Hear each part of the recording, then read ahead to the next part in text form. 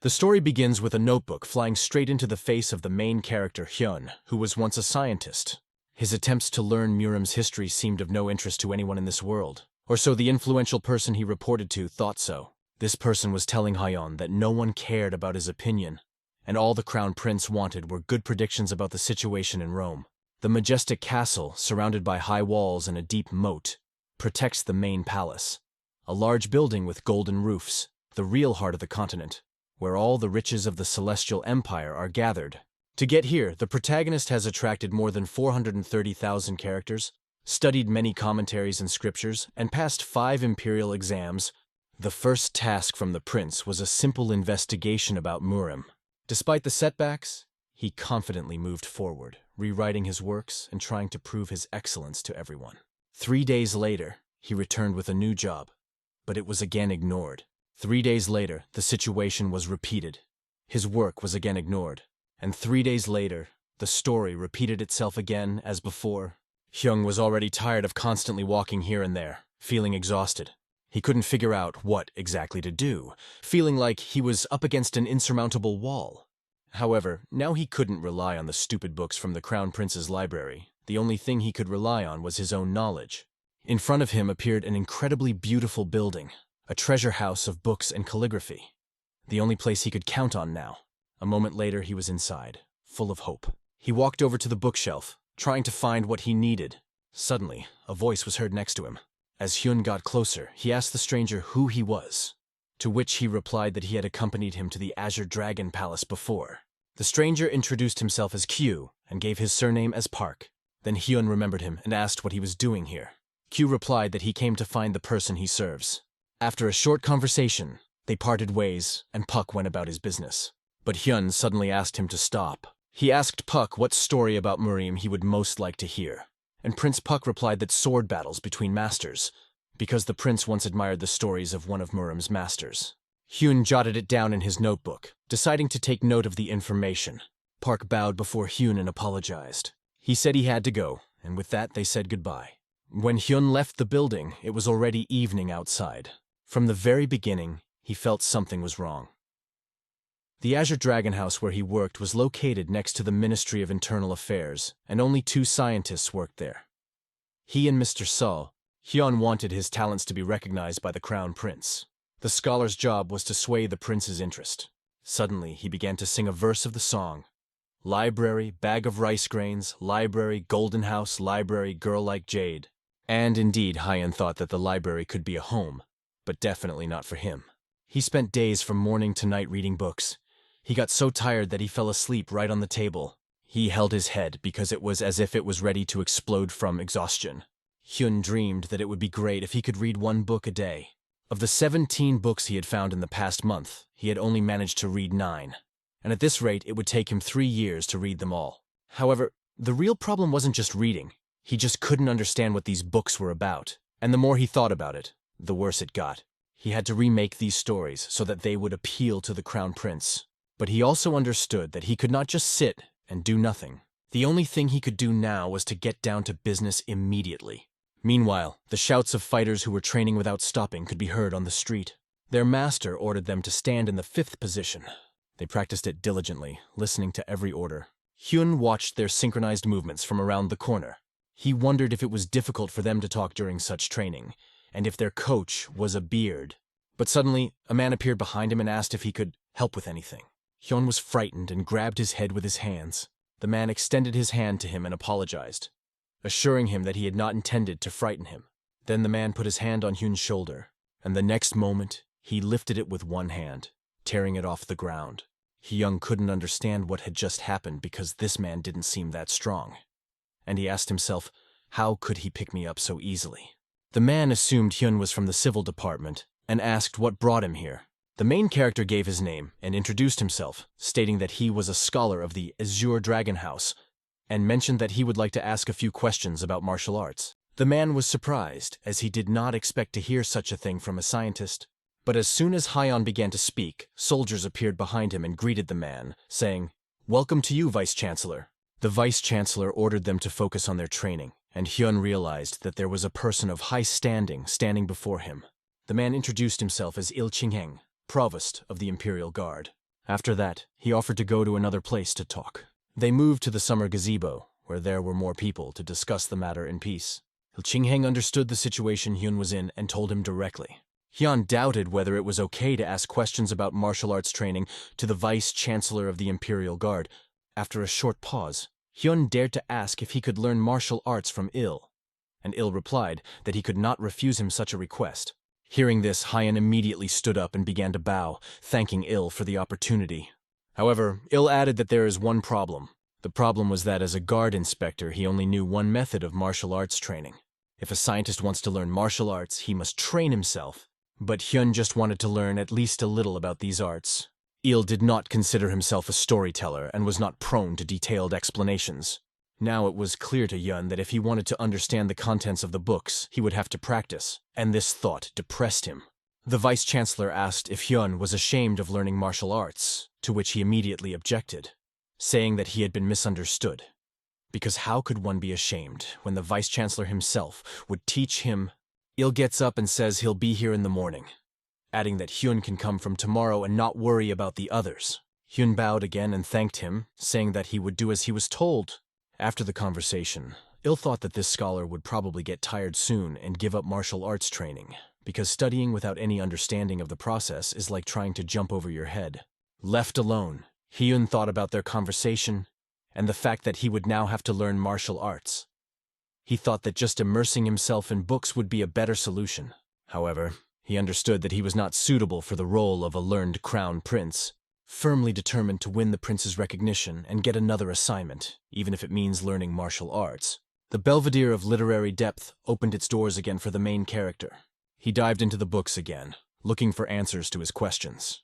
But his head could not withstand the infinity of these volumes, and from fatigue he felt himself losing concentration. It seemed that just turning the pages was not enough, and now he would have to dive even deeper. He picked up a book on the cover of which was written an account of Murim's origins, given to aristocrats related to Murim. Opening it, Hyun saw a large amount of new information for him. The book looked completely fresh. The preface spoke of the boundless mercy of His Majesty the Emperor who sat on the dragon throne, and that a special mission had been entrusted to the learned house of the White Tiger.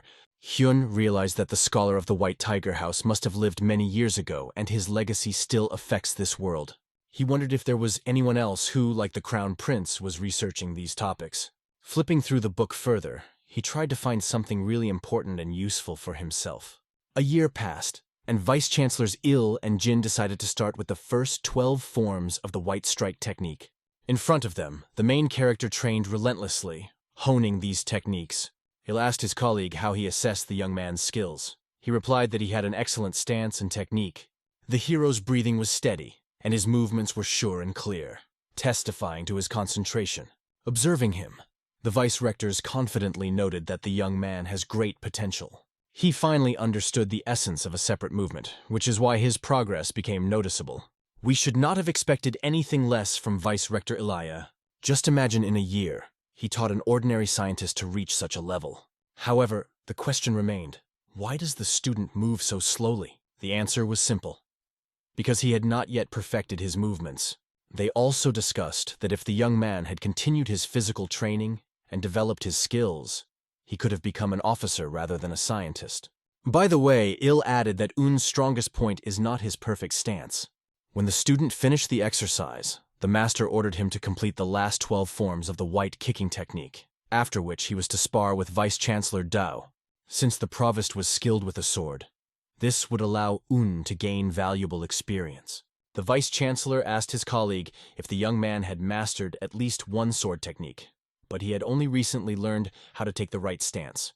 Du also asked to have questions answered from time to time during the training. After that, Il said goodbye and said that he would leave Un under Du's care. Du was left thinking that Il was able to teach an ordinary scholar martial arts, and if he moved faster, he could quickly become a high-ranking officer. Un's achievements were truly impressive, but no matter what, a scientist remains a scientist, and martial arts for them is just a kind of gymnastics. After a while, Un was already standing in front of Du with a notebook and a pen, ready for new knowledge. He thanked Du for his efforts, to which Du replied that it was a good job. After that, Un turned around, sat down on a bench, and lost himself in thought. feeling that the training seemed difficult even for him. Soon Il appeared next to him. He asked how the training went, and was sure Un was a little nervous about the scientist's question. Du replied that he had never met such a student as Un would ask unexpected questions, such as, "What kind of sword is this?" and show interest in every detail, and when Du answered, the scientist would write everything down. Since the critique is 1,000 words long, Du showed the basic stances, but the scholar then asked more, noting that he himself used the sword more often than Un. Still, Il questioned if it was fun, hinting that they had a good time in the process. Du looked at the sword lying nearby on the bench and realized that it really was fun. To be honest, he lost track of time when he started practicing with the sword. Il smiled, and even the cold-blooded vice-chancellor began to soften a little thanks to the scholar. Stepping aside, the main character opened the notebook and immediately began to read carefully, trying to understand the sword techniques demonstrated by Vice-Chancellor Du. However, he didn't find what he was looking for. The swordsmanship technique was impressive and powerful, but he felt it didn't quite suit him. The technique that Il showed seemed more appropriate. Un took the report in his hands and couldn't tell if it was real or fake. The basic essence of the martial arts was systematically laid out, but he wondered how anyone could believe it. This book was the result of his lifelong research. Closing it, Un decided that he had no choice but to figure things out himself. He went to the practice field to try again. Looking around, he made sure that no one was around. Near the wall, he saw that he needed a stick. Taking it in his hands, he swung it towards Vogue, and the feel of the stick was no match for a real sword. And his technique seemed a little clumsy. If Un could use a real sword to practice the technique, it would be much easier. But as a scholar, walking around with a sword would be strange and could be misunderstood. In this case, the stick was the ideal option, because there was no better alternative. He began to do everything exactly as it was written in the book, and just as Du had shown him during training. It turned out to be an extremely difficult task, but he did not stop. The sun was already setting, and the street was filled with evening light. He thought that maybe he was making a mistake by performing the medium technique since the staff was not a real sword. Un opened the book again and read that swordsmanship should be smooth and continuous, but the beginning and end should always be consistent. The book was written with such obsession and in such detail that it was difficult for Un to understand its content. Most of what he read seemed incomprehensible to him. Although he was a scholar, he now felt that if he showed this book to Vice-Chancellor Ili and asked him to teach from it, he would be very disappointed. According to the report, if a person fully masters these 12 seemingly boring forms, he will be able to see a world filled with chi energy. It sounded just like the Vice-Chancellor said, all skills begin with inner strength. At that moment, Un sensed someone's presence around him, as if a hurricane had swirled around him. It was Vice-Chancellor Il who, after swinging his sword around Un, asked, "How are you?" He explained that even a short training session can give exceptional leg strength and allow for easy jumping. But no matter how strong the arms are, no sword strike in the air will leave a mark like what true masters leave on the ground. This is just the beginning. Un believed that such results could be achieved by breathing alone. But Il explained that breathing was only one of the many components of mastering the inner power. He concluded that breathing can be seen as a natural exchange of chi within the body that interacts with the universe, becoming one with nature. Continuing, he explained that chi is a form of energy that flows through the entire world. It is the beginning of the universe and the very essence of existence. Then the Vice-Chancellor mentioned that now there would be position training, and Un put out his hand and, writing down every word in a notebook, he diligently memorized everything he heard. It's been 6 months since he started training the techniques from reports. Even an experienced soldier needs to repeat a position 10,000 times to even slightly master the correct movements, and 100,000 times to understand the essence of it. Now the question arose, how long does it take a scientist? Probably a lifetime. Una still has a lot to overcome. He must fully concentrate on training. 4 whole years had passed. The two vice-chancellors were once again watching the movements of Un, who was now practicing with his sword. They thought he had mastered the basics, even though he still looked like a toddler learning to walk. Du mentioned to his colleague that Un's questions would change for the better later. He had only asked about martial arts before, but now his interest was more in the secret records he studied in the Belvedere of literary depths. All this was probably intended for his own reports, which he painstakingly wrote. Both vice-chancellors seemed to have been satisfied with the results of their efforts. Each of them contributed greatly to Un's training. Vice Rector Il announced that he had business and would leave them for a while. Vice Chancellor Du was left alone on the training field. At that moment, they both felt the presence of another's energy penetrating the space. Du grabbed his sword, not knowing who it was. He thought that anyone who dared to appear in the Forbidden City must be either brave or insane. Blue energy began to appear on Un's hand. It grew bigger and more powerful by the moment. Could this really be Sword Cry? The Provost thought, referring to the sound a sword makes when a true master wields his weapon. They immediately turned to Un. He stopped for a moment, not understanding what was happening. The Provost asked him if that meant he was secretly learning other sword techniques. Un lowered his sword, not knowing what to say. He realized that he was in a big mess, and now he had to somehow get out. After a while, Il held the book in his hands and asked Un how long he had been practicing these techniques. The answer was, a little less than 5 years. Un secretly practiced independently during these 5 years. It turned out that he was much more reckless than Il thought.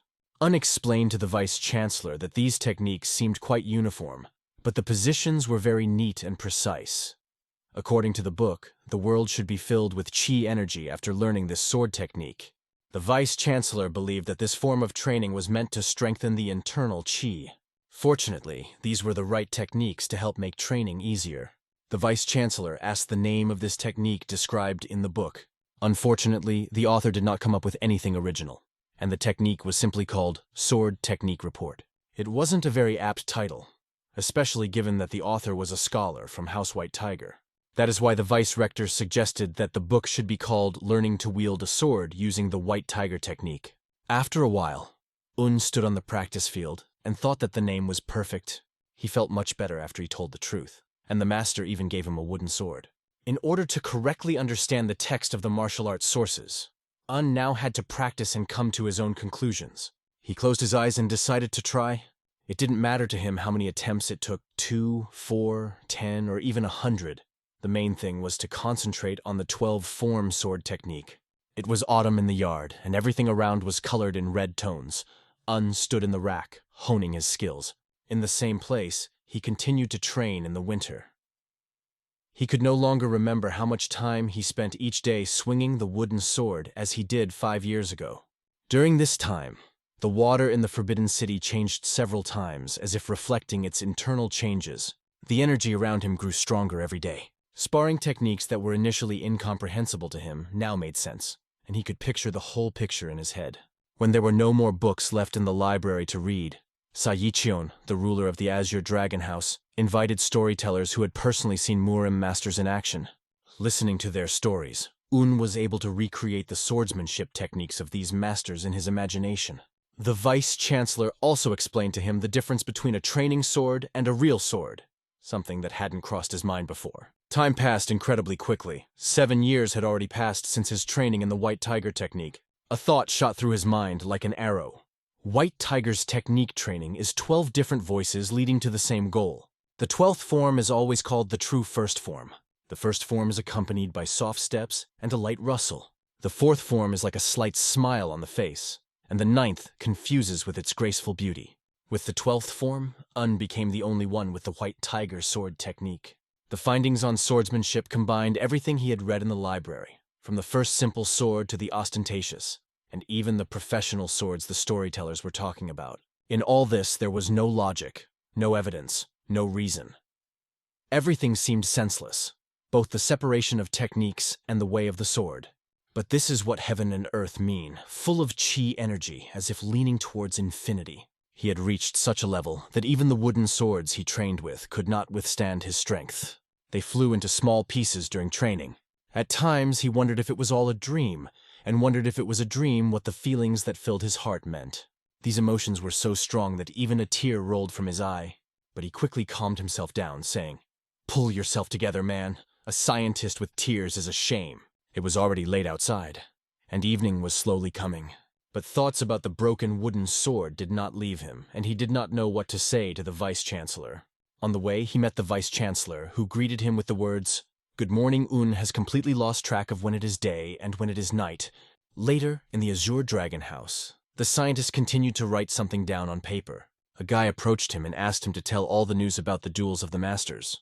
It seemed like this guy could talk for days on end.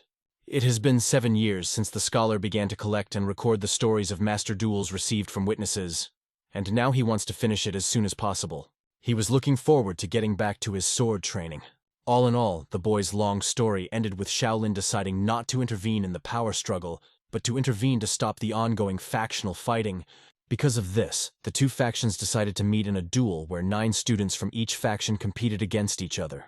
After that, the boy asked if he should talk about each student, to which the scientist held out his hand and replied that it was enough, offering to talk about something more important.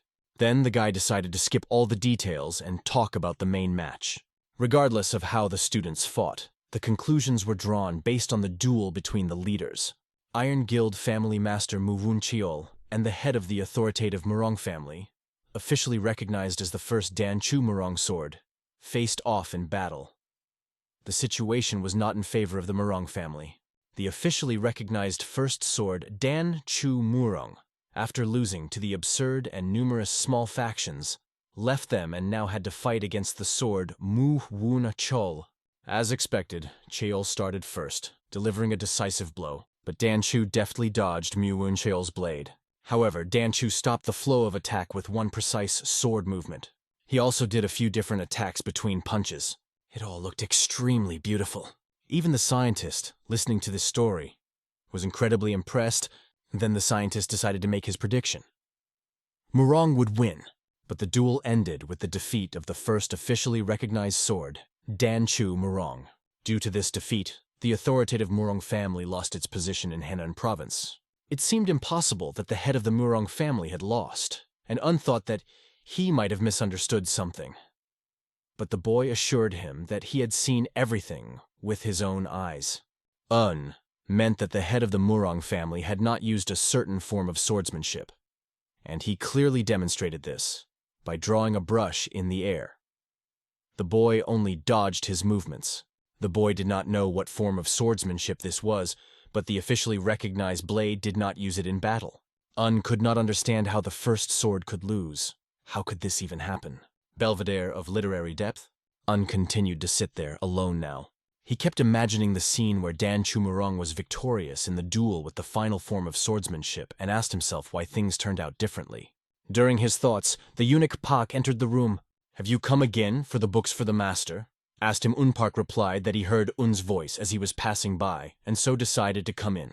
"I know you're very worried, but don't be so depressed," Puck asked. He began to explain that the decision about this was made by senior officials after deep consideration, and also noted that Scholar Un was very close to the Vice-Chancellor.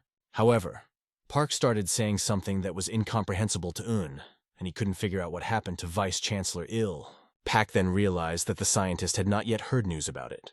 Il found himself in a dire situation, to say the least. Probably in even worse conditions than Un could have imagined. He was imprisoned. Upon hearing this, Un immediately ran to his teacher. He ran to the bars and looked through them at Elia, trying to understand what had happened. The Vice-Chancellor said that Unu did not belong here and asked him to leave. But Un couldn't help but come. Couldn't leave the teacher who was arrested without any good reason. Un pointed out that fortunately there were no strict rules against visiting prisoners. But Il replied that he must not be completely in his right mind. After all, it is impossible to simply come to a prisoner who is accused of treason. All actions are tracked. "Do you think this is done on purpose to expose a conspiracy?" said the university. But the Vice-Chancellor asked him to come back as he understood everything. If they were spotted, Un would also be in trouble. However, Un replied that he had nothing left to lose. These words deeply affected the Vice-Rector, penetrating his heart. His present imprisonment was the result of a bloody conspiracy, and what could be more unjust than that? The Vice-Chancellor found it difficult to find the words to respond to this student's determination. The student, standing on the other side of the bars, asked, "Why is everything like this?" The Vice-Chancellor quietly replied, "I too once thought that being a warrior was more than just having strength." However, slowly abandoning his poor father, he left Junhu and was accepted into the army. Ever since he became angry at the people of Junhu harming others for little gain, he decided to become the provost of martial arts. Even though the position was a sinecure, he continued to believe it was important and never forgot his father's advice. With great power comes great responsibility. At this story of the Vice-Chancellor, Un could not hold back his tears and listened as he continued to say that God had not allowed his path to lead to his death, and that it was fate. When Un called him Vice-Chancellor, he asked to be called just brother. The Vice-Chancellor asked Un to think about one fact. They met more than 10 years ago, and such bonds are not typical for ordinary life. Un just nodded his head with tears in his eyes. The Vice-Chancellor continued by pointing out that Un was now his younger brother and asked him not to cry and to relax. But the scientist wanted to find a way to prove his innocence. However, the Vice-Chancellor understood that either way would be unlikely. If he showed his true skills, escaping from this prison would be as easy for him as cutting a pie. He could easily escape from here, but he didn't want people bleeding, knowing how much intrigue he'd seen in the Forbidden City. After thinking, Il replied that even if the scientist is right, sometimes you need to be able to back down. The provost asked the younger brother to fulfill his last request to give what he would give him to his family. It was a small ring that Il had asked to be given to his family. He also offered to conduct a final training session for both of them. The Vice-Chancellor said it was a shame they wouldn't see the White Tiger swordsmanship anymore and asked Un to show it to him one last time. Un then admitted that he had seen the finale of this technique. Unbelievable, Il thought. Did he manage to feel the essence of the sword? Even a martial artist wouldn't be able to sense it, but how could a non-Murim scholar see it? Un was sure that he saw it for sure. He couldn't say that he had fully mastered the technique because he didn't fully understand it. It was incomprehensible to him, and it was hard for him to say that he woke up, just felt it, saw it, and that was it.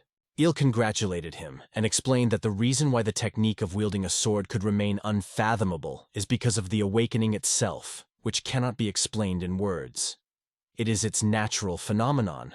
And on what occasion, Il asked if Un could show him the final technique. With no wooden sword at hand, Il asked Un to stand up and strike a pose. Wiping away his tears, Un got up and listened to Ilya's instructions. Close your eyes and imagine a sword in front of you. Slowly reach out to pick it up, but first clear your mind completely. Un exactly followed the master's instructions, and the silhouette of a sword appeared before his eyes.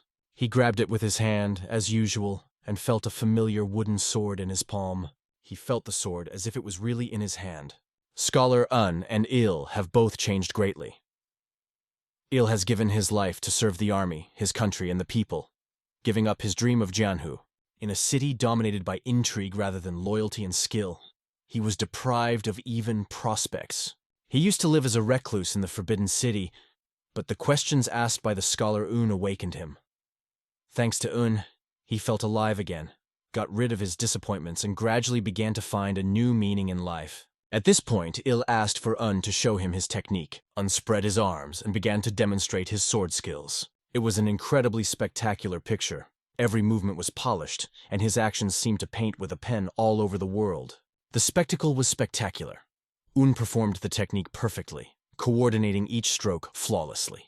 Il was surprised when he realized that his younger brother was indeed demonstrating a White Tiger-style swordsmanship technique. He knew all the ways of the sword and the moves, but for some reason they seemed unfamiliar to him, as if he was observing something completely new. At one point, Il began to ask himself the question, how is this possible? He did not understand, looking at this incredible beauty of movements. He could see individual variations in the flow of machinery, but he couldn't even recognize them. At that moment, Il realized that his student had become even more professional than himself. He couldn't believe the inner sense of strength and harmony he felt in Un when performing this technique. After the demonstration, Il said he had something else important for Un. Their meeting ended and Un left his master. Walking down the street, his body trembled with excitement. He realized that the main rival was not someone else, but himself. If you can't control your power, it will take over you and eventually lead to destruction. So be the one who controls your heart and your sword, always staying honest. These words of the teacher he repeated in his mind. Un again remembered those instructions that Il had told him just a few minutes ago. Avoid the influence of the evil Jianhu. As much as possible, just train your sword skills. Un was determined never to forget those words. And he will never forget that Il was for him not only a master but also a brother. Il was left sitting alone in the cell, feeling tired after imparting all his skills. He thought that Un had managed to create his own technique by combining all the skills he had acquired. Il hoped that Un would use these skills wisely and for the right purposes. It gradually dawned on him that the Azure Dragon Palace was indeed a place worthy of a dragon. As Un continued to walk, his name was suddenly called out. It was Vice-Chancellor Kwang Cheol-hun. The protagonist wondered what brought him here, and he replied that he was just passing by. However, Kwang asked why Un doesn't show up at the training ground anymore. Un replied that he had nothing more to do there, because there was no one to greet. Kwang noted that many people laughed at him. Everyone knows that he was the one to whom Vice-Chancellor Il left something as a memory. Kwang warned Un that if he continued to act like this, people would continue to laugh at him. Like, people will say that the one to whom Vice-Chancellor Il entrusted to cover his back turned out to be nothing more than a feeble scholar. After this conversation, Un was left alone, thinking about the words he heard. He had a ring around his neck. Holding it in his hands, he constantly remembered his brother. He promised himself again that he would change. Un didn't understand how he could ignore his brother's words. Closing his eyes, he saw the silhouette of a wooden sword in front of him. Under the rain, Un repeated the imaginary movements over and over that helped him feel the sword in his hands. These perfectly honed movements. He imagined himself holding the sword, and his every step was clear and sure. But despite this, he was constantly tormented by thoughts of the injustice his brother faced, like a fog enveloping his consciousness. Belvedere of literary depth, the scientist was sitting at his desk, writing something in a notebook. The eunuch Park came to him. Park began to look at his notebook, assuming that Un was doing something interesting. "Nothing like that, I just found some free time," replied Un. Park didn't even understand how he found some free time. Because he heard that Un visited the Imperial Guard training ground every day. It was obvious, but Un was in no hurry and continued to record, taking advantage of his free time. The eunuch added that it seems the Crown Prince has found a new hobby. And if this continues, there may be good news for Scholarin. It's rather sad that I've been so busy. I guess that's the daily life of a scholar at the court of the Azure Dragon, Un said. After these words, they said goodbye. The eunuch bid farewell to Un to take care of himself. He hoped that the scientist would be fine. In the Forbidden City, where the real devils hide, Un hoped that someone with a pure heart like his could stay a little longer. After all, no one knows when those who framed Vice-Chancellor Ely will throw him out of this palace. To be honest, Puck's hobby was to poke his nose into other people's affairs. What a difficult life he has. Un was in his residence. He was sitting at his desk, looking intently at the same book.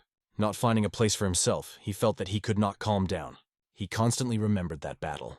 Un could not understand why the winner was not the one he had hoped for, or what could possibly have happened. He visualized every moment of this fight in his head. No matter how hard he tried to understand, it was not believable that the head of the Murong family could lose to Muvun Cheol. He couldn't tell if the head lost on purpose, because there was no reason for it.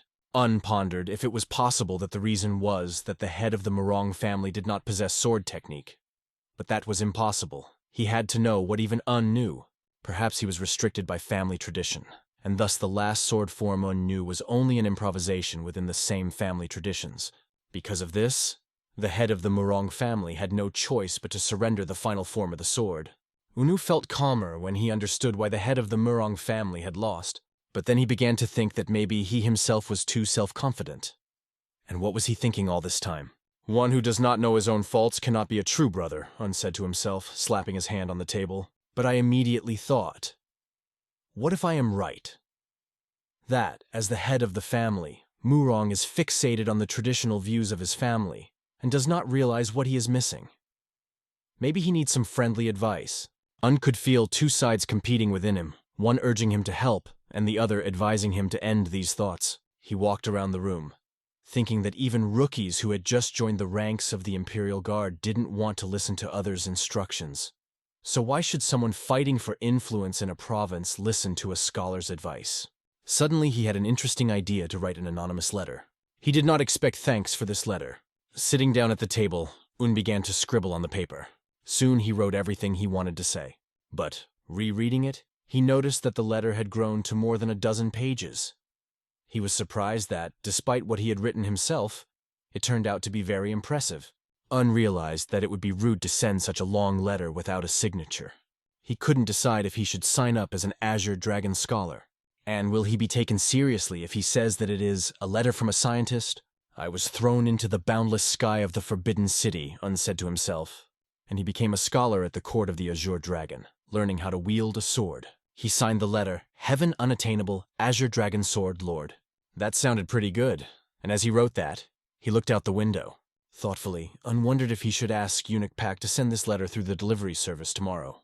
Henan Province, home of the Murong family. The girl stood outside and thought about the fact that it was only yesterday that it was so noisy here. Although it had been quiet for several months, it seemed wrong to her. Something was wrong, she asked herself, looking at the small summer house. How much longer are you going to sit in this house, grandfather? Suddenly, her grandfather appeared and congratulated his granddaughter on his return. He was the CEO. The girl's name was Mi Murong. She was the granddaughter of Dan Chu Murong himself. She immediately asked how her grandfather was doing. She was told that he was busy reading. Grandpa was holding the letter that had been sent to the Lord and handed it to me, saying that it had arrived late at night from the delivery service. Mi immediately asked if they had said who sent the letter, but was told that no one had said anything. Picking up the letter, she noticed that the sender's name was not listed and the paper looked luxurious. She wondered if it was a letter sent to taunt Muwun Cheol's defeat. Mi told the principal that she would give the letter to Grandpa. She also asked about her older brother Jin Murong. The principal replied that he was an excellent student and still occupied his previous place. Mi understood that her brother needed to get his thoughts in order as he continued to lead a debaucherous life, and still could not recover from the defeat of that day.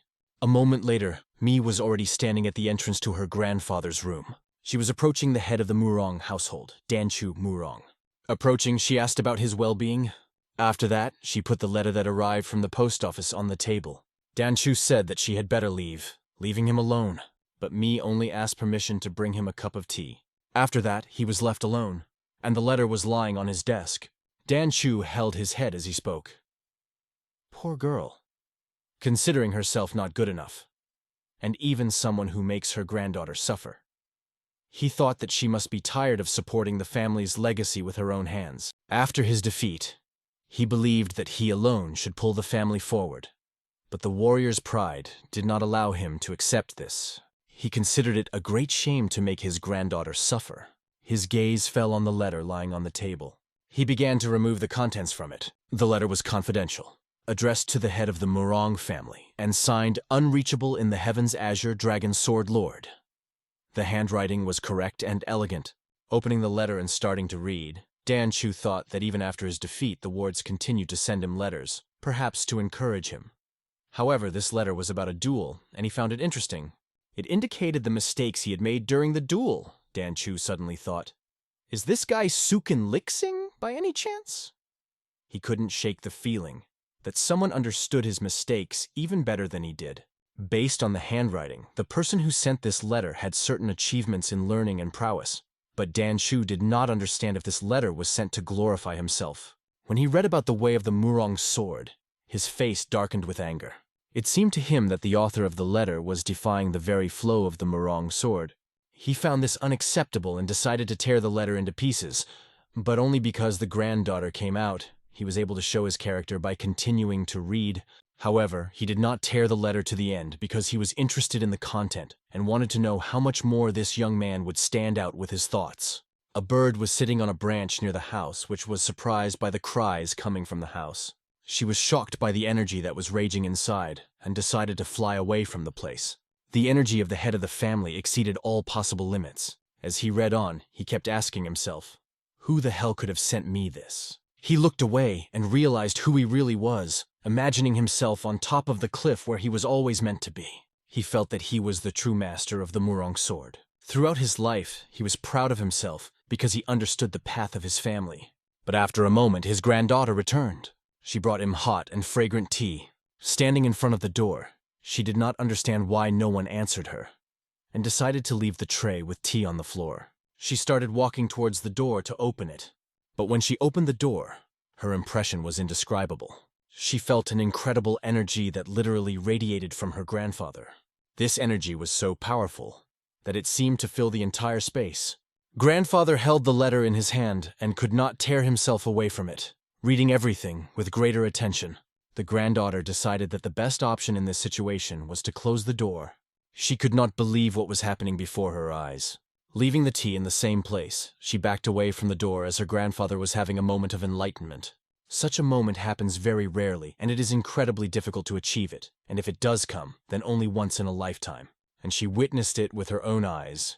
This meant that God had not abandoned the Murong family, and she prayed with all her heart for her grandfather's great achievement.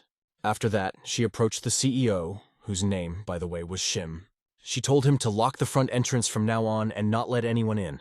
She also ordered that all members of the family should not make noise, regardless of the time of day, and should be able to rest from work if necessary. All these measures must be strictly observed.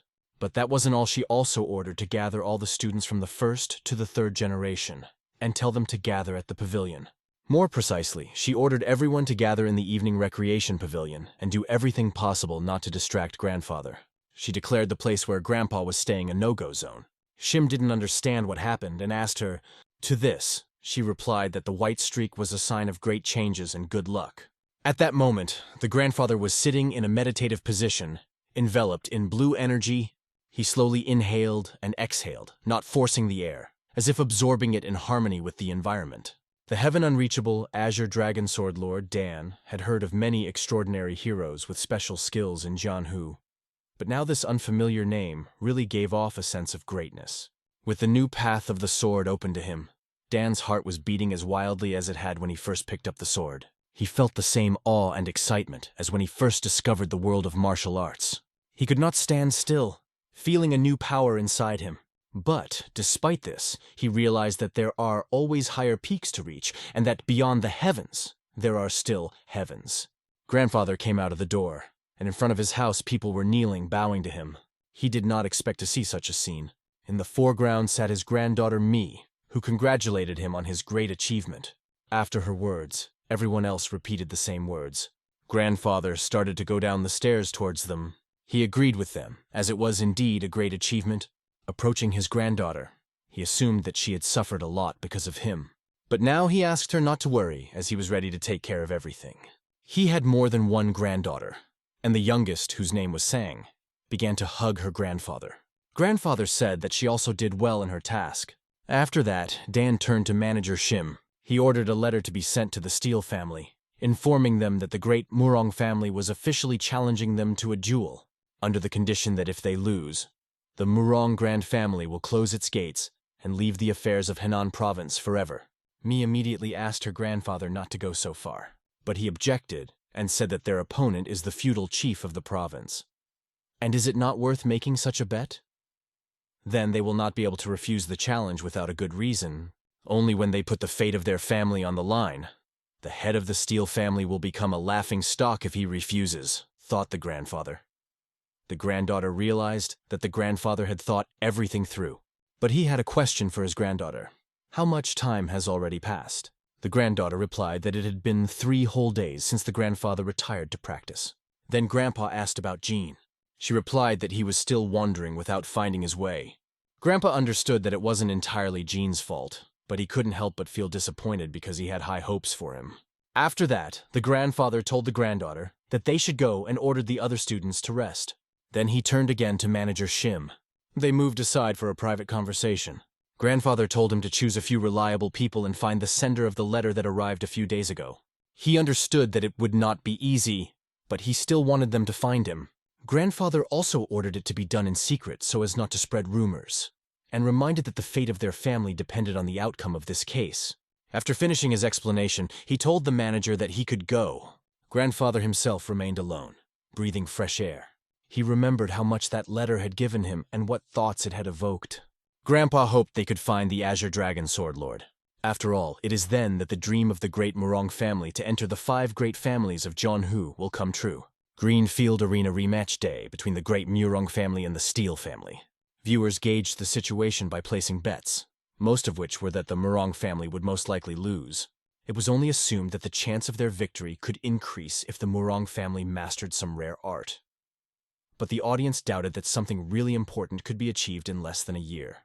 Mu Woon Cheol, nicknamed One Punch, was sitting not far from the conversation behind him.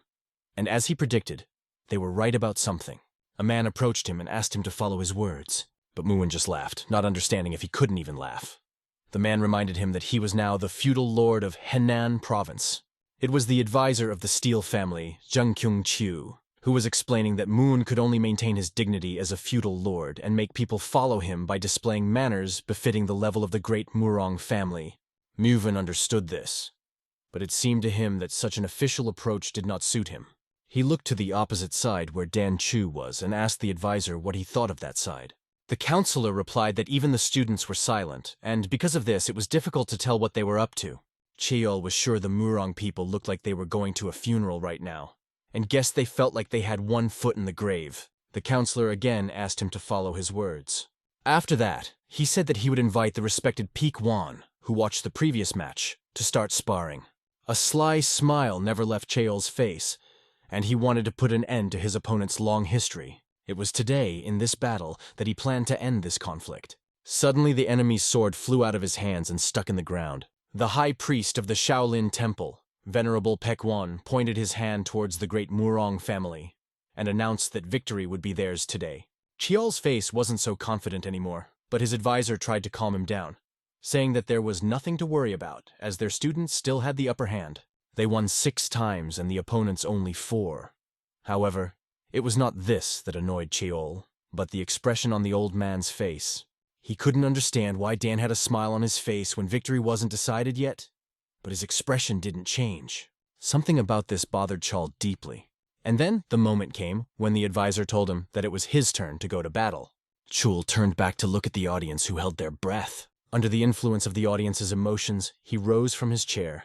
Watching his opponent draw his sword, Cheol noticed an incredible relaxation in his actions. No one had told him that Dan had been training in solitude and perfecting his martial arts. If he had known, he would not have agreed to this rematch. However, now it is here, and there is no way to refuse. The long-awaited battle was about to begin. One strike decided that there was no need to play tricks. Now it was all up to his long blade. He was ready to bet everything on his skill and weapons. They stood on the battlefield facing each other, each holding his sword in his hands. Before the fight, the monk expressed his hope that both rivals would give a beautiful and fair fight as the heads of their families, and asked not to go too far, reminding that this was a sparring match. He also noted that this fight was highly anticipated in Shaolin. One Punch asked his opponent if he was well rested before the fight. Dan bowed to his opponent as a sign of respect. Following Dan's movement, Cheol also bowed, although he felt a certain surprise. Dan then said that he was honored to have the opportunity to compete with the feudal lord of Henan province today. Cheol had always thought of Dan as someone who looked down on him. But today, Dan so easily recognized his importance and greeted him as a feudal lord. Cheol couldn't figure out what the trick was, and was already starting to think that Dan was just making fun of him. But at the same moment, Gale noticed a sincere smile on Dan's face. He realized that the fight would not be as easy as he expected. Cheol decided to tell his rival that he wanted to see the potential of the large Murong family because last time, it didn't live up to his expectations. But Dan, it seems, did not succumb to provocation. Finally, it was time to start the battle. Both raised their swords and crossed them at the start of the battle. A resounding sound rang out, and sparks flew in different directions from where the swords collided.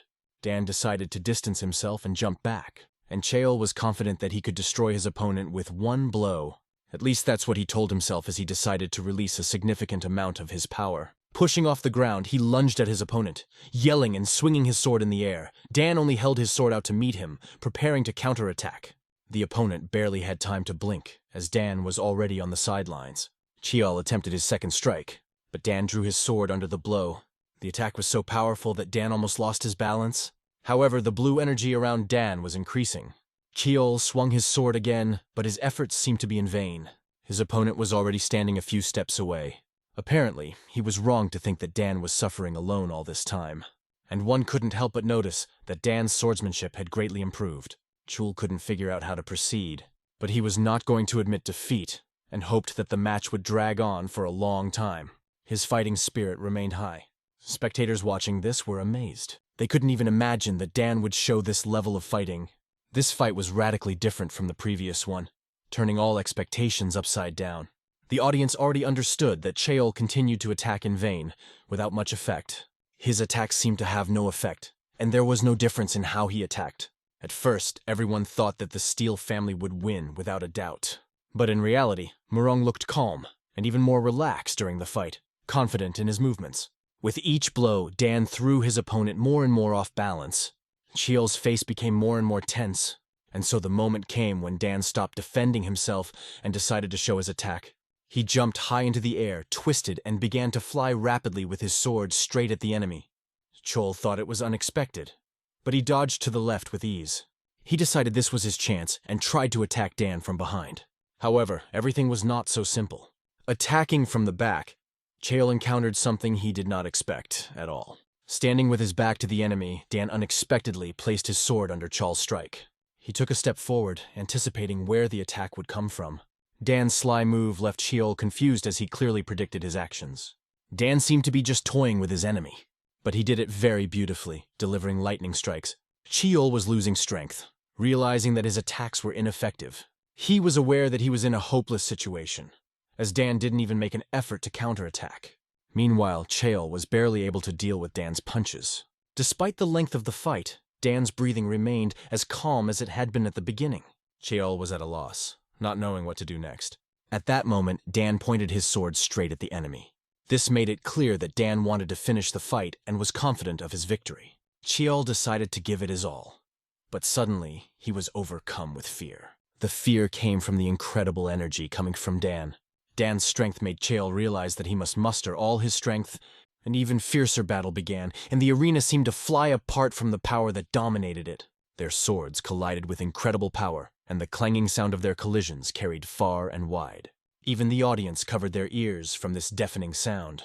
The sounds of their powerful blows hit the ears of the audience mercilessly.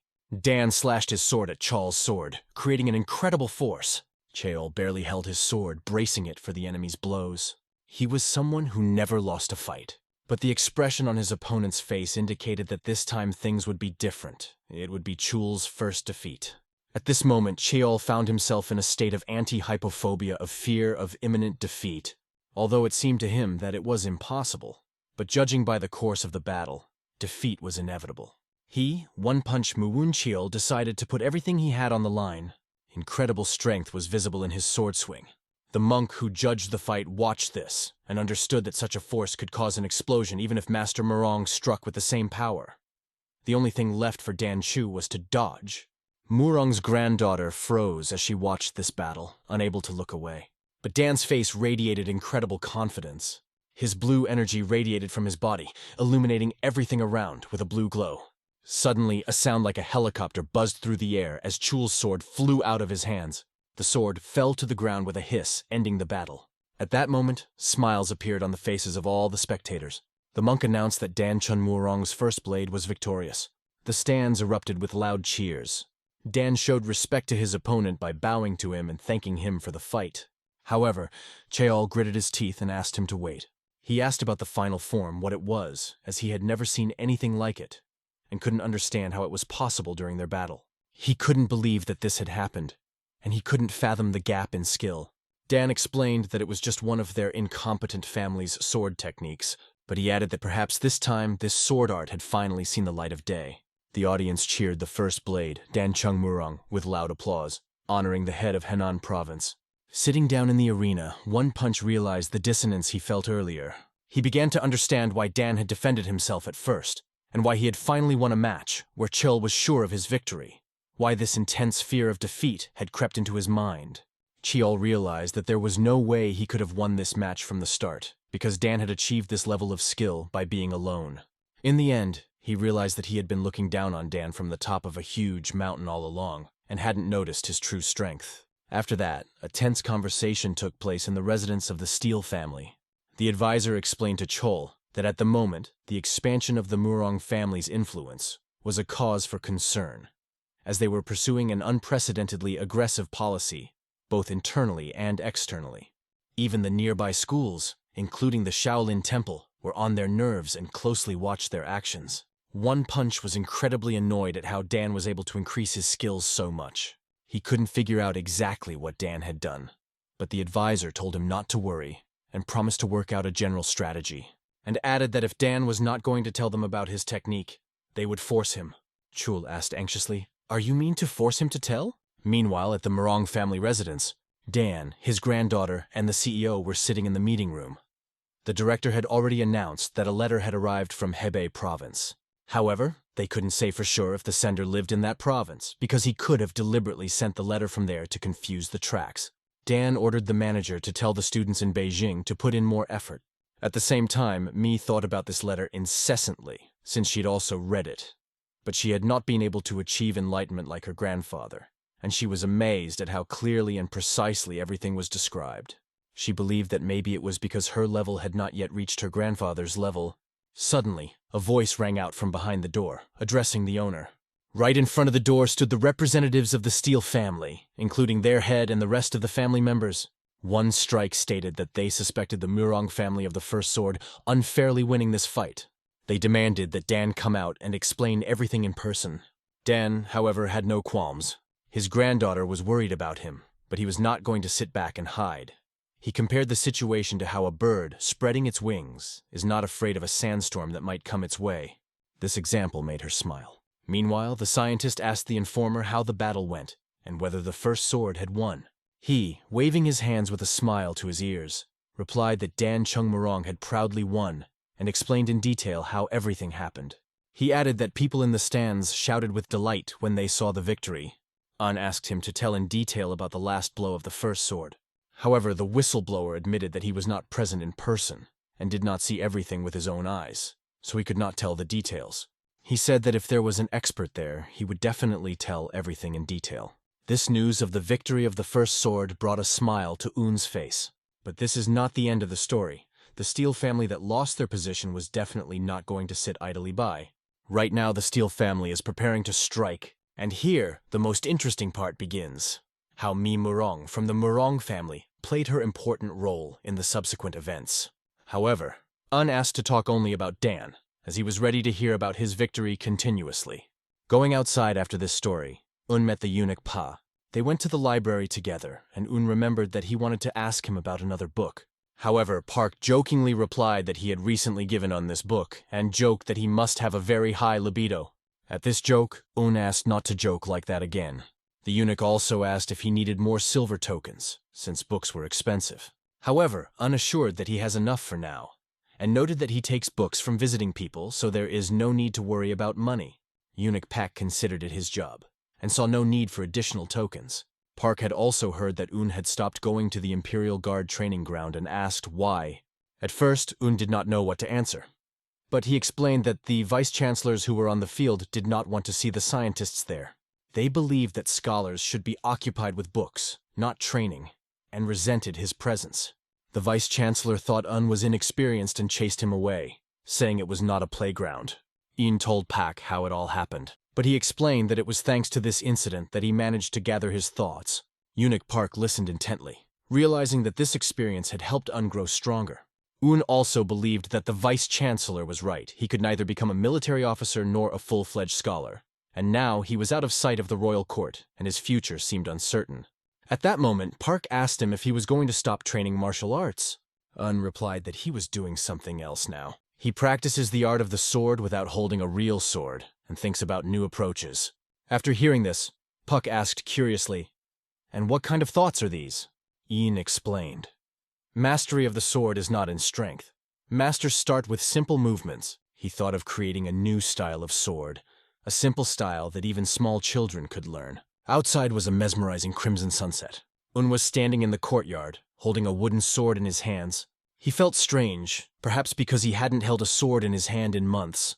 Although he had always trained remembering the feeling of the wooden sword, now that he was holding it again, it felt completely different. He began to feel sad because his practice didn't seem to be producing any tangible results. He was aware that he was creating a new sword art with his heart, but he asked himself, what is the difference between an idler with empty hands and an idler with a wooden sword? In the end, it was still sword art in his heart. His hand gripped the hilt of the sword tighter and tighter, as if searching for answers to his doubts. He began to feel the hilt of the sword in his hand better and better. Suddenly he felt an unusual energy that seemed strange and incomprehensible. But he soon realized that it was thanks to the techniques of internal energy that his brother taught him. You can't forget about it, he thought, and decided that at least for his brother's sake, he should confidently go through life. He said this to himself as he swung his sword. The energy that surrounded him seemed to grow stronger and stronger. The whole atmosphere around him seemed to come alive, filled with new power. He could feel this energy, its pulsation in the air. After some time, he managed to complete the final third form. This form was much more powerful than the previous two. His breath merged with the energy around him, making it even more alive and larger. However, as he lowered his sword, he realized that this practice had taken too much of his strength. He couldn't tell whether to call it a true martial art or something that went wrong. He tested the White Tiger-style sword technique and created 3 of his own White Tiger sword martial art styles. However, he had no one to test with to see if they would work in real combat. He remembered his words to eunuch Pak that the new sword style was extremely simple. As the sages say, the great Tao revolves around everything, but there was nothing like that in the sword arts he had researched. The Azure Dragon Sword is a sword dance that he once saw but couldn't perfectly recreate. It was a sleepy world where the sword left behind a sense of vague nostalgia, as if you could reach for it, but at the same time it remained out of reach. Eun told himself that if there was any meaning to his training, it might be because of the Azure Dragon Sword. He understood that one day he would conquer a great mountain and walk the path of the Great Tao.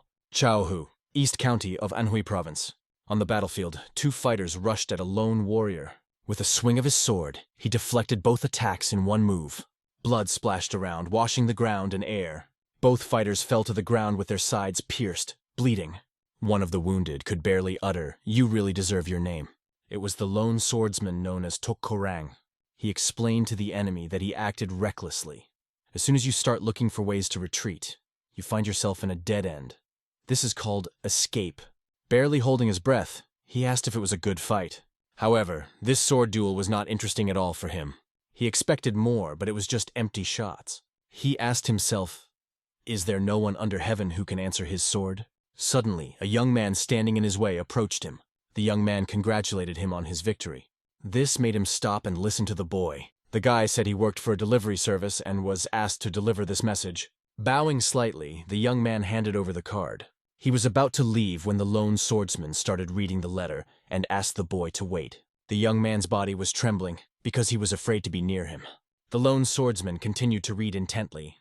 The boy felt that the swordsman seemed incredibly scary to him and wondered if he would be killed today.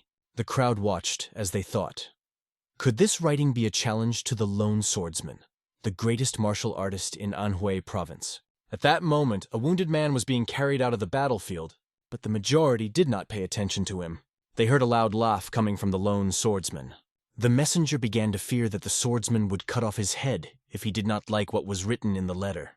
The lone swordsman clutched the letter and said, "I am truly like a frog at the bottom of a well. I did not know that there could be another heaven beyond the heavens." After these words, people did not understand what was being said. They asked if he had a problem with the outcome of the match. But he replied that he was no longer interested in the match. After all, now he understood the true path of the sword, which he must follow. Clutching the letter even tighter in his hand, he stood calmly. And he went forward in front of people who could not understand what had happened. They only wondered if it meant something was wrong in the battle.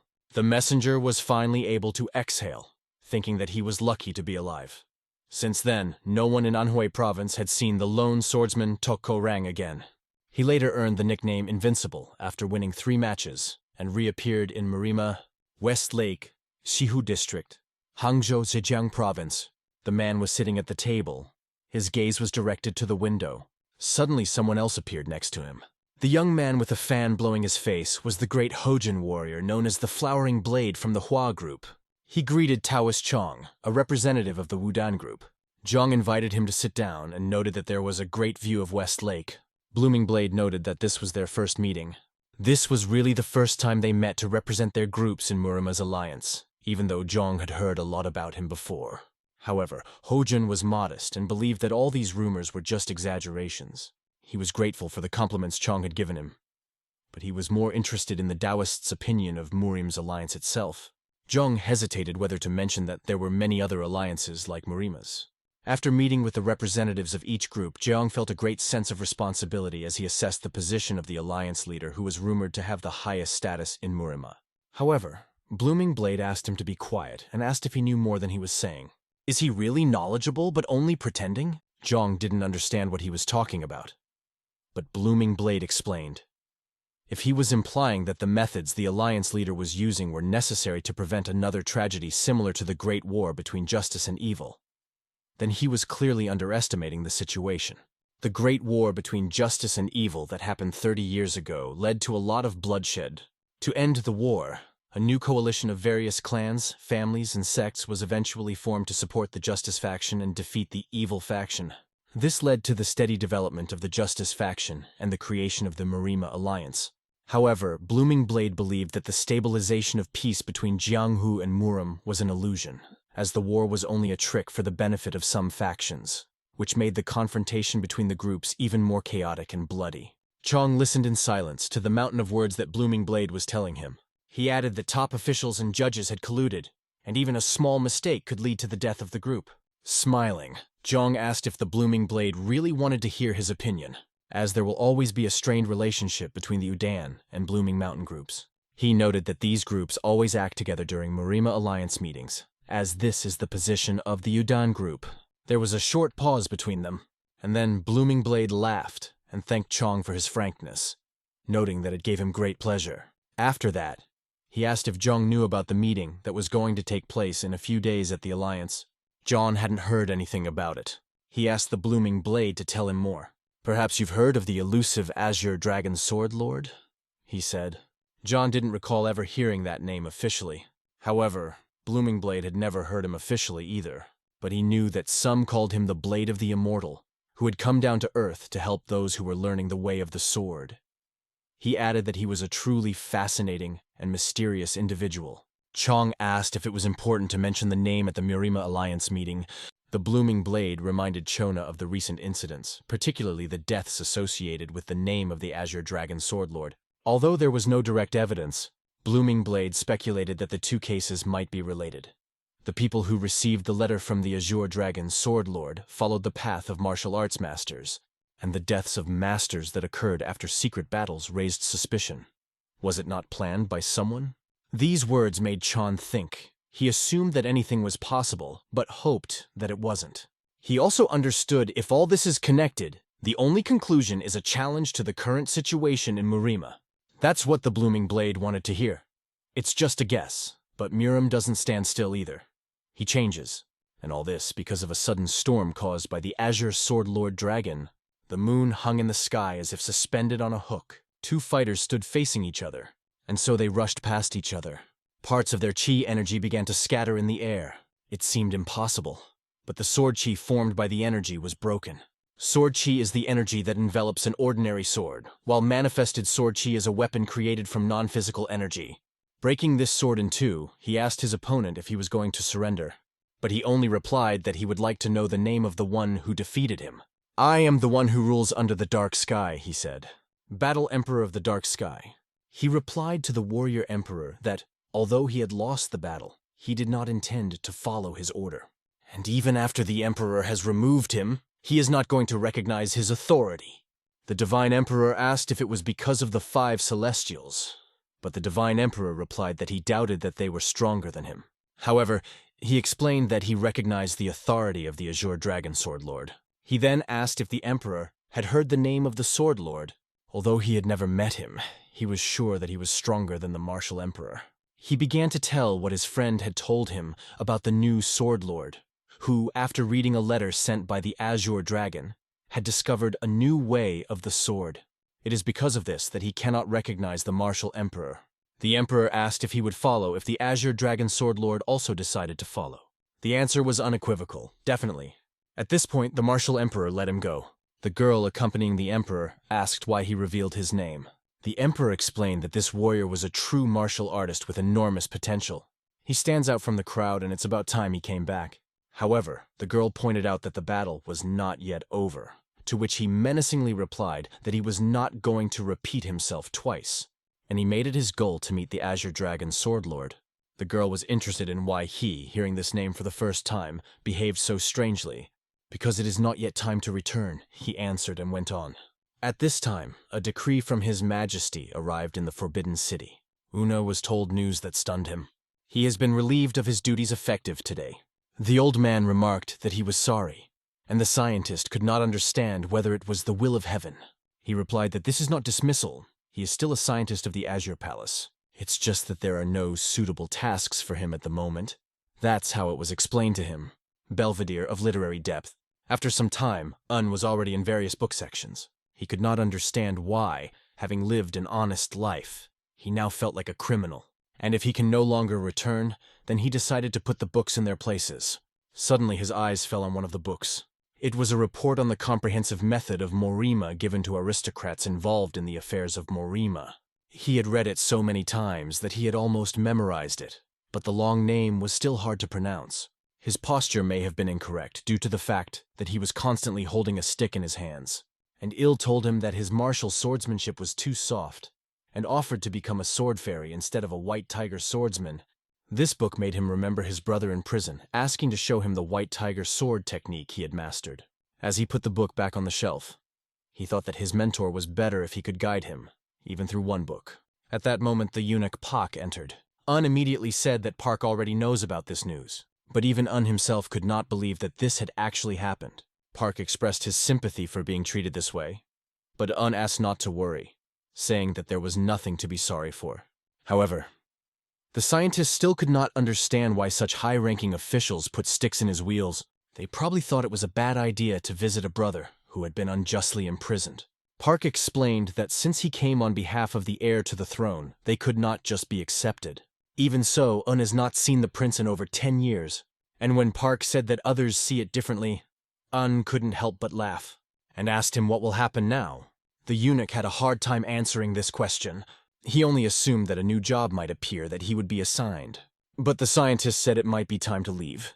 Pak asked him to calm down and explained that you can't quit work because of such circumstances, and you shouldn't do that. For these words, Un thanked Park. But after his brother's death, he lost all interest in the matter. He had no reason to go before then. But this place was not where he was meant to be from the beginning. He considered himself a person who was not capable of achieving high authority. The eunuch asked again if he was really going to leave. Un only nodded his head in response. After some time, he was with the senior boss and announced that he intended to leave. He thanked him for all the care he had shown him all this time. "What do you plan to do now?" asked the chief, slamming the book shut. "I want to rest for a while. I've already chosen a few places I want to visit. I'll use this time to think about what to do next." The elder acknowledged that Yoon was wise enough to leave before something irreparable happened, and asked him not to hold grudges against this job when he returned to his hometown. Un listened to these words with a smile and agreed with him. After that he bowed and they both said goodbye. But Un remembered that there was something else he wanted to ask. "You once said that this place is a grave for scholars. Why did you stay here?" "The deep valleys of the mountains are not the only place where you can hide from the world," he answered, not taking his eyes off the book in his hands. Stepping outside, before Un was the northern gate of the Forbidden City, the gate of divine mastery. Most scholars at his age were preparing for the imperial exams, but he had already retired. At that moment, when he was saying goodbye, the eunuch Pak suddenly appeared. The eunuch thanked him for his care throughout and bowed. Un was glad to see him at farewell, because he thought he would leave and not see him again. And with a smile on their face, they said goodbye. They asked each other to protect themselves and wished to meet better times. Waving his hand, Un felt very lucky to have met Pak to say goodbye, as he was one of the few sincere people in his life. And so the main character sets out to taste a new life, but he still did not know what to do, and immediately remembered his uncle, although he lived far away. He wondered if he should go to Henan, where he could see the famous Shaolin Temple and the residence of the Murong family. They didn't know that he was the one who sent them the letter, so walking there wouldn't cause any problems. If something happened, he could always leave. The decision was made, and he chose his path. It was only a small step for Un Hyun, but a giant leap for the Azure Dragon Sword Lord, bringing a powerful tornado to Murim. The girl sat and repeated, "No, no," I said it looked very old-fashioned. She was sitting on a stool, choosing an outfit for me, who was trying on different outfits. The girl herself was wearing a purple dress. She was very angry because she didn't understand how her older sister was going to a martial arts tournament instead of going on a date with an old man. And after a while, Mi came out in a new red outfit. This outfit struck the girl right in the heart, and she immediately liked it. She told her sister that if she smiled in this outfit, any man would fall in love with her, and asked her to smile not just for one, but for everyone at once. Mala asked why Mi was leaving so early, because she still had time. Sister replied that she was planning to go for a walk and get ready. Little jokingly replied, "It seems that you are as busy as I am." Mai asked, "Do you have a job too?" And the girl proudly raised her head and answered, "Of course there is." She considered it her duty to take care of many people in their family, and was sure that without her help, nothing would go smoothly. These words caused a smile from the older sister. Patting her on the head, she said, "I can count on you." She asked that when the elder brother Jean returned, she should talk to him well and not forget to visit her grandfather in the morning and in the evening. Time was running out, and Mai had to go. The little one said goodbye to her, waving her hand and wishing her a good trip. A horse-drawn carriage sped through the forest. Mai was sitting in the carriage, and a man was sitting in front of her. She reflected that the invitation to the martial arts tournament had come from the Murama Union. She remembered the words of the grandfather, who spoke not as a relative, but as the head of the family, that now their Murong family was at a critical crossroads, and it was the younger generation that would decide whether they would become part of the 5 great families. That's why her grandfather asked her to attend the martial arts tournament and see the world, because everything she hears and sees will be important for every future step of the Murong family. Of course, she agreed with her grandfather, who had high hopes for her. She couldn't help but think that Grandpa had changed a lot since the Azure Dragon Sword Lord had enlightened him with just one letter. She wondered who this lord was, not realizing that their carriage had just nearly run him over. Mi looked out the window of the carriage. It was he, the Sword Lord of the Azure Dragon, who stood there. She and her husband did not understand who it was and asked him. He replied that he had not met this person before. Perhaps he was a scientist who decided to visit the province. They only warned the driver to drive more carefully next time. Shaking off the dirt that flew on him, covered his eyes from the dust that arose around him. He looked after the carriage and told himself that people were so impatient at this time. Was wondering if the Murong residence was still far away, not even knowing where it was exactly. But after some time he was already standing right in front of her gate. The watchman standing at the entrance asked him if he had come to meet the head of their family without an invitation or a letter. They explained that the head is very busy and cannot meet with everyone who wants to. Pointed out that it was basic courtesy to inform the host of a guest who had come to them. The conversation turned to elevated tones, and one of the guards even began to draw his sword, shouting that it was impossible to meet the head without a written invitation. There must be some misunderstanding. "I'm not a suspicious person at all," said Ani. He himself did not understand how to explain his situation, because even if he admits that he sent the letter, they will not recognize him because he signed with a false name. Unfroze, not knowing what to say. The guards joked among themselves that all scholars are the same. They think they have read a few hieroglyphs, and that will make them great. Suddenly, a man appeared behind the guards and asked what was happening here. He was the deputy manager, and without waiting for an answer, once again asked what was happening. It was explained to him that this boy wanted to meet the head of the family without an invitation or a letter. The deputy came closer and began to examine Un closely. It seemed to him that Un was very similar to the manager Sailchon. The deputy said Un would have to wait if he didn't have the letter with him. He asked Un to follow him, and they headed inside. On the way, a man asked Un how he earns a living and who he used to be. Un replied that although he looks young, he is already more than 30 years old. 2 whole weeks have passed since that moment. Un sat and watched the training of the fighters. He was propping his head with his hand, looking very bored. They asked him to wait, and he thought it would take 2 or 3 days, but more than 10 had passed and there had been no news. The deputy manager ordered the worker to take Un to a place where he could stay temporarily. But there were already many people there. Normally a maximum of 2 or 3 martial artists would stay in a large room, but when Un said he was a scholar, he was given a small private room. The problem was that the meeting with the head of the family wasn't on a first-come, first-served basis.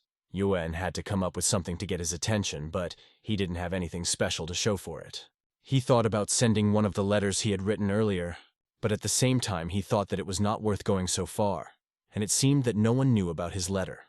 So he decided to keep quiet, thinking it was the right decision, and sometimes even thought of just leaving.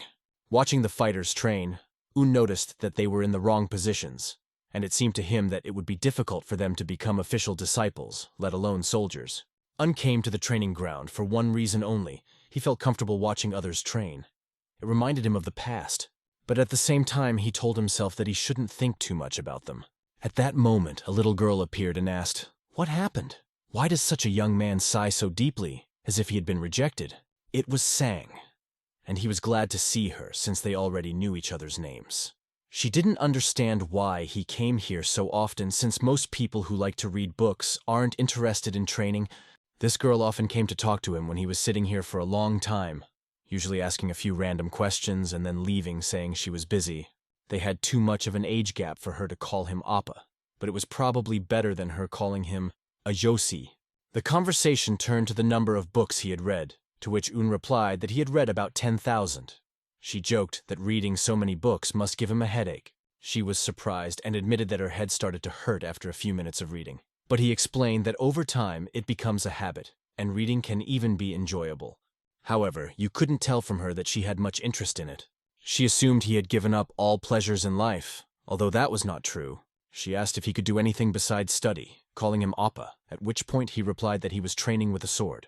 This immediately aroused her great interest, and she wanted to see it with her own eyes.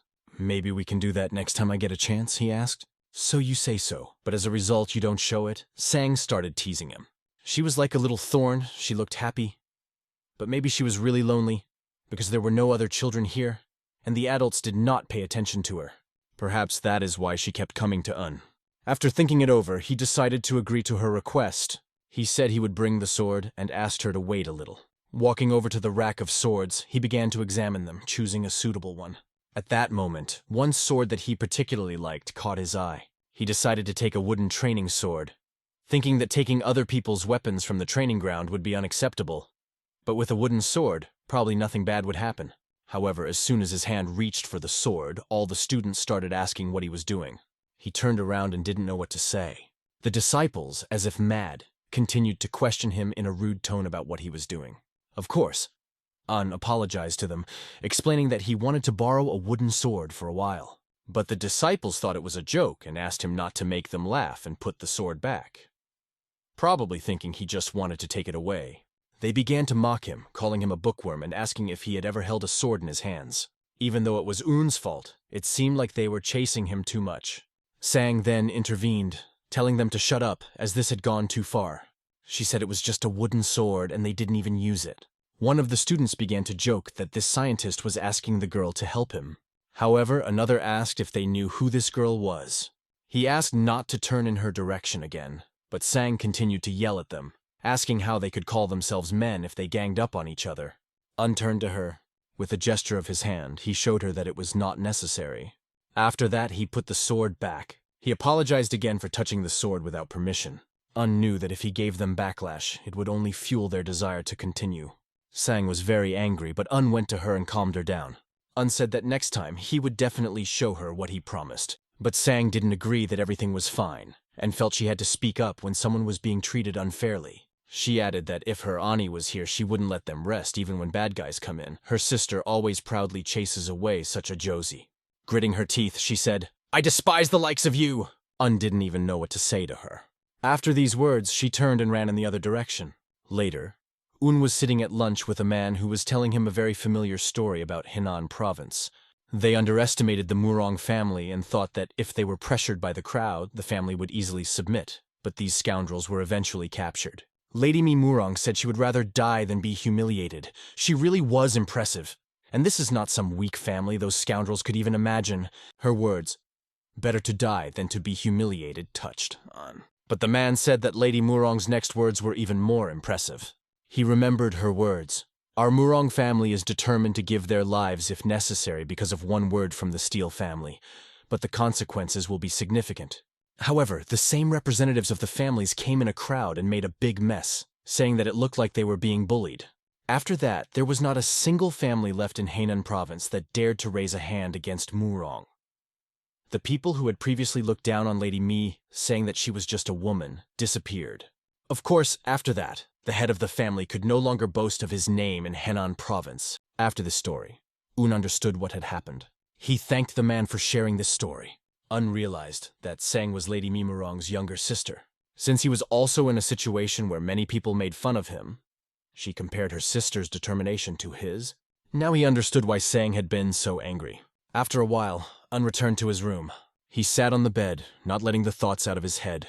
He still believed he had done the right thing, but he couldn't figure out why it still bothered him, or if he should have just fought them like Sang suggested. At the same moment, it seemed to him that after a little training, he would feel better. It had been 2 weeks since he arrived here, and he hadn't trained for about a month. He picked up the ring that his brother had given him. He thought that it must be time to go, because he had wasted too much time on the vain desire to meet the head of the family. After that, he accelerated and fell on the bed, flying on top of it. He wondered how the rest of the people in the Forbidden City were doing. His head was filled with various thoughts. At that moment, a man entered his room holding another, and it seemed that it was evil. It seemed to be a man of high rank, for he immediately expressed his displeasure that there was anyone here. But it was explained to him that in this condition he could not go to his bedroom, so he would stay here to sleep. Un could smell the strong smell of alcohol coming from this man. The person who brought him asked Un to stay with him because he couldn't be seen by people in this state. Suspecting what was going on, Un surmised that they were disciples of the Murong family and had probably been drinking, and his Hubi had brought him here.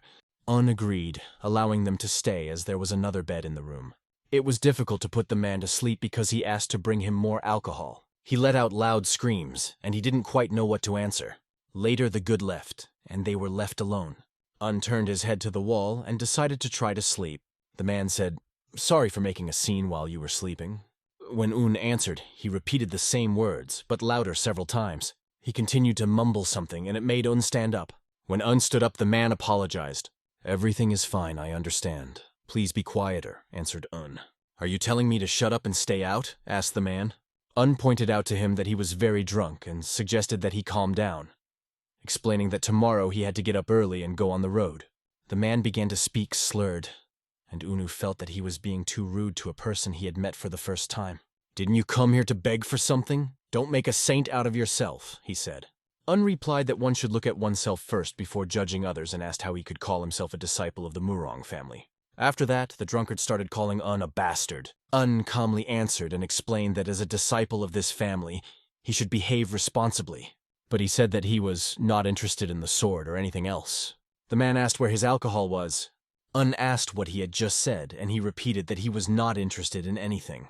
This really infuriated Un because he couldn't understand how a man with a sword could say such a thing. He explained to the man who he was and said that he knew what martial artists think about when they pick up a sword. Un emphasized that he is a student of such a prestigious family, and, despite this, allows himself such words. It seemed that he really lost his mind due to alcohol. He felt that no one had the right to teach him, and asked if Un was going to teach him how to use the sword as well. "If you want, I see no reason to refuse," answered Un calmly. It was completely unexpected for a drunk man. He took it as a challenge and offered to go outside. Un was not going to refuse this offer, even though he should have gone to bed by now. After some time, they were standing outside the yard. The drunken man had a wooden sword in his hands.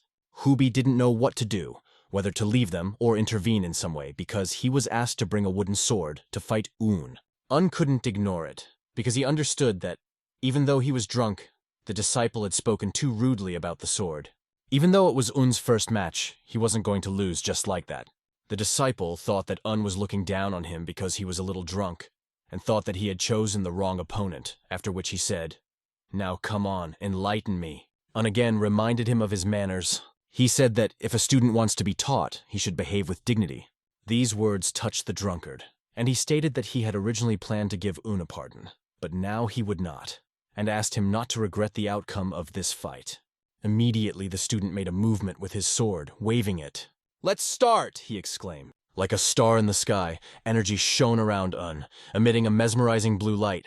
He didn't even notice when Un was behind him, and his attack went into the void. What just happened, he thought, unable to believe his eyes. He couldn't understand anything, because he was sure that he was aiming clearly at Un's hand. However, he decided not to give up and tried to repeat the attack. This time he was convinced that he would do everything more precisely. His sword flew straight to Un's hand. It seemed like it would hit accurately, but suddenly everything seemed to slow down, and in his eyes Un's hand disappeared from reach. Then, in general, the entire body of the enemy smoothly moved to the side, and again the student found himself in the same position as before, without any success. He asked himself the same question: what just happened? Then it occurred to his not very developed mind that an ordinary scientist would never accept such a challenge. He understood that the enemy had a hidden trump card. At this moment he completely sobered up, and decided that he would now approach the situation seriously. Immediately, considering the seriousness of the enemy, he rushed at him using all his strength. But Un's sword continued to move clearly along the trajectory without changing its speed. This time, without even leaving his place, Un dodged with ease, hooking the opponent's legs. He rolled on the ground again, asking himself, what just happened? It seemed to him that the enemy was so accurate and fast that he was able to repel the attack twice and hit him on the legs. Un only asked, "Are you really not going to try?" The student swallowed dry saliva, not understanding how everything was happening. He couldn't understand, because Un seemed like an ordinary scholar, open from all sides. Any swing of the sword could hit him. Besides, he seemed slow to react. Then why is he able to block my sword? The student could not understand. He decided to try again, this time using his professional swordsmanship skills. He rushed at Un with a completely different speed. It seemed as though he was capable of destroying anyone in his path, but once again, Un stood motionless. Un did not do anything until the sword came within a few centimeters of him, and then he placed his sword under the opponent's strike. This is exactly what the enemy expected. Everything went according to his plan. He was ready for a counterattack, and decided to strike another blow after it. But the same thing happened again. Un repulsed the attack with ease. This time Un punched him, putting more of his energy into it. The opponent's hand trembled like a straw, and he could barely hold the sword in it. It was then that he finally asked, "Who are you?" Un calmly replied, "I am just a scholar teaching you how to wield a sword." "Are you trying to humiliate me?" asked the opponent. Un explained that this was no humiliation at all, compared to how he himself humiliated other sword-wielding martial artists. The disciple stood up again, declaring that he would make no further concessions, and asked Un to blame him for it. "So you think I won only because of your indulgences?" asked Un in a calm voice, adding that although he wasn't an expert swordsman, he was capable of training a third-rate bully like his opponent. Tom was advised not to worry and to continue the fight. The opponent gritted his teeth even harder in anger. He decided to start his attack again. Un's face showed that he was not making any effort. He parried the attack easily by simply changing the position of his sword. As the student screamed from the strain, Un saw that perhaps he was not a third-rate bully, but a young man who was serious about learning the art of the sword. He was on par with an Imperial Guard in terms of strength. However, he had a critical flaw. He did not know how to direct the sword with the flow, and his movements were only a mechanical execution of the techniques he had learned. During the match, Un clearly assessed his opponent. Alkash continued to attack, but never once did he see Un lost for even a moment. Uno didn't even seem to have to block his shots. Un began to explain what the problem was. He had a good stance but no energy flow. He said that he had potential, but it would be difficult to hold his position as an official disciple. He also added that he has something unique, something that belongs only to him. Then the student finally realized that it was time to admit that he was weaker than his opponent. But he tried again to prove that no one would allow him to be humiliated, and pointed his sword at Un. With a smile, Un said that he is a wonderful person, who does not tolerate humiliation and ridicule from others, even when he was drunk. He could not argue with these words. He realized that the reason he turned to alcohol and women was to try to protect his pride, and it was this choice that made him miserable. Realizing this, he began to apply more power to his sword. Unu felt like he was trying to end this sparring with one punch and decided to try harder himself. With a more confident look, Un watched the enemy approaching him. It was actually Murong family grand disciple Jin Murong, who was eager to regain his pride as the family's top disciple. He was convinced that he had put everything into his best technique, but his attack missed again, and he ended up sitting behind Un's back. Un again began to explain to him the rules of wielding a sword, but Jin held a broken sword in his hands. He heard the words of a scientist. "You have potential, so you need to stop drinking and learn to control your thoughts first. If you don't want to be a slave, you must become a master." Un felt that perhaps he had unleashed his anger on the wrong person who deserved it. Even though Un himself couldn't always control his thoughts either, he told others this. Pondering his words, he decided to leave when the sun went down. The great disciple held the broken sword in his hands, thinking that his single sword technique was successful and more perfect than ever before. But he couldn't understand how the scholar demonstrated the art of fencing with a wooden sword against his best technique. He realized that this technique was not part of the Murong family's heritage, but it seemed as if it belonged to him more than anyone else. As if it was his own sword, his own flow, something truly native. And these words are like a blow to the very heart. If I don't want to become a slave, I must become a master. Morning came, and as Dan stepped outside, he felt how fresh the air was this morning. He heard strange sounds coming from very close. These were the sounds of training, and he wondered who had decided to train so early in the training hall. As headmaster, he was pleased to have students start training in the morning. He became curious as to who exactly was training today, so he decided to take a look. Looking around the corner, what he saw shocked him. It was the great apprentice, honing his strokes after the lesson the scholar had given him. A serious guy, thought the head, looking at his practiced shots. When the Murong family sheltered him, he had nothing of his own. Not even the name Jin. Murong was a name given to him by the head of the family. Everything he ever had belonged to someone else. He tried his best to improve and earn the title of family grand disciple, but there was always an empty place in his heart. Perhaps this is why he gave up after losing his honor in a duel against the great disciple of the Steel family. The head of the family went through the bitterness of defeat and defeated the Steel family in a rematch after a while. While the great disciple could not succeed and continued to search for a way out, he remained trapped in a shell of futility. But yesterday the scientist brought him out of that trap. Now, he was confident that he could achieve his own goals. The head watched as he honed his skills before he was a one-sided child who simply followed the established path of the sword. But now he was swinging his sword in a way he couldn't even imagine before. Although his technique was still crude, the tip of the sword seemed alive. The head had no idea what had been the impetus. But he understood that the great disciple had finally admitted his mistake. And that pleased him. It seemed that the time of wandering had not been wasted, and now the whole world would know that the Murong family had more than one Tangchun first sword. Such were the thoughts of the head, while the scholar collected his books. Suddenly he heard someone appear at the door. "Are you awake, sir?" asked the voice. The scientist opened the door and saw the great disciple. He bowed and apologized for the trouble and for coming so early. "What brought you here?" asked the scientist. The great disciple apologized for his rudeness last night. He thanked the scientist for bringing him to his senses, but most of all for the lesson he taught him.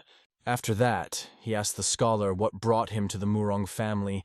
The scientist replied that he wanted to visit the head of the family for a while, but he seemed to be busy, so it was time to go. The great disciple asked if they knew each other, to which the scholar replied that he had simply heard many rumors and stories about the great Murong family. So he had come. The great disciple thought and asked for some time, promising to do his best to arrange a meeting with the head of the family. Although the scientist explained that he did not have a specific case for the chapter, therefore it is not necessary. The great disciple folded his hands in front of Un and asked how their family could feel confident if they didn't pay attention to their guests, asking them not to refuse his offer. He asked to wait a little and left. The problem that the scientist could not solve in 2 weeks could be solved thanks to the words of one of the students. Perhaps this is why people are so eager to establish connections. However, Ung still continued to think that he shouldn't have come here in the first place.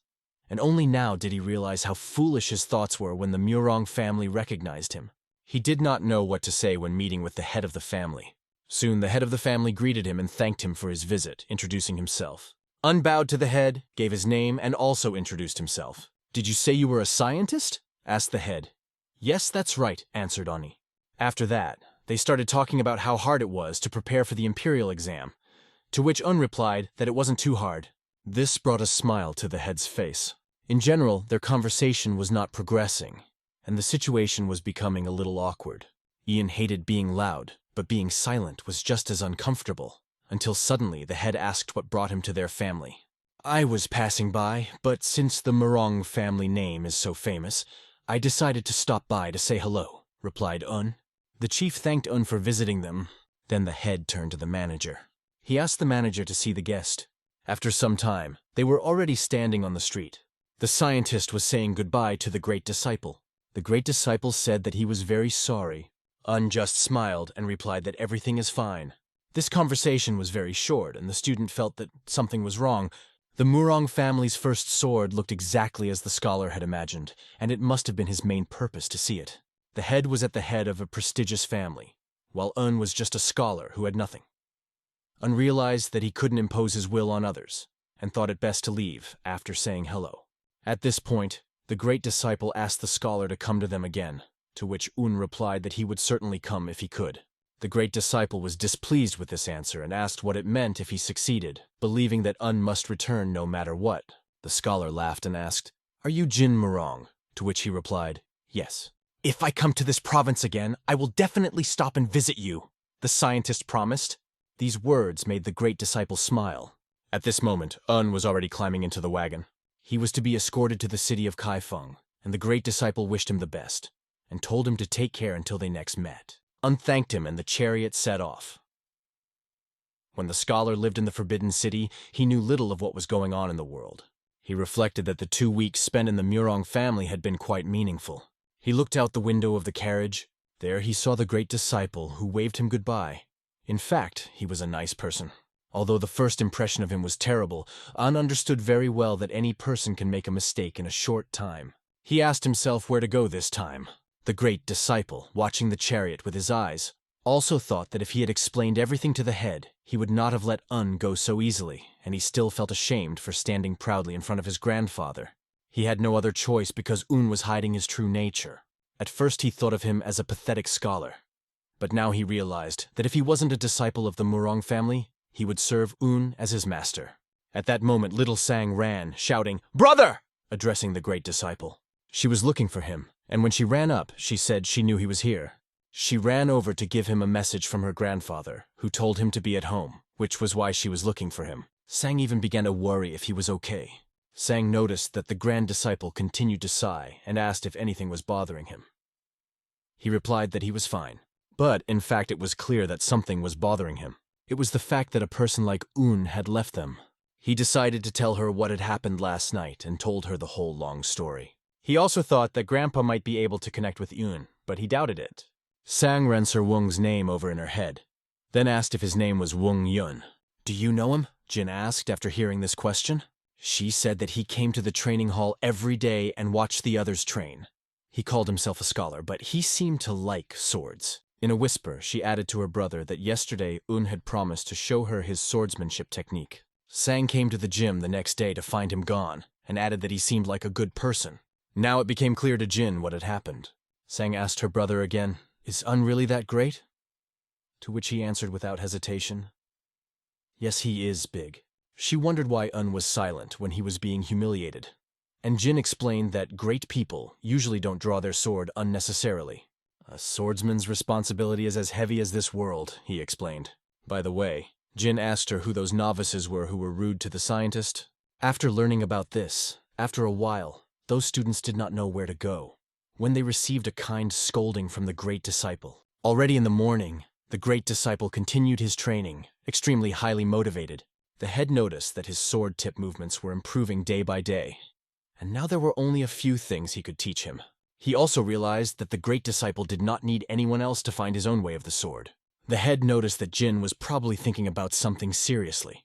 He remembered that since his senses had become so piercing, he should not be disturbed, and decided to leave. Barely turning around and taking a few steps, he heard an incredibly beautiful sound as the sword cut through the air in the apprentice's hands. This caught his attention, and he immediately turned his head. He saw the incredible art of swordsmanship. At this moment, Jin was looking at the sword and wondering if he repeated the movements correctly. Suddenly, his grandfather appeared behind him. Jin greeted and bowed before him, asking if he was well. The chief approached and placed his hands on his shoulders, asking who had taught him this art of swordsmanship. Jin felt uneasy and didn't know what to say. He fell to his knees before the head of the family and admitted that he had made an unforgivable mistake. In fact, Jin was just trying to copy the swordsmanship that Sir Wang had shown him, and he didn't expect Grandpa to see it. The head of the family asked again in a loud voice who had taught him this. In a martial arts family, learning swordsmanship from others is considered treason. Looking at Grandpa's anger, it seemed that Jin might be kicked out of the family. Standing on his knees, Jin explained that he had learned it from Sir Ung, who had been staying a few days ago their residence. But the head of the family did not even know that Un was staying in their residence. Jin went on to explain that Sir Un calls himself a scholar, but he seems to be an incredible craftsman. The head remembered that one of the guests was indeed a scientist. He immediately understood who it was about. The head immediately asked where Un was now and where he had gone. Jin explained that Un was escorted to Kaifeng City, but he didn't know where he went next. The head thought about how to track him.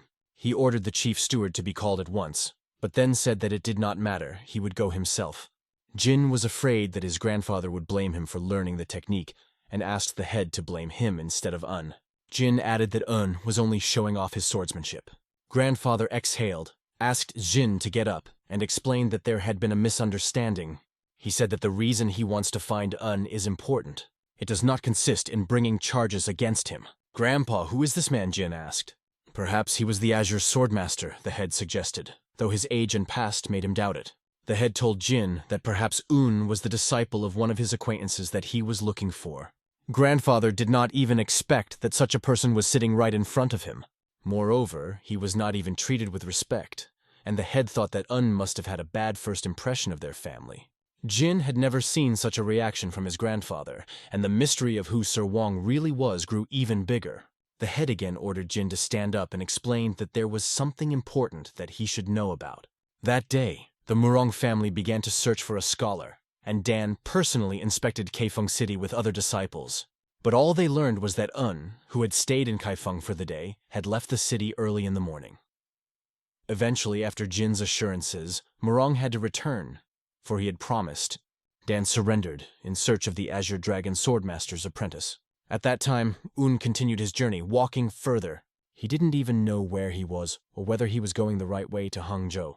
However, he was more or less familiar with the place, and had heard that a coach passed through it every day, headed exactly where he was going, from a nearby village. He wondered if he had missed her, or if he had lost his way altogether. He understood almost nothing, but he liked this place because of the silence. He decided to enjoy the view, making it part of his journey. Step by step, he continued to walk until suddenly a strange feeling came over him. It seemed that someone was following him, so he stopped. This road was no different from the others. So why did this feeling tell him not to go any further? He asked himself. Suddenly he heard a strange sound nearby. He asked loudly, "Who was that?" Armed men came out from behind the bushes, some with swords and others with giant clubs. They came out and said, "Failure? Why does it have to be some scholar?" They ordered him to give up his bag and run while he was still good. The armed men began to threaten him, surrounding him with weapons, and ordered him to put the bag on the ground and not to move. Un shouted, "What is this incongruity in broad daylight?" He asked if they were afraid of the law, but they evidently knew little of the law and replied that they were not afraid of anything, telling them to stop carrying nonsense and just hand over the bag. He held onto his bag and said he would not give it back. And all these thugs thought that the scientist looked down on them just because he could read a few words. But the robbers wanted to see if he would continue to look down on the sword they now held in their hands. As soon as the bald man began to lick his sword, the scientist instantly ran. Of course, the robbers wanted to capture him and began to blame each other for allowing him to escape. They shouted after him to stop, but Un had no such plans. Did he look like an idiot? He knew that if he was robbed, he wouldn't even be able to show himself to his mentor Il, who was watching him from heaven. The robbers tried to catch up with him, but he was extremely fast, and this amazed them. However, Un had not been running for a long time, and he could already feel himself starting to get short of breath, and his legs felt heavy, which didn't even happen when he had been training continuously for 2 hours. Maybe he was short of breath due to fear. He felt a weapon rise behind him, energy from it filling the air. The only option was to jump to the side. But after jumping, he lost his balance, and his body rolled towards the river. Turning around, Un noticed that all the robbers were right behind him. They looked furious because he made them run. The scientist raised his hand and asked them to stop, promising to give all the silver coins he had, just so that they would not take his bag, begging them to. He even explained that this bag is a memory of his mentor who died. Although they were bandits, they began to ask each other if it would not be too cruel to take away a memento as well. But they also found no reason for this, and asked him why they should comply with his request. They saw this request as an attempt to deceive them. The bald man came closer to him, raising his sledgehammer above the scholar's head and said, "I will be gentle, so don't move, Mr. Scholar." Un quickly sidestepped the blow. His head was boiling with the anger that the robbers were radiating towards him. They started mocking each other because they couldn't hit him. This only increased their rage. The bald man gripped the stick in his hands even tighter and was ready to strike. He swung so fast it looked like he was about to hit, but Un predicted everything in advance.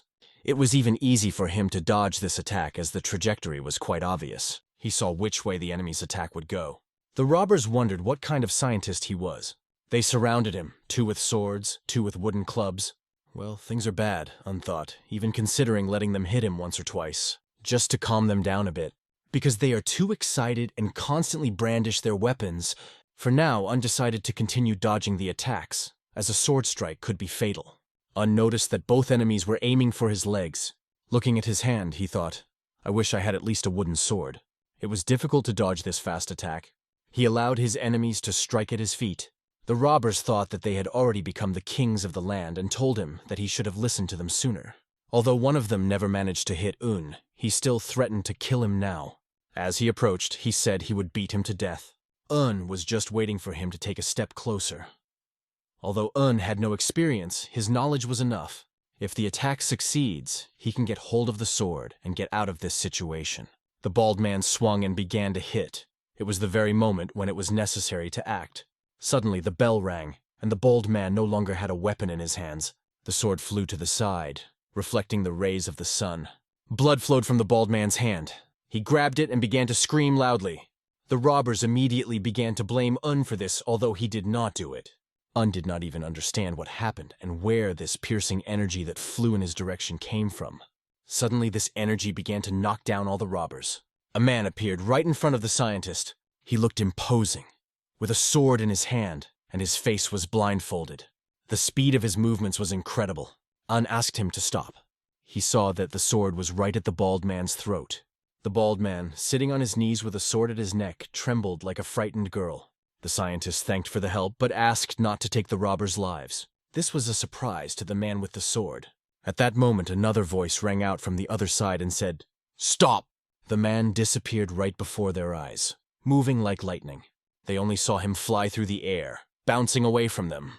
He flew up to the carriage, which drove up and stopped next to them. "Oh my God, he just flew!" said the bandits. Un remembered that he had often seen such jumps from Imperial guards. The chariot drove up to him, and from inside he was asked, "Are you not wounded?" Un got up and explained that he was fine. He said it didn't look like the bandits were going to attack again, and suggested they just let them go. A voice came from the chariot, addressing the robbers, ordering them to get away. Un waved his hand, signaling them to run faster. The robbers ran forward like mice, making soft sounds. Un approached the chariot and thanked him for saving his life. "No problem," a female voice rang out. This was said by an incredibly beautiful girl in clothes similar to the feathers of a white dove. Her beauty left Un speechless. She noticed that he was a scientist and wondered what he was doing in such a remote place. Looking at her, Un thought she was beautiful and wondered if it was because of her white clothes, because she looked like a snowflower blooming in the snow. However, the man next to her caused him only fear. Afterwards, Un explained that he was on his way to Hangzhou, but got lost on the way. The girl immediately said that it was a strange coincidence. After all, she was also on her way to Hangzhou. The chariot was moving and Un was sitting inside. He introduced himself by giving his name and apologized for inconveniencing them. The girl asked not to worry, as they had the same endpoint, and he had lost his way, so she decided to help. The maid brought her tea, which she calmly sipped, which was strange. She was drinking tea while on the move. The chariot was moving very fast, but surprisingly, Un felt any hesitation. He called his name, but he didn't hear her back, and it confused him, because he couldn't figure out if there was any reason for it. That incredibly strong man still continued to look at him with a grim look. Then the beautiful girl said that the water in this place was quite rough. This made him realize that she had come from a distant city, and he asked if she could say where they came from. The man's gaze became even more stern. It seems that Un should not have asked this question, but the girl replied that they were from the North Sea. More precisely, from the ice palace of the North Sea. Un admitted that he had heard about the place, but the only thing he knew was that it was very cold there. "It's not so cold there that the grass doesn't grow," added the girl, "but it's not as hot as here in the summer. It's quite warm." However, he was interested in something else, and he decided to contact her. He pointed to the man sitting next to him and said, "This man helped me recently, but I didn't get a chance to thank him properly." She nicknamed him Ice Ghost, and the Ghost of Ice calmly replied that he did not need thanks. "Is there anything else you wanted to say?" she asked, looking at him. "To be honest, during my work as a scientist, I had to learn martial arts." He noticed that his swordsmanship was quite unusual. "Can I ask to see it again?" he asked with interest. She explained that the Ice Ghost only draws his sword in life and death situations, and added that it was best not to continue talking about it. The Ice Ghost's gaze became even more piercing. After some time they arrived, and he calmly got out of the wagon. The village that appeared before them looked extremely quiet, and despite its size, it was quite large for a small village. He once again thanked the girl for helping him in his time of need, and she replied that his words helped them a lot. In the end, he never learned her real name, and was sure that even Ice Ghost wasn't a real nickname. Un understood that their outlooks on life were different, so he assumed that if they continued their journey together, there might be trouble. "It's time for me to go," he said, turned around and started walking in the other direction. However, she stopped him by calling out, "Wait!" she asked, and he turned to look at her. An incredibly beautiful smile shone on her face, as if she was radiating light, and suddenly he had a disturbing premonition. She explained that they had actually been invited by the Murima Alliance, and were on their way to Hangzhou to participate in a martial arts tournament, but they were unfamiliar with the place, causing great difficulties. She turned to him for help, expecting that it would not be difficult for him. They are not local, and they are simply asking for help. It seemed that there was no point in refusing, but the feeling that he was falling into yet another trap did not leave him. The girl added that if he helped them, the ice ghost would no longer treat him coldly, and besides, they had enough silver coins with them. After that, she thought the scientist was confused by something, so she explained that it was considered an insult to the North Sea not to offer a proper reward. And that was why she said that she must have thought his vacillation was about money, and given that they were from different cultures, the scientist understood why they had trouble getting along. He replied that in this place it was considered rude to openly talk about compensation. She gave him advice that made it impossible for him to refuse her request, and, having nothing else to do, he decided he might as well agree. He told her that he would help, but added, "I am not such a good guide, but I will try my best."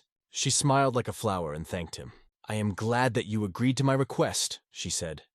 And these words even made the scientist blush a little. However, his gaze fell on the ice ghost again, and the blush on his face immediately disappeared. She decided to introduce them again, and revealed the secret, saying that she is actually a young lady of the Ice Palace. The scientist was even more surprised to hear this, but she explained that there were many young ladies in the North Sea Ice Palace, and she was one of them. She allowed him to talk to her without shame.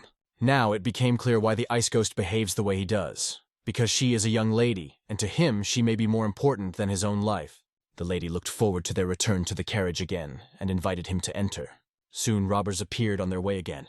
Today, probably, these robbers had the worst day of their lives. As soon as the ice ghost stepped out of the carriage, the situation changed. He immediately showed the robbers their place, leaving them no chance. The scientist, sitting next to the charioteer, remembered her words. When the ghost of ice draws his sword, the opponent must die. He explained this to the robbers, adding that only thanks to him will they remain alive today. However, the robbers could not realize this, believing that the numerical advantage was on their side, unthought that they had better escape as soon as possible.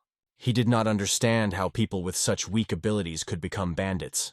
The ice ghost dealt with them incredibly quickly. Even if there were strong opponents in front of him, he would probably deal with them just as easily. His eyes radiated icy coldness. A single look froze the hearts of enemies and sent shivers through their bodies. As the ice ghost swung in for the final blow, Un stopped him, saying that was enough. The ice ghost turned at the words, "It's time to go. They must move on before more enemies arrive." However, the ice ghost replied that he was not afraid of the number of enemies. Although the scientist understood this, he explained that one cannot deviate from the schedule. Finally, these words made him sheath his sword. The ice ghost got back into the carriage. They set off again, continuing their journey, and the robbers, with tears in their eyes, hid in the bushes. During the trip, the scientist jotted down new observations in his notebook, including one of the stands of the ice ghost. And this activity brought him a lot of joy. Bandits seemed to appear on every road they passed. It was because of the luxury of the young lady's carriage that attracted attention. The ice ghost turned to the lady, wanting to tell her something important about the scientist. This scientist, named Unhyun, "I have a bad feeling about him," he said. But, after her question, it became clear that this was due to the fact that the scientist stopped him from murder. The ice ghost explained that Un knew the exact moment he was about to deliver the killing blow. Even last time, it couldn't be a mere coincidence, he believed. It was hard to believe that Un was just pretending to be a scientist. She meant that he was a little different, but still believed that he was a real scientist. She reassured the ice ghost, explaining that they still needed someone to show them the way. This is a place where literature, art, reputation, and morals are valued above martial arts, and so the scholar is important to them. After her words, the ice ghost asked if she planned to take him to the martial arts tournament. She thought that was the reason for taking him with her, and they were really lucky to meet him on the way. Also, he is a scholar, which is good for them. However, she said, he was completely useless as a guide. Regardless, the ice ghost said he would follow him. After that, she asked how the Snow Shadow Squad was doing. The ghost replied that it was watching them from afar, as she had ordered, avoiding conflict. The lady asked the ghost to convey to everyone the words that the scholar Un had told them. She reminded that they should not forget that they are on someone else's territory. They were on their way to the headquarters of the Murima Union, where the Dragon and Phoenix Conference in Hangzhou was about to take place. And finally, they arrived, a city with a long history, rich resources, and incredible scenery, including 10 views of the West Lake and convenient transportation through the Grand Canal. This city is considered the cultural and economic center of Jiangnan. Although they often lost their way and were attacked by bandits, they somehow managed to reach here in 7 days. Looking out the window, the lady was struck by the beauty of this city. Of course, it's because of the Dragon and Phoenix Conference. Usually, there are many people here. But due to the approach of the conference, there are even more than usual, the man explained, leading them to the room. He led them upstairs to the best room in the hotel. But as soon as they arrived, the scientist announced that he had to leave. The lady immediately began to thank him for a safe journey. However, she couldn't help but invite him to watch the Dragon and Phoenix Conference with them. "I will only cause you inconvenience," said the scientist, although it was clear on his face that he really wanted it. She assured him that it wasn't, and explained that they needed the help of the scholars if they didn't want to be rude during their battles with the students of the famous families. "In that case, I agree," Un said, and she thanked him again for agreeing to her request. She invited him to go with them, but he refused.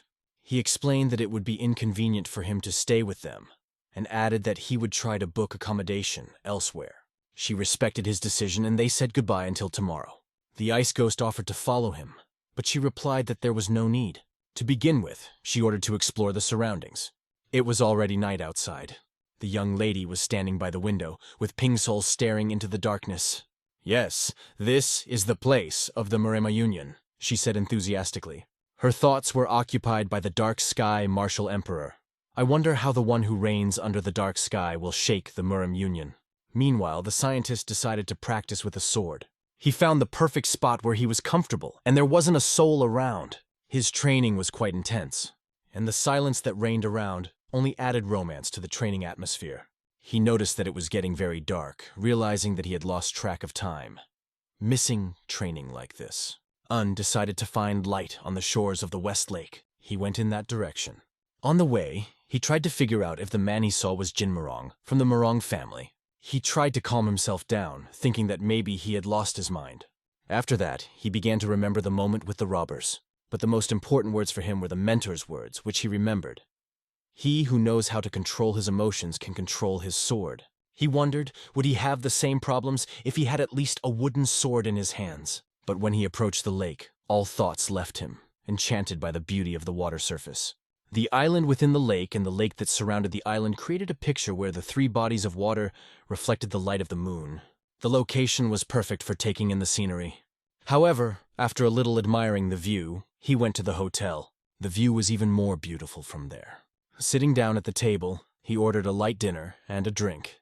The wind was so pleasant that he couldn't help but smile. The beauty of the western lake was incomparable and could be compared to the mythical beauty. The sight of the lake was mesmerizing and even intoxicating. But suddenly a loud cry disturbed his peace, breaking his mood to read poetry. He instantly turned his head in the direction of the noise. There were people sitting at the next table discussing Mr. Nam Gun, and one of them praised his strength, while another replied, "Why should I use my hand on someone like him? That's the difference between a real man and a frivolous one," he added, and laughed, leaving the scientist wondering who these people were. The waiter, seeing the scholar's surprise, came over and explained that they were students from different schools with high reputations who would be competing in the Dragon and Phoenix Conference. At night, these disciples often visit their hotel and courtyard to enjoy the atmosphere of the West Lake. Many visitors come here to see them. The waiter reminded that if you need more help, you can call him. Pouring himself a drink, the scientist thought about the fact that among them, no one stood out as something special. Then he looked to his left and realized that he shouldn't pay attention to these people just because they were making noise. The beauty of the Western Lake had not disappeared. However, they continued to discuss Mr. Nam Gun. They talked about how he punished the 3 criminal brothers from Huangshan Mountain. The girls wondered if there were people at all who hadn't heard of his good deeds. But among them sat Mi, who didn't believe that these people were future representatives of famous families.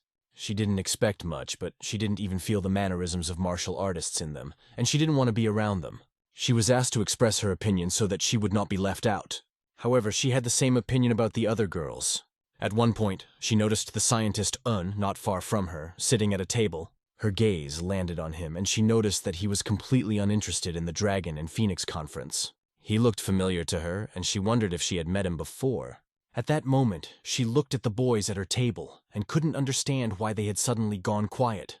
They just sat there with bated breath and said nothing but, "Wow!" A young lady entered the establishment, and with her the spirit of ice and salt. At first, Un understood what she was doing here. He thought she had already gone to rest and wondered if she might have been drawn to the peaceful lights of West Lake. The waiter invited them to sit at the table. They sat down at the table, right in Un's field of vision, and he couldn't get used to their presence.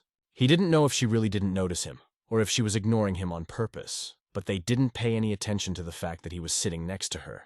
After that, Un turned his head to the side where Mi was sitting. The students at the table with Mi were discussing the girl of incredible beauty, arguing about who liked her better, and blaming each other. The girls immediately noticed how the men suddenly showed interest when a beautiful girl entered the room, and it seemed childish to them. But Mi understood that she was really incredibly attractive. One of the men got up and began to approach the girl. Un, watching this, immediately thought that he should not take this step. That man approached the girl and stood right next to her table. Approaching her, he began to cough, trying to get her attention. Although she noticed his presence, she paid absolutely no attention. At that moment, the ice ghost turned to him and asked, "Who are you?" He introduced himself as Sa Ma Kon and explained that he was one of the candidates for the Phoenix Dragon Conference. He tried to invite her to him, but the girl only said, "Ghost of Ice." She explained that it was too noisy here. At that moment, Kon's companions laughed as they saw him being sent away. This made him incredibly angry. He started yelling at the young lady, asking why she was so rude and how dare they behave like that. However, he did not seem to understand the seriousness of the situation in which he found himself. The eerie look of the ice ghost spoke for itself, hinting that it was time for him to go. The heroic expression on the boy's face instantly changed to a cowardly one. His companions encouraged him, telling him not to be afraid.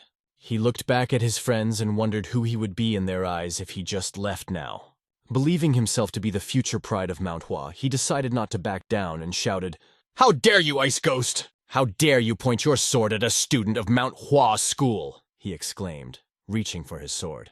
The Ice Ghost seemed ready to burst out laughing as he watched this. However, the apprentice had already begun to draw his sword from its sheath. With the bell, the Ice Ghost's sword also began to bear. At that moment, the scientist sitting at his desk stood up and turned to the ghost. This made him pause for a moment.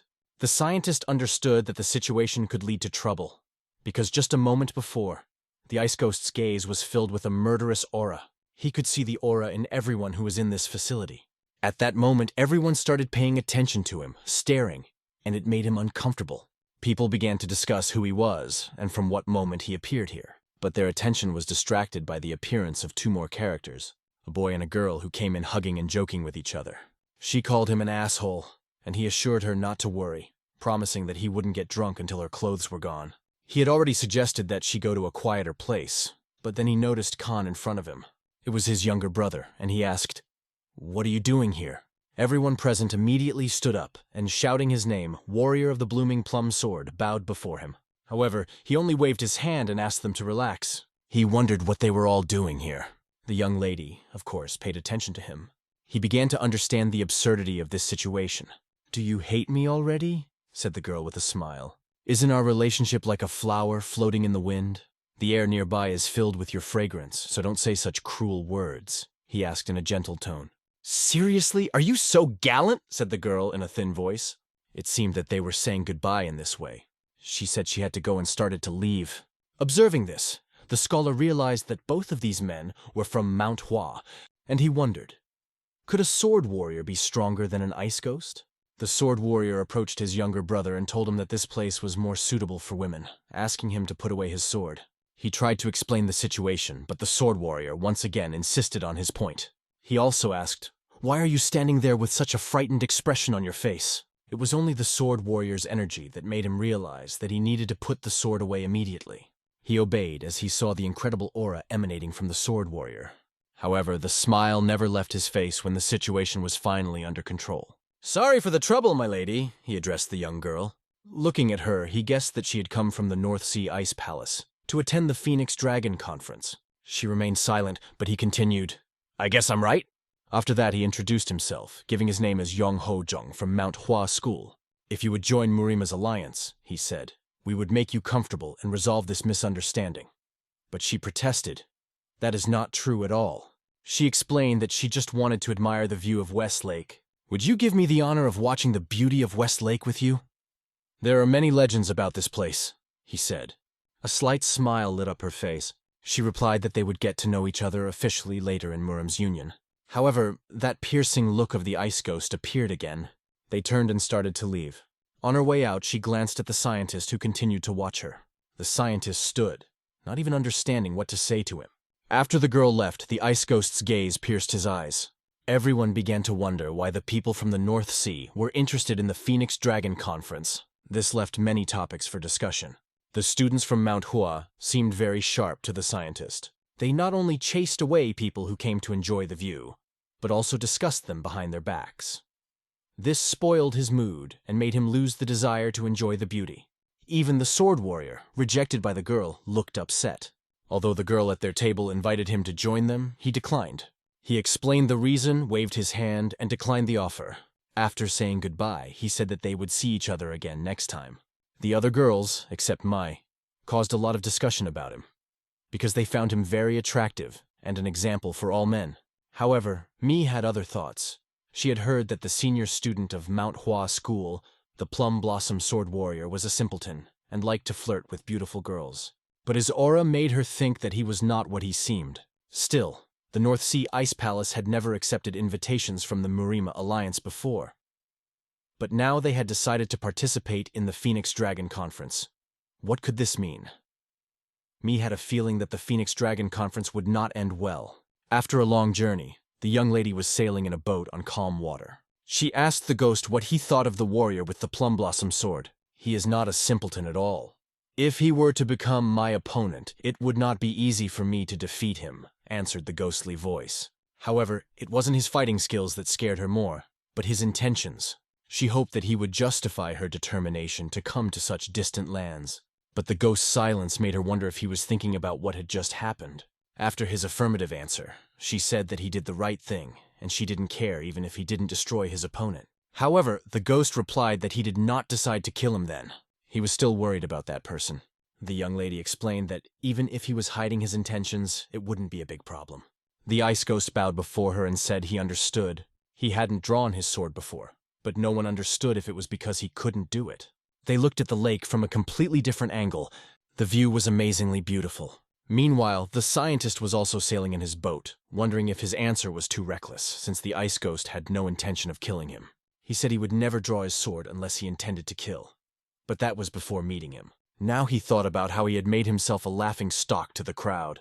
But he comforted himself with the thought that the road was still long. The water here is not so deep, and the lake is beautiful. There are always those who seek beauty. Perhaps that is why this place is always so lively and noisy. 4 days passed, and Murim's union was preparing to meet the guests. A chariot drove up to the main entrance. The door opened, and they were greeted warmly.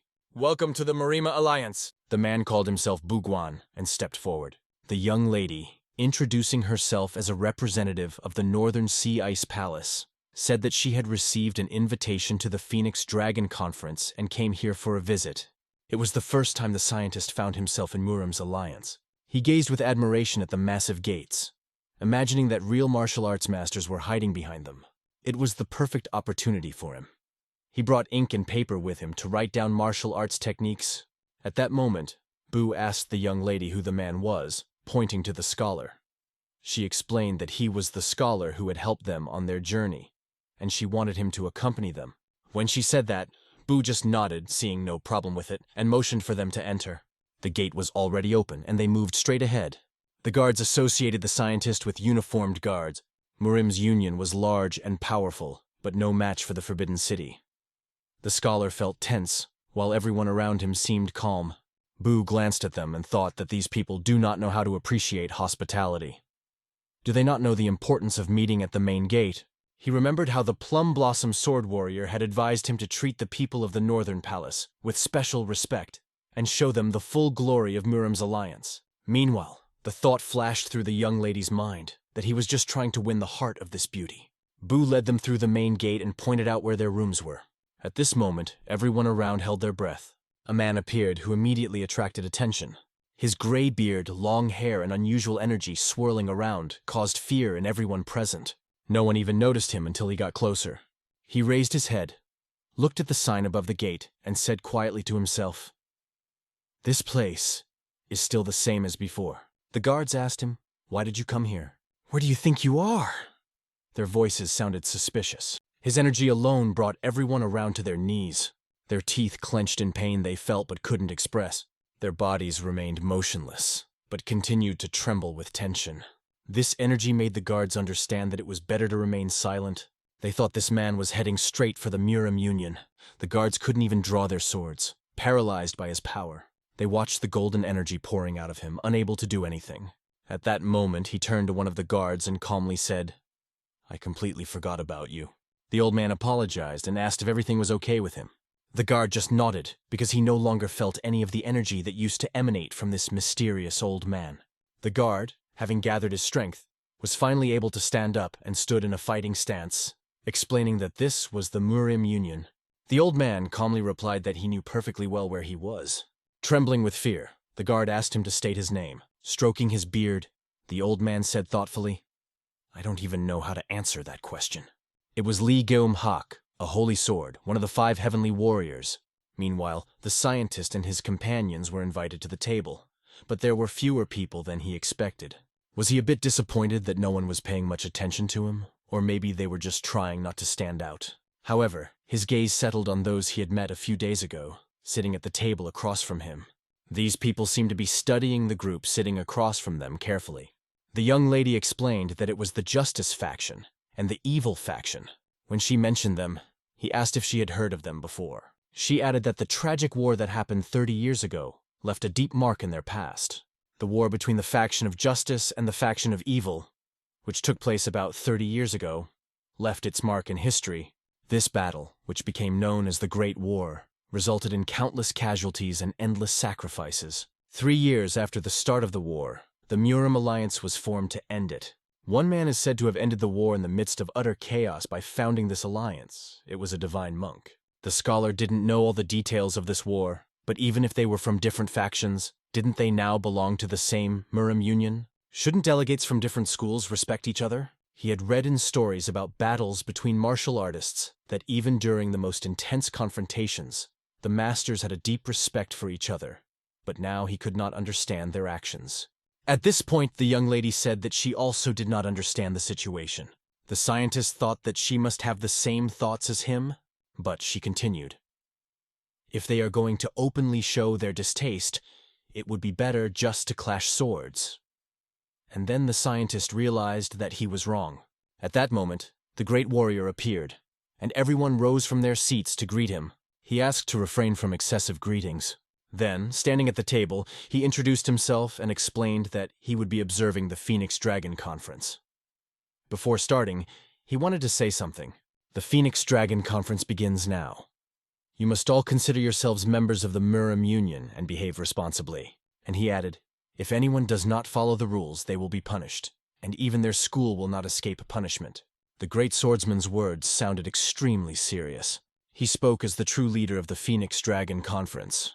He then invited the audience to relax and enjoy the events. Jokingly, he noted that they still won't be able to have fun at home, thus relieving the tension, but emphasized that they can only bear their sword in the arena during the battle.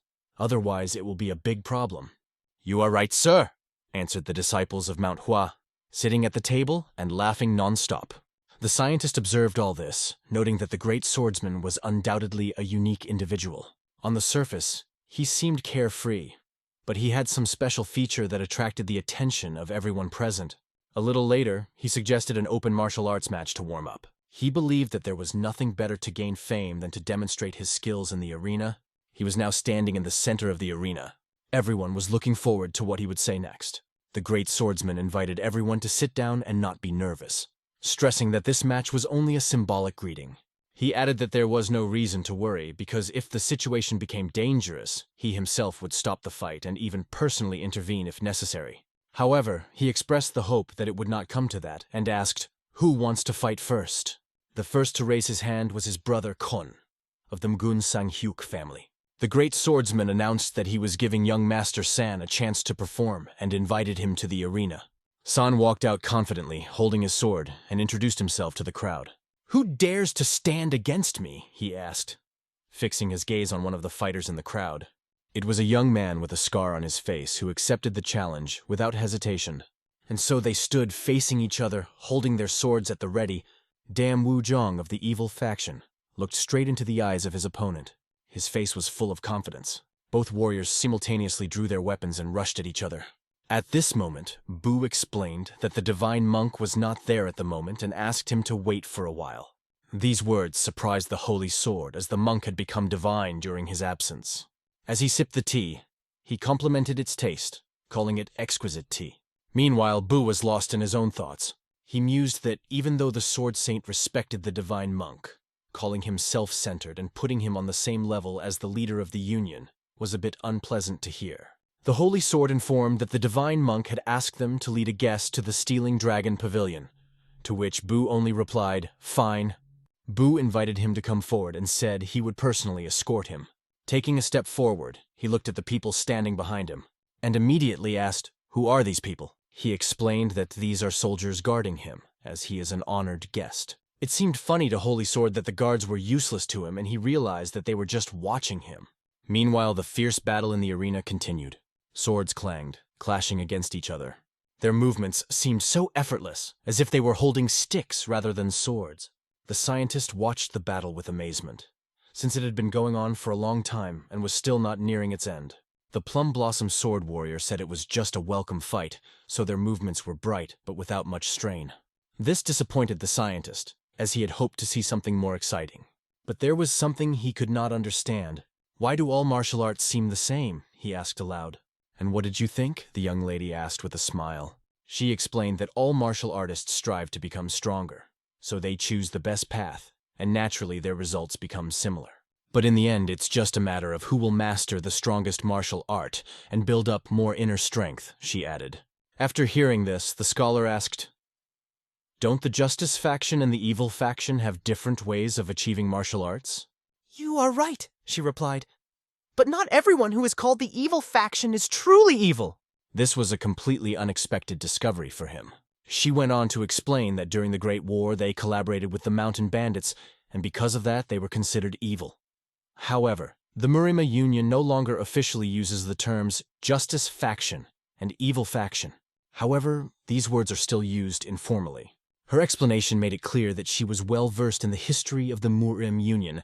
The scientist, however, could not agree with the idea that the strength of martial artists depends only on the martial art they choose. He began to explain that martial arts were only one factor, and he was right about that. She agreed, and added that not only martial arts should be considered, but also authority, wealth, family background, and knowledge. In fact, he meant something different than what he expressed. In response, she said with a smile that she knew what he meant, and just wanted to tease him a little because of his seriousness.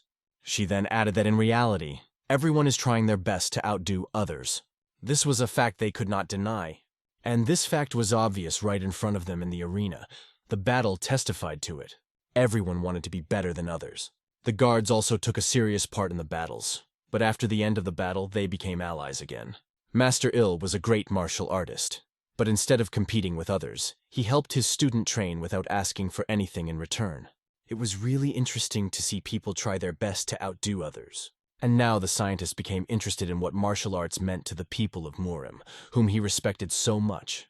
After him, Hanpa from the South Sea School entered the arena. Standing across from him was Pai from the Namgun family. There is no gender difference in sparring, but Pa understood that the comments would be the same whether he won or lost. In both victory and defeat, it always caused discussion. She didn't share these thoughts and considered it a fair duel, pointing her sword at him. In response, he said that he would be a worthy opponent for her. With a swing of his sword, he motioned for her to begin. She asked if he was sure of his decision and if he would not regret it. And so they met in battle. It happened very quickly. The scientist watching them enthusiastically said, "Oh, wow." It really looked incredible. The way they wielded their swords resembled a battle dance. It was as if two high-flying birds were circling opposite each other. Their movements were accompanied by sounds similar to the screams of an eagle. It was a really impressive sight from the outside. It was a fair fight between two fighters who were not ready to back down even a step. It was very different from the previous fights, which were spectacular, but predictable and calculated. It was a true swordsman's duel, and the scientist admitted as he watched with interest. He analyzed every movement and noticed that if the young man had relaxed even a little at that moment, then the victory would undoubtedly go to Namgun. Namgun's swordsmanship was incredible, and her technique was exquisite and refined. On the other hand, the young man lacked a bit of knowledge in his swordsmanship. It was quick and sharp, but too fixated on those aspects, losing its depth and authenticity. The worst part was that his sword lacked the will to win. At first, his technique was good enough to compete with Namgun. The scientist estimated that this fight would end in about 12 punches, analyzing each step forward just by watching the fight. At this time, the holy sword was advancing, but he was haunted by the thought of the so-called guards who were around him. He noticed that the younger generation looked well-trained. However, he suddenly stopped. This caught the attention of Bu, who was walking ahead.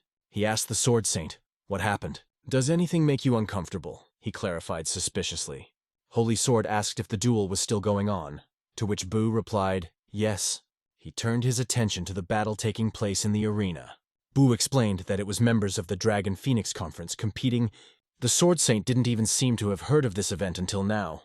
Bu explained that this is a meeting where young students from reputable schools compete in their skills. He asked the Sword Saint if he wanted to watch the duel. Bu also added that it would be a great honor for the participants if the Holy Sword saw their battle. However, the Holy Sword replied that he was not interested. He only had to see them from afar. Bu asked the Holy Sword to continue following him. To the sound of swords in the arena, they continued on their way. Meanwhile, the battle in the arena became more and more fierce, the tension rising with each passing moment. The young man realized that he had underestimated her only because she was a woman, and now he realized that he had to be much more careful. Her sword strikes were quick and precise, and they contained incredible power. Without a doubt, the Namgun family was famous for its high level of swordsmanship. Understanding all this, the young man realized that he was in serious trouble. He tried to gather all his strength and invest them completely in your decisive blow. However, something did not go as he planned. The girl's attack prevented him from completing his plan. He had to dodge, but he succeeded. A glow appeared near his hands. It instantly accelerated the movement of the sword towards the girl. But when the sword was already at her neck, she made a leap and found herself facing him with her legs in the air. After performing an impressive somersault, she finished off by driving her sword straight into his head. He was only inches away from impaling her, but the girl ended the match with a question. "Do you still want to continue?" He answered, giving up and sitting on his knees. "I don't think so." The boy, watching from the side, just smiled and pointed a finger at him, declaring that he had lost even after a quick roll across the floor. Everyone around turned their attention to him and those words that were truly mocking, causing loud shouts and laughter. Their behavior was inappropriate. This began to greatly annoy the scientist who was standing nearby. Meanwhile, they continued to laugh at the boy who was defeated by the girl. They even called his coup a donkey, mocking his movements. Even Namgun chimed in, shouting that it wasn't a donkey coup at all. However, the scientist began to understand why they were simply jealous that this duel had attracted the attention of a large number of people. It looked very childish. But at that moment, his thoughts were interrupted by a feeling of incredibly strong energy. She made him turn his head back and think about what it could be. There were no clear signs, and he could not understand exactly what he was feeling. Maybe it's a premonition, he thought. However, the obvious hostility that filled his body did not give him peace. At this moment, the Holy Sword was standing at a great distance from the arena, but was still watching what was happening. Bu motioned for him to come closer. He believed that if they stood so far away, no one would even know that the Holy Sword had arrived, let alone greet him. Bu thought about how to tell the others about this meeting. Meanwhile, Holy Sword reasoned that no one around had even sensed his hostile intentions. Like the other masters, they looked great, but they lacked determination. He thought that warriors with talent should have felt the chills and already grabbed their weapons. Maybe he just expected too much from them. But at the same moment, he felt something. This made him turn his head quickly. A scientist was standing before him, who was enveloped in a blue veil. This energy surprised the Saint's sword. A blade from this energy flew straight at him, and everything around shone with golden light. The Holy Sword was indignant that the scholar dared to point his sword at him. And at the same moment, the energy became so strong that everyone around began to fly away from its power. "What kind of grandfather is this?" said the scientist about himself, not understanding what was happening. He didn't want to do it and couldn't understand why the sword came out of his chest. In the distance, he saw a figure illuminated by a golden glow. This incredible silhouette made him understand that his strength exceeded all expectations. And then something began to happen to the scientist that he could not control.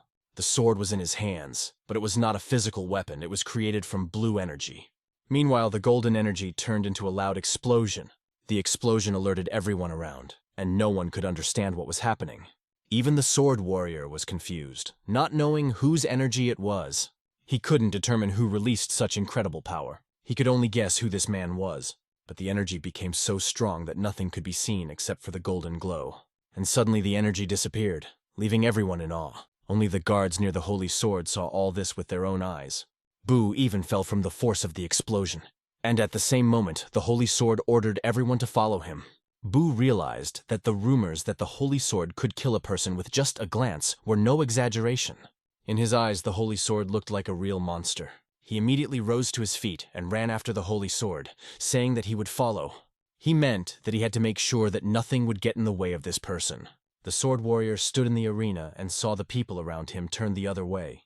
He lowered his head and addressed the audience. "Today's match is over," he said. People did not understand why everything ended so unexpectedly. But at the same moment, the sword warrior disappeared. Mai noticed the direction in which he was moving.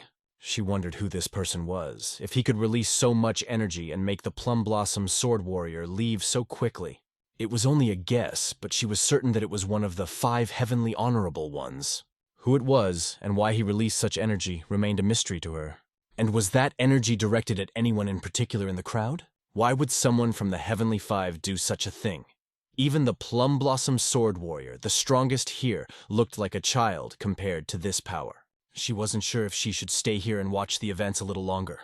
At that moment, the young lady asked the ghost, "Who was that?" He replied that he does not know yet, but without a doubt, this is a terrible person. His reaction made the young lady realize that even the ice ghost, who was always calm and cold, was reacting to this with anxiety. Without a doubt, he was an incredible man. She couldn't tell if he was the person she suspected. At the same moment, she noticed that the scientist was standing right next to her, and something was wrong with him. She immediately asked him if he was all right, and she tried to calm him down, saying that now everything is fine. However, she also noted that he seemed quite calm for someone who only read books. He continued to stare at his hand, which was glowing with blue light. The scientist couldn't figure out who the man was, but he understood that it was, without a doubt, the true power of a martial artist. Even the leaves around them began to fall from the trees under the wave of this power. This energy spread around, leaving a feeling of incredible power. Meanwhile, they finally reached the sneaking dragon pavilion. The holy sword was sitting across from the monk, and they were having a tea ceremony. Slowly sipping tea, the monk enjoyed the taste of pours. He finished his tea to the last drop. Then, the monk asked the holy sword where he had wandered for so long. The sword saint replied that he had been to Jianshan Mountain. He also asked if the rumors about a martial artist that people said lived there were true. The holy sword explained that he had come to meet him, but found no such person. However, judging by the heavenly records, he was sure that such a man definitely existed. But no matter how much he wandered on the mountain, he never managed to meet this master. After hearing this, the monk said that perhaps the saint's sword had wasted his time searching for some rumor or heavenly record, and the heavens should not be blamed for this. However, this continued to worry the holy sword. He asked the monk how much longer he planned to stay here. At this moment, the holy sword directly addressed the Buddhist messenger, the divine monk, one of the 5 heavenly venerables, saying, "Monk, don't you think it's time for you to leave Jianhu?" However, the monk did not understand why he had to leave, as he was in the center of the Murim Union, which controlled the entire Jianhu. He saw no reason why he should leave this place at all. He explained that it was better for a fake monk like him to live a quiet and comfortable life. The holy sword asked him if he really thought that the Shaolin Temple would drop its claims just because he did so. He added that that world is far from here. But as long as he is alive, the Shaolin Temple will not back down from him, and his debt has not yet been paid. However, the monk believed that he did not want to complicate his life. He said he would continue to live like this until the end of his days. After that, the holy sword noticed that the monk was growing herbs and flowers. The monk explained that in this world people do not often cultivate herbs, and he simply learns to live in harmony with them, because in nature there are more herbs than flowers. He advised Holy Sword to empty his mind and find peace, If there is more grass in nature, shouldn't we look for flowers among it? Holy Sword asked. However, the monk believed that his real job was to preach. It doesn't matter if you grow grass or flowers. Don't give up on the dragon that has come to your doorstep, said the Holy Sword. The monk asked if he had accidentally scared the children with his actions, and said that the Holy Sword was old enough to learn to control his emotions. The Holy Sword replied that it was the monk who pointed his sword at him. This was an unexpected discovery for the monk, and he could not understand who could have done this. The monk had no idea who it could be. He could not even remember whether a reckless young man had come to them. The Holy Sword explained that it was not his intention to kill or intimidate him. His hidden energy was pure and righteous. He was neither a Taoist nor a Buddhist monk. His appearance showed that he had studied a lot, but the thing he pointed at, the Holy Sword, was definitely identified as a sword, he explained to the monk. The monk asked him, "So what? Do you want to face this guy in battle?" The Holy Sword replied that not yet, but it would happen soon enough, as this young man had caused his weapon to react. It even made the monk laugh a little, because that young man was able to cause the Holy Sword to react. He thought it was interesting information. The Holy Sword asked the monk not to act recklessly. "You want me to just sit back after being so intrigued?" The monk was indignant, probably not wanting to die from unbearable curiosity. "Do you think this young man will have a peaceful future after meeting me?" Holy Sword asked. He explained that the situation in the Murama Union is already heated to the limit, because different factions are closely watching each other. The Holy Sword was convinced that if a divine monk showed interest in someone, it would lead to serious consequences. He also remembered that there was one capable youth from the Northern Sea Ice Palace, and believed that they had arrived here together. The monk came to life when he heard about the Ice Palace of the North Sea. He asked if the dragon the Holy Sword mentioned was with the children from the North Sea Ice Palace. As the monk laughed, the Sword Saint said that the Northern Sea Ice Palace was not something that could be ignored right now. The monk, continuing to laugh, added, "Even heaven does not want to see my death from curiosity." This was not clear to the Holy Sword, and he asked what he meant. The monk explained that it was a coincidence that the child came here, and the Holy Sword recognized him as a sign from above. However, Saint Sword still couldn't understand what this old fox sitting across from him was really thinking about. The day is over, and night has already fallen on the street. The scientist was left alone thinking about the fact that it was already midnight. He couldn't fall asleep, and the master of martial arts couldn't get out of his head. His energy was undoubtedly hostile, and the scientist was sure of it. But he couldn't ignore the fact that maybe it was because he raised his sword as well. Although he remembered that it happened when he already felt the energy. After he left the Forbidden City, most of the people he met didn't meet his expectations, but piqued his interest. However, the look and presence that the master displayed was like a storm that shifted his interest from others to himself. He was incredibly curious about what kind of sword technique this person could display. He couldn't even imagine it. Still, he couldn't understand why Ping Seol kept bothering him. Maybe he likes women like that, but he decided to stop at these thoughts. What am I thinking about? Looking around, he mused that the people in the Murama Union should be constantly training. Are they all tired or practicing in their rooms? He thought, and decided that he himself should find a place to train. After a recent meeting, he couldn't sit back. After all, he had come here and had no idea that it would be so difficult to find a place to train in the Murama Union. However, he liked this place the most because there was no one here. He went up to the arena, and it was already dawning. He felt this special feeling that he had never experienced before. This is what it's like to stand in the arena, he thought. He began to concentrate, awakening energy in himself. A sword appeared right in the center of his body. The sword released from his body and hovered right in front of his head. At that moment, he felt someone's presence to his left. It was the same young man who was fighting when the Holy Sword appeared. The scientist immediately recognized the young man when he began to approach. Approaching the arena, he stopped in front of her. Un thought maybe he should get out of here. He began to descend from the arena. However, coming closer, he greeted saying, "Good morning!"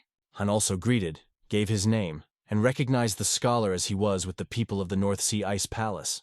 "My name is Un-hyun," he said, and assumed that Han had come here to practice, which turned out to be true. He himself thought that he would have to say goodbye to his morning training. At this point, Khan was already in the arena, honing his punches.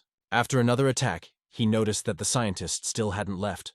The scientist was standing right next to the arena watching him, and Han couldn't understand what he was doing. Doesn't he know that in Murima, it is forbidden to watch others train? He decided not to say anything, since the scientist was not a martial artist, but just a scientist.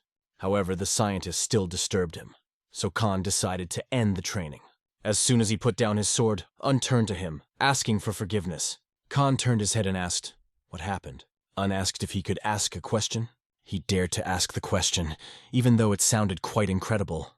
I understood that it might be better not to ask, but I still took the risk. This person's training reminded him of the sword movement he had seen in yesterday's duel, so he instinctively turned to him. The person in front of him did not look particularly friendly, but despite this he had to satisfy his curiosity, because he had already ignited sparks of curiosity in his own eyes. He took note of this swordsman's accomplishments, which seemed quite unusual, and decided to find out if it was related to the Sea Warrior technique. His words caused nervous surprise in the man standing opposite. He apologized for his question and asked not to worry, because he just wanted to confirm his suspicions. To this, the man replied that he was not like an ordinary scientist if he was able to recognize the technique of the swordsman of the South Sea. The man encouraged him to speak up without hesitation if he had any guesses, and offered his help. When asked if Mr. Un had any guesses, he confirmed that he did. He didn't know how to put it properly, but he knew in his head that after yesterday's duel, he wanted to comment on the sword's movements, even though he didn't think now was the best time to do so. Un decided to put it bluntly that the movement of his sword resembled the raging waves of the sea was all he wanted to add. Hearing these words, the man turned and walked in an unknown direction without saying a word. He didn't answer anything and didn't even turn his head as he walked away. Mr. Un understood that it would be difficult to establish a relationship with this young man. He could understand his feelings, having lost a duel in disgrace yesterday, and now being tutored by a scholar. He was probably feeling insecure. Once on the training ground, Un began to hone his techniques. He watched the technique, admiring its impressive combination of two parts, and realized that a small maneuver could improve his own sharpness. But even if he shows it to a young man, he probably won't accept it from him, and it may prove useless to the scientist. The movements of this young man were indeed unique and beautiful, but he was wasting them, and this upset the scientist. The next day, at the Phoenix Dragon Conference, everyone gathered in a large building. The deputy commander said that the Muram Union pays a lot of attention to meetings between factions, and all important decisions go through the resolutions of the Council of Representatives, and units are formed according to these resolutions. If a problem arises involving Muram's issues, the Alliance slowly comes to the rescue, ensuring that the dreaded Great War between justice and evil is prevented. All this was rather boring, and the young gentleman was not at all interested in listening to this story. All the issues mentioned earlier were either the result of Muram's actions or the vileness of corrupt officials. Moreover, these miserable students were watching each other so intently that it was even uncomfortable to watch. It seemed that Hanpan Jin of the Bed South Sea and the Northern Sea Ice Palace Group did not participate, but they really had outstanding stars who would rule Muram in the future. The master thought that they were only invited to find a real talent replacement, because there was no expert. This is a general Muram union that works together. If anyone has questions, the deputy invited them to ask, but the students sat as quiet as mice and had no questions at all. Then the deputy commander announced a short break, after which everything would continue according to the schedule. On this note, he left the students, who immediately began to discuss among themselves. They were talking about the event that happened yesterday with Makan himself. Many did not know the details, especially about this warrior. Everyone was eager to hear about him, but they couldn't understand why it wasn't discussed, since they all belonged to the same union. Soon the young master came to the table where important matters were being discussed and asked how they were doing. It was the older brother who emphasized that the conference was not held for entertainment, which was why it was so boring. He added that there's no need to worry because today will be a little more fun. An informal party for acquaintances is planned, but you still need to dress decently. When the participants heard about the party, they immediately imagined a lot of entertainment. Then the young man noticed very important guests from the distant ice palace of the North Sea. He cast his careful gaze upon them, and suddenly he realized that he did not even know their names until this moment. He wondered if anyone knew the name of this beauty who was sitting at the table. The girl paid attention to him, but did not answer anything for a long time. She found it funny because she is a young lady from the ice palace of the North Sea, and that is the only way to address her. The older brother thought it was too high-minded to address the lady so formally, but she warned that there are only two reasons to reveal the name of a person from the North Sea. Either he is a lifelong companion, or his worst enemy. She added that it is possible to find out a name in this way only for one of these reasons. Her words sounded quite rude and caused a stormy reaction in the hall. The girl's words did not carry any inner strength or threatening energy, but for a moment everyone was silent. People born taller than others radiated a special aura, and the young lady was surrounded by it. Un realized that the people of the North Sea only reveal their names to a select few, while they usually address each other without names. The young master smiled. He liked this approach, although it was not very easy for those who were already married. At least they weren't going to become sworn enemies, so to speak. Therefore, he decided to address her by her official title. Because they are all companions of the young lady, you need to be ready to meet the divine monk. You should prepare in advance. How they address each other without official titles but know the names of their family members remained a mystery.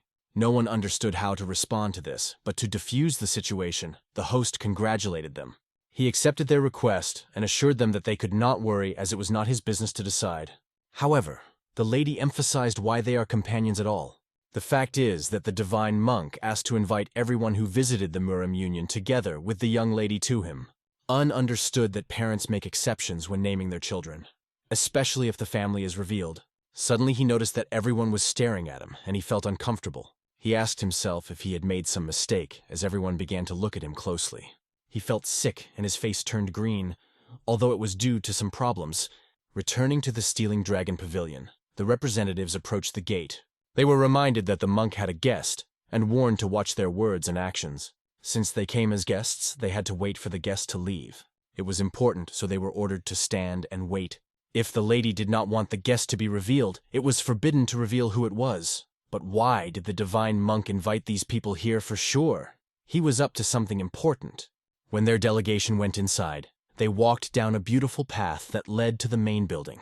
The place looked extremely luxurious, but it had one problem. Of course, people are an important factor, even more important than architecture, but why is architecture itself in such a state of disrepair here? The emperor's residence in the Forbidden City was grand and under constant guard. So why did the residence of the divine monk, the true leader of the Union, look so shabby? These thoughts did not give him peace. Soon they came to the table where the patriarch was sitting. When they looked closely, they could not believe their eyes. But it really was so. This person was familiar to them. They had already met him once in their lives. They had seen him yesterday and well remembered that they had encountered him. A man who looked like a monk asked them why they were standing still, as if frozen. He happily invited them to come in and sit down, greeting them with the words, "Welcome to my domain." A young lady from the Northern Sea Ice Palace greeted a divine monk from the Muram Union. The monk noticed this bright creature, and remembered the rumors that had reached him, that the seventh son of a commoner king was so intelligent and handsome, that much was expected of him. Surely it was him. She emphasized that she now manages one of the 3 palaces.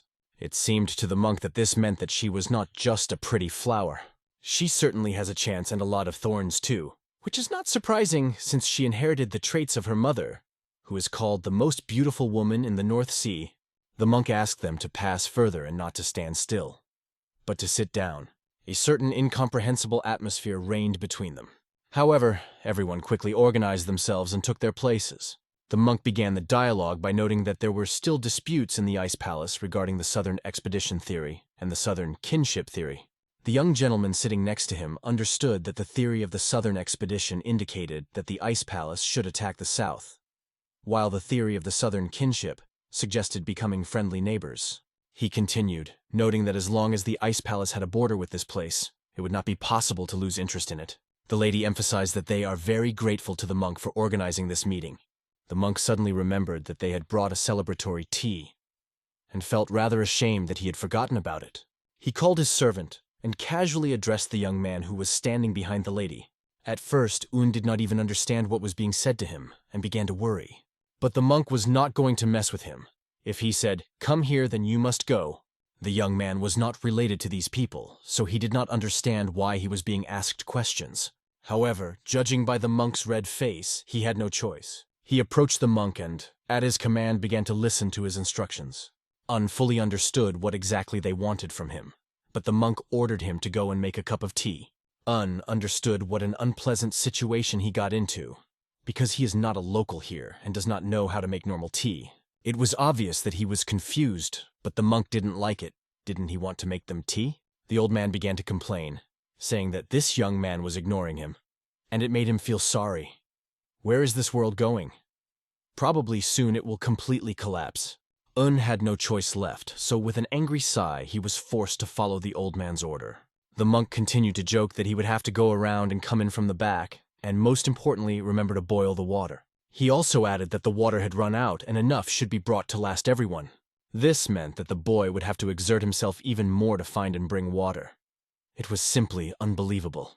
After this incident, the lady did not answer for a long time, and the old man paid attention to her, asking her if she did not like that he was ordering the person she liked.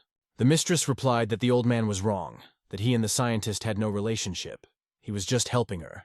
But the cunning old man suspected that everything was not so. The woman tried hard to hide her aura, but her energy was still very strong. The tension seemed to have reached its peak, and the old man decided to change the subject of the conversation. The young lady realized that the old man must have sent her assistant for a reason. He was up to something, and they should not take their eyes off him.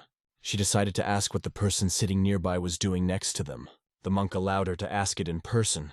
She rose from the pillar and, introducing herself as a lady from the Ice Palace of the North Sea, was happy to meet this person. She wanted to know his name. The old man, looking somewhat tired but respectful, said his name was Lycom Huck. As soon as he said that name, everyone was stunned.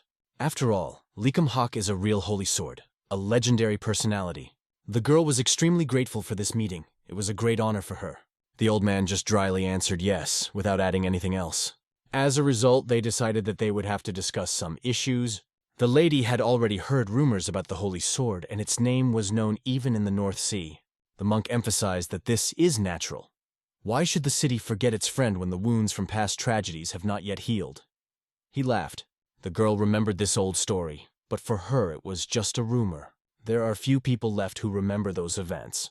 But as long as these people are alive, references to the events of the past will not be forgotten, added the monk, emphasizing the importance of the past. His friend had grown up since then, although before, when he was in those parts, he had been young and a real rebel.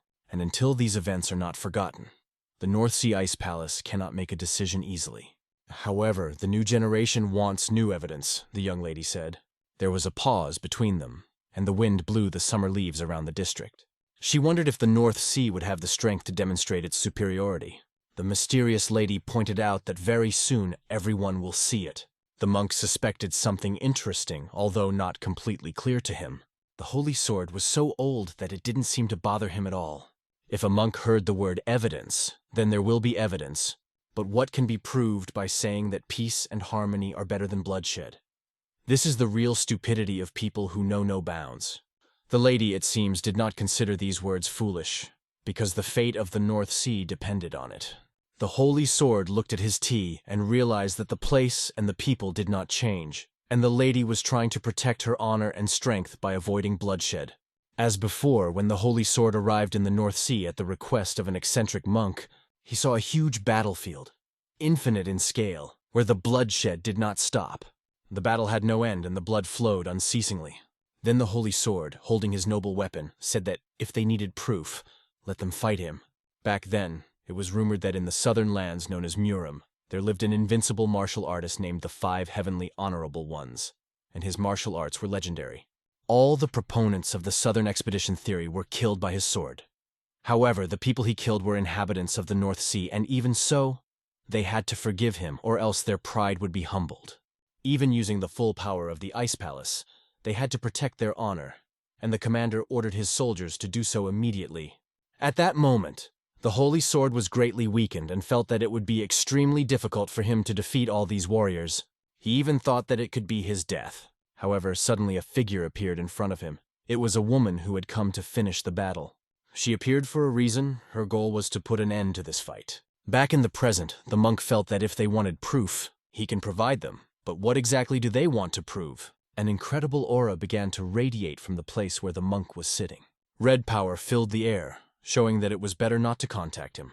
Meanwhile, our hero Unhyun, who was dealing with tea, was angry with the monk for forcing him to mess with this matter, as if in a cauldron. This incredibly powerful energy was felt by the naked eye, but the holy sword emphasized that he wanted to follow the laws of the North Sea, which meant using the commandments of the North Sea. The very point of using commandments is that the one who has the will must demonstrate his power. She laughed, noting that they could really start with the Phoenix Conference and that such a thing would decide the future of the North Sea. And now, starting today, dragons and phoenixes will be considered the future alliance in Marima. People who lived in the past will soon disappear. The young lady understood that for the sake of victory over her enemies, the North Sea is ready to withstand even a snowstorm. There was a certain truth in her words, and the monk sank into thought.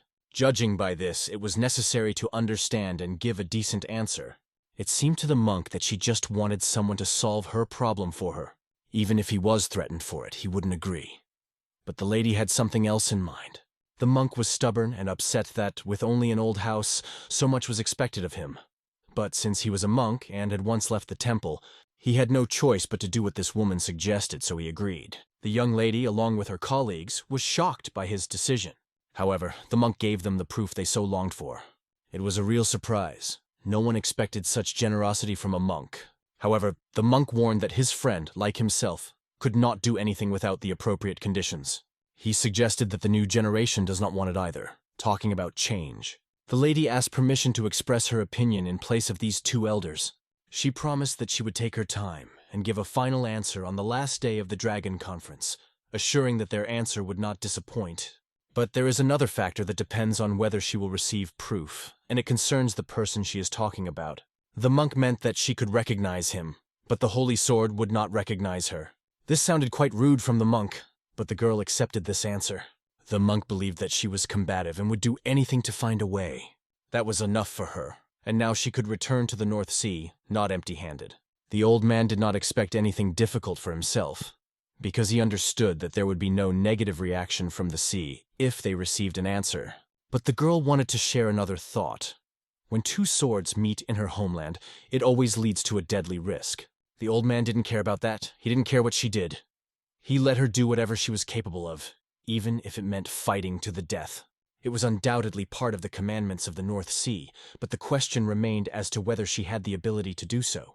Then the girl got up from her seat and headed for the exit. The girl expressed her respect to the monk and informed them that they were already leaving. At that moment, the old men looked at each other and exchanged glances. Meanwhile, the young scientist prepared tea and approached them. But he saw that the guests were already leaving, and it became clear that he also needed to go with them. The lady gave him a quick glance, hinting that it was time to go with her. He felt somewhat humiliated standing there with the tea, as if he didn't know what to do. He had nothing left but to stand still, as if buried. However, he decided to bring this tea to the old man, let them at least drink it. The monk asked him why he wanted to go too, and added that if he didn't bring them a cup, he would at least pour tea to show his respect.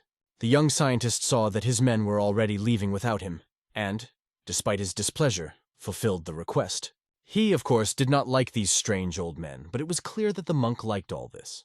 Holy Sword also wanted to drink tea, because he was not indifferent to aromatic herbs. When the young scholar looked into the Holy Sword's eyes, he saw the silhouette of an incredible power that simply radiated from this old man. The energy was so powerful that it became clear to him that this man was truly incredible. The boy did not realize that it was the Holy Sword, because just then he was sent to get tea, and the monk turned his attention to the field behind the house. The monk said that this is the best place in Hangzhou, and it has clean water that is second to none. Exhaling with a certain heaviness in his voice, the scientist noted that the water there is undoubtedly clean, but he remembered that there were a lot of weeds in the field, and he doubted if anyone looked after the place at all, because the smell of manure was terrible. He went in there, it was very difficult for him to even find the bowls, and they were so dirty that he had to wash them. He brought water from another place, boiled it, and in the meantime the young lady had already left and he missed all the most interesting. The sword saint opened his mouth and said that this girl who was here just now reminded him a lot of a woman. The monk, however, did not even want to talk about it. He just wanted to forget about it. But the old man understood that this woman won the heart of not only the Ice King. The scientist stood and listened to these conversations, realizing that they were talking about the young lady, and something significant must have happened. However, he missed everything, and now he had no idea what was happening. Then the old man told the boy to sit down and not stand still.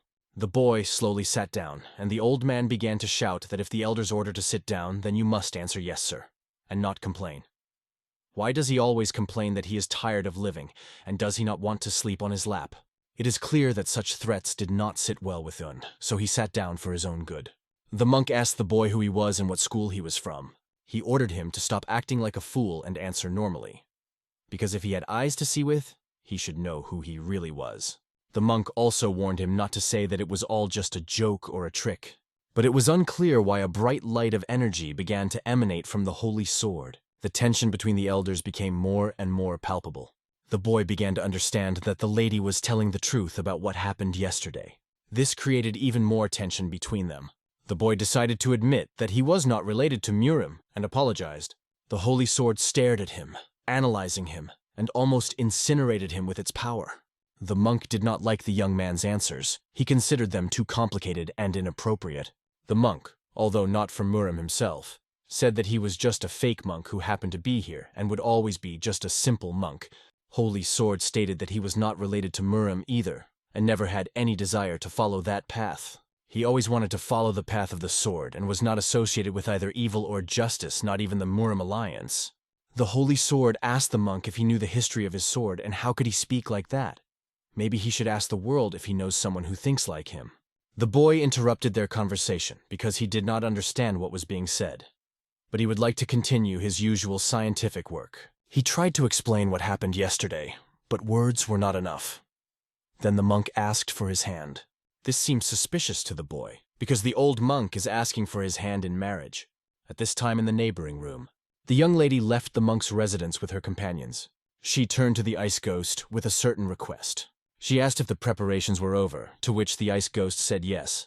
This was important information to be ready for the final day of the Phoenix Dragon Conference.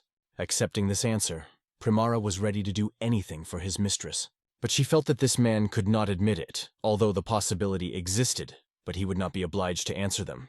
Because of this, if he doesn't give an answer, on the last day of the Dragon Conference, the Murima Union may be drowned in blood. Therefore, the monk cannot ask the boy for his hand in marriage. The boy did not really want to give his hand to the old man, but his piercing gaze made him do it. He holds out his hand to the old man, although he does not understand why he does it. At that moment, the old man suddenly grabbed his hand. He began to examine her carefully, but he did so without bad intentions. The monk said that it didn't mean anything bad, but he needed the hand to do some checking. The old man quickly checked what he wanted to know and called the boy a real liar. It was obvious that the Holy Sword had confirmed. The boy had been training with the sword. It was true, but the boy replied that he couldn't do anything else. But the monk did not believe the boy. He claimed that he knew how to use not only a sword, but also knew the 100 steps of the Divine Fist and the technique of the finger jar. The monk was sure that the boy had gone through the basics, such as conjuring the body and perfecting the mind.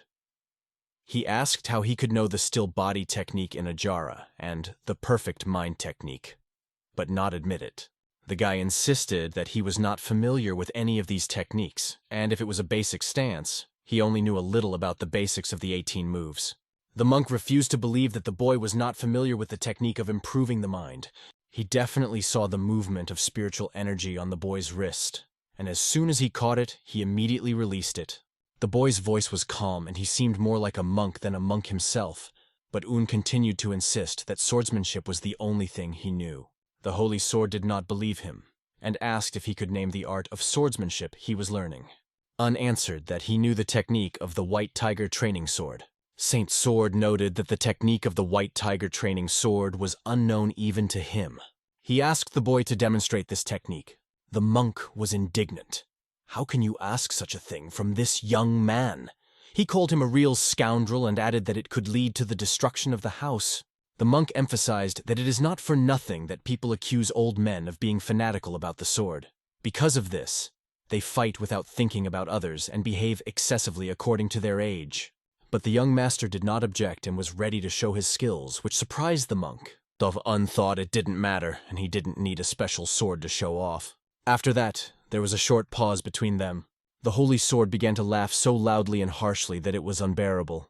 His laughter echoed throughout the perimeter and sounded quite strange. The boy did not understand why he was laughing, as the laughter seemed suspicious. But then the Holy Sword said that it was true. Un was right. It didn't matter if the sword was there or not. He just wanted to see his sword, but decided now was not the time. The old man would never forget his answer. Young Master Un didn't understand what had happened at all, but it looked like a misunderstanding. The monk hoped that this young man was the only person obsessed with swords, and thought that there was no need to behave so strangely in this house. Un was annoyed by the elders. They had already tired him out, and he wanted to leave. But he was stopped and was not allowed to leave so easily. Then the holy sword turned to the monk to finally give him what he asked for. Previously he came from an unknown place, asked to remove this object, and now he began to demand it. He told the boy that he would see a wooden box in the corner and asked him to bring it. Once again, Un found himself on the run. The old man again sent him to fetch something, and he also joked that he would not break anything. When the boy left, the monk asked the holy sword if he really wanted this young man to take that item, since he already had enough things with him. But the holy sword was certain that this was what was needed, and keeping this item was not easy. The monk partially agreed with this. After a while, Un returned with a wooden box. The holy sword opened it and saw something shining from within. He checked its contents and told the boy to take the item with him. The guy asked what it was and started to open the box. The monk watched his reaction closely. When Un opened the box, he saw a beautiful sword wrapped in an inexplicable cloth. He began to unwind it, unable to contain his curiosity. Finally, unspooling the sword, he saw a beautiful object that looked stunning. The holy sword asked him to draw this sword.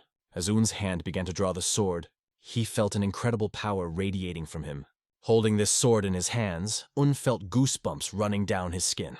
He hadn't seen many swords in his life, but judging by the beauty of the aura around the blade, he could definitely tell that it was no ordinary sword. The sword saint said that this sword was called the West Sun. In order to obtain it, the holy sword sacrificed many things. Un understood why the old man would give him such a prestigious sword. But for the old man, it was a symbol of their meeting, and a memory of the answer he would never forget. The boy did not understand why this man would give him such a valuable sword for no apparent reason, but it seems that the old man was not joking at all. There was an uncomfortable feeling between them. Un exhaled all the negativity that had accumulated in him. He hid the sword back because he felt he couldn't take it. He apologized to the old man, explaining that he could not just take this sword. The monk, in turn, asked the boy not to refuse and to take the sword, because they can quickly change their minds. Not everyone has a chance to get such a sword in their hands. However, Un believed that there was no good reason to accept this gift, and he did not deserve it. In his opinion, this is a very dangerous object that can injure someone because it is very sharp. A simple wooden sword is enough for him. The holy sword heard his answer about the wooden sword, but he emphasized that he had already given this sword to him, and his decision had not changed. The boy insisted on returning the sword to its place. He did not want to take it. After thanking them, he just wanted to leave, leaving everything behind. But he was stopped again and his attention was drawn. The sword saint asked to retrieve the cylindrical sharp blade from his memory. If he simply leaves without a sword, it will disappoint him greatly, and this cannot be allowed. The boy felt as if he was at a dead end. Finally, he agreed, saying, "Well," and left. The monk noted that the holy sword had really cheered up, and now things would finally get more interesting. The old man asked what the monk was talking about. The monk emphasized that the old man probably did not understand anything, and just sat and watched. The next midnight, young Master Un found himself at the training ground. He stood opposite one of the boys and told him a phrase that he could not believe. The way he said it, it sounded like it was just a joke. The boy couldn't believe that martial artists were talking with swords. He asked to prove it, and demonstrate exactly what he meant with his sword. The following dark night we are transported to a time when a young scientist was walking through the evening city. During the walk, he pondered over what he had been told, and could not understand exactly what was meant. He was especially troubled by the words of the holy sword, which said that the boy should turn to his memory. The boy was sure that the great martial artist could not say something stupid, but he did not understand the meaning of these words at all. In his head he imagined that world, which wants to achieve and see through the art of the white tiger training sword. But since this sword has no value in memory or retention, he thought he could learn something new if he continued his training today. Arriving at the place of training, the scientist saw that boy. Last time the young master came much earlier, and this guy trained as if he hadn't slept at all. This guy's enthusiasm is unstoppable. He never misses a workout. It was obvious. But during this duel, he used an attack that definitely indicated that something was up. Watching him, the young master noticed that the boy was too distracted by extraneous thoughts, because of which he did not fully explain himself and did not concentrate on his sword. His movements were good, but not perfect. Scientist unanalyzed his every move. noting that he was impatient and focused on speed, as if chasing the wind instead of paying attention to proper technique. Undecided to tell him that being fast doesn't mean being in a hurry. The guy on the court reacted to these words, not understanding who was interfering with his training and what exactly was said. Un realized that he had accidentally said it out loud and felt uncomfortable. At that moment, the warrior hid his cold sword and repeated the words he heard yesterday. If the scientist has any comments, let him express them directly to his face. Gathering courage, Un said that his sword art was too focused on speed. There is always a calm before the storm, and even a great wave stops when it rises very high. The boy on the training ground calmly but carefully reacted to these words. Then he asked the martial artist who talks to his sword, can he prove his words in practice with the help of a sword? It was smart, because someone who teaches someone should be able to show their skills. The young scientist confidently answered that he could prove it, and did not notice the girl on the side, who quietly watched everything that was happening. This lady was felt at a distance, and the scientist noticed her presence. She came not just because she was in excellent shape, greeted young Master Park Jin, who in turn was glad to see Lady Morong Nu. Not too glad, but still. And now the scientist learned her name is Lady Morong. She also happily met the young master, and introduced herself as a representative of the Morong family. The guy realized that he was right in his guesses, and also introduced himself as Un Hyung, saying that he was happy to meet. The girl asked what he was doing here so early in the morning. To this, the boy who was training replied that he was just trying to learn from this scientist, because he couldn't do it on his own. Regardless of the circumstances, swordsmen from the South Sea will never turn down an opportunity to learn something new. If they forgive the young warrior, he will calmly go about his business. The atmosphere between them became even more tense, and the feeling was strange. The scientist thought that maybe this guy hated him. The lady asked not to worry about what the young Master Park Jin said, since he must not have seen them since last night. Maybe it happened during the opening match, and it happened again. The lady also realized that it was child's play. She wondered how it was possible to say something like that to someone who always supported the Marima Union. The lady then asked if the scholar who came with the people from the North Sea Ice Palace was really the one she saw in Westlake. Was it true? Remembering this in his thoughts, the scientist also confirmed the importance of this detail. The girl agreed with what the boy said earlier. Young Master Park Jin really only focused on speed. Un thought, damn, they can hear him. Because he thought he was saying it in his mind. But they could hear him from a long distance away. Then the lady decided to ask if he would mind if she heard what the young master meant by the swift sword. Un began to explain that it meant nothing because he was just a scholar who read books. But if that's the case, why is he trying to teach young Master Park Jin? The lady caught Un's attention with her cute smile so much that he didn't know how to refuse her. He tried to wave his hands and wanted to somehow distance himself from the situation. He understood that there was no way back. That was his conviction. In no way did Woong try to judge young Master Park Jin. He explained that it doesn't matter to him whether the sword is fast or slow. The most important thing is the purpose of fencing. He constantly talks about the flow of the sword. The right moment and place where the sword should strike a fast sword is just one way to facilitate the flow of the sword. The lady listened carefully to his words, although his remarks seemed somewhat vague. But somehow she found them surprising when the scholar spoke about the importance of enlightenment in swordsmanship. It wasn't exactly what he wanted to say, but his spirit was enlightened, and then he was interrupted by the lady. The scientist noticed that she reminded him of Sang. Their smiles were very similar.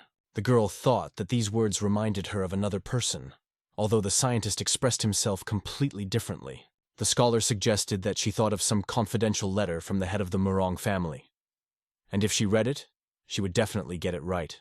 However, the girl still couldn't understand one thing as she passed by. She went to the training ground after hearing Un's opinion, and now wanted to hear his assessment of her swordsmanship. Although the scientist wanted no part of it, she noticed that he wasn't really speaking, and wondered if he was just going to watch young Master Park Jin. The lady was impressed by the scholar's innocence, because usually people from big schools are very high-minded. She understood that training in front of strangers was usually forbidden, but if it was basic fencing, then there was nothing wrong with it. She drew her sword and began swinging it. She assumed the battle stance she usually uses during duels. She swung her sword and spun like a lotus. Her techniques and training results were impressive. The young master stared at her in fascination, unable to tear his eyes away. It was incredible for him. He was fascinated by her beauty and skill. As a result, he returned to dinner, sat down at the table and took off his hat. Realizing that he never practiced, The girl, in his opinion, was like a flower. Her stance resembled a silent Luna, and it was the first time he had seen a girl who wielded a sword so skillfully. Meanwhile, the young man trained mostly at night, and Un wondered how much he resented him.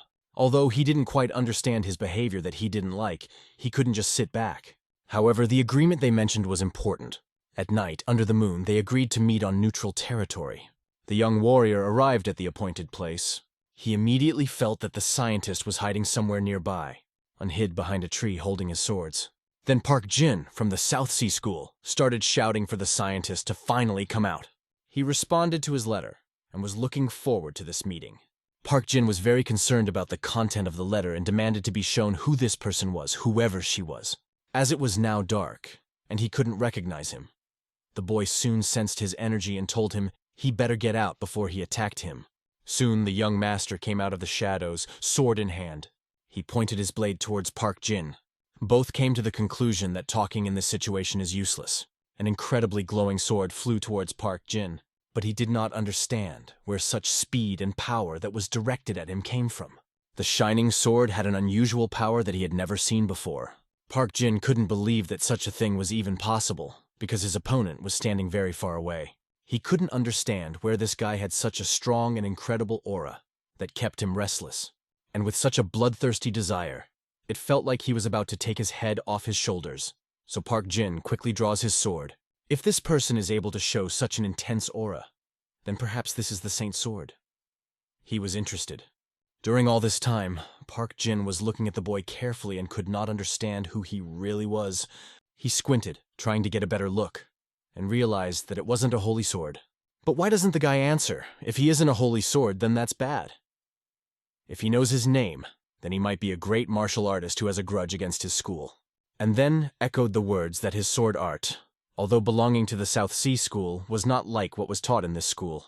And because of this, according to the master, there is no spirit of the Great Sea in his possession of the sword. Those harsh words penetrated Park Jin like a sharp blade. He understood that even though he was far away from Hangzhou, the South Sea sword art, which was based on the stormy waves washing over the islands, was different from those of other schools.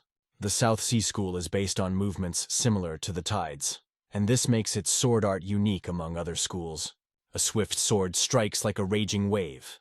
But most important aspects of the school's swordsmanship differ, in that they are sometimes calm and sometimes rowdy, like a great sea that belongs to only one island. But this guy standing opposite has a deep understanding of sword technique, yet he is not one to hold a grudge against them. On the contrary, he recognizes the art of swordsmanship of the South Sea School. Sensing the power of this master, Park Jin fell to his knees and asked to be taught by him. Then, the sword came down right in front of him, and Park Jin, with great respect, wanted to become a disciple of this master who had summoned him. And then a message sounded that he would receive a letter tomorrow. That's all this guy can give him. The rest is up to him. The boy left, leaving Park Jin with many questions. Park Jin tried to stop him, but he didn't hear him. The sword aura only lightly touched Park Jin's chin, making him fall silent. The boy did not expect any reward and did not want to stay long. He just wanted to follow the path of the sword, like any warrior. Park Jin couldn't understand those words. They sounded too wise. He thought he had a holy sword in front of him, but no. However, no one can reach the heavens beyond their own enlightenment. Those words sounded like thunder in the clear sky for Park Jin. The young scientist left, causing Park Jin to think deeply about his life. The scientist himself, coming out of the shadows, exhaled. It really wasn't easy. But luckily Park Jin didn't attack him because that would have been absurd, and he didn't even chase him. It was probably because he belonged to Muram and the scientist felt that Park Jin was very sensitive. The scholar wasn't sure if the boy realized this, but he understood that this sword, even though it didn't exist in reality, had significance as a symbol. From now on, the scientist vowed not to behave so lightly anymore. He had too many responsibilities. On the third day of the Dragon Conference, Park Jin received a letter. After that, he began to train day and night using only one sword, and met a mysterious master. On the night of the fourth day, when Un-hyun decided to watch his training, he had to find a new place because he saw Park Jin at the old one. In the end, only one person appeared on the stage, Lady Murong. On the morning of the seventh day, the final day of the Phoenix Dragon Conference, which everyone had been waiting for, arrived. Today was the official stage that the warriors were looking forward to. They had to give it their all and show everyone what they are capable of. If they are lucky, they might even win the heart of a beauty. And, of course, not only the heart of a beauty, but also the heart of a handsome man, whom they could desire. The warriors looked at the beautiful girl, trying to win her heart by any means. The representative emphasized that this is only a match and you should not be obsessed with the victory, but the result will be recorded in Marima. Then he left, leaving everyone alone. His words were contradictory. On the one hand, he emphasized that everyone belonged to the Marima Union, but at the same time, he made people compete with each other. But according to the scientist, healthy competition is not bad, even if it is true. However, the lady wondered if he had something else on his mind. However, what exactly these other thoughts mean, the scientist did not understand. Meanwhile, the swords of the warriors clashed in a duel. The dance moves of battle filled the space. The training ground came to life and looked quite dynamic. The lady watched the battle of the boys and saw that one of them had an advantage, but still there was a chance to completely change the situation. It was difficult to say whether the fight would end with the victory of this guy. However, he tried very hard, making maximum efforts, but there was one thing that betrayed him. His sword trembled. It meant he might be starting to give up, but this might be his chance. The lady asked the scientist who he thought attracted more attention. The scholar didn't know, but it only showed his modesty, and the lady knew he had a burning look in his eyes. Behind him stood one of Ping Hong's representatives, watching him intently. Nevertheless, the scientist dared to say that there is one thing that attracts attention. These are those people. Or rather, a young man from the Udar school, who seemed incredibly talented, and also the man from Chagall was hiding his true potential. Another talented lady turned out to be a lady from the Morong family and the Namgun family. At that moment, when the scientist looked at the girl, she smiled at him. His heart beat faster at that smile. The guy unconsciously looked at her, and she answered him with a mutual look. Then the scientist decided to give the lady some advice. He advised to pay attention to one young man. He was the one who lost on the first day. Although he stood silently, showing no emotion, the scientist noticed that his determination today was completely different from before. When a person is filled with determination, he appears completely different in the eyes of those around him. It was a wise thought that the lady took note of. And of course, if you choose who is more attention-grabbing. The scientist felt someone's watchful gaze on him, which made him feel uncomfortable. He decided to finish his thought, and the lady was glad that he appreciated the ghost of the ride. The lady recognized that the scientist was different from the others. Suddenly, an event took place on the battlefield that attracted the attention of everyone present. The battle ended, and the cold sword was at the neck of one of the lords. The sword stopped, although the warrior could kill the opponent, but it would be against the rules. Everything was over. The warrior turned and without saying a word left. In the end, he won that fight, and it was incredible. But for some reason, several people applauded both the winner and the loser, because it didn't matter. Everyone tried their best. The lady turned her attention to another man. She watched as he climbed onto the training ground. Now it's his turn, and he rushes forward, leaving everyone waiting to see what he will show. This warrior waited a long time for his turn. Opposite him stood a rather strong opponent. It was the same boy who had once laughed at him. He insulted his school, calling his practices donkey rolls. The lady standing on the side couldn't believe that it was just a coincidence. Or maybe it was a big plan. She was sure that this fight was not just a competition, but a planned incident. The scientist also assumed that this could be fate. However, the people standing nearby could not understand what he meant by fate. As befits, the warrior from the South Sea showed respect and eagerly awaited the start of the duel with his opponent's sword. However, a boy named Rem or Chagall, he wasn't sure who he had in front of him. He didn't know what his opponent expected from him. He didn't know how to show anything to match his donkey rolls. Some of the audience laughed, but Park Jin remained serious and angry. He hoped that the Chehal family's sword would be as sharp as his tongue.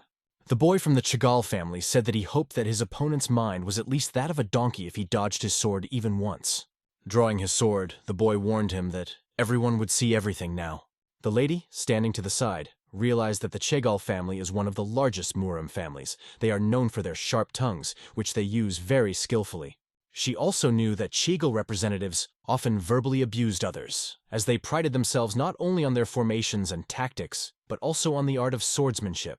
Now it became clear why Park Jin's student was so angry about these stupid insults. There is a proverb.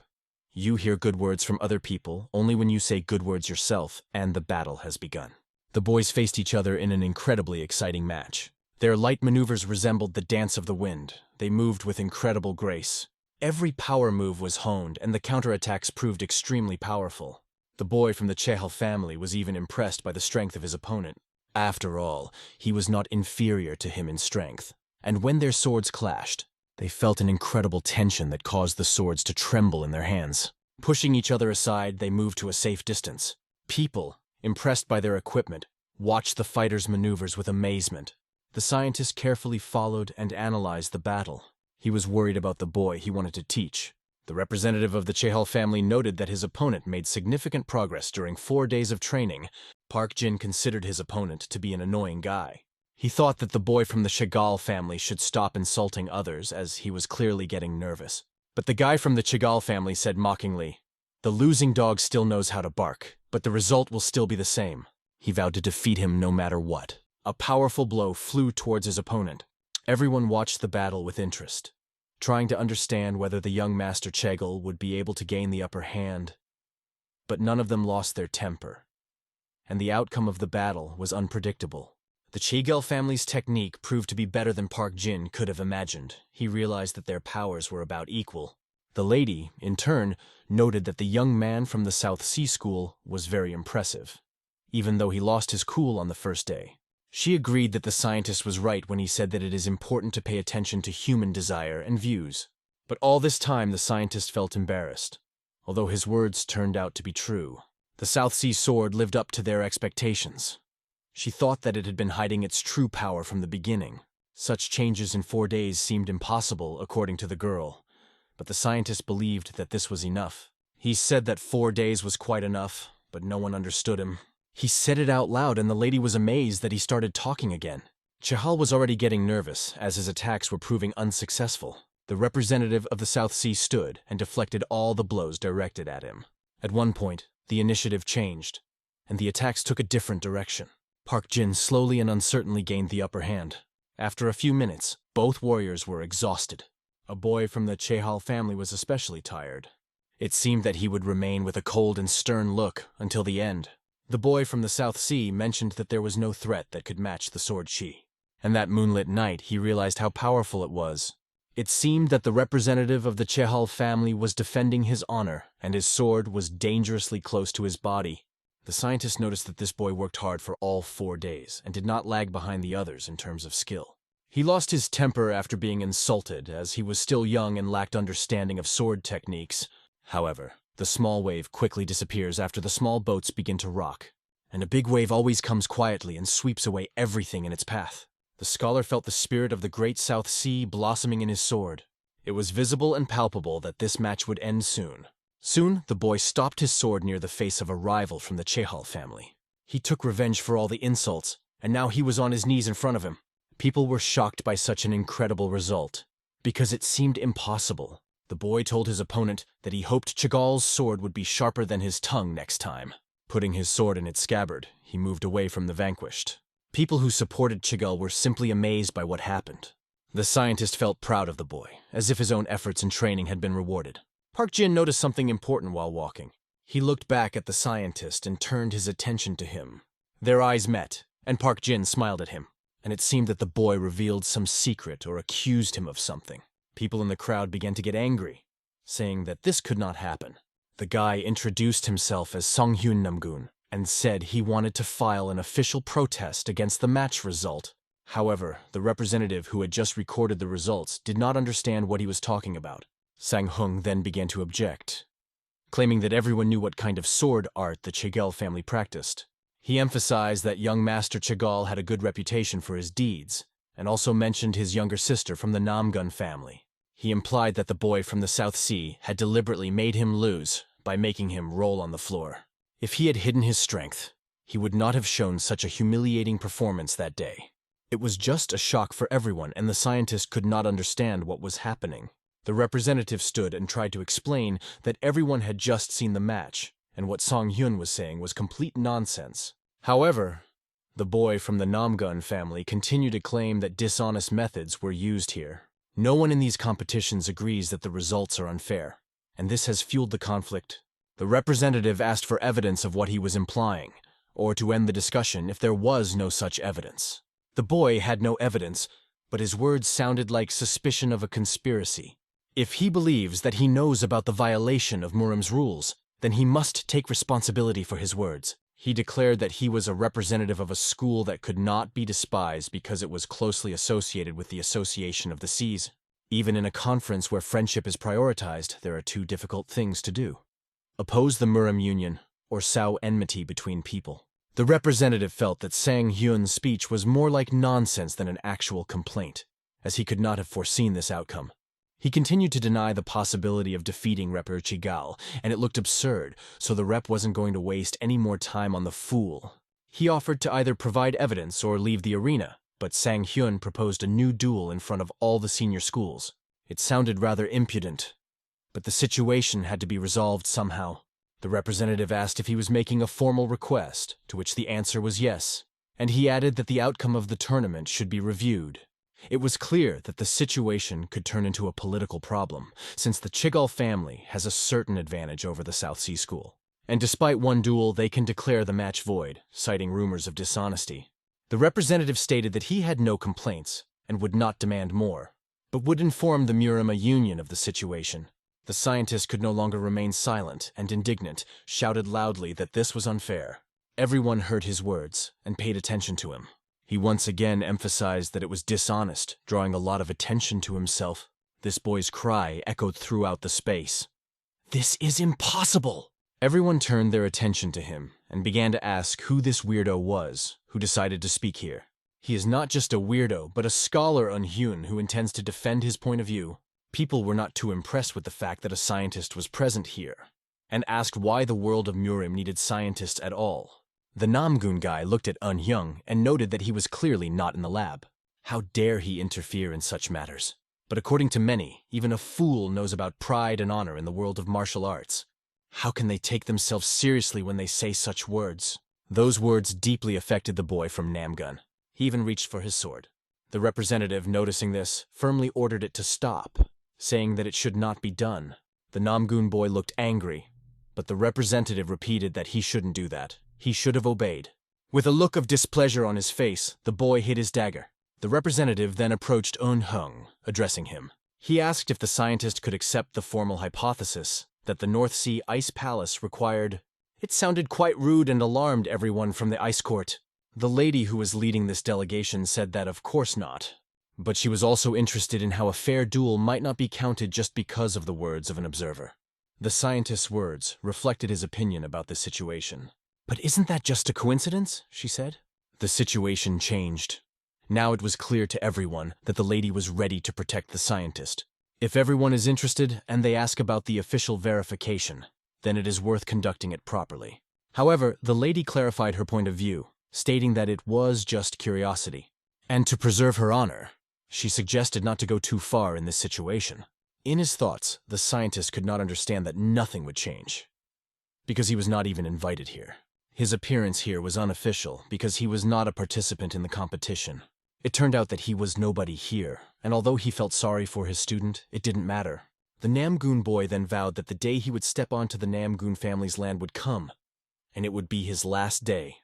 It sounded very rude to the scientist, and if he says so, then it is an insult. Then the scientist replied that if he is so sure, let him act now, without waiting for the future. He declared that he was not afraid of the sword of a man without pride, and offered to act immediately.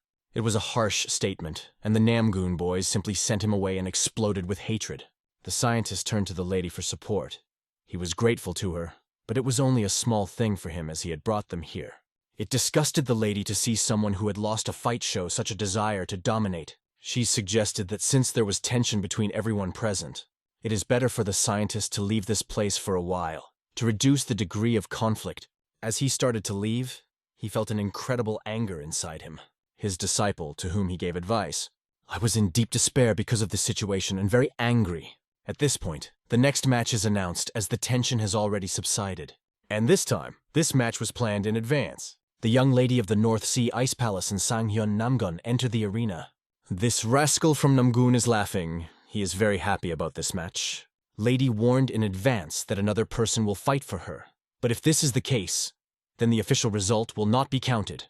It's okay though, they don't belong to the Union of the Seas, but she wouldn't want anyone not being able to test her abilities. In the North Sea, drawing a sword is a sacred act. She believed that the last match was wrong due to a misunderstanding and would not want the same result to happen again. Lady would like to know exactly the standards by which the winner is determined. For example, in the North Sea, it is beheading. But in the Union of the Seas, this act is not considered permissible and unacceptable. So she believed, since the only way to win is to force the opponent to admit defeat, if the duel is held without the goal of killing. The lady turned to the ice ghost to find out how long the match would last.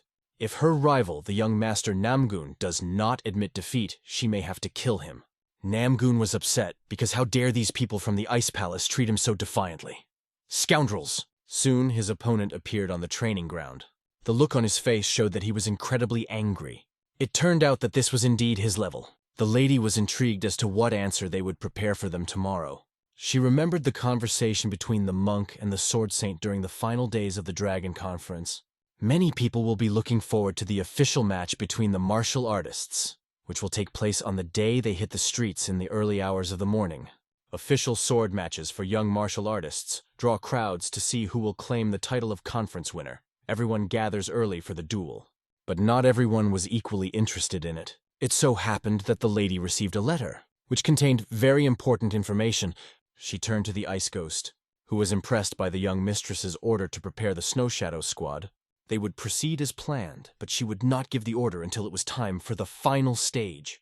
Ice Ghost replied that he understood her instructions, but deep down he knew that the squad had been prepared in case the letter didn't arrive, and he couldn't see why. The lady sensed his doubts and seemed to know that he wanted to ask the reason. It seemed strange on her part, like she was reading his mind. When the young lady of the North Sea smiles like that, at least one person loses their life, and he understands that it is better to say that it is not a problem. The lady starts to laugh, but the laugh was fake. Approaching the window, she says that it is common for martial artists to clash with each other, but when it comes to youth, it is not surprising to see them draw their swords through various stupid conflicts and lose their stupid lives. And it does not scare if it happens to the members of the Phoenix Dragon Conference. But we have to understand whether she has changed her mind. The Snow Squad must be ready for an epic hard show. Since her time has come, she must prepare. This girl was not only incredibly beautiful, but she also possessed great strength, and she had a trump card up her sleeve. When he returned to his room, he asked himself what he should do next. He bought this wooden sword, and couldn't just throw it away even though it seemed useless. If it wasn't to be used, it was still better to keep it. The North Sea Development Palace decided to give up the duel. Even if victory was on his side, the young master would have no reason to stay. He had better find a hotel and start preparing for the exam. Suddenly, memories flashed through his mind of the sneaking dragon pavilion on the 6th day when the monk asked his name. The boy then introduced himself, although the monk had already asked him about it before. The monk said that in a few days the Murema Union will select scholars to keep records. And why should he not take advantage of this opportunity? The monk believed that the boy could not live far from Murim. And indeed it was. He was here because of his interest in martial arts. And although he did not expect to work at the Murung residence after leaving the Forbidden City, everything depended on the results of the exam to understand what the job would be. Since the exam is coming up, if he passes it well, he will be able to show what he is capable of, and he will definitely be accepted. They won't hire people without an honest exam. So this is a good offer. He just hoped that the exam this time wouldn't be as difficult as last time. Suddenly he was disturbed. Someone knocked on the door, asking if Mr. Was there. The voice was very familiar to him. It was a young lady, but why did she come? She stared at him and turned to Scholar It was harsh. He understood that she wanted something from him. And this was not just a random visit. He had seen her smile several times, but it had never been so bright. He didn't even want to look at her because she was so beautiful. The lady noticed that he was about to leave, but the scientist apologized for not warning her. She noted that the conference was already over, and she didn't seem to need him anymore. But why does he think so? She would like to ask one more thing.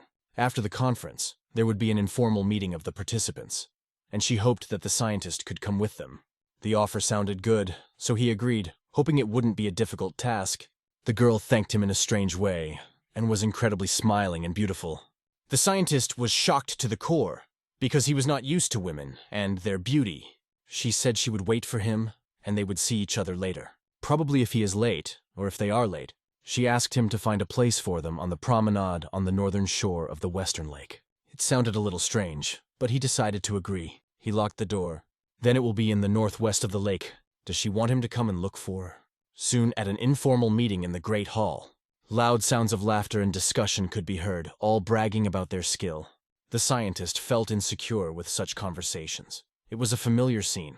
Nothing had changed in the young people who would become Miriam's future. But the young lady is really late. Why does she do that? Sitting nearby was Lady Murang, as well as a lady from the Namgun family. He looked at them all and noticed another important person. Han Park Jin was also there, and luckily he wasn't alone. Not everyone was as rude as expected, and the young lady and her entourage still haven't appeared. Maybe it's really worth going to look for them. And then the scientist goes down the stairs and goes to look for her. He reaches the lake and thinks about working in the Miriam Union. Maybe it's not such a bad idea. He can enjoy the scenery of the western lake as much as he wants. But suddenly, an ice ghost appears behind him. He didn't expect to see him there. The ghost informs that a young lady wants to meet him. This was quite surprising, as the ice ghost was always polite. But now he rudely replies that the young lady is waiting for him on the north side of the western lake. So from the beginning, they wanted him to come to her there. And when he was going to this place, he saw a squad of soldiers. They were martial artists, and their presence made a strong impression. There were too many of them to say it was just a company of friends. Since even scientists do not pass here alone, perhaps they are school students. But why do these guys have such a strong aura? Soon these people burst into motion in the building and attract the attention of those present. They run inside and start pushing. After they pushed one guy, they started tying his hands. They are told that they should not behave like that, and they say that there are no free seats. So it is better for them to go eat outside. The man who was probably their leader did not understand the words about the lack of free seats. Looking around, they saw that there were actually enough free seats. But young people did not understand the situation. Do they know who these people are? But the leader of these robbers, it seems, is not obliged to know them at all. He punches this guy, knocking him to the side. The guy flies away to an incredible distance, as if from a powerful blow. These people will just go eat. They don't care about anything else. The students and representatives of this informal gathering of Murima do not understand what is happening. But the rudeness of these robbers clearly went beyond what was allowed. Someone could not stand it and turned to them, asking who they were. Then the leader of these robbers noticed this brave boy with a long tongue. It was quite rude and completely unacceptable for high-ranking members. But the leader began to approach this boy, and he warned everyone that if they continued to call them bastards, he would rip out their tongues. The Namgun family representative commented that this is very brave. Do they understand that they are talking to a student from the Hua school? But the leader didn't care if it was Hua's school or some kind of garbage in general. It didn't matter to him. Tall children could not bear such offensive words. Meanwhile, the young scientist was walking by the lake and did not see what was happening. At last, he found a lady standing on a hill. She looked incredibly beautiful, as if she was part of a beautiful painting. As he approached her, she turned to Scholar Un. She asked if he also thought the place was beautiful enough, though there was no doubt. But now, in her opinion, it is not necessary to meet, the lady noted. Her gaze focused on the scholar's mistress, as if enveloping him in her coldness. He could not hide his embarrassment, because her look made him more and more embarrassed. His nerves began to fail, and he lost his self-control as he felt sweat begin to pour down his body. And the girl, only slowly, almost inaudibly moving her lips, said, "Even if we go there now, we will only be disappointed, because only corpses remained in that place." This confused him, and not understanding her words, he asked again, "What?" At this point, the lady turns her back on the master scientist and says that he cheated on her, and it had to happen, because if it didn't happen, he would have continued to cheat on her until the very end. She added that only he could prevent the terrible outcome, but to do so he would have to overcome one important test. Snow ice will stand in his way, and he will have to go through it. The scientist stood in front of snow ice and felt a familiar sensation. It turns out that the martial artists he had seen before were her subordinates. He didn't understand why they all kept him alive and were telling him this. But the lady did not expect that he would still pretend that he did not know anything. "Aren't you ashamed, as the owner of the setting sun, to say such a thing?" she added. The scientist realized that the descending sun was the sword he had seen in the Stalking Dragon's pavilion. He thought that there had been some misunderstanding because the scholar swore that he had returned that sword of the descending sun, but the lady said that only 2 people in this land can pronounce the name of this sword. Her words stunned him when he heard the former owner was the Holy Sword, and he was the new owner. And today the North Sea will take away the sun that has set. It turns out that the guy who gave him the sword was the Holy Sword himself. And now everything fell into place. When he had impressed all the martial artists with just his aura from a long distance, and the reason why the sword was given to such a respected young lady. He thought about it, but the girl started to laugh, noting that in this situation he was no different from the scientist she once knew. He really surprised her. She also added that he never realized that he had cheated on her, and most of all, he didn't know anything. But that didn't change the fact that the life of the martial arts masters in the tavern now depended on him alone. The scientist was shocked by this turn of events. At that moment, the girl approaches him. The lady greets the wielder of the descending sun sword, accepting him as her rival. She admitted that she had been waiting for a fight against this legendary sword for a long time. The scientist was in despair because he does not have a sword and does not know how to fight. But he understands that if he cares about the lives of others, he will have to accept the challenge of Snow Ice. He wondered how he was going to face all of this and just stand by and not interfere. The wind of change blew over the field, as if hinting that a new phase in his life was beginning. The determined look of the girl showed that she was ready to carry out all the orders of the young lady. The scientist could not explain that they had misunderstood everything, and that the problem could be solved with words. He tossed the scroll from his shoulder and began to unfold the cloth, displaying his weapon. When the rag fell, everyone saw the brilliant aura emanating from the sword. The lady noted that the descending sun sword had changed a lot. The scientist kept repeating that he did not have this sword. He gave it up and was confident in his wooden weapon for battle. However, Snow Ice's incredible aura began to stir around him.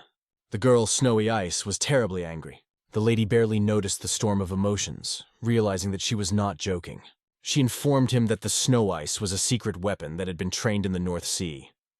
And even if the scientist possessed the descending sun, he had better not disrespect it. At that moment, the scientist realized that it was not a mistake. Snow Ice is so strong that even the Ice Ghost is no match for her, and the girl told him that out of respect she would start first. She rushes into the fight, quickly starting to act.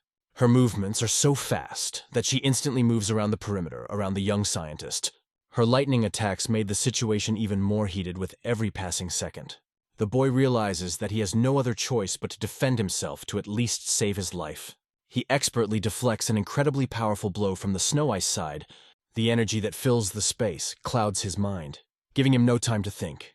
But Snow Ice continues to spin in the air without stopping his attacks. She stops at a distance of 2 meters from the young scientist, ready for new actions. Her movements indicate that she really is going to kill him, and the boy has no illusions about that.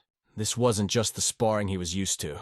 This was a duel to the death, and him missing her previous move was a fatal mistake. Without a doubt, the lady can see that the scholar has the incredible potential of the owner of the descending sun, because he managed to block Snow Ice's attack with a wooden sword, something she could not even imagine. However, everyone is sure that the boy will not last long. Snow Ice is one of the 12 swordsmen of the North Sea, trained specifically for battles against the Holy Sword. The scientist thinks it's just crazy to train a young girl to fight with a holy sword. This is true madness, which in his head seems more and more incomprehensible. The lady declares that now everything is clear. He deceived her, and now he will be punished, deprived of his life for this crime. Snowy Ice, without hesitation, launches another attack. Realizing that he will not be able to escape, the boy pulls out his wooden sword and is ready to fight. Snow Ice covers the arena with its aura, hitting everything around. Her attacks continue to hit the boy's defenses, breaking his barriers. Something flew past her face, and she knew it was something unusual. Her doubts recede for a moment, but she still hasn't hit the nail on the head. Snow Ice, filled with demonic energy, wants to finish the fight as soon as possible and kill him. The scientist exhaled heavily, feeling a burden on his heart, because he still does not understand how to correct this misunderstanding. He understands that he may not be able to anymore, but he can say 2 things for sure. First of all, he never tried to deceive the young lady, and he never deceived anyone at all. And my friend, the girl who calls herself Snow Ice, not strong enough to match the holy sword, and now he turns his gaze to her. An incredible light of pure aura fills the space around them. The scientist realizes that although this girl is strong, she's actually just creating an imaginary sword, and doesn't control him completely, so he needs to buy time. The lady tensed up from such a statement, because she did not expect such a development of events. Snowy Ice, in turn, is going to finish this match. She bursts with lightning speed that could blind anyone who was not prepared. The young master fires the energy of his sword as he prepares to move just as fast. With a quick movement, he dodges a slashing blow and sweeps like the wind, deflecting all her attacks. Lady watches this and cannot believe what she sees. How could such a quiet scientist dodge attacks with a wooden sword so easily? She tensed up, seeing how flawlessly he handled each blow. It blocks all snow ice attacks with incredible speed and accuracy. His movements are endless like a river. His sword flows like water, repelling the snow ice sword. The lady had never seen such flawless swordsmanship. The young master realizes that Snow Ice's sword actually poses no threat to him. From the very beginning, this fight was not dangerous for him. He remains calm and in full control of the situation. Then a bright light emanating from his sword causes shock and fear in everyone present. How could such a simple wooden sword create such a strong aura and perform movements that seemed magical? And when the boy makes this incredible move, his energy changes. A red flame appears in his eyes, showing the true martial art of the White Tiger Sword Heavy Sword of the third technique. And the bloodshed is the witness. A fierce fight suddenly breaks out at the meeting. Blood begins to appear on the bodies of the highest disciples participating in the battle. An ice ghost rushes into battle, stops in front of one of the leaders, and shouts for everyone to stop. Some participants are only now noticing his presence. They knew exactly who he really was, but were surprised by his actions. A ghost approaches the opponents and asks what's going on here. They say that they came here right after they heard about his arrival at the Dragon Conference, and then they happened to meet their brothers to enjoy time together in the refectory. Rough opponents decided to fight at dawn, which caused a small conflict. Hearing this lie, the high-ranking sons began to shout indignantly that the little skirmish of the North Sea soldier could not be the reason for such a serious action, but they would take responsibility for it. Responsibility can mean different things to everyone, and the Ice Ghost has yet to figure out who is really to blame in this situation. He asks one of the leaders of the group, "Did you kill anyone? Could any of the warriors have left the conference members without arms, legs, or even eyes? Or maybe they lost their fingers?" Harsh words come out of his mouth. No one can understand. But the tension in the room grows. Nothing of the sort happened, so it was really just a minor skirmish, and it was time for him to go. The members of the conference try to stop him, warning of possible problems if he turns a blind eye to this incident. How could these barbarians afford such a thing? The Ice Ghost heard these words and realized that the members of the conference were real ruffians. He lets them do whatever they want. A warrior from the North Sea won't run or hide. If they want revenge, let them do it now. Best to end it here and now. If they have the courage, the tension between them reaches an incredible level. Every moment can become explosive. The girl jumped forward, stood in the middle, and began to calm everyone down to avoid further escalation. Before continuing, they should heal their wounds and not take the fight to an end. It's the right move, regardless of who's at fault. "It is better to calm down, if only for the sake of the young mistress from Manhua," said the young man from Dan's school. "The conference members give the scoundrels a chance to leave, but they will definitely take revenge for the humiliation." At this moment, the Ice Ghost can be seen smiling along with his warriors. As they exit and almost reach the exit of the valley, everyone expects the conflict to end peacefully. They go outside and the Ghost of Ice gives the command. The battle begins. All must return immediately. Those who stand in their way must be destroyed. The soldiers of this organization are happy to perform this task. For them it is real entertainment. The members of the conference are furious at this disrespect for them. The fact that they allowed this to happen does not give him peace. The man who before could not say a word to the scoundrels now behaves confidently, like a bull in the arena. One guy approaches the girl, thanking her for the wise decision she saved everyone from a bad situation. The girl looks confident, but from her behavior it is clear that she is looking for someone. She makes an important statement. She worries about someone who doesn't know martial arts and wants to find one. One of the young owners replies that everything will be fine with him because it is him. The boy smiles and adds, "Scholar Un would never hurt someone of his own free will." Meanwhile, our hero uses an incredibly powerful technique. An explosive roar is heard where his sword fell. The blizzard that arose from the impact begins to subside after a few moments. It is noticeable that the lady is starting to worry about her ward. The scientist surpasses her in martial arts and strength, which is alarming. The girl coughs after being hit, looking exhausted and weak. She kneels before the young master and admits her defeat. He points out that her swordsmanship is at a high level, but he wouldn't do it for real. The fight was great for her, though, and she starts coughing again. Her cough grows stronger, indicating severe injuries. The lady approaches the scientist, and he regretfully apologizes for the damage caused. She moves closer, not knowing how to start the conversation. Meanwhile, the boy does not leave the thought of helping his enemy. Lady can't stand it and asks him to stop. The battle is over, and there is no point in talking about it anymore. She is ready to end the conflict. She wants the owner of the fallen sun to be reborn, completing this cycle. She believes that if Snow Ice dies at his hand, she will have no regrets. However, the young master has no intention of doing this and urges him to forget about it. He admits that he doesn't know what the previous owner wanted, but he is sure that he is not a murderer and does not possess the setting sun. But when he mentioned the divine monarch, an important detail surfaced. What did he mean? He thought, and the scientist understood everything. The thing the two were trying to convey to him was about war and how the setting sun was connected to the holy sword. The divine monk wanted him to solve the situation at hand, and only for that reason. He was framed, and the holy sword did not allow him to possess the setting sun, the lady thinks. He wonders why he doesn't answer the question, even though he gave the sword. But the boy returned it, and seems to refuse to take it again. For the lady, the fact that he owns the setting sun remains unchanged. But there was no sword in the hands of the scientist, and he does not fully understand the situation, because the perception of this event changes. For the lady, it doesn't matter if he has a down sun. The main thing is that the holy sword recognized him as its owner, and the divine monk approved this decision. The boy recalls the same decisive dialogue, when the holy sword emphasized that he should receive this sword, and even if they recognized him, perhaps he himself did not recognize them. Now standing in front of Snow Ice, the lady watches her with only a wooden sword despite all her holy sword training. But the young master looked at his wooden sword and does not understand why she criticizes him. The lady informs him that the North Sea will keep a close eye on him, his martial arts, his character, and even his enemies and friends.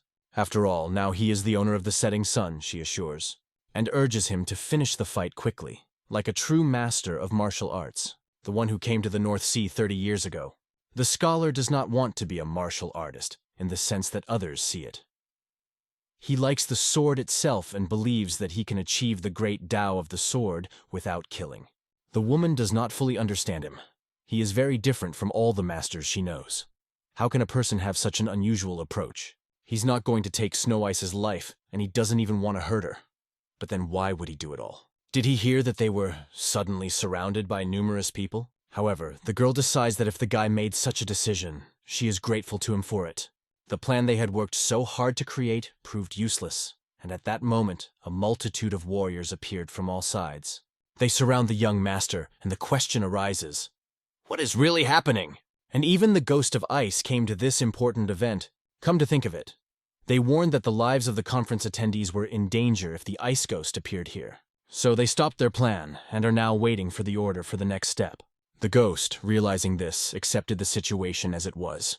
Suddenly, the soldiers began to disperse in different directions. The lady said that these people are here to ensure her safety. If something goes wrong, they will at least buy some time, even if they can't hurt you. But if the fight is over, it will lose its meaning. Fortunately, the young conference participants were saved. The Snow Lady, although defeated, understands that she should rise. She feels shame because of her defeat. If the boy gave her life and another chance, she thinks the North Sea should thank him. She takes his hand, comes closer, and looks into his eyes. Martial Emperor of the Dark Sky and ruler of the Azure Dragon, she says. Guy thinks, damn, what is this woman trying to tell me anyway? He does not understand what is happening at all. Only one question remained. How did she know these names? But the lady said that these two could turn out to be the same person, so the Marina Union should focus on those names. And only one person is behind all this. He is absolute.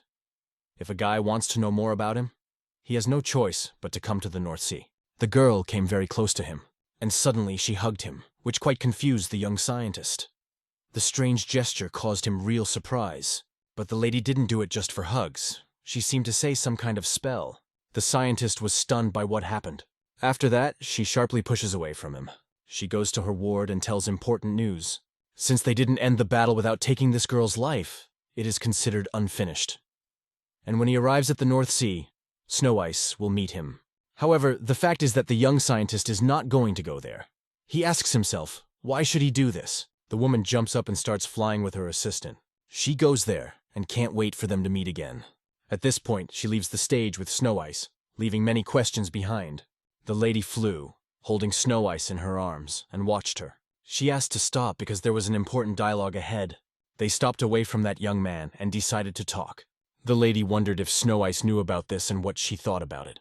In general, she did not recognize him as the owner of the setting sun, but he is one of those she would like to face in battle. She reported that from the moment they met and saw that sword, her thoughts began to change.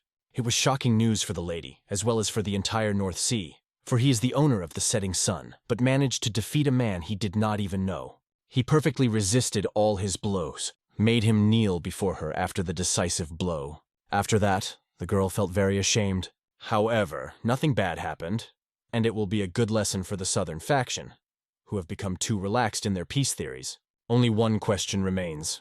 Whose side will the mistress end up on after her defeat? One of the 12 swordsmen of the North Sea. She follows orders only from the North Sea. The lady knew very well that she would say that, but now they face a new obstacle, the new owner of the setting sun. She did not expect to show such mercy, although she should have understood what could happen to him. The fight could end in peace, but we will not forget today's humiliation, said the girl, looking at the moon.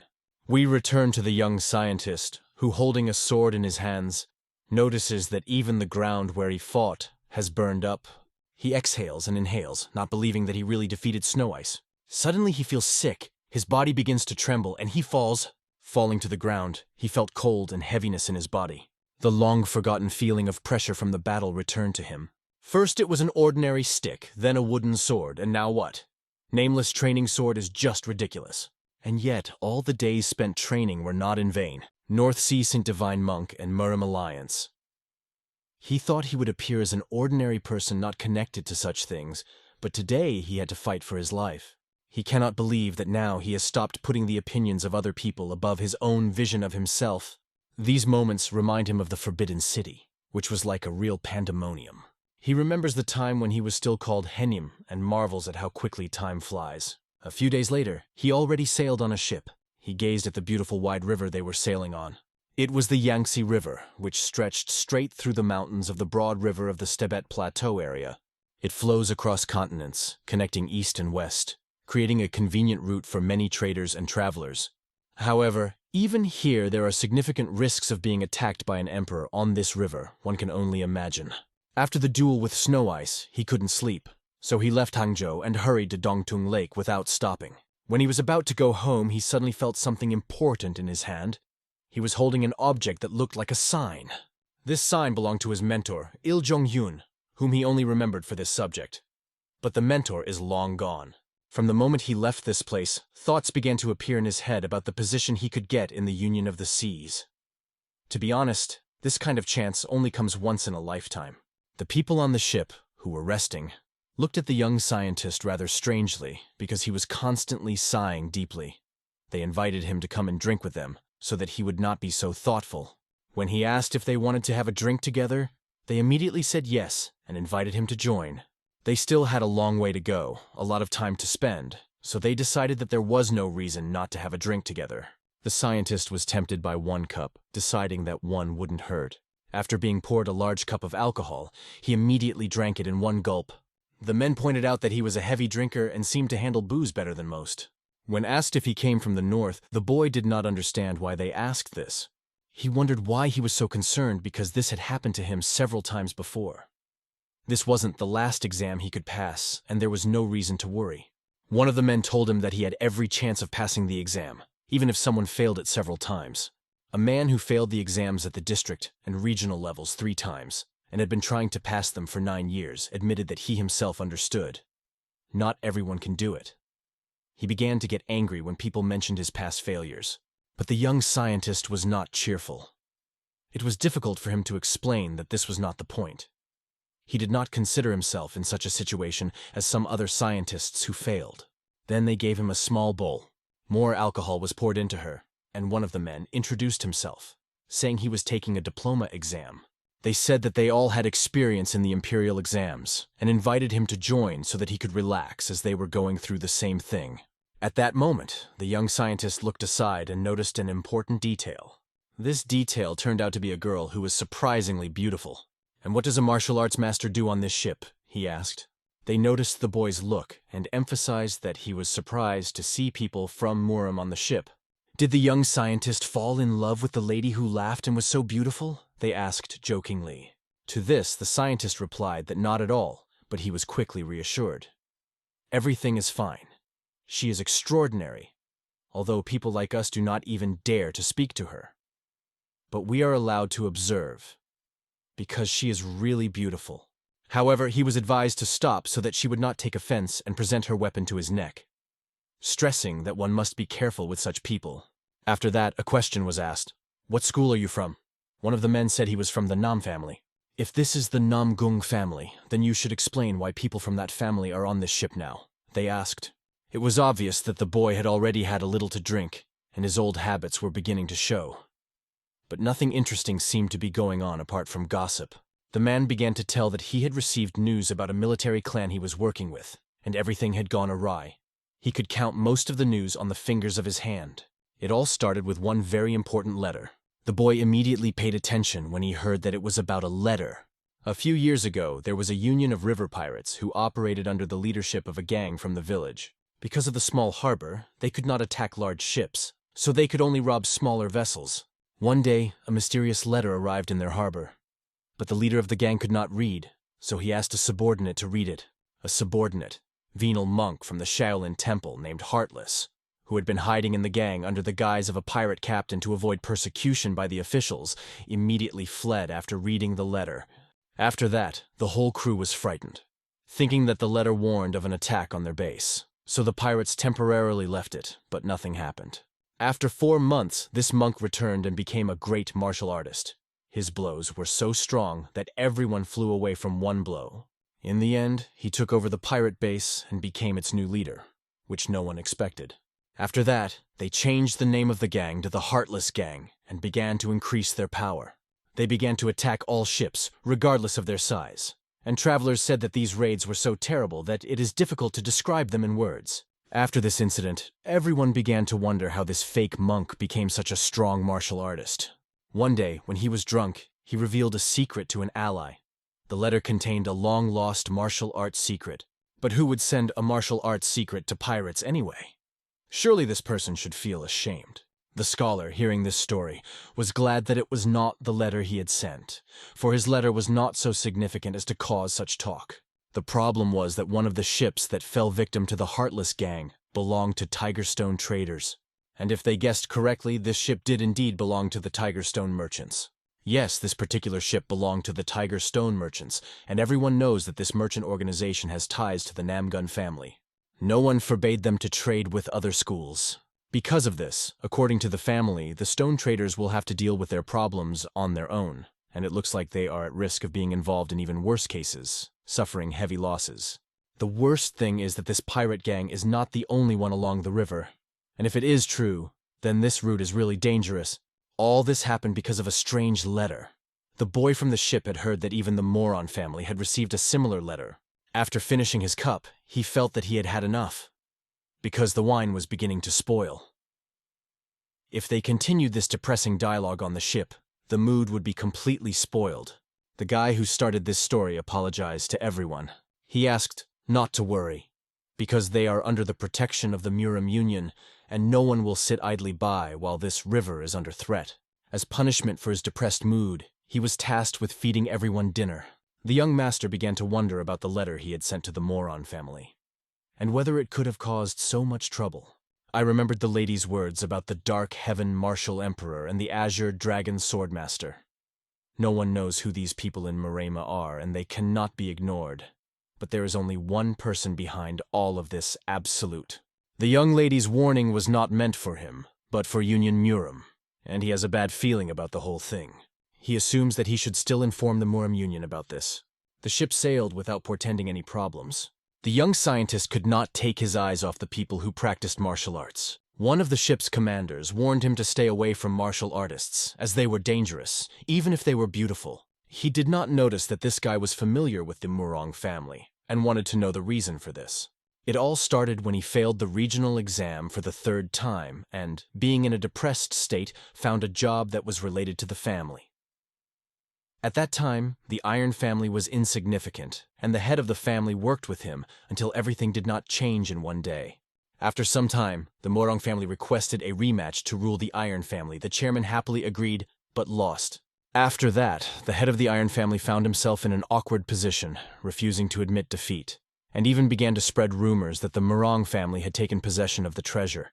Using this as leverage, he gathered small and middle schools, hoping that even the family Murong will buckle under his pressure. However, he was wrong. The head of the Murong family remained steadfast, even when faced with opposition.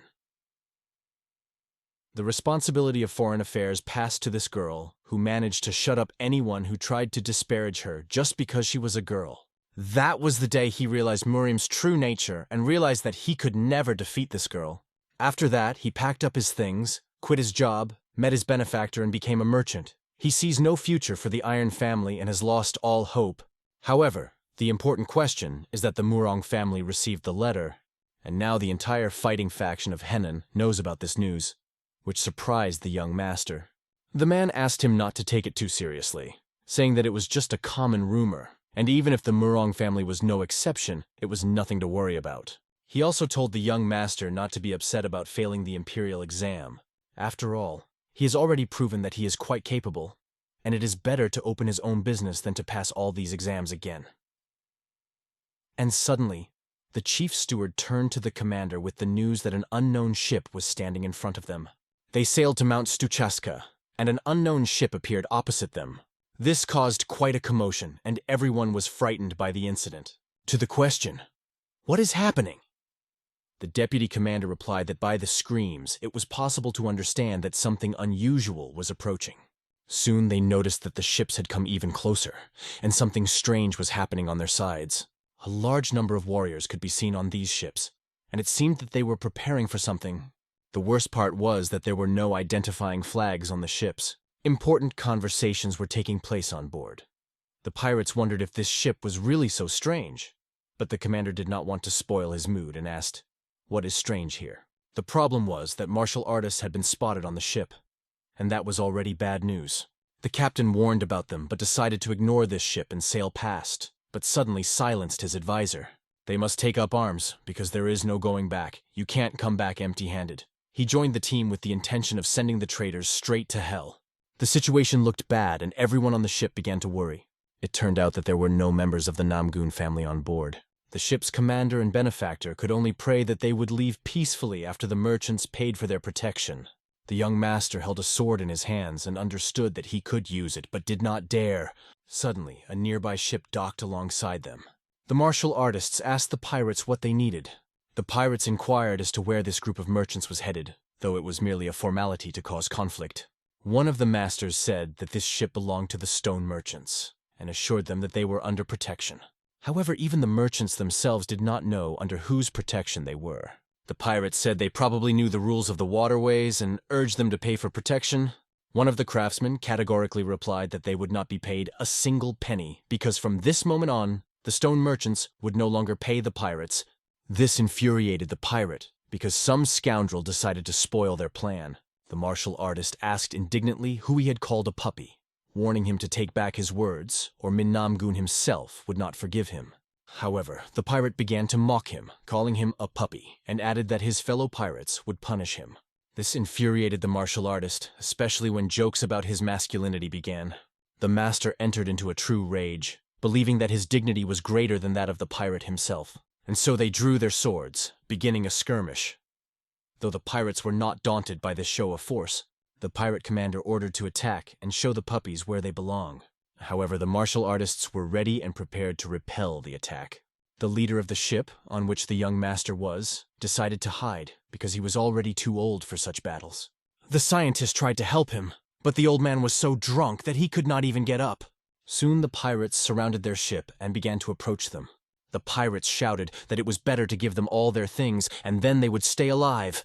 The young master understood that this was absurd, because his crew could not even stand straight. And these pirates wanted to kill them because of some treasures. He unrolls his paper sword and realizes that there are only two enemies in front of him.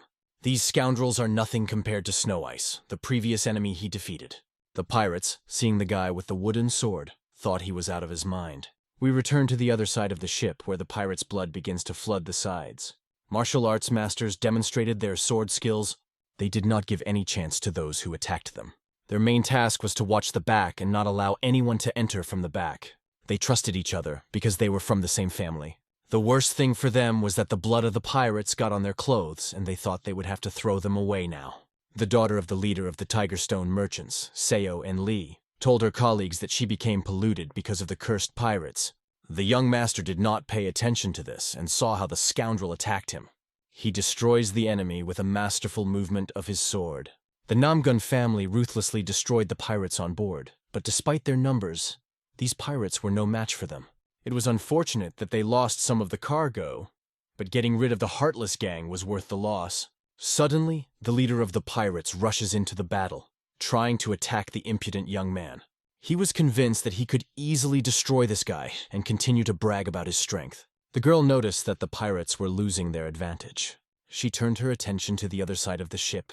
There, one of the crew, a young scientist, stood with a wooden sword in front of two armed pirates. His actions were more like madness. He seriously believed that he could fight with a wooden sword. The girl couldn't let him die because she would have nightmares if she did. She decided to step in and show him where he belonged so he wouldn't lose his life in such a ridiculous situation. The scientist braced himself for battle, holding his wooden sword, and was ready for a duel. The pirates thought he was completely crazy because threatening them with a wooden sword is simply ridiculous. They wondered why he decided to order them anything at all, if he was nobody to them. They took it as superiority because he had an ordinary stick in his hands. The pirates better suggested that he disappear until they killed him, and then, unexpectedly, while they were still talking, the girl comes to the rescue and pierces one of the pirates, who feels incredible pain. The same fate befell the next pirate. Her fighting skills were impeccable. By this, she saved the young owner. She looked at him and smiled. She rejoiced at his courage, but at the same time hinted that one should not jump above one's own head. But he didn't have time to say anything as she quickly moved on.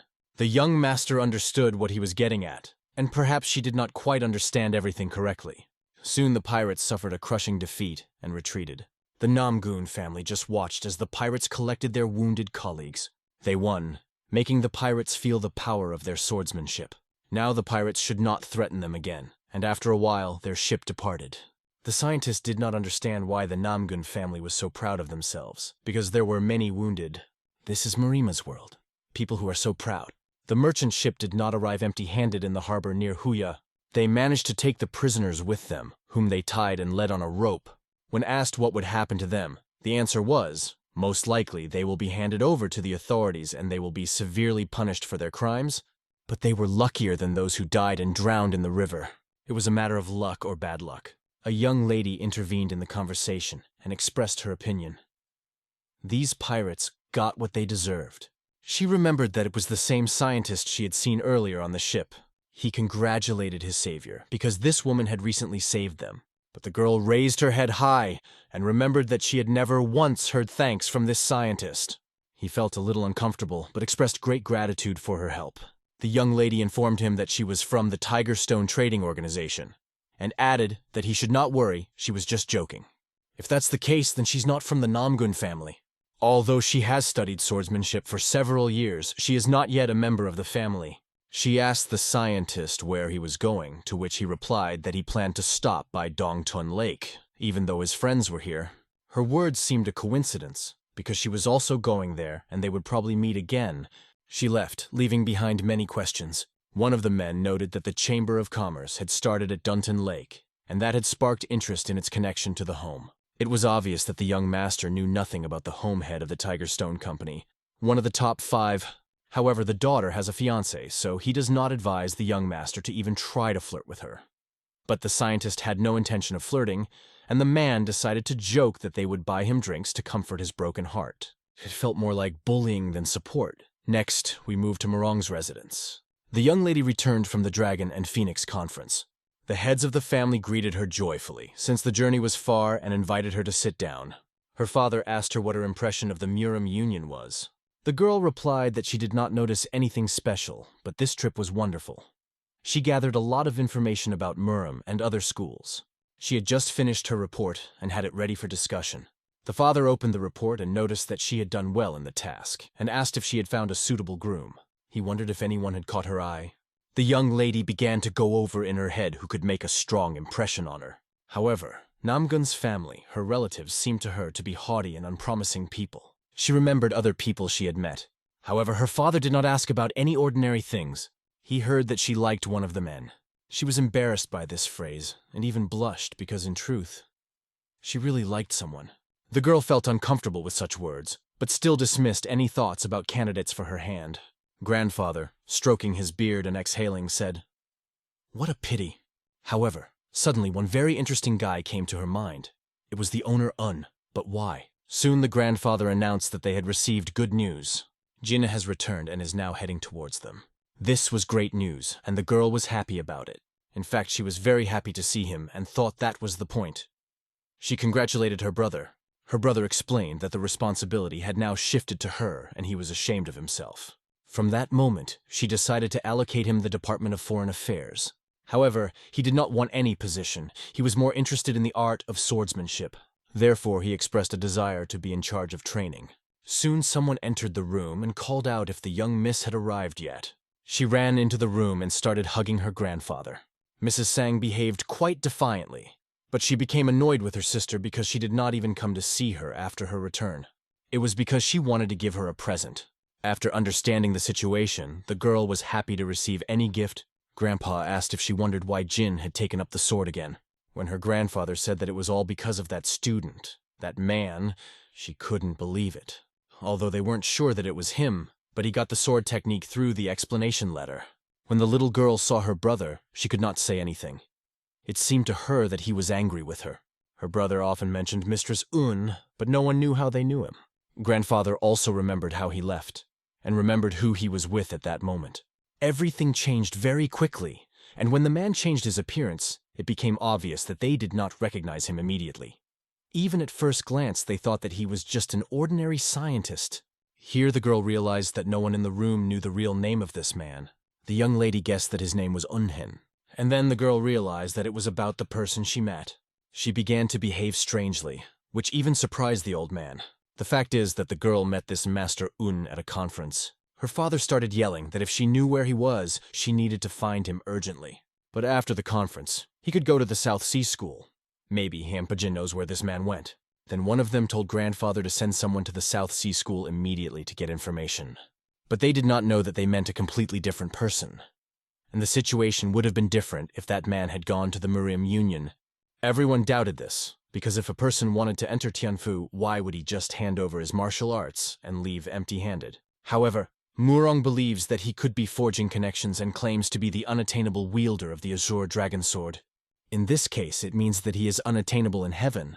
It must be time for the Murong family to make a decision about their future. The girl suggested that it was time for the Murong family to think about their future. The wielder of the Azure Dragon Sword must first break out of isolation, as the fate of their family is decided in Tianhu, a place where gratitude and grudges prevail over all else. However, there was one very important but which they had to take into account. Everyone understood perfectly well what she was talking about. Many people willingly gather under the banner of the hostess. He can rally supporters whenever he wants, but when that moment comes, he will have to decide what to do now. But first of all, they have to become stronger. To achieve this, they have the right choice. They must stick together to move forward. The girl understood that he was indeed right. The strong can win, and this is Jiang Hu's iron rule. And yet, she thought about the boy her grandfather and brother had mentioned. It was the same naive young man she had met before. Soon after, the lady arranged a reception for one of the high-ranking officials from the Taoist school. He wanted to thank her and asked if she planned to visit their school. "We are just ascetics living a simple life," he explained. And they couldn't have given a better reception. She said not to worry. She was already grateful to him for visiting their land, and that was enough. However, her visit to the school had a purpose that remained unknown. Then she called her assistant, Snow Ice, and asked her to bring the box. There was a valuable item in the box, and when she opened it, everyone present was fascinated by the precious stones that lay inside. They cost huge sums and were rare. These goods were clearly not cheap. The head of the Taoist school did not understand why he was given this gift. But under the casket in a secret compartment was a blue emerald. The stone emitted an exquisite aroma and created a noticeable cooling effect emanating from this crystal. It was a real North Sea ice crystal. Even there, it can only be collected once every 100 years. The legendary ice essence of the North Sea is second only to the purple sky powder. But why does it give him such a valuable thing? She explained her act as a sign of greeting from the Ice Palace in honor of the heir to the Holy Sword. The head did not understand what was being said because he did not know who the heir was. He was sure that there was no such person among them, as far as he knew. The lady also did not understand what the matter was, as she assumed that the heir was a student of Udan's school. But the head was confused because he did not know about the appearance of the holy sword and the heir. Although it could mean that someone talented broke the traditions of the school and took the student, the woman was sure that the heir the divine monk was talking about was a student of the Udan school. But she might have been wrong. The head could not understand what was being discussed and what exactly the monk was talking about the holy sword, because they were just talking about the heir who belongs to this school. She assumed that the person was studying at Wudan School, the best school in the world, but she seems to have jumped to such conclusions. She then apologized for her carelessness, but the head couldn't just ignore it. He remembered that one of the students had recently won first place in the Phoenix and Dragon tournament, and he began to wonder if he could be the heir. The head wanted to check this information and asked to wait a little to confirm it. However, the lady returned and said that the heir was too modest to tell the truth about himself. It sounded like a blow to the heart for the head of the school. However, if so, then the lady is no longer interested in this information. If he is not a student of the Dao school, then she will try her luck at the Hua school. The head of the school really wanted to get these precious things. Their main competitor was Mount Hua. Strike and Mount Hua are the two schools at the pinnacle of swordsmanship. In the past, when the news broke that the Holy Sword was training at the Hua school, that school's pride rose incredibly. At the time, the Holy Sword had not been officially accepted into the school, but if his student was somehow connected to the mountain, it would put the Taoists in an even worse situation. However, this is not the only problem that has arisen. The divine monk specifically pointed out that the Holy Sword heir was a very important person who would influence the entire Tianhua, and the head of the school needed to discuss this matter with the head of the school immediately. The ship sailed along the sacred Tianhu River for a long time. They soon reached Dongtun Lake. The boy was looking forward to getting off the ship. He was already sick and didn't want to look at the lake. In terms of beauty, he could not compare this lake with the western one, because it was so big that it could be confused with the sea. The girl approached him, trying to impress him with the view from the top of the Yuan Tower. It was something incredible, and many poets praised her. When she heard that he would stop at Dongtung Mountain, she thought he was a local, but she was wrong. However, the young master was not against visiting this place, and the girl emphasized that he must visit the Yuan Tower. This place is named after a famous poet and has a special history. The young master raised his wooden sword behind his back. The girl started to laugh when she saw his position with the wooden sword because it looked quite funny. Wiping away her tears of laughter, she couldn't help but see this pitiful trick. However, she didn't say anything sinister and only said that she loved Yuan Tower and came there often. They were due to arrive at the venue soon and she needed to pack. The young master did not understand what was wrong with this woman, but his friend suggested that maybe she was just mocking him. Maybe it's all because he looks like a wimp. We are moving to a house on the outskirts of Yuzan. The scholar arrived at this house of Ilan. He was holding a medallion that his previous teacher had given him. After leaving the Forbidden City, he met many people, but none of them were as dignified and honest as Ilhan. The young owner had been putting off this meeting with his family for a long time, but today it finally happened. The servant opened the door for him. They said that the lady would come soon. The scientist did not arrive empty-handed. He hadn't seen any good men yet, and this house looked old and a little run down. The house did not look like the residence of a former military official of Korea, like the home of a first nobleman, and the question arose as to how the government could treat Il-hyun. The hostess came, saw that it was once connected with her late husband. It was obvious that she began to tremble at the mere mention of him. Tears began to drip onto the table from her eyes. The guy apologized for not coming for so long. The woman apologized for crying in front of him and asked what connected him to her husband. The young master admitted that he was unworthy to call her husband his mentor. The woman may have understood that he was Scholar Unheng, but how did she know him? A few years ago, a man came to her who was passionate about the same business as her husband and was fired from his position. He told her about him. The scientist apologized for delaying the trip for so long, but the woman asked him not to be so polite and just sit down.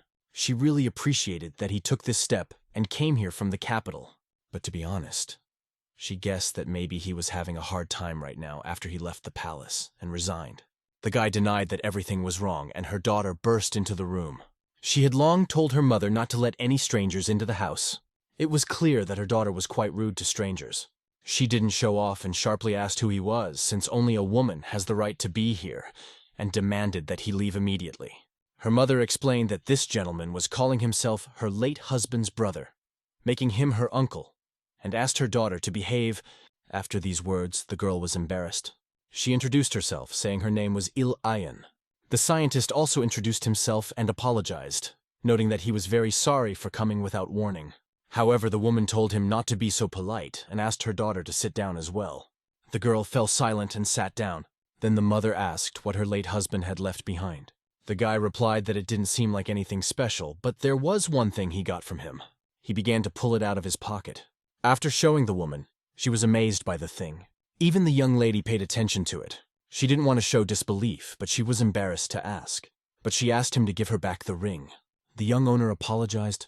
It's the only gift he has left from her father, and he values it so much that he can't return it. Still, he thanked them for letting him stay the night. The girls were left alone to discuss all this. Then the mother turned to her daughter.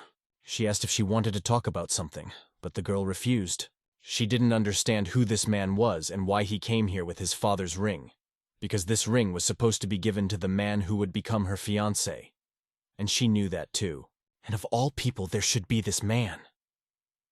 But she didn't understand why her mother understood how she felt, but wasn't she judging him too soon? Besides, he hasn't proposed to her yet. But the girl stood up and told her mother that when this man wanted to marry her, she would immediately give her to him. She went on to ask if her father really felt the same way, and how could they ever let someone who had avoided them all these years decide her fate? She strongly disagreed with that. Moreover, her father is dead, and she no longer has to follow his orders. However, her mother would not allow her to say so, insisting that her father truly loved them. She said that one should think before speaking, but the girl was in pain. Sensing the fate of this moment, the girl turned and ran away. The mother was embarrassed by her daughter's behavior, but could not stop her. She ran outside, not understanding what was happening. That stupid scholar looked like he'd failed an imperial exam. Even worse, he was completely shameless, because he seemed to her to be too impudent a man. She thought it was all because of her father if it wasn't for him. She hadn't said anything terrible to her mother at the time, but now, returning to her room, she approached the casket. Paying no attention to anything, she climbed onto the chair. Rising, she looked at the same object in the casket. She reached out to open it. Placing it on the table, she began to carefully examine the contents. When she saw the object, nostalgic memories came back to her. There was a scroll containing a very valuable object for her. She was deep in thought and remembered what kind of object it was. Her father knew how happy she would be to receive this ring from him. She thought he would find her a good groom. She was young and naive then, eagerly awaiting his return. She tried to forget him to start a new life, but he left this world, and all because of what happened between them. The next day, in the same place, Mother realized that maybe Master Un didn't know the purpose of this ring, and what would Lady Yeon do then? But she wasn't going to let this man decide her fate. She also asked her mother not to interfere in her personal life. She would figure it out herself. Mother only reacted silently to her statement. Soon the long-awaited host appeared. He apologized for being late and asked how they slept. Madame Yen immediately remarked to him that he was late and didn't even know the purpose of the ring. She asked if he was even ashamed to call himself a scholar if he couldn't even arrive on time. That was quite rude. He excused himself by saying that he overslept because he was very tired after the trip. He thought he would feel more energetic after his sword training. Then his mother invited him to sit down, which he was very grateful for. Soon they had dinner, and the young master went about his business. He pondered the whole situation as the lady followed him. She asked him if he was lost, as he looked like he couldn't find the kitchen as he looked around. The boy called her his niece, but the girl forbade him to call himself that. She did not believe that he was her uncle. The young master apologized, but thought that she might not be used to being called her niece by someone her own age. However, the girl started shouting at him again, not wanting him to call her even Nuna. But what should he call her now? The girl did not understand why he behaved so politely everywhere. Judging by his insistence, she was sure that he knew about the purpose of the ring. She turned away from him and simply asked to be called Miss, although it was better that he didn't speak to her at all, to which the scientist agreed. Everything that had to do with the scientist annoyed her, but she decided that she would last a few more days and asked where he was going.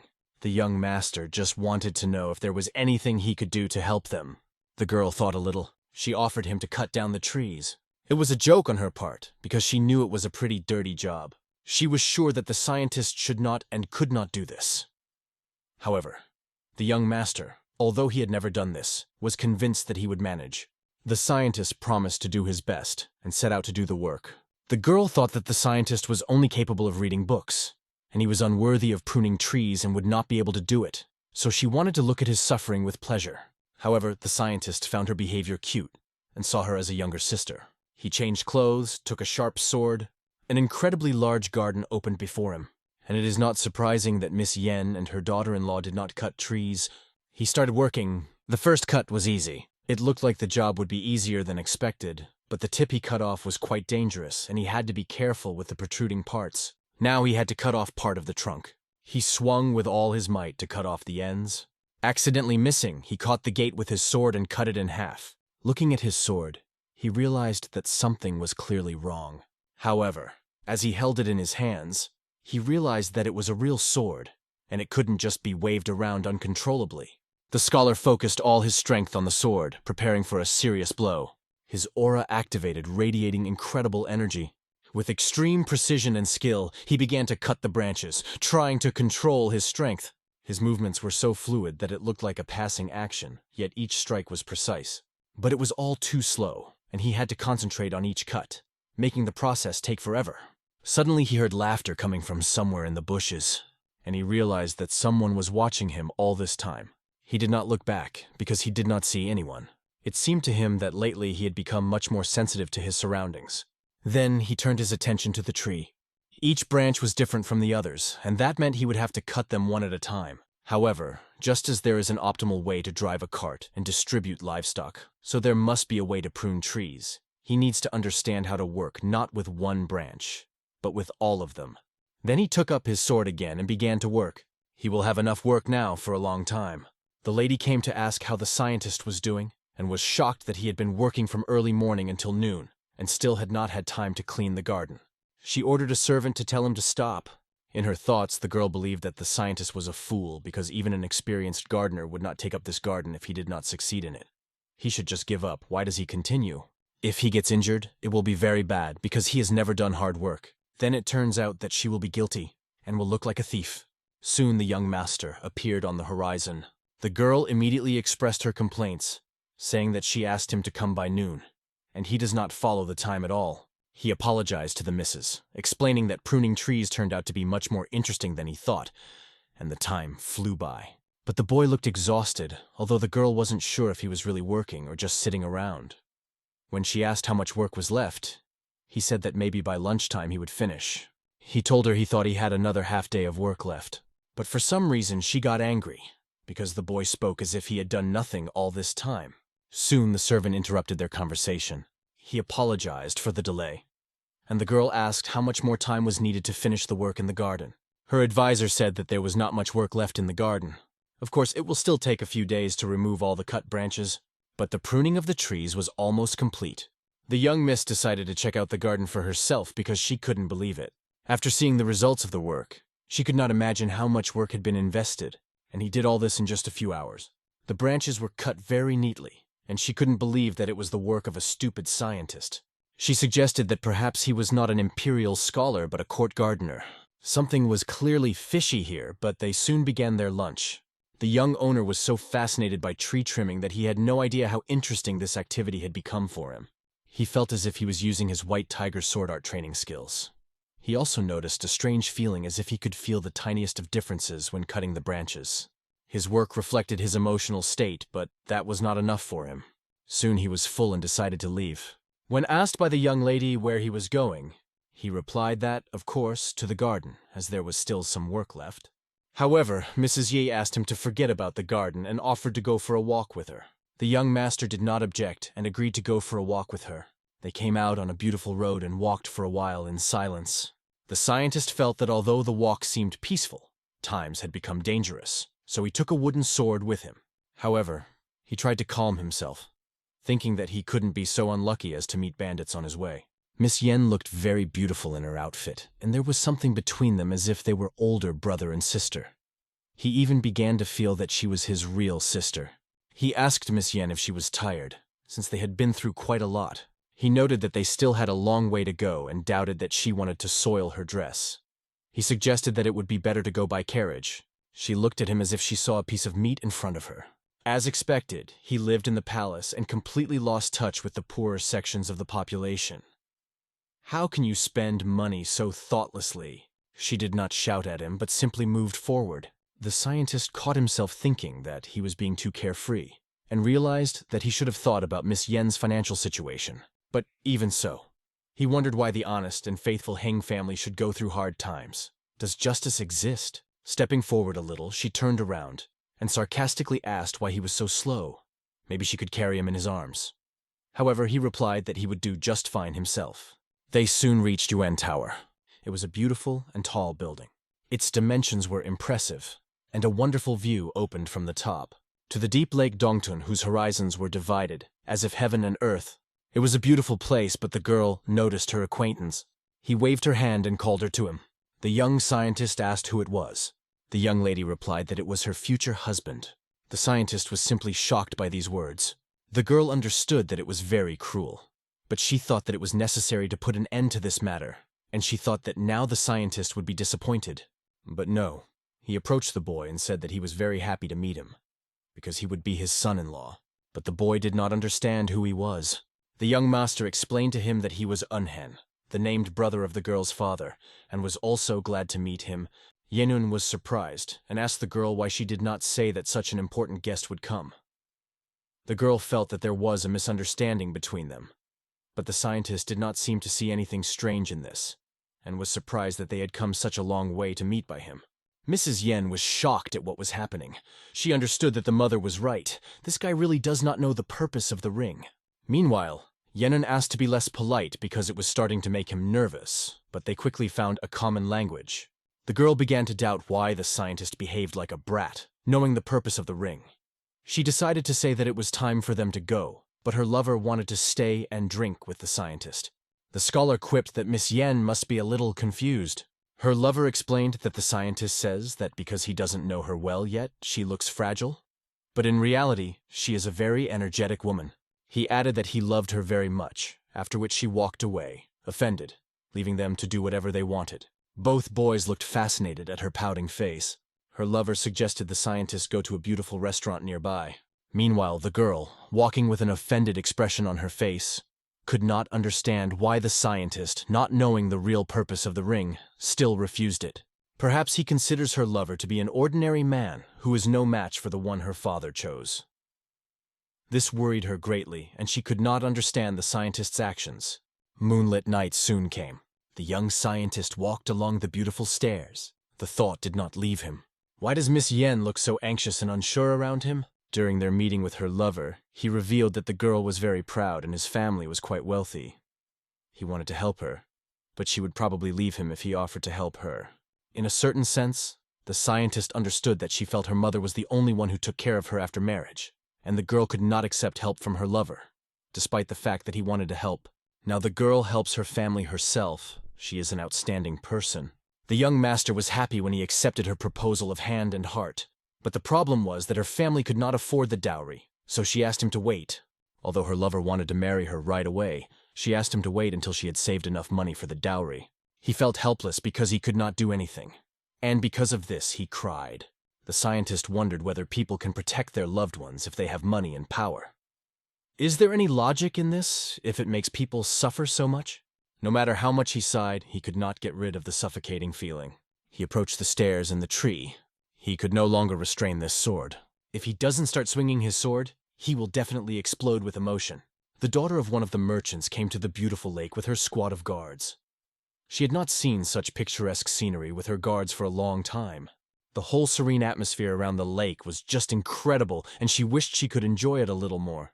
After briefly enjoying the beauty of nature, the girl went back. Passing by the place where the path led down, the soldiers suddenly felt something. They heard the sound of a sword or something similar, which alarmed them. The warriors instantly took a fighting position, ready to protect the young lady. They didn't give a clear answer to her question about what they noticed. All they could say was that they saw a bright shock flash coming from the forest. The girl was a little embarrassed and realized that something was wrong here. She moved away from her guards and headed towards where the power was coming from, wanting to see it for herself. Although her warriors sensed danger, it did not mean that everything was so simple. If an enemy of this level wanted to kill them, they would all be dead by now. Despite this, the warriors continued to guard her, not allowing her to take such a risk. But she ordered them to shut their mouths, and she forbade them to follow her, declaring that this was not the kind of enemy they could deal with. The young master had been practicing with his sword. Now he was one with the weapon, as if he had merged with it. He couldn't remember how many times he had trained with this sword. Every time he swung his sword, he lost touch with reality. His worry and sadness faded away as he trained with the sword, giving him a sense of calm. The girl came to see it, and was amazed by the incredible power she saw. Every time the young master swung his sword, the ground beneath his feet seemed to disappear, giving way under the pressure of his power. He was the embodiment of a mythical beast that sought to devour this world, as if trying to extract all the sadness from it. He had no right to stay here, and she knew she had to go. If she is careless, his punches may accidentally land on her. Despite this, she decided to hide behind a tree and watch. She had never seen such powerful swordsmanship. Not even her Namgun family, famous for their sword techniques, could boast of such skills. The girl caught herself thinking that she had finally found the one. We are moving to the city of Changsha, Huan Province, the headquarters of the Tiger Stone Merchant Group. The girl enters Li Huam's office and addresses her father. As usual, he was busy and did not plan to spend his time on her, because he had many important things to do. But according to the girl, no decision could be more important than her. Her father asks her not to be so sure of herself, and asks what she wants from him and what happened. She replies that she blew a big pot. He congratulated her by asking how much she won, but she didn't know for sure as she was still young, but about as much as Liu Buwei won. Liu Buwei is a legendary merchant of the Warring States period, who in 235 BC helped a prince become king, and for this received the position of Chancellor of the Qin Kingdom. The girl hints that she has found a way to conquer the world, or is she sure of it? She replied that she was absolutely sure, although she had been deceived once, and now this idea was buried in someone else's garden. The father understands that if this thing is buried in someone else's garden, then you can simply buy this garden, or even the whole village where it is located. Thus, no one but them will be able to take possession of this prize. That's how investments work. The girl thanked her father for the wise advice, but she still did not reveal to him exactly what she meant. If her plan works and their company can dominate the market, the father even plans to buy an entire city to get hold of this trophy. Back to the scientist. He has about half of the money left over from his previous job in the Forbidden City. It is a large sum for him, but it probably won't be enough for Mrs. Yen's dowry. He thinks about pretending to be a fool and somehow sneaking into their coffers, because he doubts that the girl will accept the money. She won't even talk to him. Either way, he'll have to leave soon, and with her personality, she'll just reject any help. Maybe there's some way to get her to take that money. And suddenly the young master hears a knock on the door. He opens the door, but no one is there. He thought that someone was following him, but he did not notice anything suspicious. Then he heard some sounds from the side. Someone asked him to come closer. Perhaps it is some guest that he has not seen in this place before. Something incomprehensible is happening here.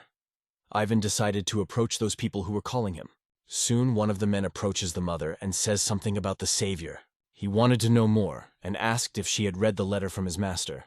This man was an important figure, as was his master, who was evidently quite an influential man. The woman opened the letter and read it for a long time.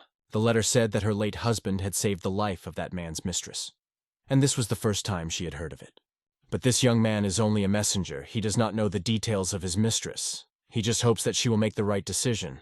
And everyone was interested in where exactly this Liu Xin lives. The servant replied that the master lived in the city of Changsha, at the headquarters of the trade organization Tiger Stone. If you just mention this organization, it turns out that this master is a relative of the head of Huam.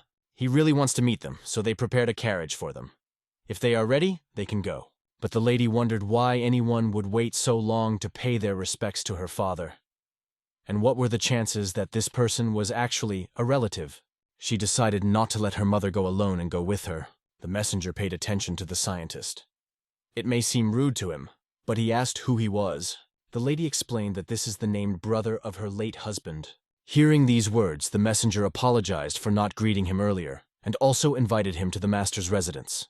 They got into the carriage and drove off together. Mistress thanked Un for going with them. She feels much calmer in his presence.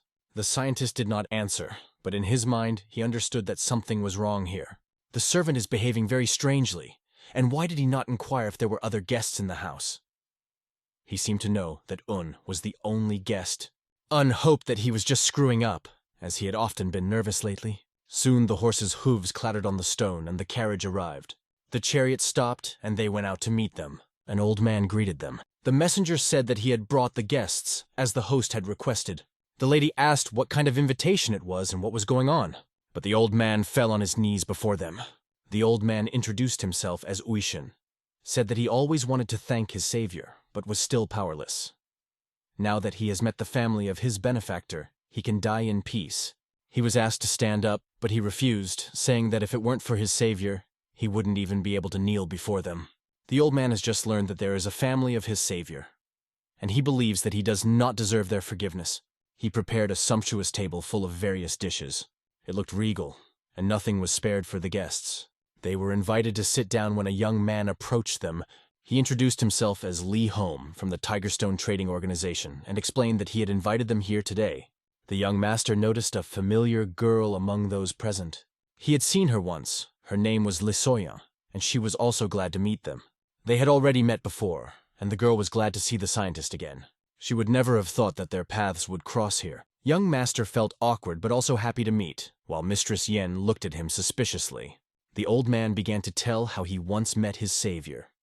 Then he was an ordinary merchant who led a caravan, and they met in an inn, unaware of the danger. They were attacked by bandits in the middle of the night. The guard consisted of only a few armed men, and they could not fight back. They were all destroyed. The woman's husband turned out to be saved by everyone. The merchant owes him his life and well-being, because that product became the key to his success. However, he is still tormented by the fact that then he never learned the name of his savior, and every day he regretted it more and more. But the woman asks, "Why are you not sure that it was her husband who was the savior, since many people bear this name?" The mother was touched by the story, but will be upset if it turns out they thanked the wrong person. The scientist observes the woman's reaction and is surprised.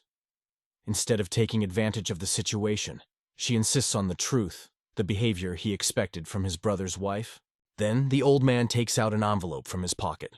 He puts it on the table and hands it to the woman. It was the only thing that man left him. The letter she opened was irrefutable proof that her husband was indeed a savior. The handwriting was exactly the same as her husband's, and the mother couldn't help the tears from her eyes. The signature and handwriting were unmistakable, and tears one by one began to fall on the letter. The old man fell to his knees, begging the savior, thanking him for giving him a new life. After everything became clear, the atmosphere in the room became much friendlier. Li Wuxin offered to give half of his estate and possessions to Madame Il, but she flatly refused to accept such a large thank you, and they agreed that he would only repair the Il family's house. After learning that Unheng was the named brother of Ilchun, the woman began to treat the young scholar with the same warmth as her brother. As a result, Il Ayin found herself in an advantageous position, and Li Haum offered her a job at the Tigerstone Trade Association. She immediately agreed, her eyes shining with enthusiasm and joy. The carriage started back home. The same delegation traveled in it, and they were all satisfied with the result. Madame Il's condition was improving, but the young master did not contribute to this in any way. He did nothing to thank his brother for his kindness. He thought more and more. But the longer he thought, the more he hesitated. The next day, restoration work began to prove the power of the Tigerstone. Many skilled workers appeared, and all the materials were delivered quickly. Just yesterday, this house looked neglected and old, but today it is full of energy. Ilayen just started work and sent a message to her mother that she needs to work hard, and from now on she will be a permanent employee. Hyung watched Il's family being happy. And while he was happy for them, he also felt useless because he was only an observer from start to finish. Soon, the old house was completely restored. It was an incredible job. The scientist was amazed. The setting and design did not change, but the building seemed to come alive. The hostess did not know how to thank the merchant. They all owe him their well-being. The scientist, being present next to the lady, asked how she was doing. He caught himself thinking that he had accidentally called her Nuna, which he hadn't intended. She, in turn, replied that everything was fine, and thanked him for his care and support. The young master noticed that she was no longer angry with him, and this brought him relief. Suddenly, the lunar yen appeared on the horizon, and the event became iconic. The The young master greeted her, addressing her as Mrs. She was upset that he called her Mrs. because she used to call him brother, and wanted him to call her by her first name. The young housewife who watched this scene was shocked by the unexpected turn of events, especially when she walked into the garden. She couldn't help but notice how wonderful the house looked now. But why are the old bushes still here? Everyone began to wonder what kind of fool had been put in charge of renovating the garden. Someone tried to explain that everyone needed to calm down, especially Noonie, but the situation was getting more and more tense. She couldn't let someone working for Tigerstone do such a sloppy job, but actually, the workers were going to renovate the garden. But Madame Ile stopped them, as she had many memories of the place. Due to this, the bushes remained intact, and the trees that the scientist cut down also remained in their places. Mrs. Yan, or Nuna, was amazed that the scientist himself trimmed the trees. The daughter stood aside and could not tell her mother how important this garden was to her, because of the memories of her father. This place had a special meaning. She did not want the scientist's efforts to be in vain, and hoped that her mother would change her mind after all. She believed that her mother would be able to change her mind, but still she hesitated. Yen noticed that the garden was pleasing to the eye and began to wonder where the scientist got such experience in gardening. The flowers looked simply incredibly beautiful, but she was most surprised by the fact that the scientist was so successful in trimming trees. The daughter decided to go back and was not even going to wait for Mrs. Yen. Mrs. Yen asked Yu Chornoy to come closer and look carefully at the garden. She asked if he really cut the trees himself. In Black confirmed that it was his work. The lady drew her attention to one important detail. She asked why one of the flowers on the tree had faded. Mr. Wu admitted that he made a mistake while trimming the branches, which caused the tree to suffer. When she asked about the nature of the mistake, he explained that trees should grow better after pruning, but he had cut one of the branches incorrectly. This was his first attempt, and he had not yet fully understood how to properly prune trees. At this moment, Moon-Yen made a strange face, as if trying to hide her emotions. He could see her expression, but he couldn't understand what she was feeling. The girl asked what he did with the cut branches, and he replied that he burned them. But it really upset her, and he couldn't understand why she reacted like that. She explained that it was no longer important and suggested that they go back. Soon, they returned to the house, where the mother was sitting among the guests. The merchant emphasized that her daughter was very talented, and the mother did not hide her joy from the praise. He also mentioned that he had heard that his daughter was getting married soon. After that, he asked who her fiancé was. The girl remained silent, looking into the eyes of the young master scientist, whose gaze was focused on her. Everyone understood that the scientist tried to help with the house from the bottom of his heart, but now he felt frustrated, although there was nothing he could do. Before she could say a word about her lover, Mistress Yen announced that it was young Master Li from the Yue Yang family. Everyone in the city already knew perfectly well about their love story. His reputation as a capable young man was widespread among the locals. Even the merchant was familiar with him. Therefore, he was sure that this young man would become a good husband and a wonderful son-in-law. The girl's mother did not react. They just sat in silence. The daughter did not yet dare to tell her mother about her relationship, and dragged it for a long time. And now it became known from someone else's mouth. Then the master merchant turned to Master Uno. He asked if Uno had any plans, and if not, he could ask him to help him with one thing. The young master, hearing this news, was stunned. Without waiting for the task, he decided to apologize. The merchant and his daughter exchanged glances. At this moment, Master Un announced that he was going to leave this house and go to Murim's court in Hangzhou. He asked if they were familiar with this association of Murim. They already offered him a job during his last visit, and he no longer wants to impose himself on Il's family. Although Madame explained that he does not interfere at all and they are pleased to see him. However, the scientist, although extremely grateful for the hospitality, was afraid that his presence would be misunderstood by others. Master Li reminded him that he came here to thank all the kindness and help the Il family had shown him over the years. It was because of this that he decided to come to Murim's union and accept their job offer. He felt that this way he would be able to pay tribute to all the years of support. Everyone understands his point of view, but the old man remarks, why doesn't he think again, since their organization also wants to hire him? However, the scientist made his decision after much thought. He will return here when he can earn enough and support himself independently. The merchant offers him an even higher wage, but if he doesn't want to be persuaded, they won't do it. Instead, he can go on a ship that will ensure his journey. The scientist was not against this proposal, but felt some discomfort. However, he knew that the merchant might be offended if he refused. Therefore, I decided that it would be better to accept this offer as a sign of gratitude. Soon the carriage was on its way, and the horses moved slowly forward. The old man, riding in the cart, noticed that not everything went as well as he expected. The girl expressed her fear that their investment might simply disappear and asked what they would do now. The merchant thoughtfully replied that they couldn't just let it go while they held it. He implied that the ship would never reach the Murim Union. Investments are like romance. They require a lot of patience and wise decisions. If we insist too much, the target will turn away from us. But on the other hand, endurance may prove stronger than iron chains. If they let Eunheng go, they will no longer be able to hide from his gaze. They decided to let Hyung go from here, but to keep him under constant surveillance so that he wouldn't be out of sight. The best way to keep him is to establish family ties that will ensure their influence over him. The lady is not against this idea.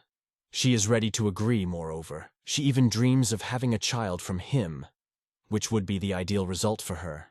After these words, for even the father was amazed, realizing that Eunheng is really an unusual person. Although he still has doubts if Eunhyung is really special, he doesn't doubt his daughter's feelings, which she has been through a lot. The girl asked her father a counter-argument. What, in his opinion, is the real strength of the Namgun family? He doesn't know for sure, but most people believe that the heads of the 4 great families rank below the heads of the Duan and Hua Mountain schools. However, they are actually equal in influence. In the end, one important question remained. What kind of power will they wield when their family becomes one of the 4 most powerful martial arts in the world? Within a decade, they would become a dominant war clan. And within 30 years, they would reach the level of one of the 3 largest trading companies in the world. After half a century, the Tiger Stone will be at the head of all war factions and trade organizations, conquering the peaks. The only question that remains is whether the girl is confident in Eunhen's power. However, she had no doubts about it. But his father still did not believe that his sword and abilities had reached such a level. Then, the daughter started talking about the fact that something important will happen with the first snows. Her father should see how the flowers bloom in the garden of that house. And only then will they understand the true meaning of Eunheng's living sword. 2 months later, a ship carrying an important person moored in Yun Harbor, the young master went on a journey to achieve his goal. A lady was following him, but her behavior was somehow strange, as if she was hiding something. The scientist approached the ship. Thinking that it was his ship, the girl asked if they had to get to Hongzhou, even though the route was across the Yangtze River.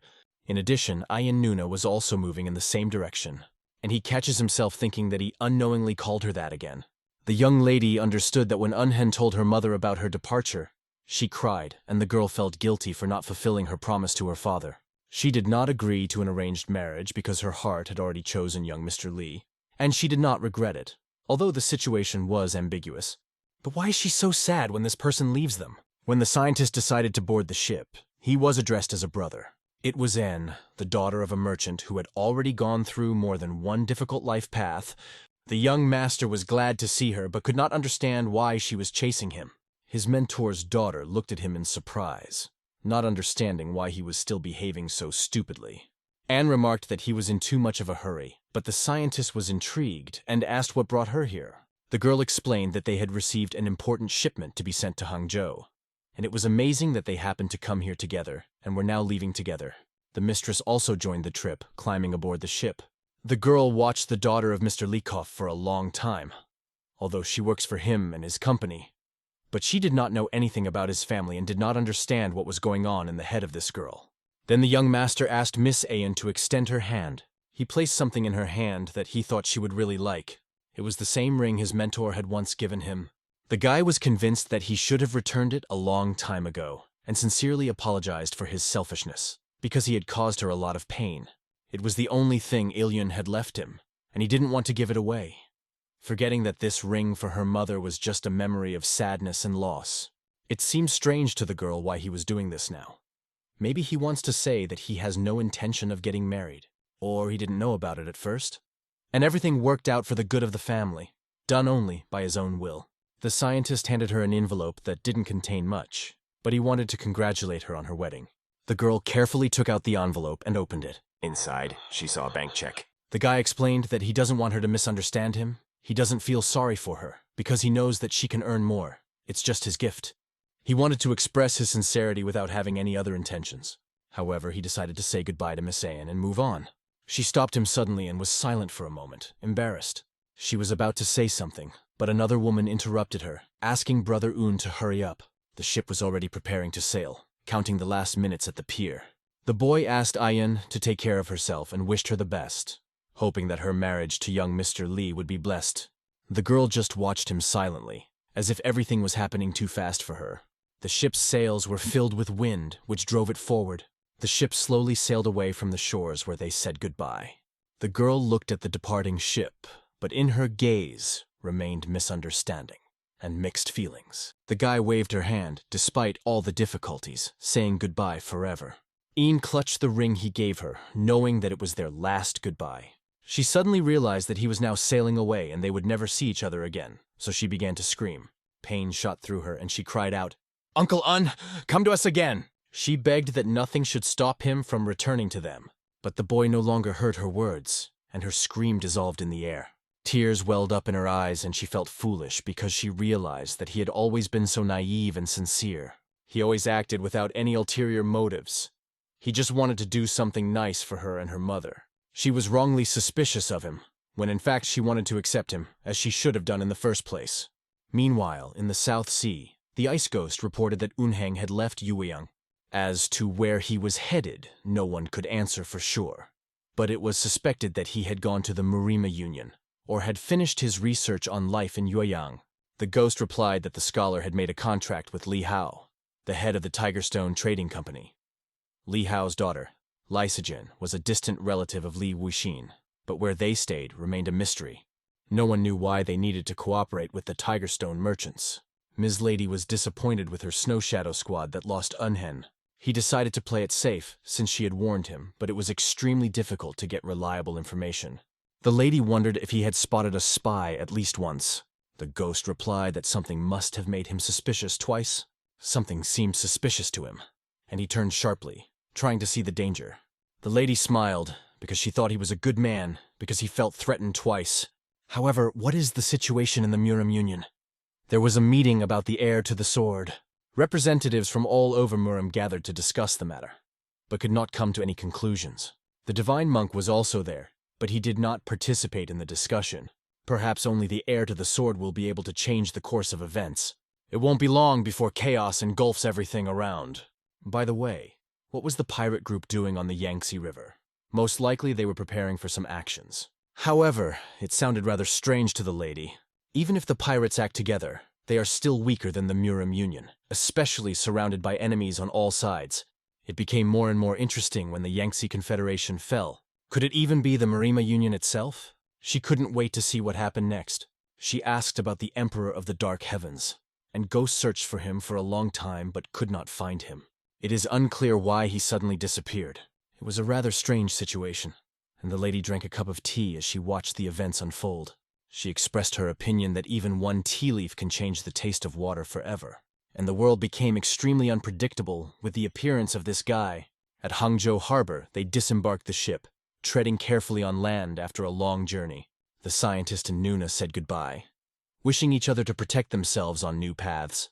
This was Un's first journey, and he wanted it to be over sooner than he had hoped.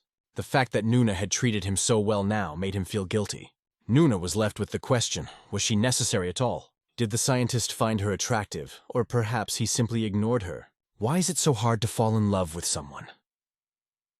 She knew that one day she would regret not having such skills, but she remembered the words of her father, who always said that a relationship is like an investment. It requires patience and wisdom. And following Un with a glance, it seemed to her that her father was right. At that time, the scientist went to the notice board and saw that the exam for the recruitment of secretaries would take place in 3 days. The secretary exam results were posted in front of the main gate of the Marima Union. He found his name in the list of successful candidates. An Sujai approached him and said that he did not see any other outcome. After all, it was the scientist who wrote a detailed report on the first question, and despite the lack of time for preparation, made every effort. Together with him came Pyo No Du and Jo Du Sik. A few days ago, he had taken the secretary exam for the Marima Union, and although the fighting tournament was being held at the same time, there were a lot of participants, and he felt that he had almost no chance of success. But at least he was glad that all the friends who came to him also passed this exam. Murima's Union, the pavilion of the stealth dragon, where events raged. The monk opened his book and said, "This young man again?" He suspected that Un was smart, but he did not expect that he would be able to pass the exam so easily. At that moment, the monk raised his head and looked at the birds sitting on the branches. He asked them, "What will you eat today?" and then decided that he would feed them himself. Throwing seeds at them, he called them impatient, adding that they do not respect elders at all. The birds descended to the ground, eagerly pecking at the food. He enjoyed the moment and thought he was happy when he did it.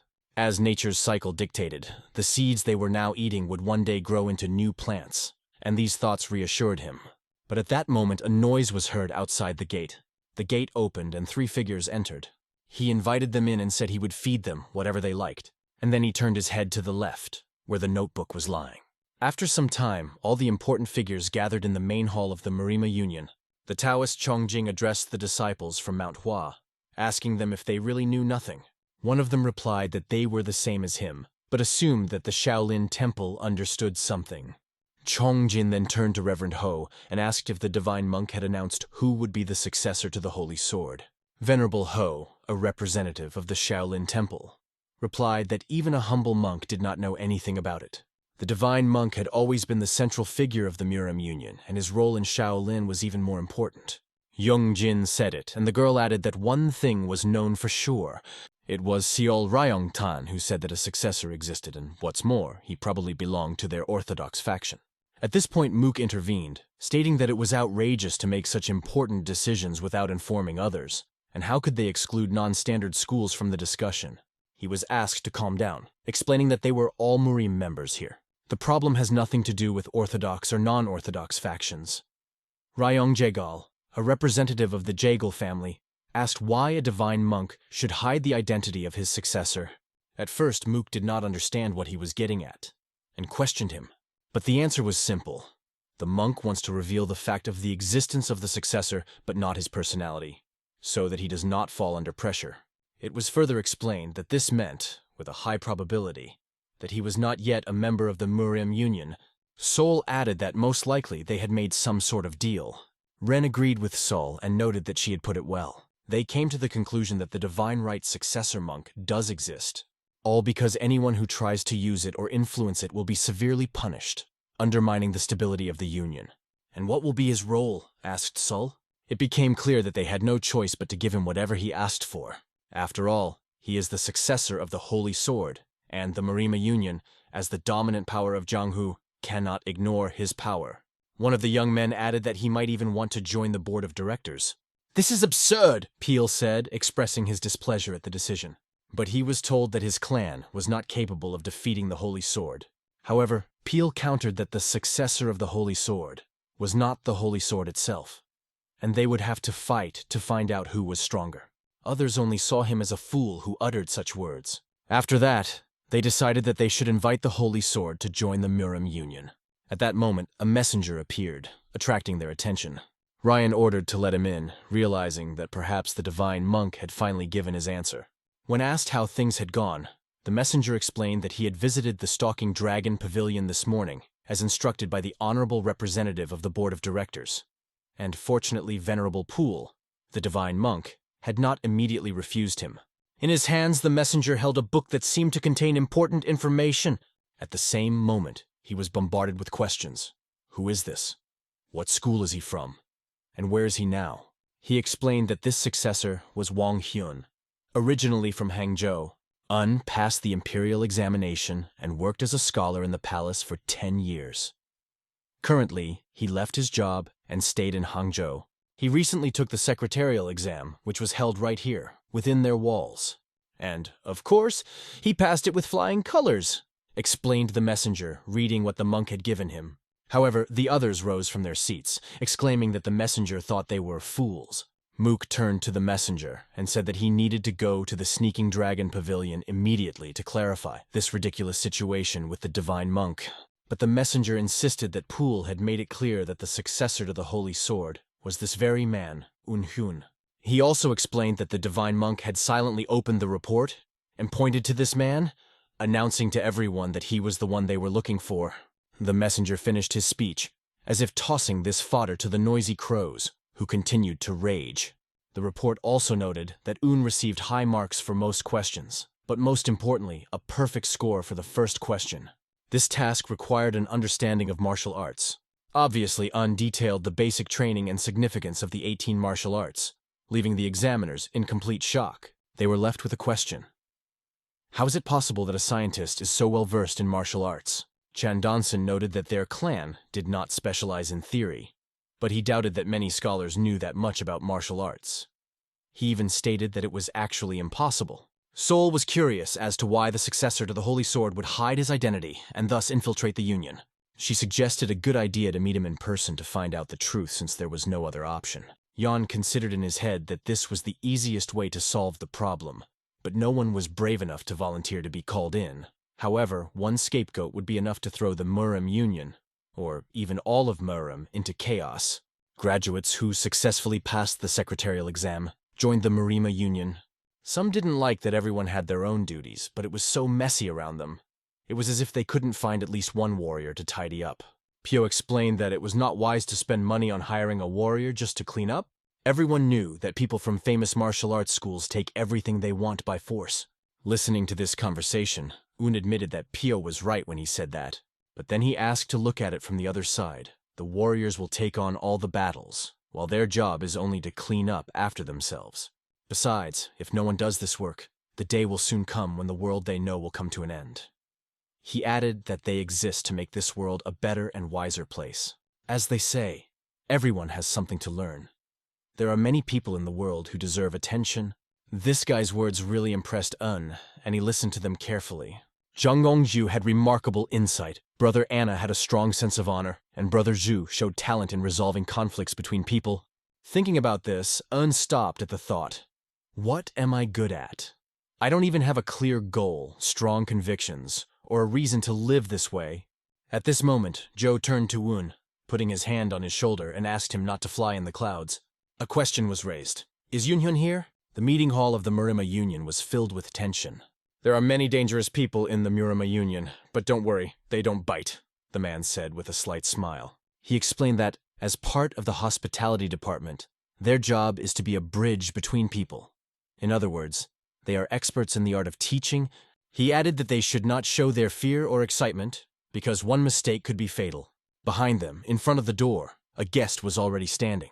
He asked the interlocutor to simply observe how Kwang Ji-boon dealt with people like the Saint Sword's successor. He just nodded his head in agreement. So the scientist entered this door. He stood in front of Boon, giving him a nod in return. It felt like sparks were flying from Boon's gaze. Un immediately felt the tension in the air. But suddenly Bun suddenly changed, became hospitable, and said, "Long time no see." Un even asked not to speak to him so politely, since he is just an ordinary secretary. After that, there was an offer to drink a cup of tea, to which Un responded with a grateful thank you. Boon demonstrated a real master class in communication with the successor of the Holy Sword. The boy thought that if Boon was acting like this, no wonder he didn't have any worries. Because of this, they wanted to know if the Murima Union had approached you as the heir to the Holy Sword. Boon said it with due respect. He also added that he apologized for calling him here. "Thank you for your concern," the scientist replied, but noted that he was, in fact, an ordinary scientist and had never accepted the title of Holy Sword Heir. He added that in any case, you should not address him in any particular way. Un asked also not to call him Mr., but simply Secretary Un. Boon was afraid of this, thinking that who would dare to address the heir to the Holy Sword as an ordinary secretary? It seemed to him that the scientist was only complicating the situation, and told himself that this boy was as eccentric as the other great Murim experts. Boon, together with his student, unanimously called him Secretary Un. The disciple then turned to Un, trying to explain that when the Holy Sword appointed him as its heir, he also became the greatest swordsman of the next generation. He asked to stop insisting that he is only an ordinary scientist, because it should be remembered how dangerous and problematic it will be for the ordinary people if the one who will become one of Murim's pillars continues to call himself an ordinary scientist. After these words, Boon almost fell through the ground, thinking that they had come to an end because this fool had recklessly come out and started talking bad things. He kept in his mind that all martial arts masters were people with great pride. So the Holy Sword heir could not be an exception. Un calmly said that he understood their words. However, he added that he had no desire to interfere in Murim's affairs, Everyone thinks I'm stubborn and unreasonable, but this decision was made after much thought, he said. I will not allow my opinion to be arbitrarily ignored, added Un. Maybe the Holy Sword praised me, but only because he thinks I have potential, not because I'm strong. I know my place and I'm happy with it. Moreover, why should I live as others dictate? It's definitely not for me, he concluded. These words fully reflected his attitude to the situation. He added that he would only embarrass himself if he tried to take on too much responsibility. After a while, Boone and his student ran together, discussing the conversation and arguing. Boone scolded him. If you want to die, go and do it yourself. Why are you dragging me to the bottom with you? Soon Boone was standing and reporting the information. Of course, she surprised them a lot. It was said that Mr. Un said that he was satisfied with the position of ordinary secretary. Muck could not stand it, and decided that he was just joking with them. So he declared that he would find him himself. Saul said curiously, "And what do you plan to do next? Do you want to defeat him in a duel and banish Muriam from the Union, or bring him here and invite him to join us?" she asked. Realizing that neither option was realistic, she explained to him that he should take control of his emotions and look at the situation more soberly. "And what's wrong with the current situation?" asked another. He explained that he had been offered any position and had chosen to be a secretary, so why not give him what he wanted? The Taoist asked, how can they allow the Holy Sword heir to be a mere secretary? Yan asked him another question. Isn't it bad to hire the best who passed the secretarial exam for this position? He reiterated that they had no choice but to give him what he asked for. Sol tried to understand more, asking, why is the Holy Sword heir satisfied with the position of secretary? Maybe he wants to create a noble image? Ryan noted that their original goal was to lure him into the Muriam Union, and since that was successful, he could be allowed to do as he pleased by offering to watch over him. He added that they would not allow him to escape from them, no matter the circumstances. After that, he ordered the hospitality department to keep a close eye on him and keep an eye on him. After these words, the meeting ended and everyone left. Boone finally breathed a sigh of relief and said to himself, "Phew, it's finally over." The more he thought about it, the more impressive Mr. Un seemed to him. With just one statement, he rendered a group of these dangerous people powerless. Boone also thought that he must have witnessed the birth of the world's most powerful scientist. Murima Union Canteen. The secretaries left full after the meal, but thought it was not as tasty without the wine. However, someone was secretly watching them. Un coughed, and attention was immediately drawn to him. When asked what happened, he said maybe something stuck in his throat, said he was going to get a drink of water, and asked them to go on without him. In fact, Un understood that he needed to be left alone. Someone was already waiting for him. "How are you feeling?" asked Unni. It was an appeal to the divine monk, who stood before him and answered, "In general, it's great. Why don't you become an elder?" It was actually sarcasm, as there was no place left in the monk's body that didn't hurt. The monk asked if Un liked being a secretary. He couldn't say that he felt better. But he was glad that he had recently met good people. He was glad that in this position he would be able to use his skills for the benefit of others. The monk laughed loudly and said that now he also wants to become a secretary. Then asked if this meant Un would no longer visit the Stalking Dragon pavilion. Un replied that he was satisfied with his life and that it was the path he chose for himself. However, the monk reminded him that if it weren't for him, Un would not be here at all, and would not be drawn into the affairs of the North Sea, added the monk. "Well, I survived, and now I'm fine," Un replied, noting that not only did the monk help him, but he learned an important lesson as a result. "But all this is in the past, and we must move on," Un calmly added. The monk raised his voice and asked, as a man who knows a woman's innermost secret, doesn't he think he should take responsibility? Immediately, the memory of the moment she fell on him flashed before Un's eyes. From Un's reaction, the monk realized that she had indeed told him her secret. And again the monk smiled slyly. He laughed as he said, "If you're so good with girls, you have a chance to marry the most beautiful woman in the North Sea. But if you fail, you'll probably be torn to pieces." Then the monk continued to joke, adding, "If you want to go to the North Sea, then just say." But Un was more interested in a place where he could train early in the morning. The monk offered him an arena.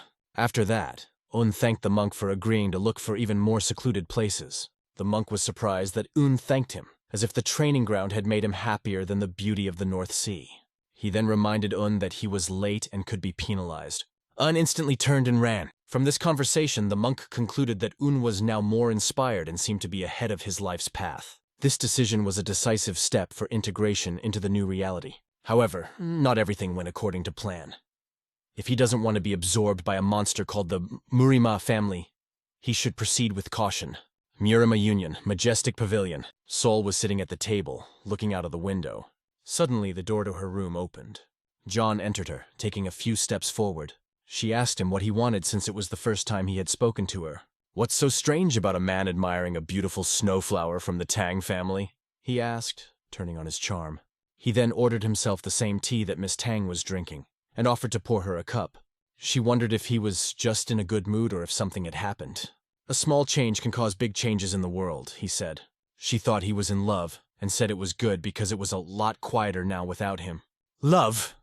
Maybe you're right, but this time the object of my affection is a man," he replied, to which she replied that she should congratulate him even more. "Thanks to this, the poor women will now be able to sleep peacefully," she added with a smile. He laughed and said he didn't want to disappoint her, but that's okay. He still likes pretty girls. However, he still wanted to ask her something, but she was the first to ask the question, "Why aren't you interested in him?" Now he was waiting for her answer. She hinted that she was still interested. However, she couldn't help but hate this man. The conversation looked a little different to him now. Her perspective changed. She didn't care if he was an heir or an ordinary scholar, because the truth was that he was being sought after as the heir of a divine monk. "In other words, he is the future head of the Murima Union," she said. Their current consolation was that, if they thought about it, they were the true heirs of the Union, and not he. After all, the divine monk had been like a father to them, whom they had listened to and respected for a long time. But one day, he brought a stranger and declared him his heir. Even so, John thought she was going too far. However, the current Murim alliance is divided into two camps, one following the divine monk and the other opposing him. She was interested to know which side John was on, but he asked in response, "What about you?" "First, I need to make sure that this person has enough courage to take the place of both a holy sword and a divine monk," she replied. Because of this, she prepared the perfect man to test him. A thought crossed Jonah's mind as to who the man might be. At this point, she offered to end the conversation, as she got too deep into the atmosphere and said a lot of unnecessary things. She thanked him for deciding to open up, even if he didn't really like the person he was talking to. "Isn't it rude to order a drink and still not take a sip?" she asked. "Truthfully, I don't really like drinking it, especially what was prepared by the Tang family," he replied.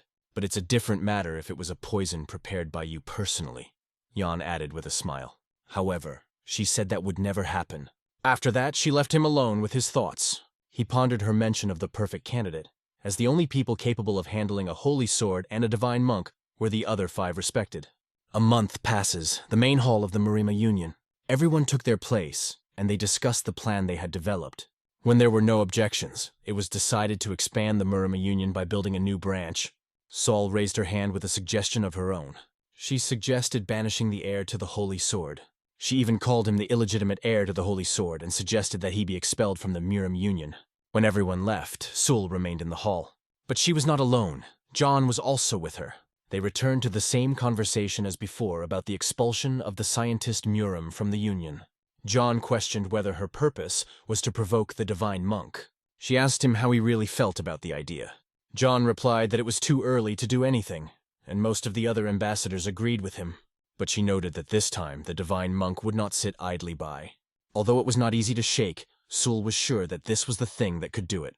She emphasized that this would help them neutralize the Holy Sword heir's power. They hoped that they could get rid of him with a light movement. They decided to wait, and Ion noticed that the heir would fall in love with anyone. If such a banality could bring him back, Jan couldn't wait for it to take effect, he thought. Sol assured him that she would not disappoint. Probably because one of her greatest joys in life was destroying other people's precious toys. Her words made him smile. Union of Murima, office of the Jagel family. Ryan sat at the table, recalling Sol's words. She talked about avoiding an heir, and that there was no place for an illegitimate Holy Sword heir in the Murim Union. He thought that they should leave things as they were because creating problems was an unnecessary maneuver now. Be it Divine Monk Pul, who has supported the Murim alliance for decades, or the young heir Un, who has gained the approval of both the Divine Monk and the Holy Sword. But in any case, it won't be easy to cut them out of the big picture even if she succeeds. So what is the Tang family planning? Ryan stopped at the thought that if she just wanted to undermine his power, then it was nonsense. He reached for the book where all of Secretary Yunhyun's personal information was written. Ryan began to read about his past, which seemed unusual to him. After that, he found a transcript of his essay. The answers were good, and he obviously knows how to handle words. The best way to test his strength is to have him fight someone. But if they had a public duel, it would attract the attention of the entire Murima Union, Ryan understood. If one of the members lost, his reputation would be ruined. However, even so, Un's answers did not seem firm enough to him. Of course, with a master's skills and powerful strength, he can easily destroy most techniques with just the basics. It sounds good in words, but in reality there aren't that many basic moves. And no matter how well the Holy Sword Heir combines basic moves, he has never fought with high-class techniques. This will certainly show his strength, but will not improve his technique. At that moment, Ryan remembered hearing the heir train every morning outside the Stalking Dragon Pavilion. Was he looking down on the Murima Union? There aren't many people around this place, but their numbers are not zero. The heir doesn't mind other schools watching his fighting skills. During these thoughts, a guard entered the room. Ryong asked him to call one of the servants to make another cup of tea, and then get Secretary Un's documents from the administration department. He emphasized that he wanted to see the original of the examination form, not a copy. The day is over, and here comes the next morning training session. The older brother was angry with the younger because he looked sleepless. Mook, a representative of the Mafia Society, pointed out to them that they were moving too slowly, and because of this they could not catch up with him, which made him even angrier. They tried to explain that it was he who woke them up. Later it became clear that he was going to sneak into the pavilion. Behind his back, they began to discuss whether there were any beauties living there, and why he wanted to go there. He turned and asked them to be quiet, and they replied that they would shut up if he explained why he was heading to the Stalking Dragon Pavilion. "To try our luck?" he replied, adding that they would understand everything when they got there. And he himself thought about whether those rascals from Orthodox schools were really busy with intrigues, considering themselves true masters of martial arts, while he believed in the power of his sword. He was convinced that true knowledge about someone can only be gained in a sword fight. At that moment, his younger brother asked him if he was going to fight anyone. He didn't know what to say, because if he said he wanted to fight one of the new secretaries, he would be considered crazy. Moreover, the fact that he was the heir Holy Sword kept secret, so he decided to remain silent. They noticed strange behavior on his part and did not understand why he suddenly stopped. After a while, they were already standing on the lawn behind the Prowling Dragon Pavilion. The younger brother was here for the first time, as he did not even suspect the existence of this place. An ordinary person like him would never come near this place, because this is the Stalking Dragon Pavilion. Even Mook admitted that he had never been here. At that moment, the younger brother told the older brother to wait, remembering the strange rumors that had recently reached him. It was rumored that the son of a divine monk had joined the Murim Union after becoming a monk. Some even said that he was the true son of the Saint Sword. The younger brother added that he had heard of a man who wandered here in the pre-dawn hours in hopes of meeting a divine monk. Mook noted that some of the information had leaked out, but the fact that this person had started behaving suspiciously in the Murima Union didn't seem like anything serious to Mook, and he decided to move on. He thought that if this man trained in a public place in the Union, he would respect him. But on the contrary, he was hiding, exposing his past through rumors, and so they came to the place where did his training. He didn't have a sword in his hands, but he executed the movements expertly. Surprised, the younger brother said to the older one, "Wow, there really is someone here?" The elder immediately ordered him to shut up. They stood watching waiting. The elder believed that if it turned out that was not strong enough to become the heir to the Holy Sword, then he would ignore the advice and finish him off himself. "This is fencing," the younger brother immediately remarked. He watched this incredible skill, which fascinated him. They also noticed that doesn't apply force. His technique seems very soft. Mook asked the younger, "Do you understand what exactly you see?" "Isn't it obvious?" replied the younger. "Besides, it's slow and pretty simple." He assumed they were a newbie, but Mook explained to him that if you only focus on what you see, you'll never get better. If in a fight everything is determined by technique, and you do not understand its meaning, then no matter how good your sword is, the result will be completely different. You will not be able to penetrate through the technique and avoid blows, added Mook. However, if you grasp its meaning, you will be invincible. He advised both of them not to rely only on their eyes, because you can become a real master of martial arts only when you begin to understand gestures. Mook continued to watch and noticed that while Un's movements were soft, they were unyielding, silent and slow, but continuous, like a great river flow, the depth and weight of which cannot be reached in a day or two. Although still didn't like Mook, He now thought that he hadn't done anything wrong. Meanwhile, the original examination form was brought to Ryan. It seemed that he spent the whole night in the vault to find it, because the exam was held a month ago and the form was hidden deep among other documents. Ryan poured himself some tea to slowly study the form. First, he decided to check whether the original and the copy were identical. Although he couldn't be called a calligraphy master, Yoon's handwriting was on a decent level. Based on his years of experience reading books and writing texts, Ryan could confidently say that Yoon really deserved to get the top score in the secretarial exam. It was somewhat of a surprise for him. However, he could not understand why he was still haunted by a bad feeling. I decided to go out for some fresh air. He suggested that maybe it was because he had been overwhelmed with work lately. During the inspection, it was not confirmed that he was under pressure from the outside. But all the same, he constantly felt anxious, as if something important were slipping out of control. Ryan asked himself again and again why he couldn't quell the growing anxiety. It can't go on like this, he decided, and took the original form again. He sat down at the table and began to carefully read the text. He rotated the form in different positions, carefully examining it from all sides. But, as he assumed, he did not find anything suspicious there. Obviously, there was nothing strange in the form. However, the feeling of anxiety did not disappear. On the contrary, it even increased. This was exhausting him, so he reached for the cup of tea to take a few sips. Sip after sip, he tried to calm down. But suddenly he noticed something strange. He put the cup down so sharply that the tea almost spilled out of it. It dawned on him. "My God, it's a sword print," he said aloud. Meanwhile, the brothers continued to watch. They stood for a long time, while it was already dawning on the street. The younger brother couldn't understand why Mook had decided to come here and doubted that he had come just to watch this sword dance. He wondered when the elder was going to return. But at that moment, Mook's reaction began to surprise the younger brother. He began to tremble. "What happened, big brother?" he asked. He just gritted his teeth and stared angrily, angered by the fact that even though Un was not holding a sword, one could clearly feel the tension of his movements, and even predict the next move. However, he understood that if this imaginary sword was aimed at him, he would not be able to block it. The problem was not the content of the text on the first page. At first, the handwriting was even and neat, but the closer to the last page, it became less neat and more lively. Ryan was unable to find the imprint of the martial artist's sword in this handwriting. However, his hands were shaking as he looked at these records. It was just a mark left by a pen. Now it became clear why he felt anxious when reading this form. And why didn't the feeling of danger leave him? As if from an unreachable place, this man's sword was watching him and everyone from above. They gradually solved this mystery, although it stressed them a lot. The sun had already begun to appear outside, and the birds were waking up. At this moment, Un was just about to finish his training. Again, he didn't notice how quickly time passed. Closing his eyes, he asked himself, "What should I do?" Because during the training, he realized that Master Mook and the warriors of the Mafia Society were here. Now that the training was over, he didn't know how to behave. He was promised a place where no one goes, and there were as many as 3 people. At first, he thought they were animals, but then he realized that at least one person was watching him. In any case, all relations should begin with a polite greeting. So he turned and bowed to them.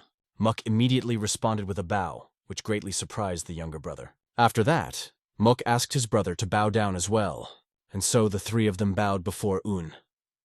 Un had heard that the hot-tempered swordsman Mook was impatient and had a difficult character. But at that moment, he thought that he must be a good person. There was an awkward pause between them. Un didn't understand if he could just leave and why they had come at all. It didn't seem like a normal conversation. Un saw no point in being polite to people who didn't even have a basic understanding of politeness. He bowed to them once more. But this time it was a farewell bow. 10 days after the official approval of the expansion of units at the Murama Union Council, the organization became the strongest, rising above all factions and schools. The mere thought of the boundless riches, glory, and power that the Union could gain kindled an insatiable greed in the hearts of the council members. Ryan, feeling the tension in the hall, decided to change the topic and suggested moving on to the next question of the discussion. Ryan voiced an unexpected proposal to the Tang clan. Expel the Holy Sword heir from the Union. Before she took the floor, Ryan asked if anyone wanted to speak. Sol confidently raised her hand to speak, and all eyes turned to her. She noted that this person has been in the Union for several days, but no one knows about his actions after arrival.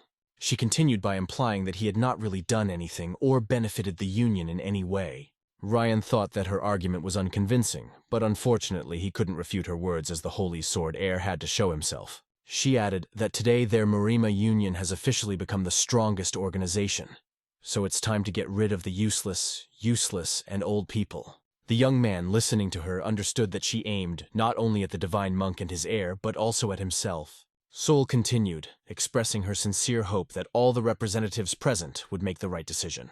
The faces of those present showed that they were hesitating, not knowing what decision to make in this situation. Sol noticed this, and it pleased her because she believed that in this case she had a chance. She didn't care if her proposal was accepted, and she didn't care about the fate of the Holy Sword heir. She only wanted to sow doubts about the divine monk, because if they grow, even the strongest column can fall. She wondered what results they all really expected from this situation. Suddenly, one of the council members raised his hand, drawing attention to himself. Mook asked why they should be the first to provoke the Holy Sword heir. Judging by the expression on Sol's face, she did not expect such a question at all. Mook continued by stating that there is nothing wrong with their current decision, and should stick with it as decided at the last meeting. Sol was sure that Mook was her biggest supporter, and couldn't understand why he was acting so erratically. At this point, Ryan supported Mook's argument, agreeing with him. Sol couldn't understand why even Ryan would stand in her way of achieving her goal. Ryan continued, noting that time was of the essence for them, and they shouldn't cause more trouble, so they should keep the heir at a distance, not too close, but not too far. He really didn't want to let the Holy Sword heir leave the Murim Union. If they get rid of him now, they will not only lose the authority of the divine monk, but also let uncontrolled power into their tended garden, causing the balance of power in Marima to be disturbed. However, Sol couldn't read Ryan's mind and didn't understand what was going on between the two men. It seemed to her that Chigal was also aware of the danger posed by the heir to the Holy Sword.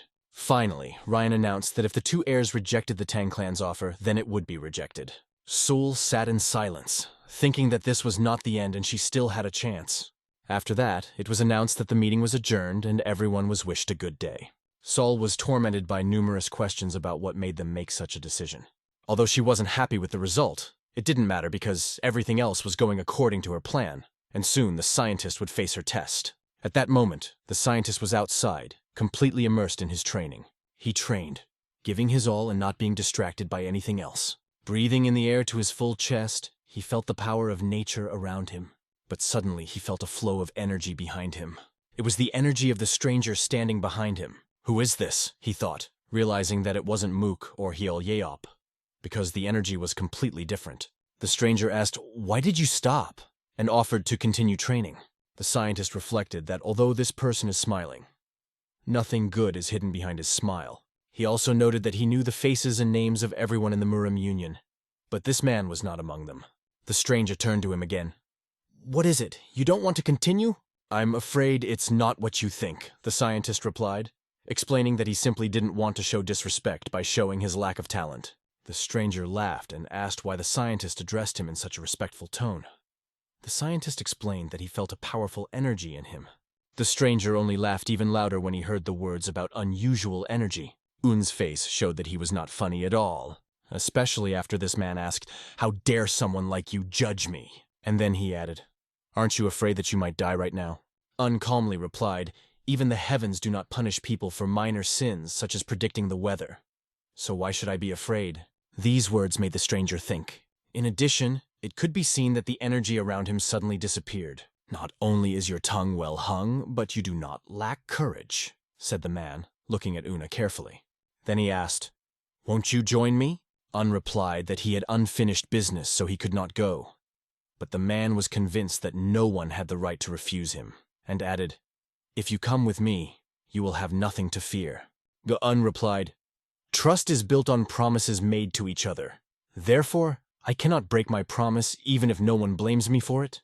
"Is that the only reason for your refusal?" the man asked. With a confident voice, Un answered that no matter what was offered to him, he was not going to leave this place. At that moment, the man felt that Un was looking down on him, and energy began to rise around him.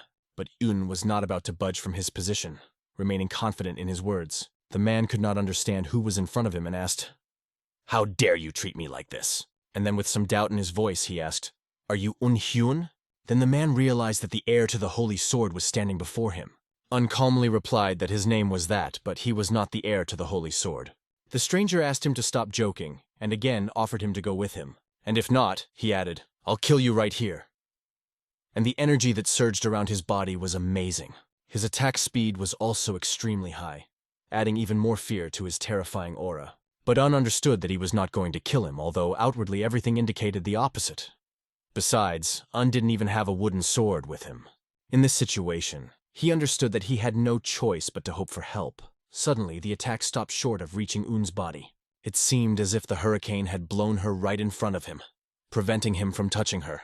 A bright light shone all around, and a cloud of dust rose in the air. The man whispered in surprise, "Is that 100 steps of Spirit Fist?" At that moment, a familiar laugh rang out. A monk appeared and cheerfully said that he was wondering who had been making noise near his house since dawn. Then he turned to the stranger and said that he did not expect to see him here. To be more precise, he did not expect that this particular person would appear in such a place. The man seemed to be getting nervous and unnoticed. He also noticed that the monk's technique had become even sharper. His 100-step Spirit Fist looked impressive. However, the monk said that this technique was no match for his pair of poison blades.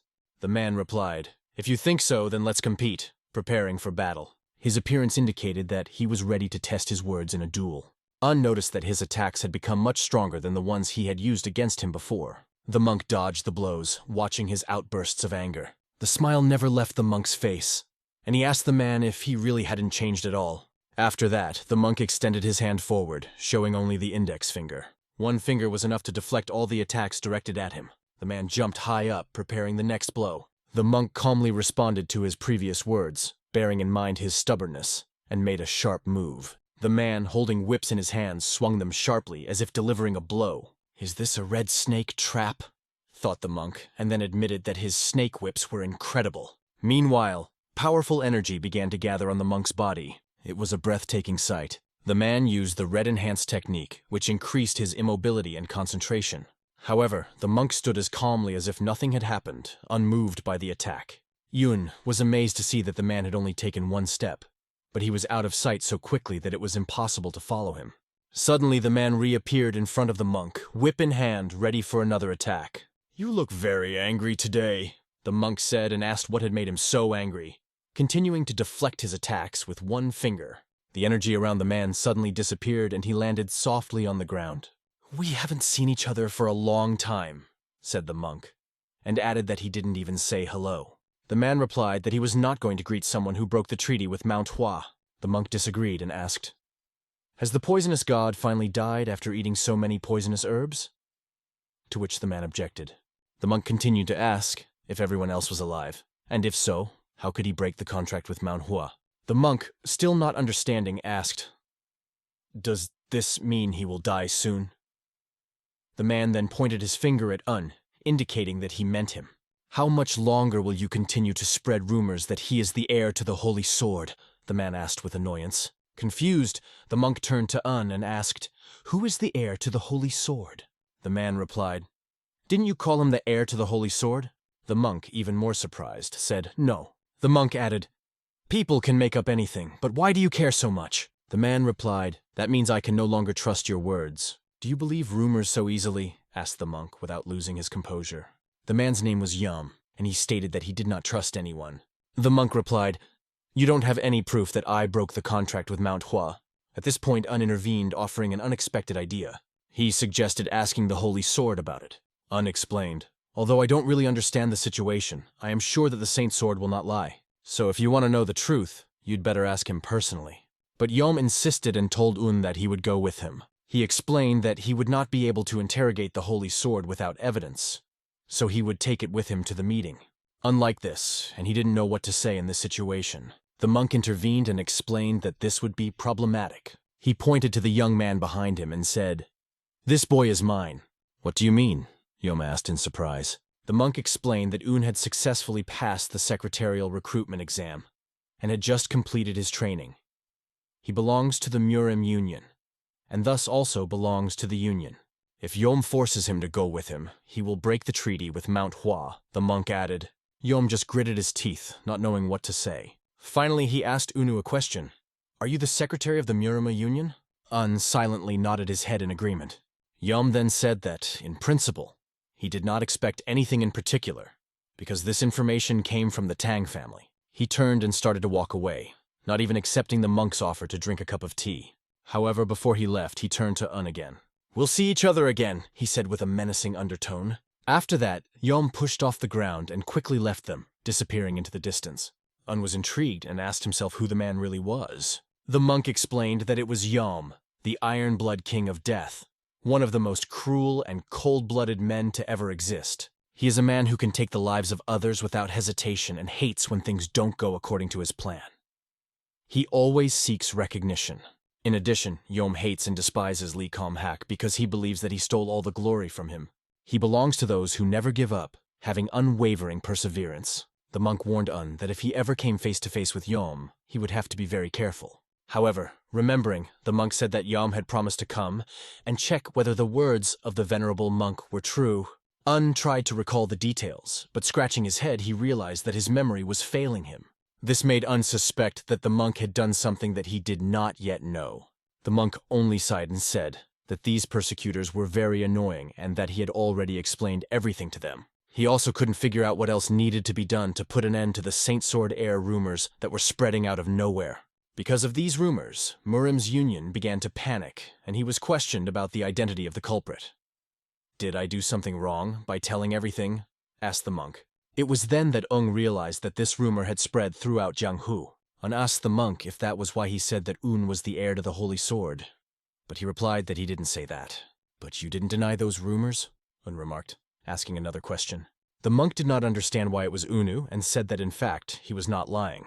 "It was very nice to see how these arrogant brats tried to do something in a panic," added the monk, recalling those moments. Un didn't like it very much, but he understood that he couldn't come to everyone individually and explain. "Then who is the person who started this rumor?" asked Un. The monk replied, "If something does not suit you, you can go and check on the North Sea."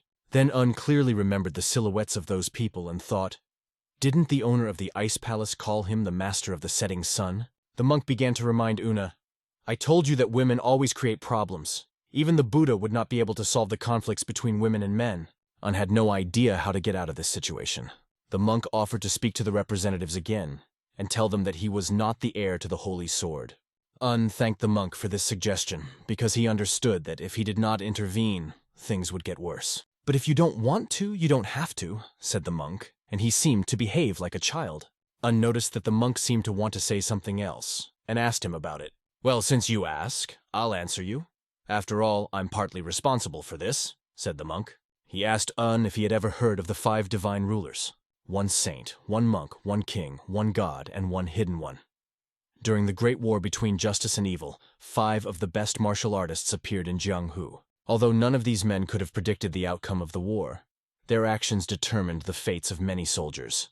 They did not even directly participate in the battles on the battlefield. But somehow, they were drawn into the war, and it was then that a monk offered them a way to avoid global destruction. Un understood that it was the same contract with MANHUA. First, the 5 rulers and the factions subordinate to them cannot fight each other. Secondly, they are strictly forbidden to raise their heirs. Third, the party that violates this contract will be punished immediately. This meant that everyone should go their own way without disturbing others. The ban on raising heirs existed so that none of the rulers could oppose the other 4. But if someone acquires an heir, the situation can change dramatically. "This system worked," explained the monk. And then the monk added that there is one loophole in this contract. During the Great War, 5 rulers renounced all ties to their factions. The poison god of the Tang family passed the post of head to his descendant and left the family. The monk announced that he would not return to the Shaolin Temple. But, at a meeting of the 5 rulers on Mount Hua, the creation of the Murima Union was announced in his name. The Great War between justice and evil has ended, and it has been decided that all schools must join the Murim Union. If someone refused, sanctions were applied to them. In other words, the monk explained that any faction that did not belong to the Murim Union automatically became his enemy. And as the monk pointed out, none of the other 4 rulers are currently involved in the affairs of their schools. And the Murima Union has a rule that any school that doesn't belong to the Union is its enemy. Then Un understood everything. If one of the 5 rulers interferes in the affairs of his school and does not belong to the Murim Union, then he immediately becomes an enemy of the Union of Murim and the divine monk Pul Yon, and as a result breaks the treaty with Manhua. Yes, it was a small loophole, if I may say so. For the monk, it was a game on the edge. This was how the monk forced everyone to agree to the treaty with Manhua, and because of this, the other 4 rulers were unable to stay in Jianghu. Did they know about this trick and not do anything about it? Asked Un. They knew, but their pride did not allow them to take back their words, and 2 against 3 could not win, replied the monk. It wasn't forced, it's just the way Murim's world works, he added. The monk sought to end the great war between them, and after that, he left the Stalking Dragon Pavilion and left as they did. Un understood many things now, but the fact that the Iron Blood King had been tricked remained the same. It was not difficult for the Murim Union to end the great war between justice and evil. The 4 rulers retreated, the balance was upset, and everyone was tired of the long war. However, the Union shed a lot of blood to achieve its goal. The monk added that although the Great War had ended thanks to the Murim Union, Yom had changed a lot, and said that he himself did not have much left to live. That was why he tried to get Un's support, but he couldn't understand why young people like Un were pointing fingers at the old. Have you read many books and none of them taught you the rules of propriety? He asked. And this sword? Why didn't you accept it from the infirm old man? Added the monk. He noted that everyone is working for Un's benefit, and Un is only complaining about rumors. But the monk was not an infirm old man, and the sword was not a simple gift. Then the monk told Un that he did not want anything from him, and also never asked him for anything. He raised his head to the sky, looking at the endless blue. I just wanted you to understand how things are arranged here, said the monk. The monk said that he would not demand anything from Un, and added, if you want to stay here, stay. If you want to leave, you can do so at any time, and no one will stop you. In short, he gave Un complete freedom to do what he saw fit. Then, can I return to my native province, open a school there, and cut all ties with Murim? Asked Un. The monk laughed, realizing that if Un opened a school, Li Hawk would come to visit him, and all the factions would not sit idly by. Probably, the representatives of the Ice Palace from the North Sea will be the first to appear. Probably Unu should start his own faction and call it, let's say, School Faction. Even if neither the monk nor Li Hawk intervened, it would not be possible to break ties with Murim just like that. Why did you come to Murima Union in the first place? Why didn't you return to your home province? Why did you become secretary? The monk asked, looking at Un. Un explained that he wanted to do something, so he accepted the offer of the trade organization Tigerstone. But he could just open a school in his native province. Now Un does not understand why he decided to join the Murim Union. The monk pointed a finger at his chest. You have deep in your blood a passionate longing for the sword, said the monk. He then added that Un looks a lot like Li Hawk. Both of them aspire to reach the pinnacle of swordsmanship and yearn to fight a worthy opponent. The monk pointed out the only difference between them. Li knows exactly what he wants, and Un doesn't. So I already belong to Murim? Asked Un. The monk answered this question not quite clearly, leaving him without final clarity. However, he said Un is moving in the right direction. The monk asked him to listen carefully and explained that man is between heaven and earth. He urged not to follow the false advice of others, and to think about what Un really wants. If you pay attention to other people's words, you can later understand that you did not live the life you wanted. That is why, the monk emphasized, you need to listen to your heart. Do not follow another's path. Choose your own path, the monk added. After that, he asked Un if he shouldn't carry a sword with him and offered to give him the sword. Un understood that all his problems started because of this sword, so he replied that he did not want to take it.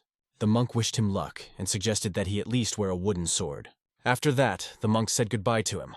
Un felt a familiar sense of resentment because the divine monk had simply left without solving any of his problems. He began to ask himself the question of how to live life correctly from a human point of view. However, Un later realized that the monk did not ask him direct questions. He wanted Un to find out for himself what kind of person he wanted to be. Meanwhile, it was officially decided to expand the branches of the Murima Union, which made all the members of the organization very busy. Building new ones, expanding the old ones, appointing new leaders, secretaries, and soldiers. Fortunately, Un Hyun, Ansu, Jodu Sik, and Pyong Odu remained in Hangzhou continuing their work.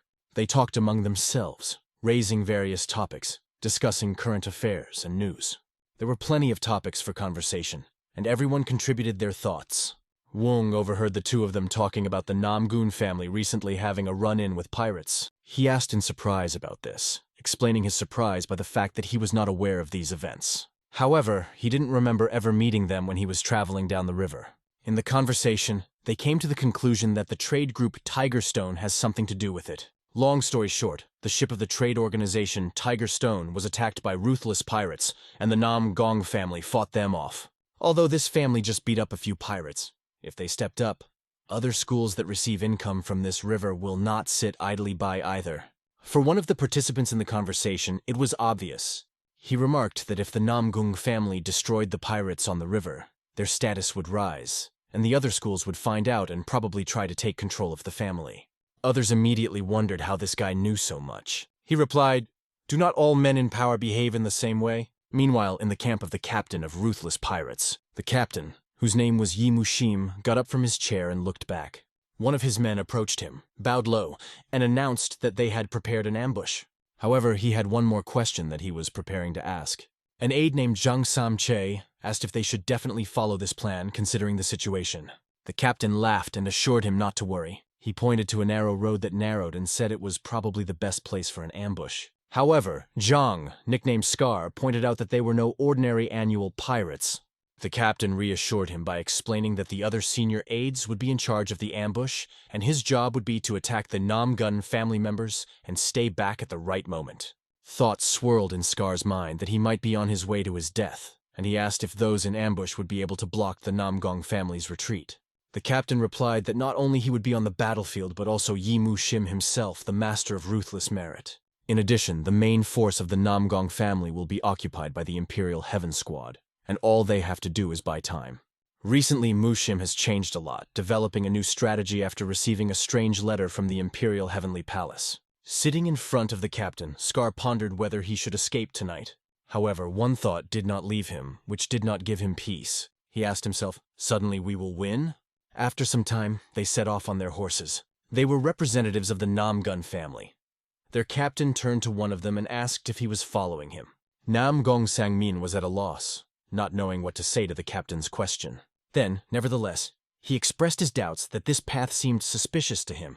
He believed that there might well be an ambush at the point where the road narrows. However, the captain did not believe that the enemy could move here so unceremoniously. "And what to do if we are driven into a trap?" Sangmin asked. The captain turned and pointed at his army. 25 outstanding soldiers and 100 people from other schools could not be cornered. Anyway, he asked Sangmin what he planned to do. Sun replied that he wanted to do some reconnaissance. The captain gave him permission and asked him to inspect the area. Sangming put 2 fingers in his mouth and whistled loudly. Several horsemen followed him. Enthusiastically, San jumped forward to survey the gorge. The captain observed the young man's fervor and mused that the young people of the Namgong family certainly had zeal. He also thought that the weather today was very favorable for bloodshed. The pirates had already seen the people approaching. Scar realized that the captain had not lied to him when he said that the Namgun family would be passing through today. Scar ordered everyone to be ready and not to go into battle alone, since, as discussed earlier, their job was only to delay the enemy. He also ordered everyone to avoid death. Looking closely, Scar noticed that there were only 6 enemies. And where are the rest of the troops, he thought, and was informed that they were riding behind. Scar realized that if these 6 were scouting, then the main army was somewhere behind. But he didn't know what to do next. If they stand still, they can cut off their retreat. Sangming and his men drove slowly by. Scar ordered his men to prepare, noticing that the Namgong family's warriors had a complete lack of sense of danger and focus. The archers had already taken aim, drawing their bows. At this point, Scar pointed his finger at the enemies and ordered the attack to begin. There was the sound of arrows flying quickly through the leaves. Sangming only had time to turn his head and saw the arrowheads hurtling straight at him. The arrows hit Sandmin and his companions, as well as their horses, knocking them off their feet. When the horses fell, the pirates rushed out of their shelters on the slopes, armed to the teeth, and charged. The captain heard various sounds, creating a loud noise right in front of him in the narrow gorge. He gritted his teeth as the sound sounded damn familiar, the sound of swords clanging. He ordered his army behind to pick up speed and catch up with Sandmen. This was their main task, and after a while they were already in the gorge itself, where the battle was unfolding. The captain reached for his sword on his back. cursing at the enemies, whom he called fucking bastards. Suddenly, he was thrown from his horse as if by a lightning strike. A moment later, he was already standing over San's body, scattering all the enemies nearby. Sang-min shouted his name loudly, trying to get his attention. But at that moment, he was hit in the face and flew to the side. The captain carefully watched the situation, but suddenly a stronger opponent appeared in front of him. It was Scar, who was also an accomplished swordsman and had excellent fighting skills. A fierce battle ensued between them where blood flew in different directions. Each blow was deadly and the battle grew fiercer until both enemies were filled with rage and determination. Scar already had a plan for what to do next as he contemplated his retreat. He turned to his pirates who were behind and ordered them all to retreat. Quan, the captain of the Namgong family, could not understand where he was going and rushed forward only to be met with arrows. He had to fend off the arrows with his sword to protect himself. These arrows delayed him and allowed the pirates to run in different directions. Scar grabbed his horse and ran away from his pursuers. Captain Quan ordered his troops to capture them and prevent the pirates from escaping. "Are you okay?" he asked one of the running soldiers, and he confirmed that it was. After that, they approached Sang-min and began to examine him, finding that his life was not in danger, but the wound was deep and required immediate treatment. San was very indignant because he thought he had shown himself from the worst side. Quan was also incredibly angry. In anger, he vowed that he would definitely catch these scumbags and bastards who dared to contact Namgong's family. After that, he left the wounded and quickly jumped on his horse. Commanding his horse to gallop faster, he rushed forward, not wanting to let his enemies go. Quan was well aware that they had a numerical advantage and was not going to forgive the pirates for their attack. The captain of the punitive squad of the Namgun family, enraged by the wounding of his younger brother, rushed in pursuit of the enemy. There, 200 enemies were already waiting for him, who surrounded his squad from all sides in a narrow valley. At first, the surprise attack seemed successful, but the efforts of the enemy were no match for Quan's bravery and courage. In addition, the coordinated work of the school's students only strengthened their offensive. During the fierce battle, brandishing his sword, Quan shouted at his enemies, "How dare you come against our family!" Gradually the battle subsided and both sides faced each other.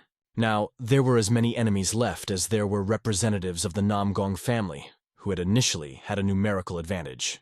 The ambush was effective, but not against their family. It was an excellent moment to order the troops to attack. But suddenly, as if from nowhere, an insidious arrow flew out. Quan barely had time to place the sword under the hilt and knock her away. During the repulse, he felt the incredible power of this flying arrow. The archer who released her was on a horse, and you could tell from his clothes where he was from. It was the Imperial Sky Squad that pleased the other pirates with their appearance, but there were only 30 of them. At this point, Quan ordered all of his men to take a step back and get into battle formation. He met the Imperial Squad captain's eyes, and the tension between them was palpable. "Who are you, and why are you interfering in the affairs of the Namgun family?" Quan asked, addressing them. At first there was only silence, and then they coldly answered him. "You talk too much, and if someone talks a lot, it means he's afraid," they added with a sneer. They laughed, claiming that Quan was scared. But here the sunbeam reflected from Quan's sword, directed at the opponents. "You will pay for this rudeness with your lives," he promised them. The answer was, "Try if you can." And so to the clatter of hooves, they charged, swords in hand. Dust rose around them from the furious speed of the horses charging forward. Quan had already identified his target, who he wanted to kill, and was ready to act at any cost. He was determined to finish off the enemy, but it was difficult to tell from the strained smile on the opponent's face that he was ready to die. After some time, the young hostess was sitting by the window, warming her hands with a cup of warm tea. Her thoughts were busy with various topics, she thought deeply. The Ice Ghost told her that news had arrived about the events on the Yangtze River. "How did everything go?" she asked. "Namgong's squad has been destroyed," Ice Ghost reported. "This is the handiwork of the Imperial Sky Squad," added the Ice Ghost. "And how many were there?" asked the girl. "About 30 people. They helped the heartless pirates in battle." This surprised her because she did not expect this squad to appear so quickly. She noted that she did not have any offers yet. However, she asked the Ice Ghost to check if this was really King Moon's strategy. "Any news yet on the Marima Union?" she asked. "They seem to be focusing on expanding their branches. Nothing much has happened except for the appearance of the Iron Blood King of Death, Yom Jong-bu." Ghost replied. "What about him?" she asked, referring to Yom. "He remains as before, does nothing unusual." Then the young lady said that everything was clear to her. The Ice Ghost asked if it was okay to stop monitoring the Namgong family, as it was no longer necessary. She allowed it, adding that Yom's intentions needed to be ascertained. She understood that much would change due to the actions of the new owner of the setting sun. The residence of the Nam Gong family was in Hefei City, Anhui Province. The Nam Gong family was ranked as the 18th strongest faction and one of the 4 great families in the Murima Alliance. Its influence extended to the entire province of Anhui and the Yangtze River. Despite the rivalry with the Gongsong family in Gansu Province, their reputation in the river trade was not harmed in any way. The name of the Nam Gong family and its wealth increased many times, which attracted people and goods to them. But today the news spread across the river that the Nam Gung family had been dealt a heavy blow. Menacing Sword Zhong, the head of the Nam Gong family, slammed his hand on the table angrily. The head's advisor reported that out of 25 students in the unit, 8 were killed, 14 were seriously injured, and 3 had minor injuries. If we take the entire squad as a whole, 34 people died, 74 were seriously wounded, and 13 were seriously injured. Another terrible news was that the captain of the punishment squad had been killed in action. The chief, enraged, asked who had done it. The advisor explained that the 30 warriors who called themselves the Imperial Sky Squad were each at the level of a first-class disciple in strength. Those who survived confirmed this information. Considering these losses, this information becomes very important. It became obvious that someone was supporting them. One of the advisors told the head that this problem has an impact on the whole of Jianghu, and the next move must be thought out very carefully. However, the head could not understand how it could be left unanswered when their family members were killed. He rose from his seat and addressed all the Sword Kings. "If there is a mountain in our way, we will cut it down.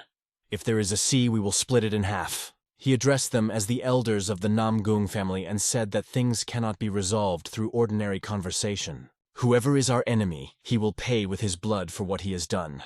He then ordered the advisor to assemble a new punishment squad, keeping the same number of warriors, but this time the squad should be made up exclusively of the best students. The advisor warned the head that if they sent out so many disciples at once, neither the Gonsan family nor the Wudan faction would sit idly by.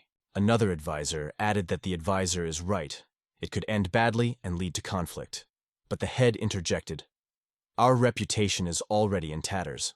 He firmly declared that he would not retreat until he covered the graves of his brothers with the blood of his enemies. Hangzhou Marima Union Guest Room. Yun entered and greeted those present. He was greeted with a smile, clearly already waiting for his appearance. Un understood why one of the men was so embarrassed to talk to him. Probably it was due to the fact that the husband had his first day of work. He said, "How can I be the first to introduce myself to the elder?"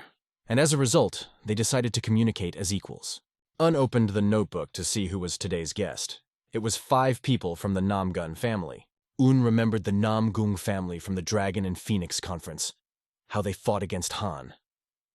Their swordsmanship did not disappoint. It was expected of members of this family. The Dragon and Phoenix conference was held not long ago, but it seemed like a long time ago. It's probably because of the many changes in Un's life since then. After being fired from his previous job, he continued to worry about his uncertain future. But when he found stability again, he began to miss his freedom. One of the men brought 5 people and told them to wait in the guest room while he brought the host Namgun.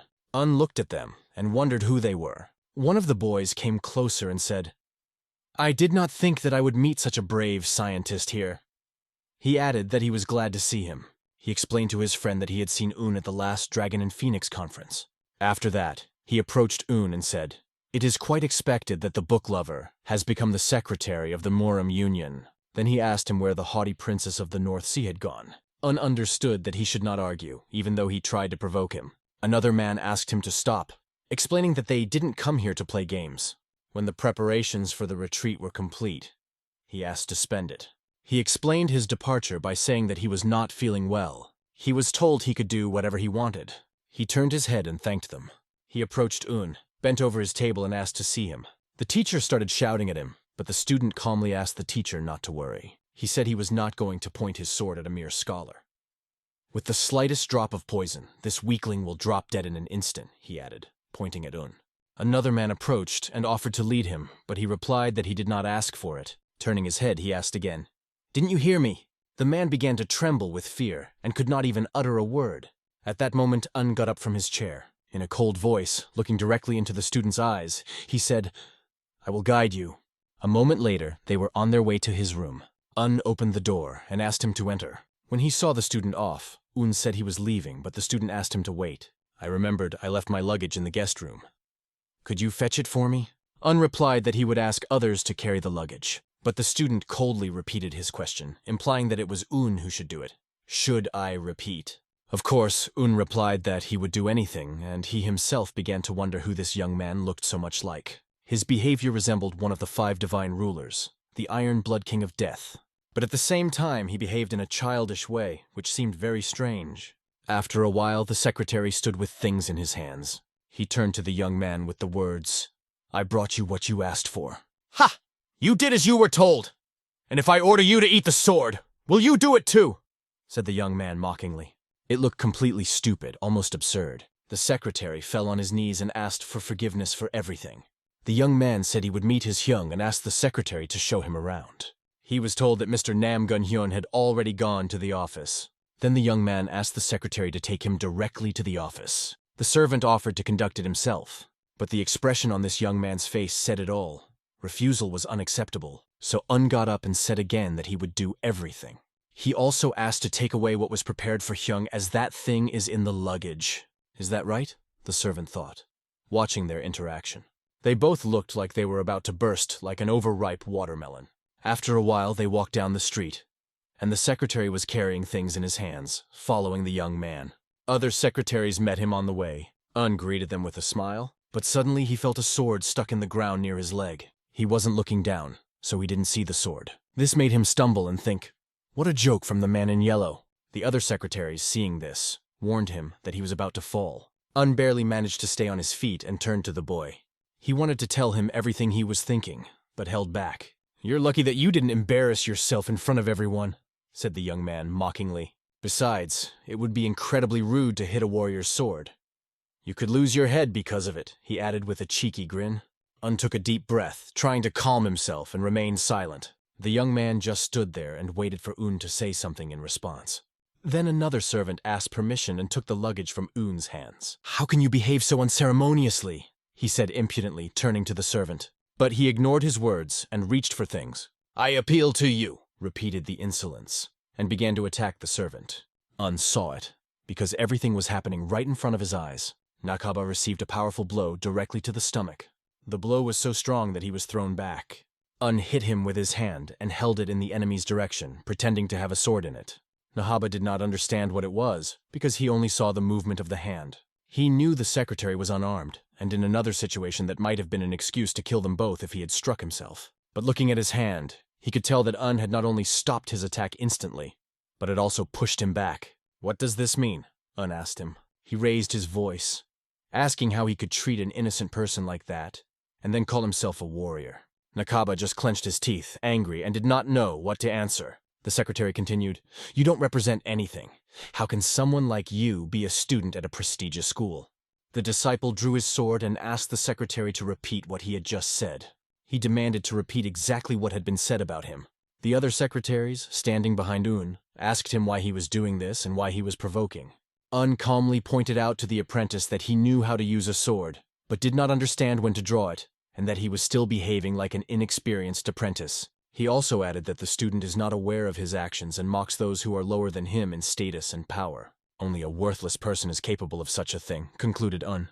The disciple raised his sword and said angrily, "This worthless man will die now." Others present were nervous for Un, fearing for his safety. However, Un easily dodged the blow, forcing the sword to pass. This only angered the student even more. They shouted at him from behind to stop. At that moment, Hyun appeared and jumped right in front of him.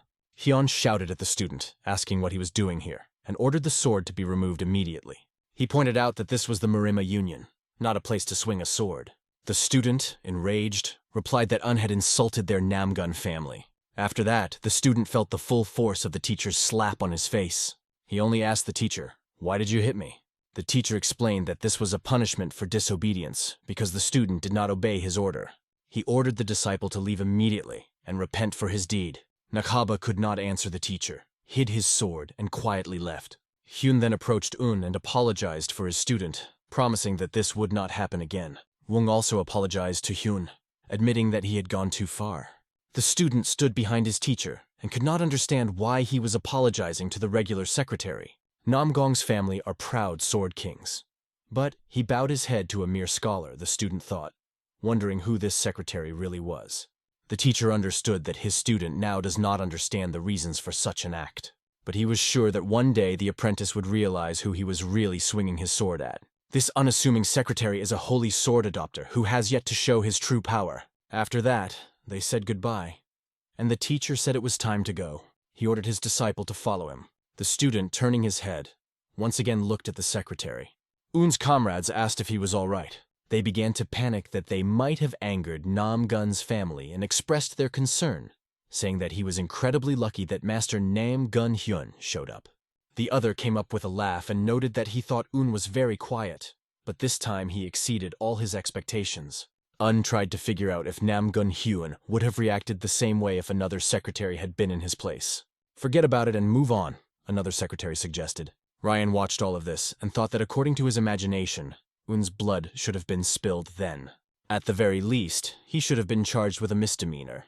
But it certainly wasn't supposed to end like that. A few days passed, and at a meeting of representatives of the Marima Union, the situation was discussed. One of the representatives stated that it was completely wrong that the Hyun pirates were only the Namgun family's problem, and said that he would not allow other factions to interfere. A representative of the Udan faction noted that heartless pirates operate in their faction's territory, and because of this, it is no longer just their problem. However, Hyun replied that there was no need to ask permission from anyone to avenge the murdered students. There was a loud thump of a fist on the table. Does this mean that the Namgong family will leave the Marima Union and go it alone? Chan Donson, representative of the Donson family, asked them. The energy of the conflict flared up between them, and each insisted on his position. They were asked to calm down, understanding their arguments. Ryan emphasized that this matter concerns the entire Murim Union. Hyun replied that the Namgun family respects the Murim Union's decision. However, the lives of heartless pirates belong only to them, and no one else. He explained that if they only got a guarantee against the heartless pirates, then they would be able to negotiate with the Tiger Stone merchants, which was a more important source of income for the Namgong family than they even thought. In addition to revenge, they protect the interests of merchants. It was decided to take a short break before continuing the discussion. Yeonho pointed out that there was obviously someone supporting the heartless pirates, and that someone might be responsible for those mysterious letters. He was told that it could only be rumors.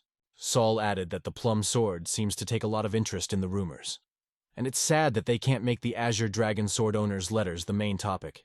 This time it's not just a rumor, she insisted. Haven't there been worthy people who call themselves the Imperial Sky Squad? John asked. Namgun replied that they did show up and their family would be of great help in catching the main culprit, accepting any help, but the heartless pirates would only be there for them. He seemed willing to make significant concessions by accepting the supervision of the Murim Union, implying his confidence that they would accept his offer.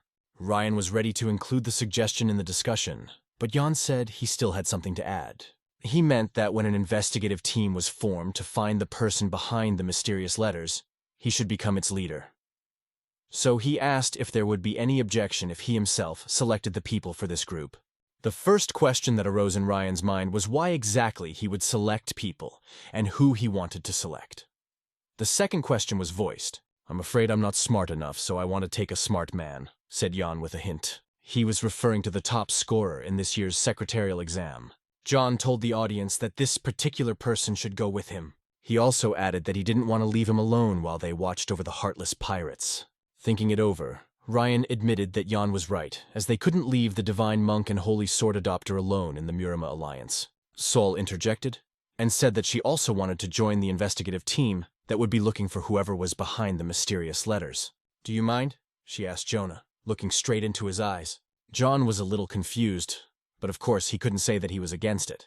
After a while, he was already looking out the window of the carriage. Sol sat directly across from him. She wondered what he was thinking about. Sol explained what she meant, which was that all the other 18 factions of the Murima Union were focused on keeping an eye on the Namgun family, and she asked why he insisted on creating an investigative team at such an important time, and also why he took Yoon Hyun in particular. Well, why did you join us? Yeon asked with a counter-question, thinking that she could be doing other things. She replied that only fools deal with the affairs of the Yangtze River, as she saw no point in fighting for the sake of fighting. For John, the investigation was much more interesting and important. You are an unwelcome guest, But why do I think you support him? Is it your personal attitude or the position of Manhwa School? She asked, referring to the secretary. In response, John just threw up his hands and said that he had bewitched him. He even forgot if he had said it before, but he admitted that Un was interested in him. Let it be so, said the girl, holding her hand to her forehead. But she had one more question. Why is our first point of arrival the Shaolin Temple? Because I'm interested in him, John answered shortly. But this only strengthened her suspicion that he did not want to reveal the truth to her. Saul folded her arms and said he could do whatever he wanted, but added that she couldn't keep her secrets forever. She tried to guess if his plan had something to do with the divine monk, and if that was why he included the Holy Sword Receiver in the group. At that moment, the receptionist was riding in a separate carriage, reading a book. He noticed that while the carriage was not luxurious, it was guarded, with 2 faction representatives accompanying him, demonstrating the power of the Murim Union. He wondered if these people were really great masters. Of course, they are not stronger than a divine monk or a holy sword, but still quite powerful. He also asked himself why he was included in the investigation team, without explaining exactly what was being investigated. Of all places, they head to the Shaolin Temple. What was the divine monk up to this time? After all, the Shaolin Temple is one of the most important organizations in Murima, which is said to be the birthplace of all the world's most famous martial arts. The host thought it was worth taking this opportunity to see the martial arts of this temple while looking at his sword. At this moment, it was already known elsewhere that the receiver of the Holy Sword was on his way to the Shaolin Temple. The Namgong family had concentrated all their forces on the Yangtze River, and King Moon was currently the center of attention. But the story was cut short, as the chief interrupted, declaring that he would go to Shaolin himself. The masked girl told him that King Moon had already asked him to accompany him. However, he believed that he could deal with all the affairs on the river himself. The girl reminded him that the merchants had also asked him for help. He then asked how the investigation was progressing on the owner of the Azure Dragon Sword, which still had no results. But at that moment, he received information that the lone guest, Doc Koran, had reappeared. A few years ago, after the supposed owner of the Azure Dragon Sword became known, it disappeared without a trace. However, he was recently seen in Shandong Province, where he challenged the leader of the Great Void School to a duel. And what happened next? He asked the one who brought the information. The leader of the school was felled by the lone guest with one blow. After that, word began to spread that lone guest Doc had reached an outstanding level in the martial arts. It seems that they were related to the owner of the Azure Dragon Sword. After hearing this, he gave permission to go. B approached the martial arts emperor and addressed him. He told her that he would carry out what was agreed with the merchants. But right now the owner of the Azure Dragon Sword was more important than the affairs of the river. Everyone knows that one person is powerless against the world flow, but sometimes someone appears who knows how to change it. At that moment, a strong energy began to emanate from the emperor, and he said, "The most terrifying thing in the world is the power of one person. Come to think of it, what is the importance of those merchants when both the Murima Union and the imperial family are afraid of the sender of the letters?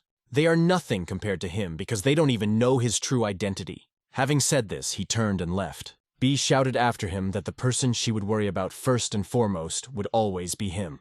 He was always that person. Tigravi came in Trade Group office. Li Home, head of the Tiger Stone Trading Group, was faced with a difficult decision. His daughter, Li Soyan, decided that she should go. However, he wasn't sure how dangerous it would be. "Until you see for yourself, you won't know anything. This time we have to see for ourselves how our relationship with the Namgun family is going," she explained. She asked him not to worry and promised that he would definitely not get into trouble. He insisted that she take the guards, but she thought they would be useless. "At least a minimum guarantee is needed," he insisted. Coming up behind him as he sat on a chair, she hugged him and thanked him. He didn't think it was worth reminding her to be careful, and he said that if there is no profit, just let him apologize. With a smile, the girl said that he had better not worry about her, but about her brothers, because if you leave them for a long time, they may start to realize their strange desires. She bowed to him and said she would see him later. Her father looked at her, realizing that without risk, he would not get anything significant. However, he also knew that there was a difference between recklessness and a well-considered risk. Leaning back in his chair, he told himself that he must be getting very old if he started thinking about such things. The chariot arrived directly at the home of the Murong family. John and Sewell got out of it. They were greeted with the understanding that the road was long and they must be tired. The head of the Murong family informed them that the head of the family was waiting for them and asked them to go inside. They smiled and moved forward. The manager furtively glanced back. He looked at Un. thinking that he had not been here for a long time. Un thought too, thinking of Murong-jin, Miss Murong, and Murong-san, and wanted to see them as soon as possible. He didn't think he would find himself back in the place where he once sent a letter, as part of an investigative team to investigate mysterious messages. Un understood that the manager probably recognized him, but he did not worry, since no one would know that it was he who sent the letter, because it was without a signature. However, he knew that he should keep his mouth shut. First Sword Tangjong, the head of the Murong family, was already listening to their conversation about the mysterious letter. John and Sol were having a discussion with him. Sol explained that they wanted to check some details. In particular, does the letter they receive have anything to do with the Heartless Pirates? The chief understood everything, but said that they were insulting the Murong family by associating them with pirates. Of course, they understood this, but they asked his permission to read the letter, promising to finish the investigation after that. The head of the Murong family knew that neither the Murima Union nor the Tang family had the authority to investigate the personal letters of the noble families. He warned them that if the Tang family did not back down, his family would not be able to stay away. Un, standing behind them, was amazed at their incredible energy. Yan interjected, assuring them that they were not going to interfere in their family's affairs in any way, and the cooperation of the chapter would be enough to clear all suspicions of the Murima Union. "What exactly do you want to know?" asked the head. "The identities of the recipient and the sender of the letter, as well as any meaningful evidence of hostility towards the Murim Union, or an attempt to create a new faction," Sol explained. The chief scratched his beard and said that nothing like that was mentioned in the letter. Sol asked him to swear on behalf of his family that there was no such information in the letter, and if he does, the Murima Union will believe his words. "I swear by the name of my family that nothing like that was mentioned in the letter," the head said solemnly. The tension in their conversation grew more and more. Sol stood up and said, "Okay." After listening to his words, she decided to believe him. The head thanked her for this trust. Un continued to watch them from behind. Yun tried to remember exactly what he had written in that letter. Everything he remembered had to do with swords, and now he was worried that this had led to misunderstandings. Meanwhile, in Murong Tangjong's bedroom, the head of the family was thinking about Un. He couldn't find him even after sending people to the South Sea, and now Un appeared with the investigation team. "Is this a trust check?" thought the head. If he could, he would immediately meet Un, the disciple of the Azure Dragon Sword owner, and spend the whole night discussing the sword art with him. But Un was now the secretary of the Murima Union, and the chief could not act rashly until he understood their relationship with the union representatives. At that moment, Un turned his head and saw the girls he missed so much. They also noticed him, and one of them ran up, jokingly hitting him on the shoulder, offended that he had not appeared for so long. "I missed you so much," she exclaimed. Un happily apologized to her for his delay. Genuinely looking forward to meeting her, she still decided to forgive him, although she was angry when he left. But now that he was back, her anger melted away. Extending her hand, she asked if he had brought her a present, and Un, not knowing what to say, just looked around. She distributed honey dates, one for grandfather, one for Un, and one for Uncle, the manager. A little later, they were all sitting at the table, and her sister was apologizing for the way San-Ah had been behaving, as she was usually more obedient. Un was embarrassed when they addressed him as Sir, and asked to be called simply Secretary Un. However, the girl objected, saying that she could not do that. "During a difficult time for our family, the help of the owner of the Azure Dragon Sword was incredibly valuable. It is a debt that we will never be able to fully repay," she added. She explained that she knew of his connection to the owner of the sword, and therefore could not treat him without due respect. Un had no idea that his letter would support them so much. The time spent in the Azure Dragon Pavilion on Yadinka was not in vain. The girl bowed to him again, hoping that he would convey her gratitude to the sender of the letter, and thanked him again. She also asked him to definitely do it. Smiling, he assured that he would definitely convey these words. A smile never left her gentle face. A little girl was also in the room, watching their conversation.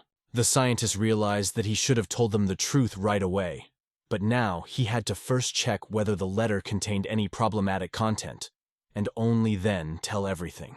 He turned to the girl and asked if she had any other questions. Coughing, he said he was related to the owner of the Azure Dragon Sword, as she may have already noticed. She understood that if he had no relation to him, he would not be able to recreate the art of swordsmanship.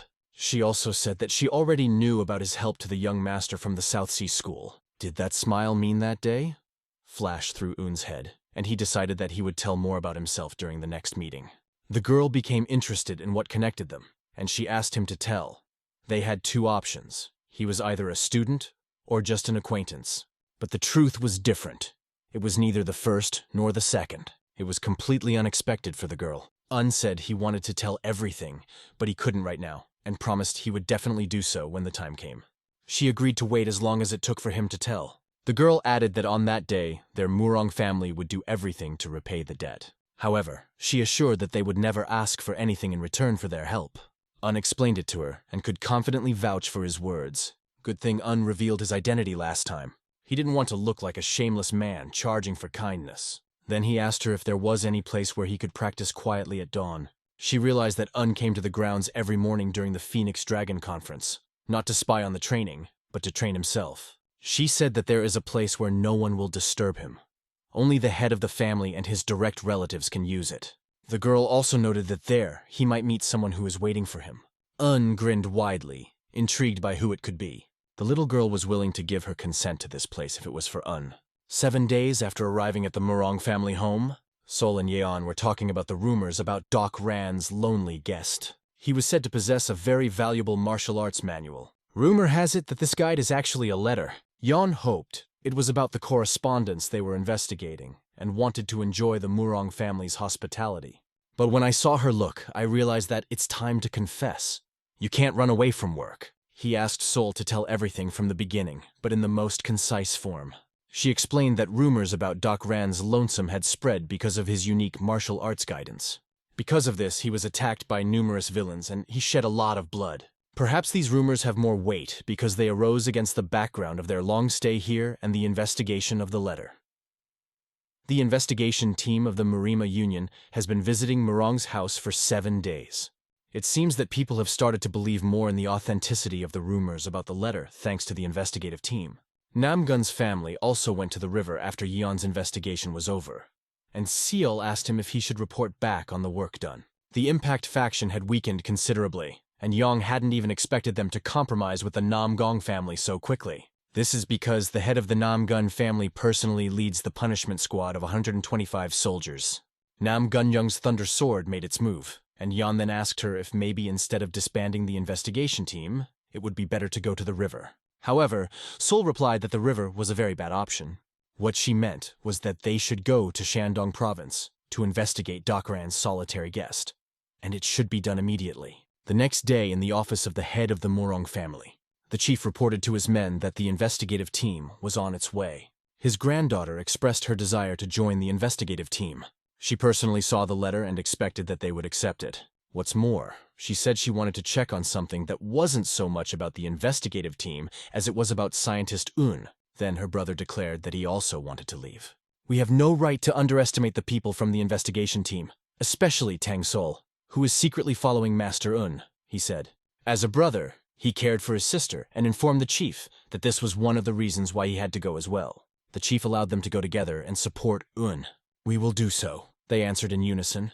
At the same time, their chariot continued moving in which John and Sul were sitting. Sol kept telling John that he was keeping too many secrets from her. He couldn't refuse the pretty girl's request, and finally admitted to her that they were going to the temple to check the situation. But he also added that he has secrets just like she does, including why she decided to join his group. Everyone has their secrets, he said, and tried to change the subject by noting that this carriage was uncomfortable. She looked at everyone suspiciously, not understanding what they were thinking. But most of all her thoughts were focused on Una. Me and her brother rode behind them on horses. They exchanged glances with Un. Un waved to them with a smile. The boy just nodded in response. Where are we going?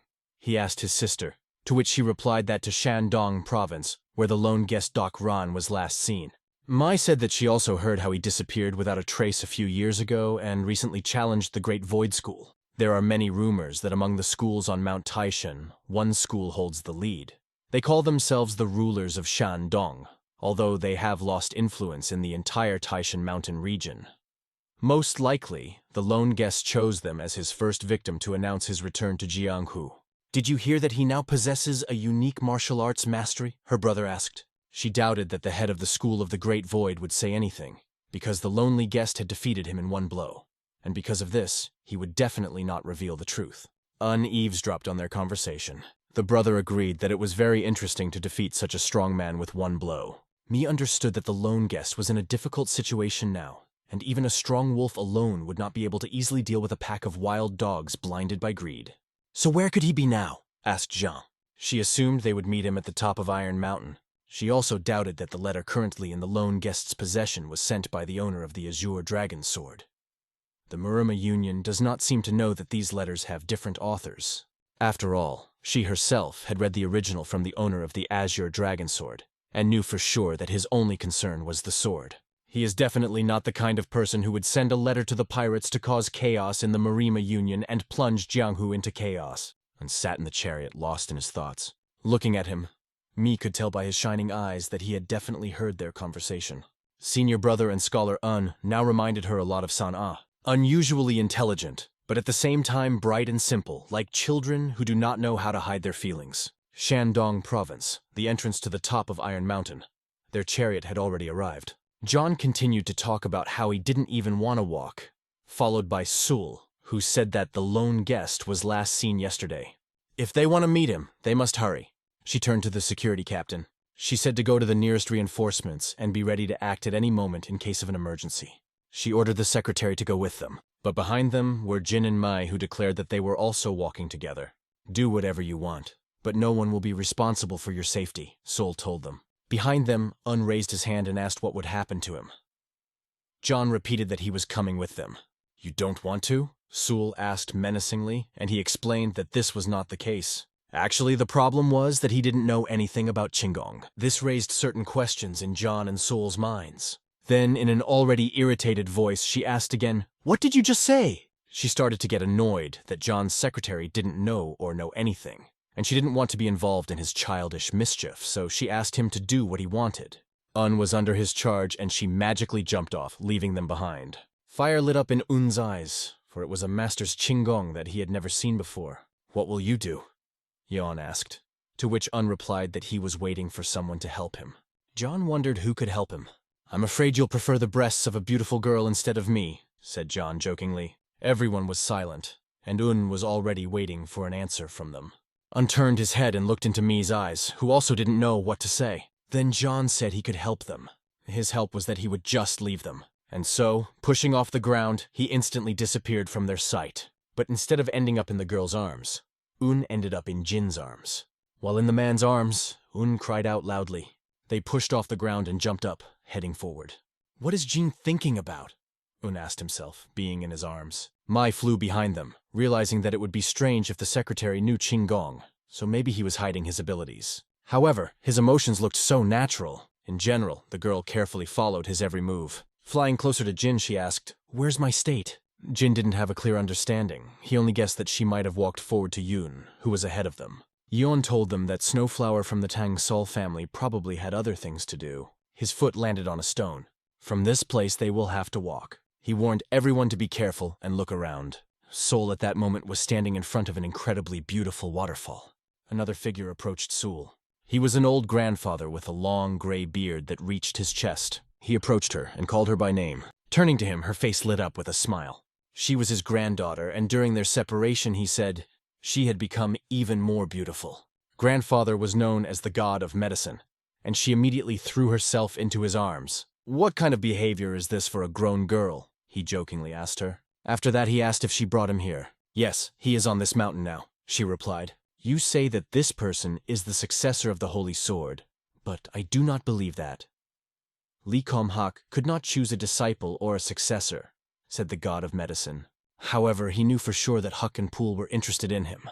He could say this based on his assumptions, because even Yom had not achieved anything. The god of medicine did not understand how he could not show interest in him. "So what then?" asked the granddaughter, looking at him. He replied that he would do as she suggested. The warrior's blood splattered in the air as his body was cut by the sword. Dako Ran left no chance and already called the next fighter. There were 3 others standing in front of him who didn't know what to do. Dako Ran was also called the Lonely Guest, and he would ask these warriors if they were scared. After seeing their reaction, he contemptuously called them dogs that could only bark. But then another one appeared who had the courage to call him a bastard. He asked the Lonely Guest how he dared to treat them so disrespectfully. These 3 were Shandong's heroes, and they threatened to execute him for all his brutal crimes. But Dako Ran only asked them to be quiet. In general, he did not care how many people died that night. The bearded man held the weapon in his hands and thought, "What kind of fool is this bastard?" Ran continued to invite them to come closer, threatening to kill them all. There was silence between the warriors. They were just preparing their weapons as they stood in front of him.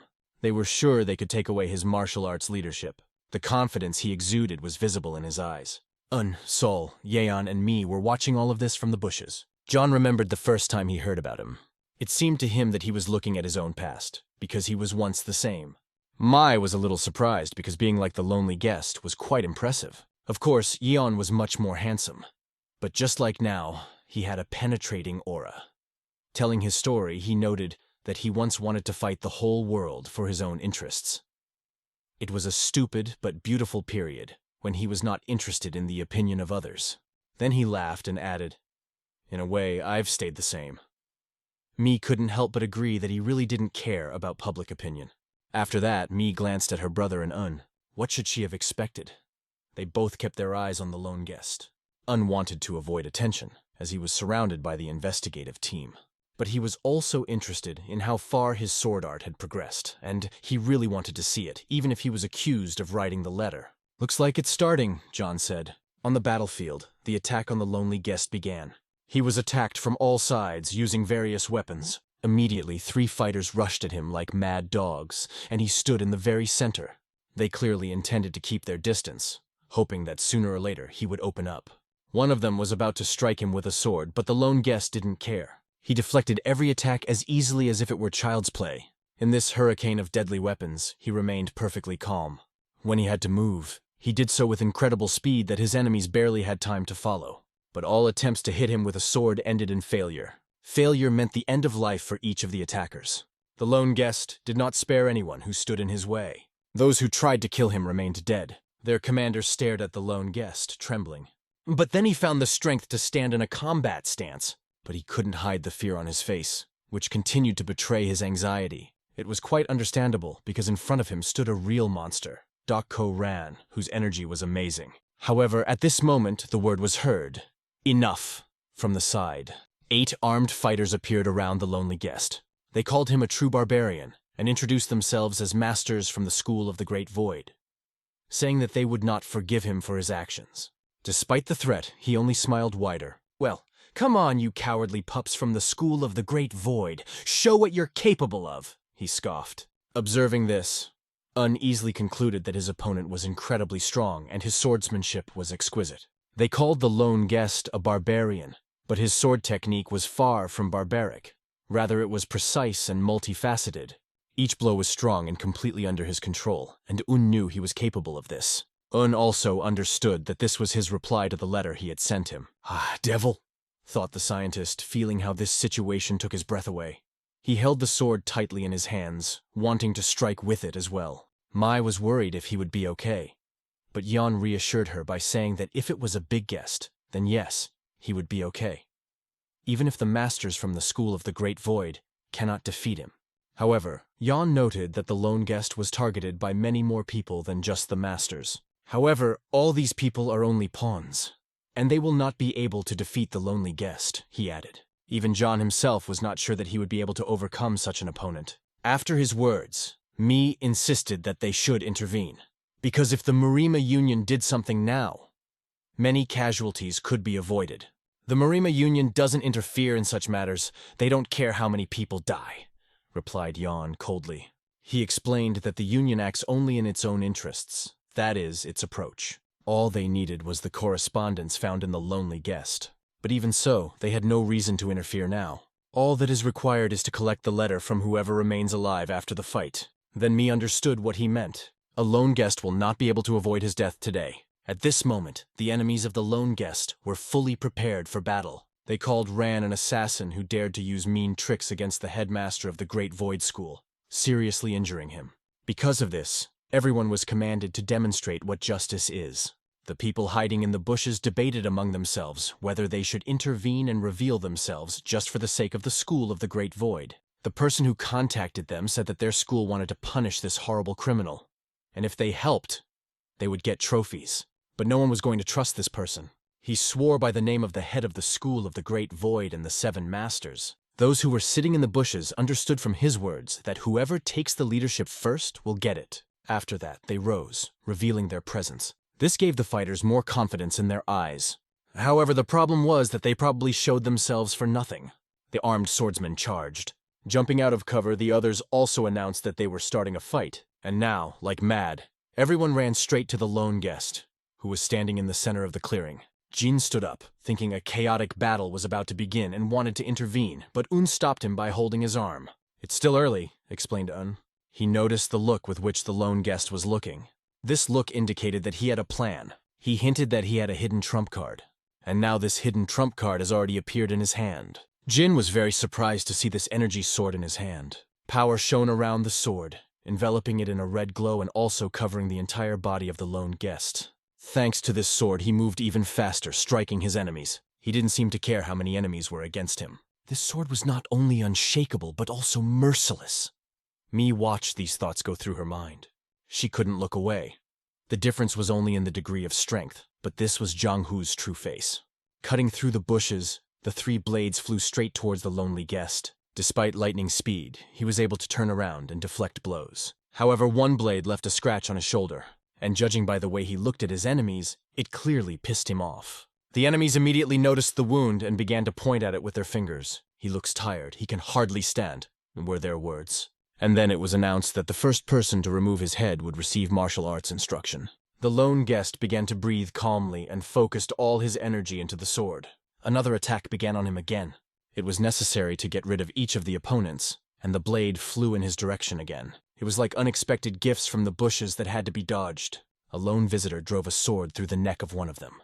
After that, he ducked and did a backflip in the air, dodging the 3 blades. The flying blades could open his wounds even more, and he knew that. He also understood that he needed to find the hidden killers immediately. But first, you need to deal with those who stood right in front of him.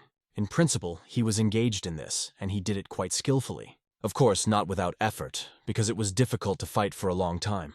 But after some time, corpses lay behind him. Only one of them remained on his feet. The lone guest ordered him to put down his sword and leave Murim, not wanting what did not belong to him. The man, gritting his teeth, listened to these words.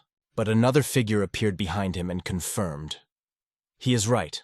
There is no place for cowards in Marima, and you can't wish for something that doesn't belong to you," she said. "Treasure owners always have their own methods," they said. John didn't expect these people to show up here. Mi did not know who it was and asked. He didn't know either, but he could only guess.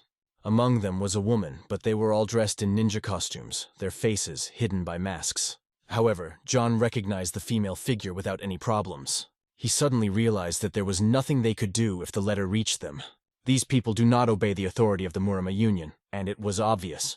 Uninterrupted their conversation and said that the aura of these people seemed familiar to him. He wasn't sure he knew them. Yon then asked Yoon to pretend he didn't know them. The fact that these people were cornered by the lone guest was a serious problem, and the Marima Union could use this situation to force them to make concessions. Because of this, Yon hoped that Un would not reveal their true intentions. Un realized what Yon was planning and asked him to help the lonely guest. "Why don't you do it yourself?" Yon said. But Un had another important task. Besides, he was confident that John Plumblossom's sword would be able to solve this problem without using violence. John couldn't refuse his request. Although he did not like to interfere for the sake of other men, there was no choice. Jin got up and decided to go with him. The fact that there were 2 of them was considered a good sign. However, Mi could not leave the 2 of them, and declared that she would also go with them. Although she could not offer much help, she was responsible for the Murong family's foreign policy. Realizing this, Un began to rise as well, telling her that he would begin to act himself. Of course, he wished her to protect herself. However, he went the other way, leaving me wondering, wasn't he going to help the lonely guest? Un asked her to help them, adding, "Please." He himself noted that he had other matters to attend to. Un went in a completely different direction. He didn't explain anything and just left. Mai wasn't sure what it was, but she knew he must have a reason for it, and she had to help her older brother. Then the boys went to the battlefield, and to the question, "Who are you?" They replied that even if they introduced themselves, it would not tell them anything. The masked people looked at each other, realizing that it was true. Mai stepped forward, introduced herself as the person in charge of foreign policy for the Murong family, gave her name, and asked who they were and why they were threatening the lone guest. "This matter does not concern the Murong family," they replied, but Mi thought it did. She explained that their family is currently cooperating with the investigation team led by Master Yan to investigate the case of the lonely guest Doc Koran, but she was only told that she was taking on too much just because they represented the Murim Union. "We will not interfere if you prove that you are acquaintances of the lone guest," they said. Of course, for this one had to reveal their personalities first. "Is there a reason why you can't do that?" "I see. Perhaps your actions are illegal?" Mi asked them. They looked at each other again, exchanging glances, and silently resolved everything between themselves. They decided to continue, demanding that Mi and her companions leave the place. Of course, they could just walk away and be done with it, but first they wanted to say something. Jin took out his sword, introduced himself, and declared that if the enemy intended to harm his family, he must first fight him. The masked people immediately recognized this energy sword. Even his sister was amazed at how quickly he did it. However, he was told that he should not be too proud of himself because of such achievements, because there are people stronger than him.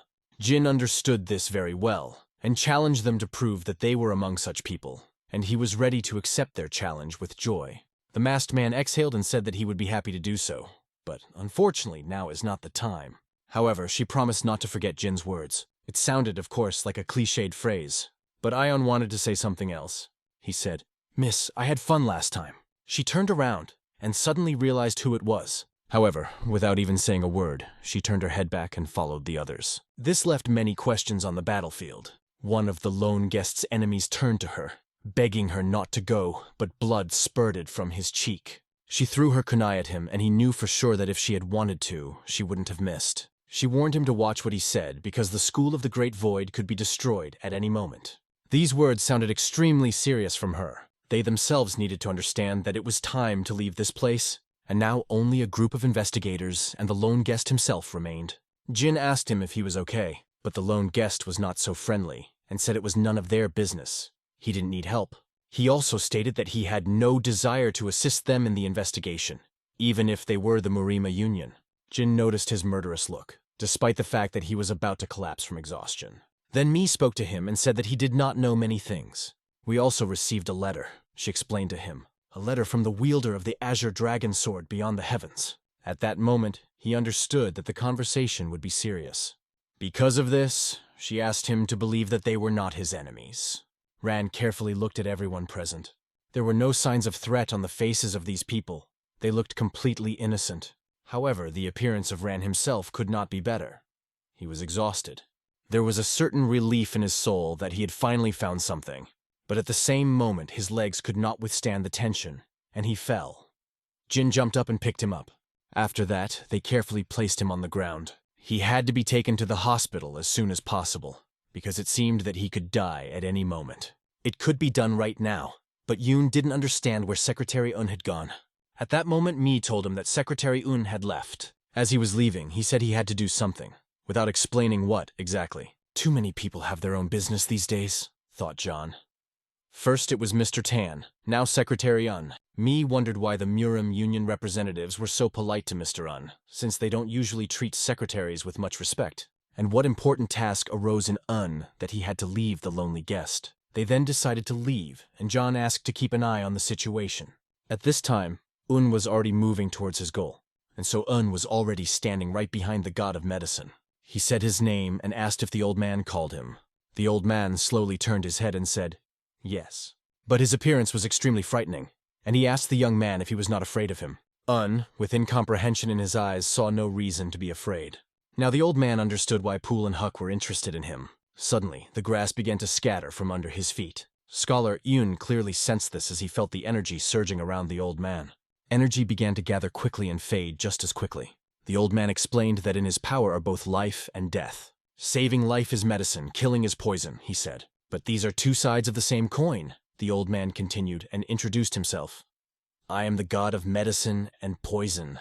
This person was one of the 5 divine rulers, the poison god of the Tang family that the divine monk had spoken of. Un realized that all the cards had been opened before him. "Who am I to you? Poison or medicine?" the old man asked Un. He asked him what he meant. The old man explained that the most important thing for Pul Yan right now is the Murim Union. Nothing bothers him anymore. As for Huck, he is obsessed with reaching the pinnacle of swordsmanship and is willing to risk his life for it. But since he has not yet reached this peak, he can only strive for it. As Old Un explained, he felt as if the whole world was pressing in on him from all sides. The old man said of himself that he was obsessed with his Tang family. Incredibly, the old man didn't even use poison. He simply released such a powerful energy that the grass around him began to die. "If you swear to make the Tang family the strongest, I will give you this world," said the old man. At first, Un didn't know what to say. He then said that the old man must be confusing him with someone else since he was never the best, and doesn't even have the ability to do that. First step, second step, third step. The old man began to approach Un. He approached with the words that he would check it himself. He will check if Un is telling the truth or possibly lying. An energy figure began to form in his hand, and later, from this energy, he created a blue butterfly.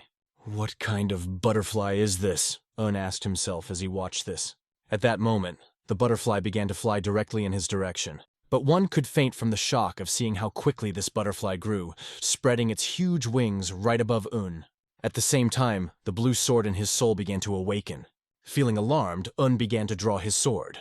One movement was enough to understand the sophistication of his actions. His stand was unique. An incredibly powerful energy was hidden behind his soul, which began to emit light in different directions. The power of this energy was so unlimited that it flew far around.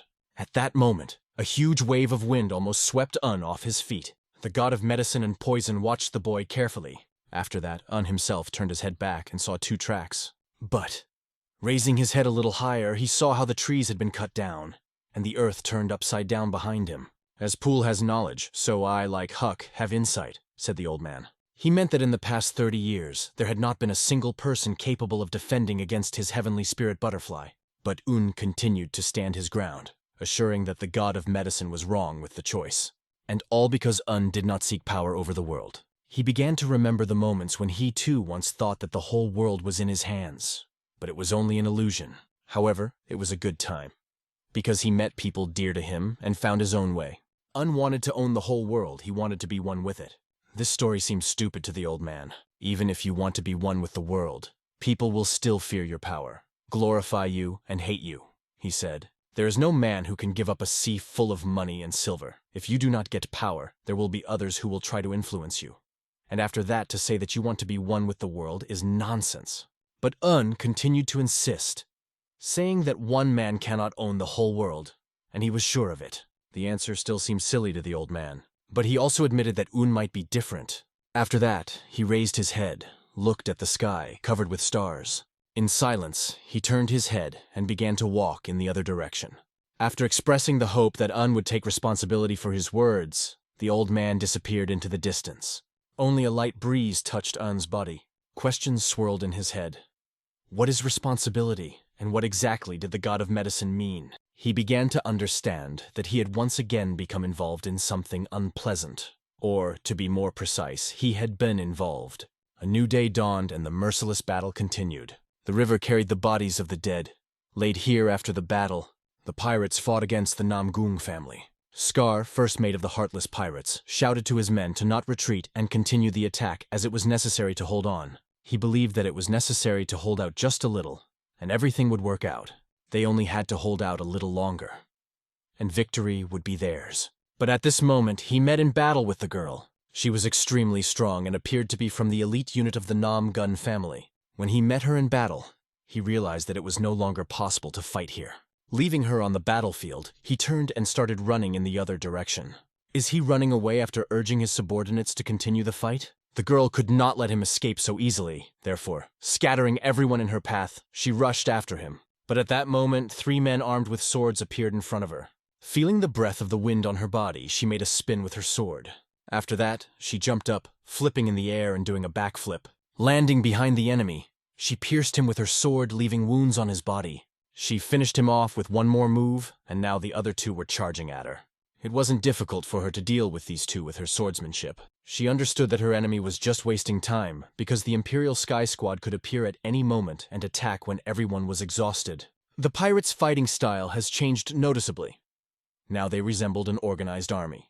And the Namgong family, on the contrary, acted directly, attacking head-on, which meant that the pirates were confident in their strength. But don't they think too simply, she thought. She tried to calm her thoughts, realizing that she had gone too far in her analyses. Her brother appeared before her, asking if she was tired or disappointed that her opponent had escaped.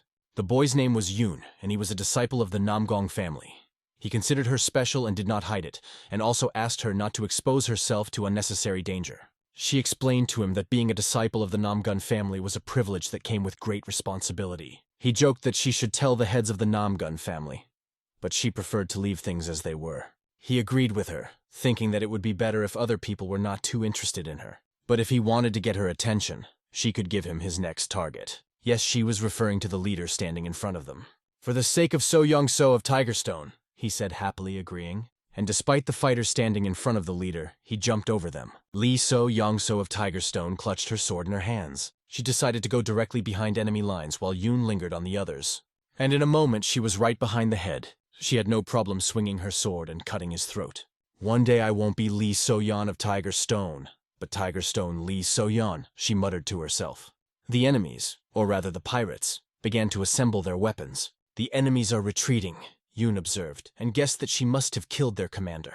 The enemy army was lined up on the other side of the river, but Namgong's family didn't chase after them, and So noticed that, realizing that they were probably preparing for a battle with the real enemy, the Imperial Sky Squad. The rest of the responsibility fell on the students of the first squad, and she considered herself not strong enough for the further battle. Ren and his men stood on the slope. He knew that the river pirates had reformed the alliance. Based on the number of pirates, there were not only the Heartless, but also at least 5 to 6 other pirate groups. It has been 30 years since the Marima Union defeated them. What made these people act again after so many years? They probably think they have regained their power. This power's enough to stop fearing the Marima Union. The monk, listening to their conversation, said that it was still too early to draw conclusions. It would soon become clear whether they had really regained their strength or were simply blinded by greed. Anyway, it's a nasty comeback, Mook said. They watched what was happening from the slope. Suddenly Peel was the first to notice that they had come. The Imperial Sky Squad was approaching, carrying bows and baskets full of arrows on their backs. Everyone was ordered to focus, as the true strength of the Namgun family was about to be revealed now. The main thing is to remember that a lot can change in the Marima Union, depending on how the head of the Namgun family manifests itself in battle. Then the head ordered his son to give the disciples the order to retreat. The son handed it to another to inform the students about the retreat. And there was a flag waving at the top, which was waved by the representative of the Namgun family. The head asked him to stay put. He believed that he could handle it himself, and should take this matter upon himself. He understood and had nothing else to say. Another troop was ordered to guard the head as a precaution, and so he went forward, and the horsemen galloped behind him. Against the background of a beautiful yellow-hot sunset, he was sitting on his horse. In front of him was the Imperial Sky Squad. The head was well aware that they were outnumbered, and given that the students were already tired, it was hard to tell if they would be victorious. The Imperial Sky Squad ordered their troops to take aim.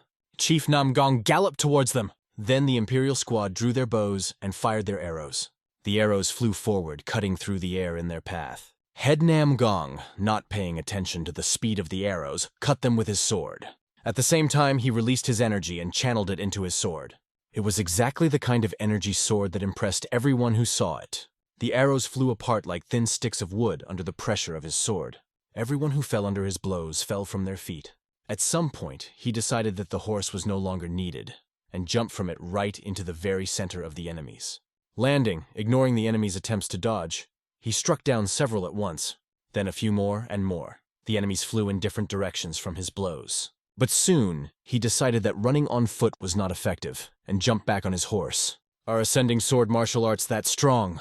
Thought the monk, and admitted that the head was stronger than him. If the Namgong family is this strong, then the other families are not inferior either. It looks like the Marima Union is in for some tough times. The head continued to move steadily forward. His pressure became stronger and more unstoppable. Those who stood in his way had no chance. If this continues, it will be a great victory for the Namgun family. But suddenly he had to stop. The purple energy emanating from the person standing behind the Heavenly Squad fighters made him pause. A powerful figure with long purple hair appeared in front of him, wearing a purple outfit, holding a purple sword.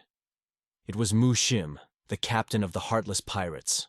The change in the fighter's reaction was obvious to those watching from the sidelines. His appearance was impressive. His strength and energy were especially impressive. "You don't look like someone who would deal with pirates," Chief Namgun told him. "And you don't look like a member of a mean family from Murhem," the captain replied. The chief laughed and said that they should have met somewhere else. After that, he dismounted from his horse, standing next to the captain. He patted the horse in gratitude for carrying him into the thick of the battle. Then he slapped the horse's sides, implying that his mission was over. The horse rushed forward, kicking up the ground with its hooves, leaving the chief and the captain face to face. The head looked at the horse with a smile on his face. After that, he turned to the captain, introducing himself. I am Namgong Jinjong, head of the Namgong family, also known as Ascending Sword. The captain introduced himself as the man standing under the dark sky. Dark Heaven Battle Emperor, he added. He also noted that it was an honor for him to meet the Ascending Sword in battle. With these words, he held his sword forward, readying it for battle. The energy radiating from his sword was no less than that of Namgong's head. It won't be easy, the head understood. But then there is a point in this fight. The chief had no interest in beating the weak. Nam Gun, known by the nickname Thunder Sword, was the first to rush at the pirate captain. Their swords met with a loud clang. The powerful energy that radiated from them caused all the warriors around to disperse. These peaks of martial arts converged in battle as one. The sound of their weapons made others cover their ears. The wave that emanated from them on the battlefield could only be fully seen from above on the mountainside. The monk who watched it from the mountain thought it was beyond imagination. Every time their energy swords collided, the entire valley shuddered. Seo Yeon could only whisper, "Oh my God." She felt something similar when her brother Un danced with a sword at Dunting Lake. But if Brother Un's dance was graceful and like the smooth flow of a river, then their confrontation looked much more violent and destructive. And what will happen if this confrontation drags on? Ascending Sword Namgun Young might lose. Who is the Dark Heaven Martial Emperor? This question was swirling in So-Yun's mind. Meanwhile, someone else, sitting on the throne, was also carefully watching this battle. But he was incredibly bored, and he was just waiting for them to finish. Then he turned to his servant Bi-ryong. "Please give your order, your highness," she said, getting down on one knee. He asked her, "Do you think the Ascending Sword can win?" "The Emperor of Heaven knows no defeat," the girl answered. He just smiled at her words.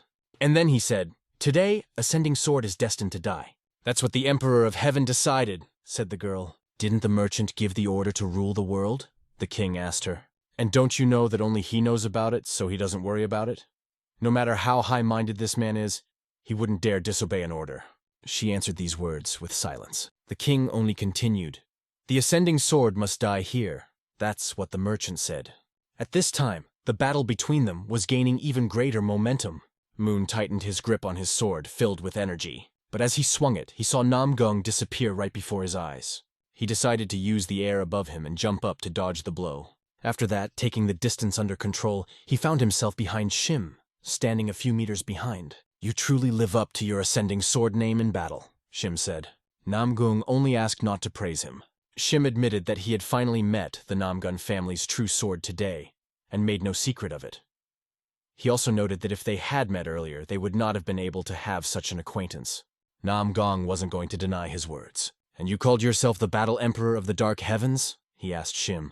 After that, he added that it was a great honor for him to participate in this sword competition. Shim also admitted that it was an honor for him. Both fighters were preparing for the next round of the battle that they had chosen for themselves. Again, their energy spread around. But this time, the echo and the wind were even stronger than last time. The fire in Chief Namgong's gaze did not subside, and the same, but different color. Fire burned in Shim's eyes, supporting this confrontation. And here again, Namgun attacks first. Almost cutting through the space, Namgong swung his sword, light as air, like fluff falling from a poplar tree. His hand stretched along the trajectory, feeling his sword as if it were a feather. Shim felt the same movement, and at that moment there was an incredible explosion that lit up everything around. Riders could barely hold their horses on which they were sitting.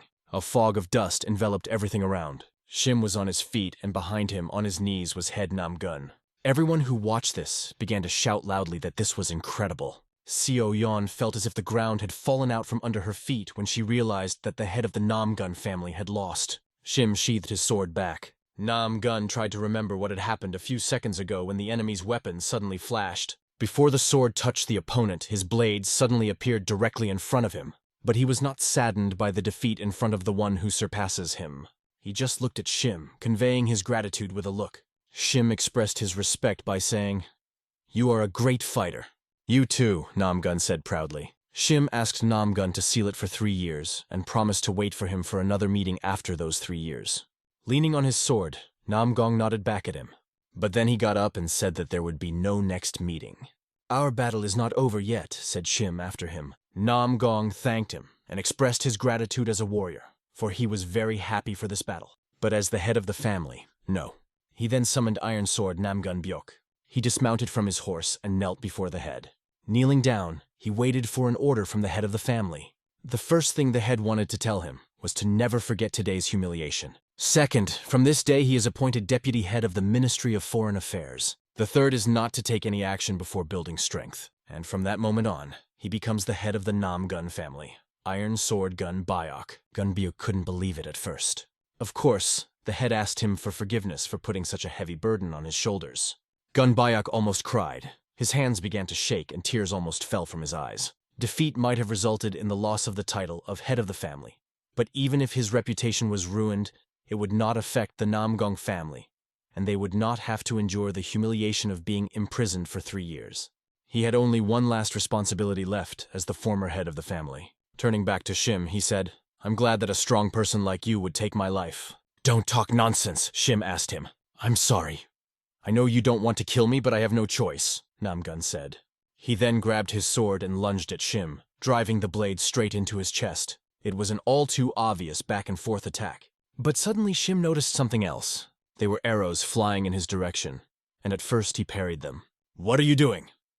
He turned to the king, who was standing a few meters away from him at the entrance to the cave. The king's archers kept their bows aimed at Shim.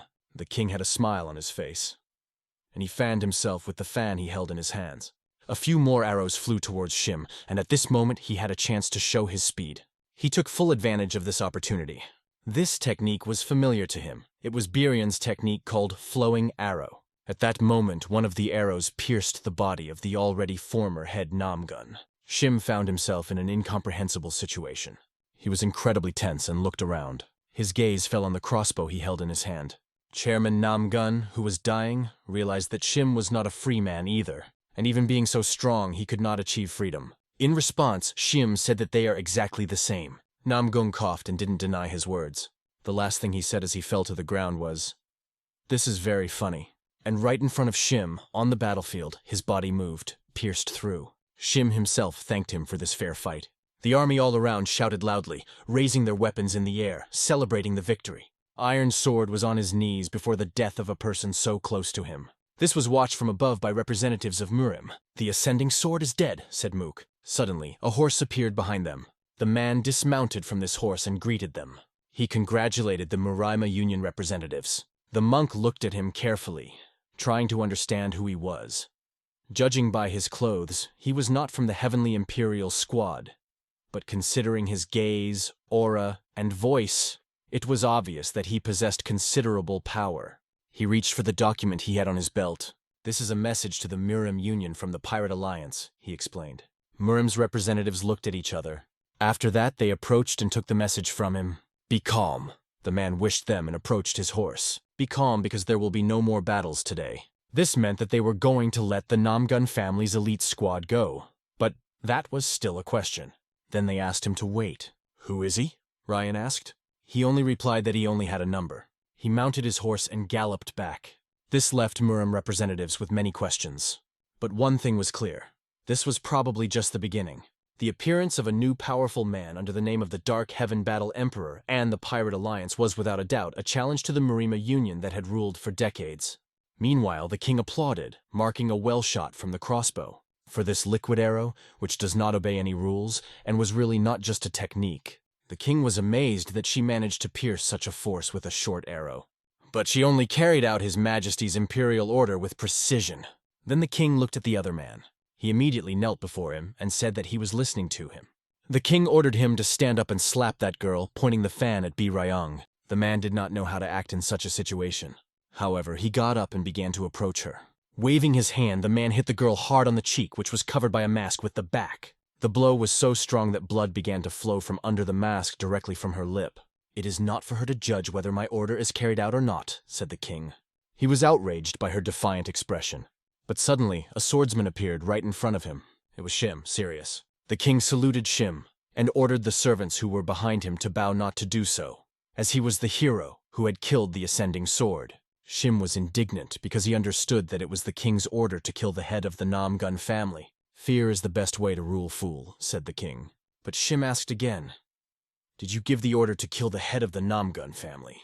The king said with a cold smile that if Shim was so eager to know, he could ask the merchants himself. This answer made him feel bad, but he held back his emotions. Shim turned decisively, walking away from the throne, ready to leave the hall.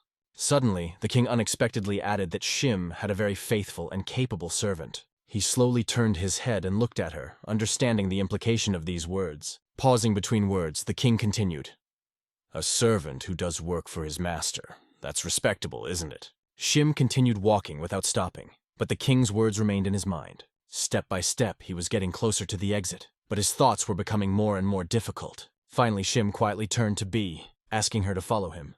B silently obeyed and began to follow him, her gaze impenetrable. The king mockingly threw in her direction that her master did not appreciate her sincerity at all. With these words, she dissolved into the air, disappearing like a shadow. When they left the throne room, the king looked anxiously at his hand, which began to tremble with inexplicable fear. His heart was filled with annoyance, for he felt that he was being looked down upon. The bodies of the dead warriors were carried on litters made of rough wood, and the sight was a grim reminder of the losses. The iron sword trembled in his hands, barely restraining the pain that pierced his chest like a burning fire. All the members of the Namgong family watched with tears in their eyes as the tragedy consumed their hearts. It was an unspeakable loss that struck everyone, leaving an insurmountable burden in the chest. This pain overwhelmed their souls, not allowing them to forget that terrible day. One battle changed everything.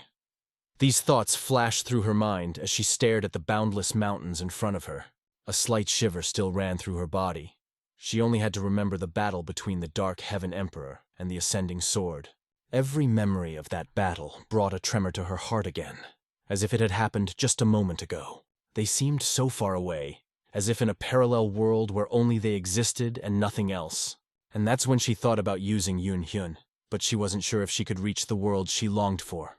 In the end, after thinking it all over, she decided that the time was not yet right. The shocking news of the Ascending Sword's defeat on the battlefield under Magun Jin Chong spread quickly.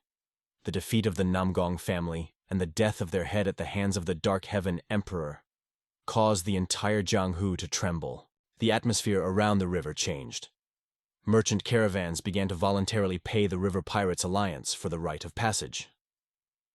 The alliance decided to raise its name, and even the small factions in the area adjusted to the new order. Although the Alliance of Year Pirates did not show their selfish intentions, no one knew how much longer such a shaky balance would last. On the longest river crossing the mainland, times of chaos have come that no one could have predicted. Unbowed his head as he watched the training, feeling the weight of the upcoming decisions on his shoulders. The strongest faction was quietly considering the situation, thinking deeply about the future. She wondered if the Poison God would back off because of the Horhua Treaty and how that might change their position. He already had to contend with the Northern Sea ice gates, just because the Saint Sword decided to hand over his artifact. Also, the Murim Union's special treatment of him began to raise suspicions as the Divine Monk declared him as his successor. He would not want this situation with the Poison God to gain publicity, but he was glad that the lone guest was safe and sound after the battle. The lone guest recovered 3 days after receiving serious injuries, and everyone was surprised by his extraordinary endurance. Even the doctor could not believe his survival. Although it is not known that the sender of the letter is Un Hyun, once the lonely guest recovers, the Murima Union will begin an investigation, and the question will be, should I confess now? Perhaps it would be better to immediately tell honestly what exactly he wrote and sent that ill-fated letter? At this time, the training continued, and no one noticed his inner thoughts. He couldn't help but be envious of those who were currently training, as he hadn't had a chance to train at all in the past few days. At that moment, a small girl ran up to him, fresh and energetic, with a happy smile on her face. He couldn't hide his joy at meeting San. Her presence added warmth to his day. She quickly asked, "Are you back? Do you like it here?" There was curiosity in her voice. He wondered why she was not with her older brother, Appa. She explained that her brother was busy with business in the trade group, so she had to stay here. She cheekily added, "If you like me, you need to be more assertive. I like confident and assertive people." Unjust laughed back, nodding, "I like those too." Suddenly she asked, "And whose side are you on?" Although this question did not seem to particularly concern her. She added, "It must be hard for you." Though he really meant something else. She was much more interested in seeing him show off his swordsmanship skills again, and she almost couldn't wait. Therefore, she strongly asked not to delay and to show it right now. But he had a certain but that she didn't notice. He was bothered by the fighters' training in the arena, though she could only guess about it. She quickly explained, "Don't worry. Jin taught them a good lesson, so they won't dare judge you." Un thought about her words and decided that it might be worth a shot. He stood up and agreed with her, promising to show his swordsmanship. Slowly, he began to approach the arena where they were training. There were wooden swords nearby that caught his attention. He reached for one of them, feeling its weight and balance. As soon as he picked up the sword, it instantly became like an extension of his hand. He liked this feeling so much that he could barely hold back a smile. Mala could not contain her excitement, expecting that he was about to show her his skills. As soon as he picked up the sword, a smile of confidence instantly appeared on his face. He took a deep breath and slowly exhaled all the air from his lungs, preparing for his next move. Closing his eyes, Un plunged into a state of absolute concentration, feeling only the power of the sword in his hands. All the torment, suffering, and anxieties dissipated, leaving only pure clarity. At that moment, only he and the sword existed. Everything else disappeared from his consciousness. There was nothing in his heart but a sword. The world seemed empty to him except for this one truth. The sounds of training continued to echo around him, but they lost all meaning to him. However, when the fighters spotted the scientist with the sword in hand, they all stopped suddenly, watching him with interest. The question began to echo in their circle. Why did everyone stop? But one of them whispered, "Look the other way." He turned, not understanding what to look at, but as soon as he saw it, everything became clear. Blue energy slowly radiated from the sword, spreading around Un. In the hands of this man dressed as a rider, the crude wooden sword moved so smoothly that it seemed to be part of the mist, leaving behind a visible trajectory in the air. His movements cut through space as if it were water, smoothly and effortlessly, as if nature itself obeyed his will. They couldn't quite understand what they were looking at, but one thing was clear. The man dressed as a rider was actually a superior martial artist. His composure reflected all the power he effortlessly controlled, and his eyes, full of confidence, told everyone, for him, it is no more difficult than breathing. Un, in turn, was glad that this time he managed not to break the wooden sword. Although the training session was brief, he turned his head, sensing that something had changed around him. He noticed that all the warriors who were training nearby were now looking at him intently, holding their breath. But when they noticed his look, they immediately turned around, pretending that nothing had happened and that they did not admire him. Un was glad that no one was making fun of him this time, as had happened before. After that, he went over and carefully put the sword back in its place. Mala ran up to him, not holding back her excitement and wanting to say something. She threw her hands up and, with all her heart, exclaimed that he was the best. She was so curious and couldn't understand why he hadn't done this before. Un explained that the sword could not be drawn at any moment. That was why he held back. For the fact that he took out a sword especially for her, she hugged his hand tightly and thanked him sincerely. Under the surprised gaze of all the students, she cheerfully took him to buy him candy, as if it was their little secret. The students watching this scene could not hide the storm of mixed emotions, not understanding what exactly they had just seen. The weather was beautiful on the streets of the city, and the tea house looked cozy in the midst of this landscape. Inside, John sat quietly at the table enjoying the fragrant tea. The steam rising from the cup carried with it a delicate, pleasant aroma, which he inhaled with pleasure. On the table in front of him was a notebook from which he had just read some rather interesting news. He wondered if this news would probably make Miss Tang worry again, something he was trying to avoid. Therefore, without hesitation, he decided to burn this notebook so as not to cause her unnecessary worries. But just as he finished that thought, another idea suddenly popped into his head. However, at that very moment, the door to his room suddenly opened. Miss Tang Sol entered, whom he greeted with a joke. "The ladies here are so beautiful that even the door can't stop their beauty." Knowing that she didn't come just to meet him, he asked, "What brings you here?" She entered to share the news she had managed to hear. He already guessed what it was about. If it was news related to the Yangtze River, then he already knew about it. She said with a slight smile, "What a pity that the blooming plum swordmaster's time of rest is coming to an end," the girl said with a hint of irony in her voice. She was even more surprised when she realized from his calm reaction that Jan had no intention of returning to the Union. "Just don't give me that scary look," he asked her, explaining that he didn't think now was the best time to come back. The girl insisted on the importance of this message, which, according to her, determines the future. She was incredibly annoyed by his indifferent reaction that John showed in return. She tried to explain. Understand me correctly, since the Marema Union was founded 30 years ago. But she didn't have time to finish, as Yong interrupted her, stating that Murim never decided Jianghu's future. He emphasized that Jianghu always chooses his own path, and the Marema Union has always acted in the interests of the 18 major schools. John's arguments seemed very strange to her, but at the same time caused a smile. He explained that not everyone is winning now, and that the Union is no longer in control of the situation. If I come back now, I'll be able to watch the Union representatives fail to find a place, Yan added with a smile. She asked in surprise, Is this your own judgment, or the opinion of the representative of MANHUA? You know that I'm drunk at all meetings, except for those where I actively participate in the conversation, he answered frankly, and his words said everything that was needed. She was embarrassed by such frankness, but she decided not to argue. After listening to him, she silently left the room without even trying to answer anything. However, she seemed to understand what Yon meant.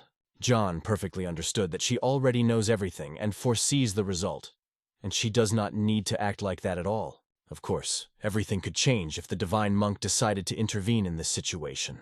But Yon also planned to make his move if things played out like this. The next day, Un walked down the street, thinking about the fact that he had been doing nothing for the 5th day. At first, he was supposed to act as a secretary in the investigation, but the lonely guest stubbornly refused to cooperate, leaving him without a task. Although Un was glad to have escaped such an uncomfortable position, he now did not know what to do with his time. Because of this, he decided to visit the training ground again. As soon as he appeared, all eyes were on him. His presence caused some discomfort and tension among those present. One of the students decided to get down from the arena and approach Un. He introduced himself as Guojin Chol, a junior disciple of the Murong family. Un also gave his name and asked why he decided to come down to him. Guojin Chol apologized, explaining that they didn't recognize him last time and made a big mistake. After that, all the students, as one, unanimously apologized to Un. Are they doing this because of Jin's request? Un thought, feeling that something was wrong. He then told the disciples that he forgave them and asked them to stop bowing before him. He reminded them that they were not some street thugs, but disciples of the Murong family, and should do what they thought was right, not act under pressure. Several students lowered their heads, understanding his words. Undecided to go on, but one of the students questioned him. Did you come to practice? The disciple timidly asked if Un would mind if they watched his training. And suddenly a little girl appeared, who picked up on his request, and also asked Un to demonstrate her skills. She was so cute that it was simply impossible to refuse her. Un thought for a while, weighing his options, and decided that he could come up with something. Finally, he proposed a solution. He turned to Chol with an idea. Since I showed you my swordsmanship yesterday, why don't you show me yours today? He asked with a smile on his face. Chol was immediately confused, not understanding why this was necessary. However, after a short pause, he agreed to Un's proposal. Turning around, he went to the other students, and at that moment, Un bent over to the little girl. He whispered something in her ear, making her laugh. Okay, Appa, I'll ask, the girl answered cheerfully. Then she turned and ran in the other direction, fulfilling his request. Un focused his gaze on the students who were already preparing for training. Chiol approached the group and explained to them that he didn't understand why Un wanted to see their fencing, but offered to start. First, he suggested trying to do a formation exercise to show synchronicity. Chiol couldn't see if Un wanted to use this to expose their mistakes. After that, he waved his hand decisively and announced that it was time to begin the Dragon Sword exercise. The first stage was the performance of the main exercise, the Heavenly Sword of Rapture. The disciples raised their swords in unison, letting out loud shouts to prepare for battle. Un watched their every move intently, carefully assessing their technique. They continued to swing their swords, performing the exercise with amazing synchronicity, demonstrating their coordination. At this point, the students exhaled and sheathed their swords, completing the exercise. Chiol slowly opened one eye, sneaking a glance at Un, trying to understand his reaction. Un was looking at them silently, showing no emotion and not saying any words yet. Chiol began to worry if things were so bad that Ung didn't even voice his opinion. Sol A suddenly ran up to Un, waving her arms to the sides as if she wanted to convey something urgently. When she ran up, Un calmly asked her, "What did they tell you?" "No problem," she replied, "but Appa, you must do it too." She asked if he was not busy to do it right now. Un patted her head and thanked her for her help. After that, he resolutely began to climb the arena, ready for action. Turning to Chol, Un asked him to repeat the exercise once more. The other students wondered if he was exaggerating, But if the younger miss gave her consent, then obviously the better student supported the decision. Chol ordered the dragon chess sword exercise to begin again. The first exercise, Heavenly Sword Rapture. As they exhale, they raise their right hand with the sword up, standing on only their right leg. Just as Chael started to say the next exercise, suddenly asked him to stop at that stage. He approached one of the students, adjusted his hand position, and indicated where it should be for correct technique.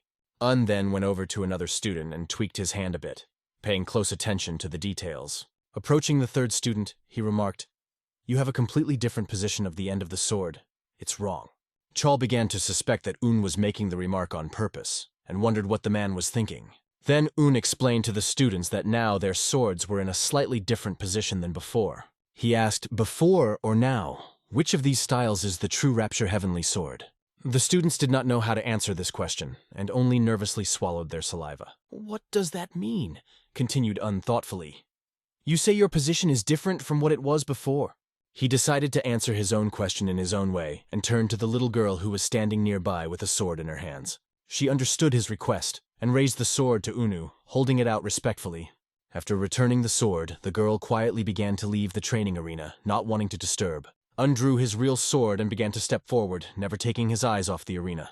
He made a powerful swing with his sword, this time a real one, not a wooden one, and swung it to the side. The movement was so precise that only a few millimeters from the tip of the sword cut through the arena fence, leaving a deep mark. This raised many questions among those present who could not believe what had just happened, and a powerful aura began to gather around him, which gradually formed a blue glowing layer around his body, making everyone stop and hold their breath. The movement was so fast that it seemed as if moved from one place to another in an instant, swinging his sword horizontally. Only the sound of the sword hitting the wooden fence echoed in the air, and San-A watched with bated breath on the bench. The students in the arena didn't take their eyes off either, stunned by what they saw. The aura around became stronger and stronger. He literally burned with a blue glow. After completing his move, turned to the students and asked, "How many times did I swing my sword?" 12 times. The student standing behind raised his hand and answered, "And how many traces did I leave?" The next question that asked made them think. Chol thought he saw 12 strikes, but only one continuous line remained in the air. Explained to them that the reason why only one line formed and not 12 was because of one smooth motion. "If you stop the sword on every trajectory," he continued, "can you call that movement smooth?" Chiel had absolutely no idea why was showing this to them or what he was trying to convey. Of course it's good to be precise, but is that precision so important? Chol thought. Paused, considering how best to explain it, and asked Chol to aim his sword at him.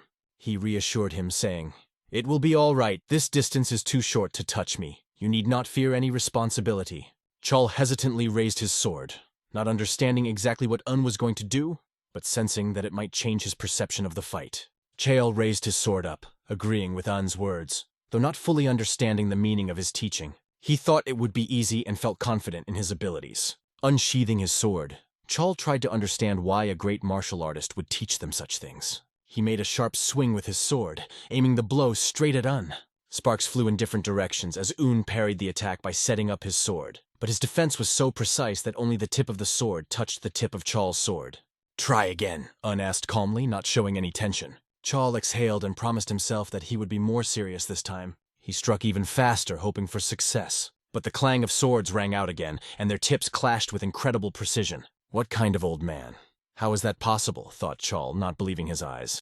Seemed to be waving his sword in the air at all, just playing with it. Chol began to release all his strength in an attempt to overcome this incredible defense.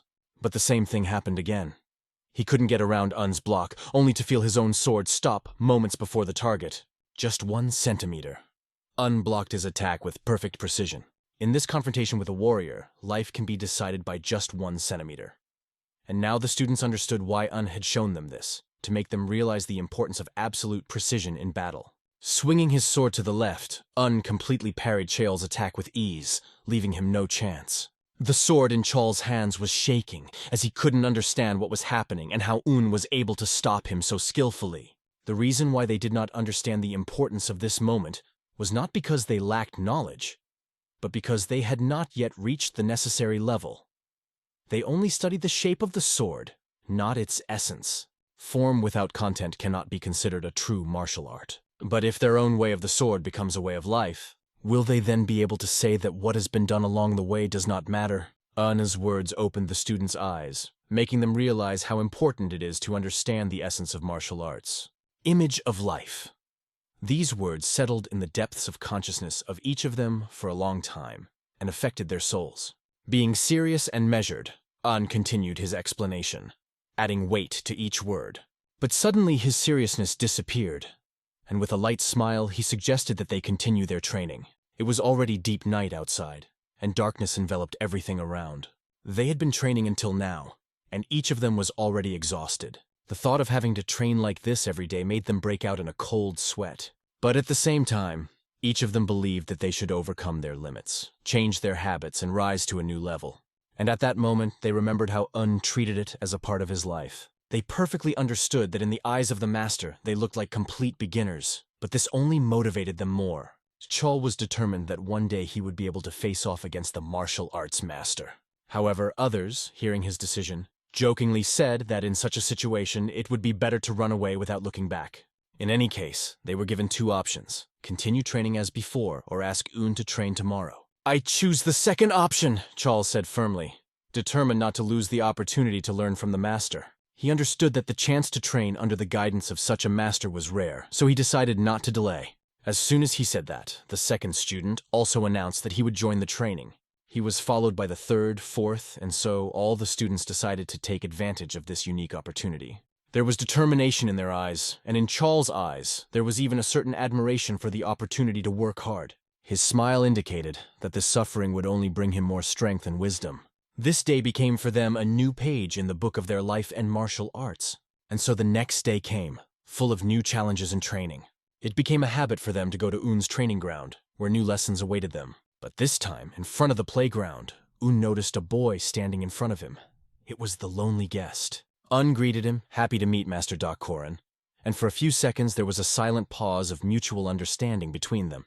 Ran then bowed his head and said that he was glad to see Un again. At this point, Ran informed Un that he knew everything from Murong, including that Un was familiar with the Sword Lord. If Murong had already told about it, there was no point in denying it. Wung didn't want to lie to Korin, who was serious about this conversation. Raising his head proudly, Un confirmed, "Yes, that's true." Everything became clear to Ranu now, and he breathed a small sigh of relief. There was a short pause between them again, lasting several seconds. These few seconds turned into a whole minute of silence, saturated with inexpressible thoughts. Finally, Un broke the silence, saying that he had to go, but suddenly Ran stopped him with a phrase. "I used to think that I was all alone. It seemed to me that there was no one in this world who could understand me or my sword," Ran continued. "However, not only do you know my sword better than I do, but I also noticed details that I didn't even know about.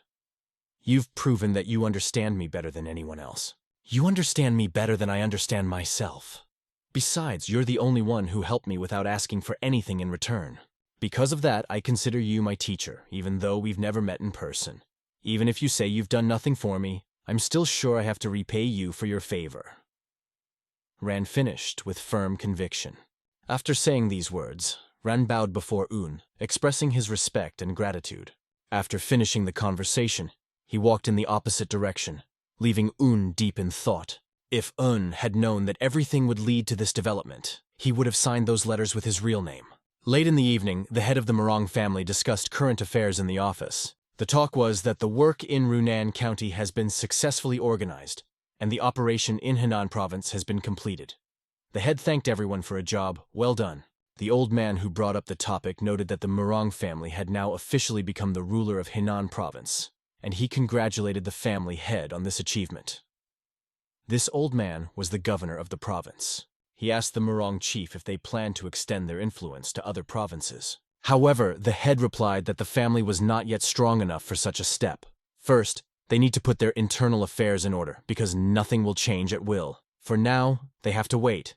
Then the head turned to the girl with a question about her opinion about the situation on the river. The girl expressed doubt that the Murama Union would do anything in the near future. She soberly assessed the situation, as the defeat of the Namgun family was shocking. But the identity of whoever is behind the Year Pirate Alliance and their intentions remain a mystery. In addition, they have not yet achieved the unification of the forces of the largest schools. The head agreed with her assessment, but noted that such a situation would not last forever. In the near future, no doubt, chaos will begin. Amid the chaos, new opportunities will open up, and you need to be ready to take advantage of them. The head then asked how Mistress Un was doing, to which Jin replied that he had decided to train the students. Yesterday, Sana came to Jin with a message from Un, saying that he needed Jin's permission to teach the students. And of course, Jean accepted his proposal without hesitation. The head of the Murong family considered it a blessing sent from heaven. However, he added that when Yoon left with the investigation team, the teaching duties would fall on Jin himself. The head's granddaughter wondered if it was possible to become significantly stronger in just a few days. She believed that the students of the so-called prestigious schools and ordinary schools were as different as heaven and earth, because the traditions and power of prestigious families had accumulated over generations. However, the head explained that this is not quite the case, because prestigious students have a much broader outlook. They often see their masters go through difficult trials and achieve greatness, overcoming many difficulties. In addition, they have a more stable psyche, they do not doubt their potential, and do not settle for less. In fact, those who are an example for others become great, concluded the head. Then the chief approached Jin once more and patted him on the shoulder, reminding him of the responsibility that would fall upon him after Un's departure. After listening to this, the girl realized that Grandpa was right. The students who became more modest after seeing Un's swordsmanship might not improve their skills in a short time, but their worldview would be greatly expanded. However, she still doubted whether 7 days was really enough to make a significant difference. That remained the question. After finishing the conversation, she went outside and saw her brother in front of her, whom she asked, "Are you waiting for me?" The brother apologized, as he felt he should have told her earlier that Master Un was teaching the disciples. He noticed her face change, and that change continued whenever the conversation turned to Un. He wasn't sure if he should say it, but he still decided, "If you want to say something to Mistress Un, you'd better hurry." He explained that Un would soon be leaving them with Marima's union investigation team, and there was no telling when he would be seen again. Mi didn't answer him, just listened in silence, but it was not necessary because he already understood her without words. Then he added, "He's on the training ground now," wished her luck, and moved on, leaving her alone with her thoughts. She stood lost in thought, not even realizing how quickly time had passed. She never thought that she felt anything special for Un, but for some reason, the thought of not knowing when she would see him again made her afraid. Breathing in the fresh night air, she asked herself again, "Why?" But there was no answer. She continued to walk around the yard in a long dress. Her gait was calm, but thoughts of Un left her. Suddenly, her eyes were drawn to the training ground, where the silence of the night had been for a long time. There, of course, she saw Un, but she was surprised that the disciples and him were still there at such a late hour. More interestingly, they didn't seem to be training, but just standing there discussing something. All the students, except one, were standing at a distance from Master Un, and he was seriously explaining something to them, holding a pen and paper in his hands. Chol was the first to notice her approach as she stood next to the training arena. The students unanimously congratulated her. Congratulations to the head of the foreign department. It was amazing to her to watch them achieve such discipline under Un's guidance. "I see you're busy," she said, stepping closer to Un, trying not to disturb the order. One of the students explained that Master Un gives them a lot of valuable advice. Un modestly noted that only a little, although the letters in his hands were completely filled. If you look closely, some students have already received written advice, while others have been patiently waiting for their turn. Then Un, after politely apologizing to her, asked her to step back a little so as not to disturb the proceedings. He explained that even though she was the head of the foreign department, the sword warrior's pride would not allow him to be distracted, and he would like to finish the class. The girl had no choice but to walk away, and she did so, knowing that Un would finish soon. She smiled faintly as she watched how seriously he worked, though she couldn't help but notice his efforts. Looking at the face of one of the students, she noticed that he looked as if he had found a true guide to martial arts. She remembered how Master Un had tried the same way during his encounter with Han at the Phoenix Dragon tournament. He was strikingly different from the selfish and prudent people from famous schools, although he sometimes seemed a little naive. She knew that he was always ready to stand up for others. She also mentioned that she had heard from various sources about how the divine monk had named Un as the receiver of the Holy Sword. Master Un was known as a great martial artist and receiver of the Holy Sword. In addition, he was mysteriously related to the owner of the Azure Dragon Sword, and every time she thought about it, she became nervous and blushed, not understanding what was happening to her. In the training arena, Un, meanwhile, was finalizing his advice. summarizing the students' strengths and weaknesses and outlining the direction of their future training. He told them to continue training as they had been doing today, and they would see improvement even without his constant guidance. However, Un also revealed that he will most likely have to leave tomorrow and will not be able to continue his studies. The other students who were standing nearby also heard this, and the news caused them mixed feelings. They understood that Mr. Un was a busy man and thanked him for a wonderful few days of teaching. They were sorry that it was only 3 days, but they had a great experience. One famous scientist once said that in 3 days a person can change beyond recognition. During these 3 days, they worked diligently, and during this time, they became many times stronger as martial arts masters. If they don't surrender now, no one will be able to look down on them anymore. After Un's words, one of the students offered to organize a farewell for him, but Un is at work and cannot drink alcohol. He was much more interested in having the students show him their swordsmanship once again, even though it was already late. But for these students, time did not matter at all. They were ready for anything. The head disciple ordered everyone to line up and show Master Un their latest training session.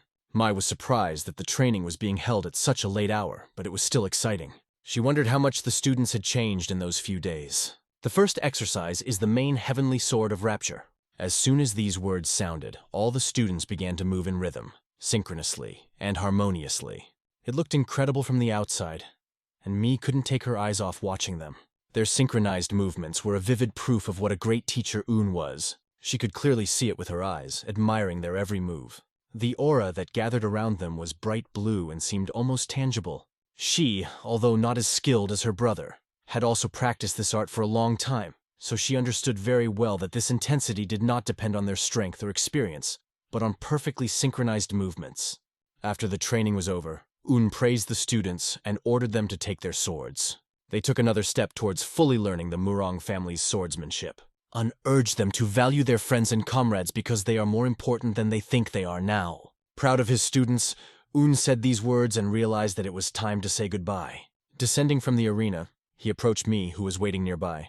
He apologized for keeping her waiting, but she didn't mind at all. The students went in the other direction, and Un and Mi were left alone and decided to talk on the way. She immediately admitted that what she saw struck her. She was impressed by the new student's fencing and asked what exactly he had taught them. Un thought for a moment, unsure of how to properly answer her question. Then she said again that he exceeded all her expectations. Un replied that he only showed the students what he had learned.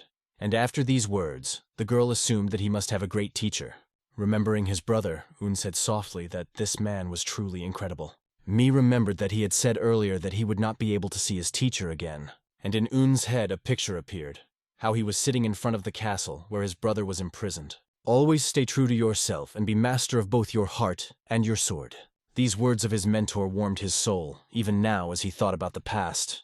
The girl wanted to ask more about his teacher, but noticed that he became sad and decided to change the subject. She brought up the topic of when he was going to leave them, thanked them for their hospitality, and noted that San-Ah would miss him. Then she quietly added, "And I too," blushing barely perceptibly. This expression immediately caught his attention, and he began to look at her with interest. Un himself did not know how to react to the situation, and felt uncomfortable. A few seconds of awkward silence only added to their embarrassment, both growing increasingly awkward. They continued walking, but suddenly the girl stopped abruptly as if trying to collect her thoughts. By her gestures, one could understand that she was shy and did not know how to continue the conversation. "If you have nowhere else to go, please come back here. The Murong family will always be happy to have you," the girl said with warmth in her voice. Those sincere words made Un smile. "Of course I'll be back," he answered her, admiring the incredible atmosphere of the place. Soon after, Yoon Hyun found himself in his room. He may have already been there with a different expression on his face, lost in his own thoughts.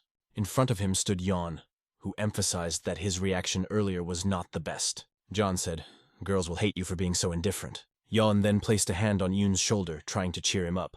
"Besides, it's a secret to Miss Seoul that you're going to the Shaolin Temple by yourself. She really doesn't like being lied to," Yoon added, warning of the possible consequences. At this point, Yeon bluntly told Un that he should go to the Shaolin Temple himself. Now it became clear why Un had reacted the way he did to his words. "It's not polite to make others repeat themselves," Yeon added with a smile. When Yoon put his hand on Yoon's shoulder, he already clearly realized that he was walking alone.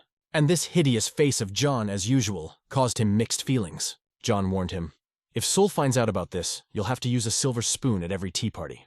Yun had never been to the Shaolin Temple before, but an opportunity like this doesn't come around every day, thought Yun, as Yun handed him the letter and asked him to take it. Destiny, Un thought as he looked at the letter. Yan once again told Un that he should leave as soon as possible, preferably tonight. Smiling, he added, "If you survive, we'll meet again." After that, Yon walked out, leaving Yun alone in the room.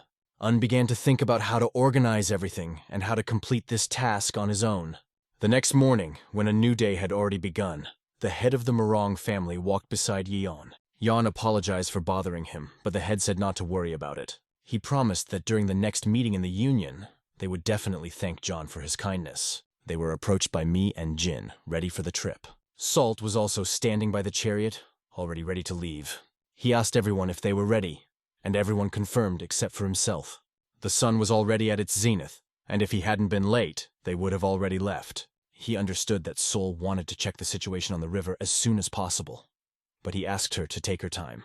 This might be the last time they could enjoy the Murong family's hospitality. He asked her if she knew if the Murong family would soon send a representative to the Muram Union, but she replied that it was impossible since only 18 factions could send representatives. Entering the carriage, Sol looked around without seeing Secretary Un. Yon pretended not to know anything and didn't show any concern. He said they couldn't wait for him forever and suggested they just go without him. We still can't force him. If he wants to leave, let him go. If he wants to come back, let him come back, John added. Sol wondered why this happened, because Un didn't look like a person who acted on his own desires. What surprised her even more was that her grandfather disappeared right after telling Unu to be more responsible. Yon asked the charioteer to go faster, which surprised Sol even more, as Yon seemed oblivious to the disappearance of the Saint's sword receiver. She could feel that John was up to something, because his smile didn't disappear from his face, as if he was playing some game of his own. They departed from the Murong family, who warmly welcomed them into their abode. Jin kept looking around, trying to find Master Un, but he never saw him. Sol explained to him that Un left at night, saying he was going to the Shaolin Temple on Murim Union business. Gina wondered how she knew about it, to which Sol replied that he had come to her last night asking for help. She also conveyed his apologies and that he would definitely visit them again. Jin, trying to find out more, asked if that was all, but Sol asked not to think anything strange, since they only met briefly on the training ground. However, there was something else that she remembered. Master Doc Koran went with Un. Jin smacked his head with his hand, thinking that if he wasn't busy with his family's business, he would be happy to go with them. Sol asked Jin why he liked Mr. Un so much, because she knew he liked knights and heroes. And why do you like Mr. Un? Jin replied with a counter-question. She replied that she considered him the savior of their family. In addition, he also saved Jin, because of which he also respected him. Jin looked at her thoughtfully, realizing that she was blushing from her thoughts about Un. I wonder if she herself realizes that she's blushing, Jin thought as he watched her. After a while, Un and Ran stood in front of the majestic gate. Above the gate hung a sign that read, Shaolin Temple. It was the place where martial arts were born, the legendary Shaolin Temple. The gate opened, and the monk standing at the entrance asked what business they had come on. Un said his name and handed him a card. The monk came closer, opened the leaflet, and began to read. After reading it, he asked them to wait a little. Un looked around, wondering why it was so quiet. He had always thought that he would see many monks actively practicing martial arts. He was also interested in how long the lonely guest planned to follow him. Un couldn't just ask him to leave him alone since he didn't even ask permission. You can't refuse either, because although a trip together is better than a trip alone, the lonely guest could still take care of himself.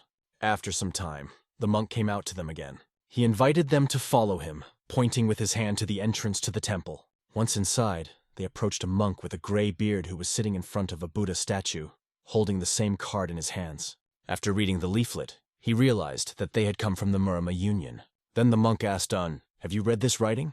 Of course, Un had not read the letter, and he began to wonder why the old man was looking at him so strangely. The monk also asked who the person who came with him was, pointing to Rana, who was standing behind him. "I am his servant," Ran introduced himself, interjecting before Un could respond. Un explained that this was not the case, and that Ran was an acquaintance of his who was just worried about him, so he decided to go with him because the world was dangerous.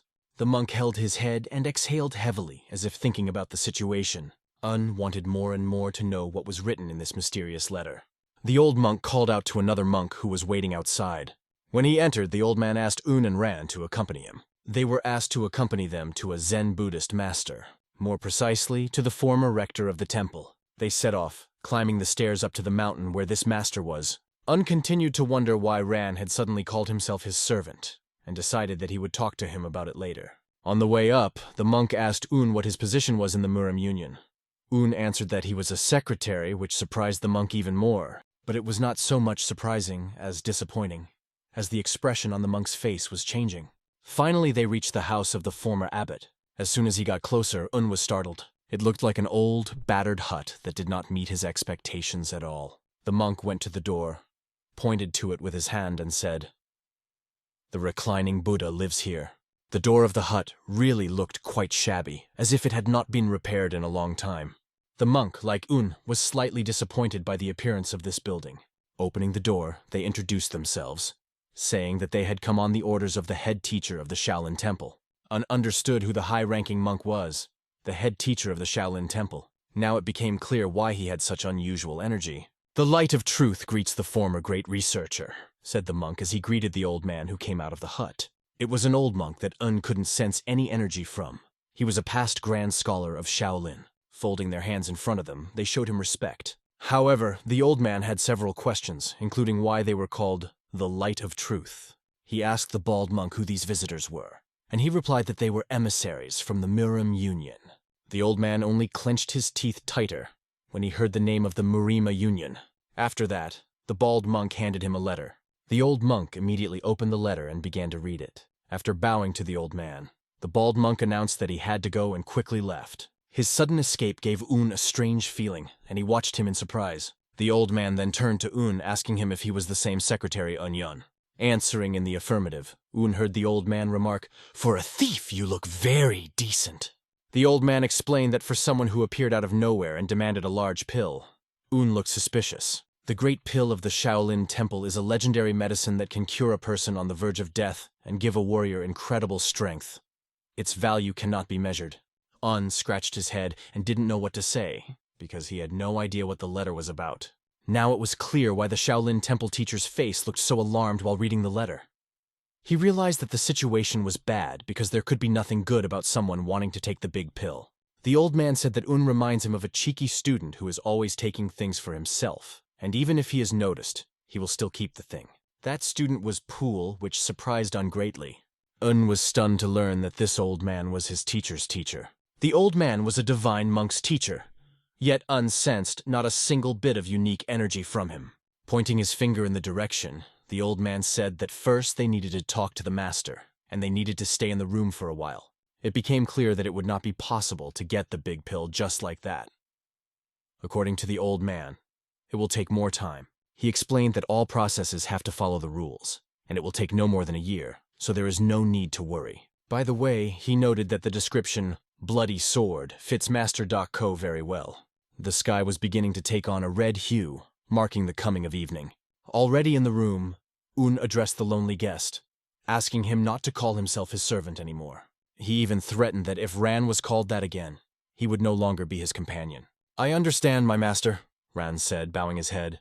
Then Un asked him not to call him master anymore, but rather to call each other brothers. Ran couldn't understand how he could call his master brother.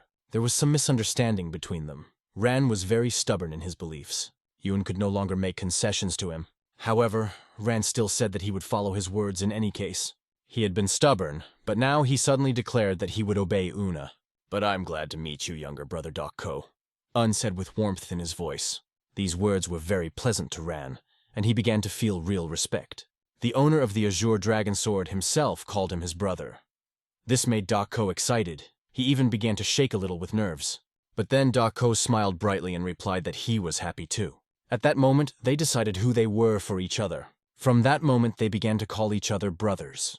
A sudden voice woke Un. It was the question of whether he was still asleep that made him wake up. A voice told him to come out, since he had already woken up. After quickly dressing, Un stepped out the door and into the street. Ran and the monk were already waiting for him there. After greeting, Un folded his hands in front of the old monk, to which the old monk replied only with a short, The old man immediately gave them a task. First to clean up a little, and then go down to the city and buy tea. After cleaning up, Un and Co went to Danfeng County to buy tea. The morning mountain trail had its own charm, and Un enjoyed a slow walk for the first time in a long time. However, when they brought the tea, the monk became indignant because it was not Longjing tea. The old man was very angry, saying that such tea was not suitable for him. Un tried to somehow justify himself to him. He laid his head on the pillow and said that he blames even an old man who, after 1,000 days of starvation, just wants to enjoy a cup of tea before his quick death.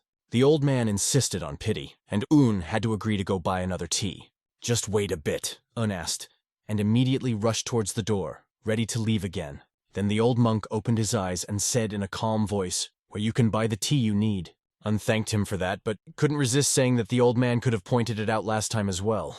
Un wondered if the old monk looked too healthy for someone who had supposedly starved for 1,000 days, and if it was even possible to go that long without food.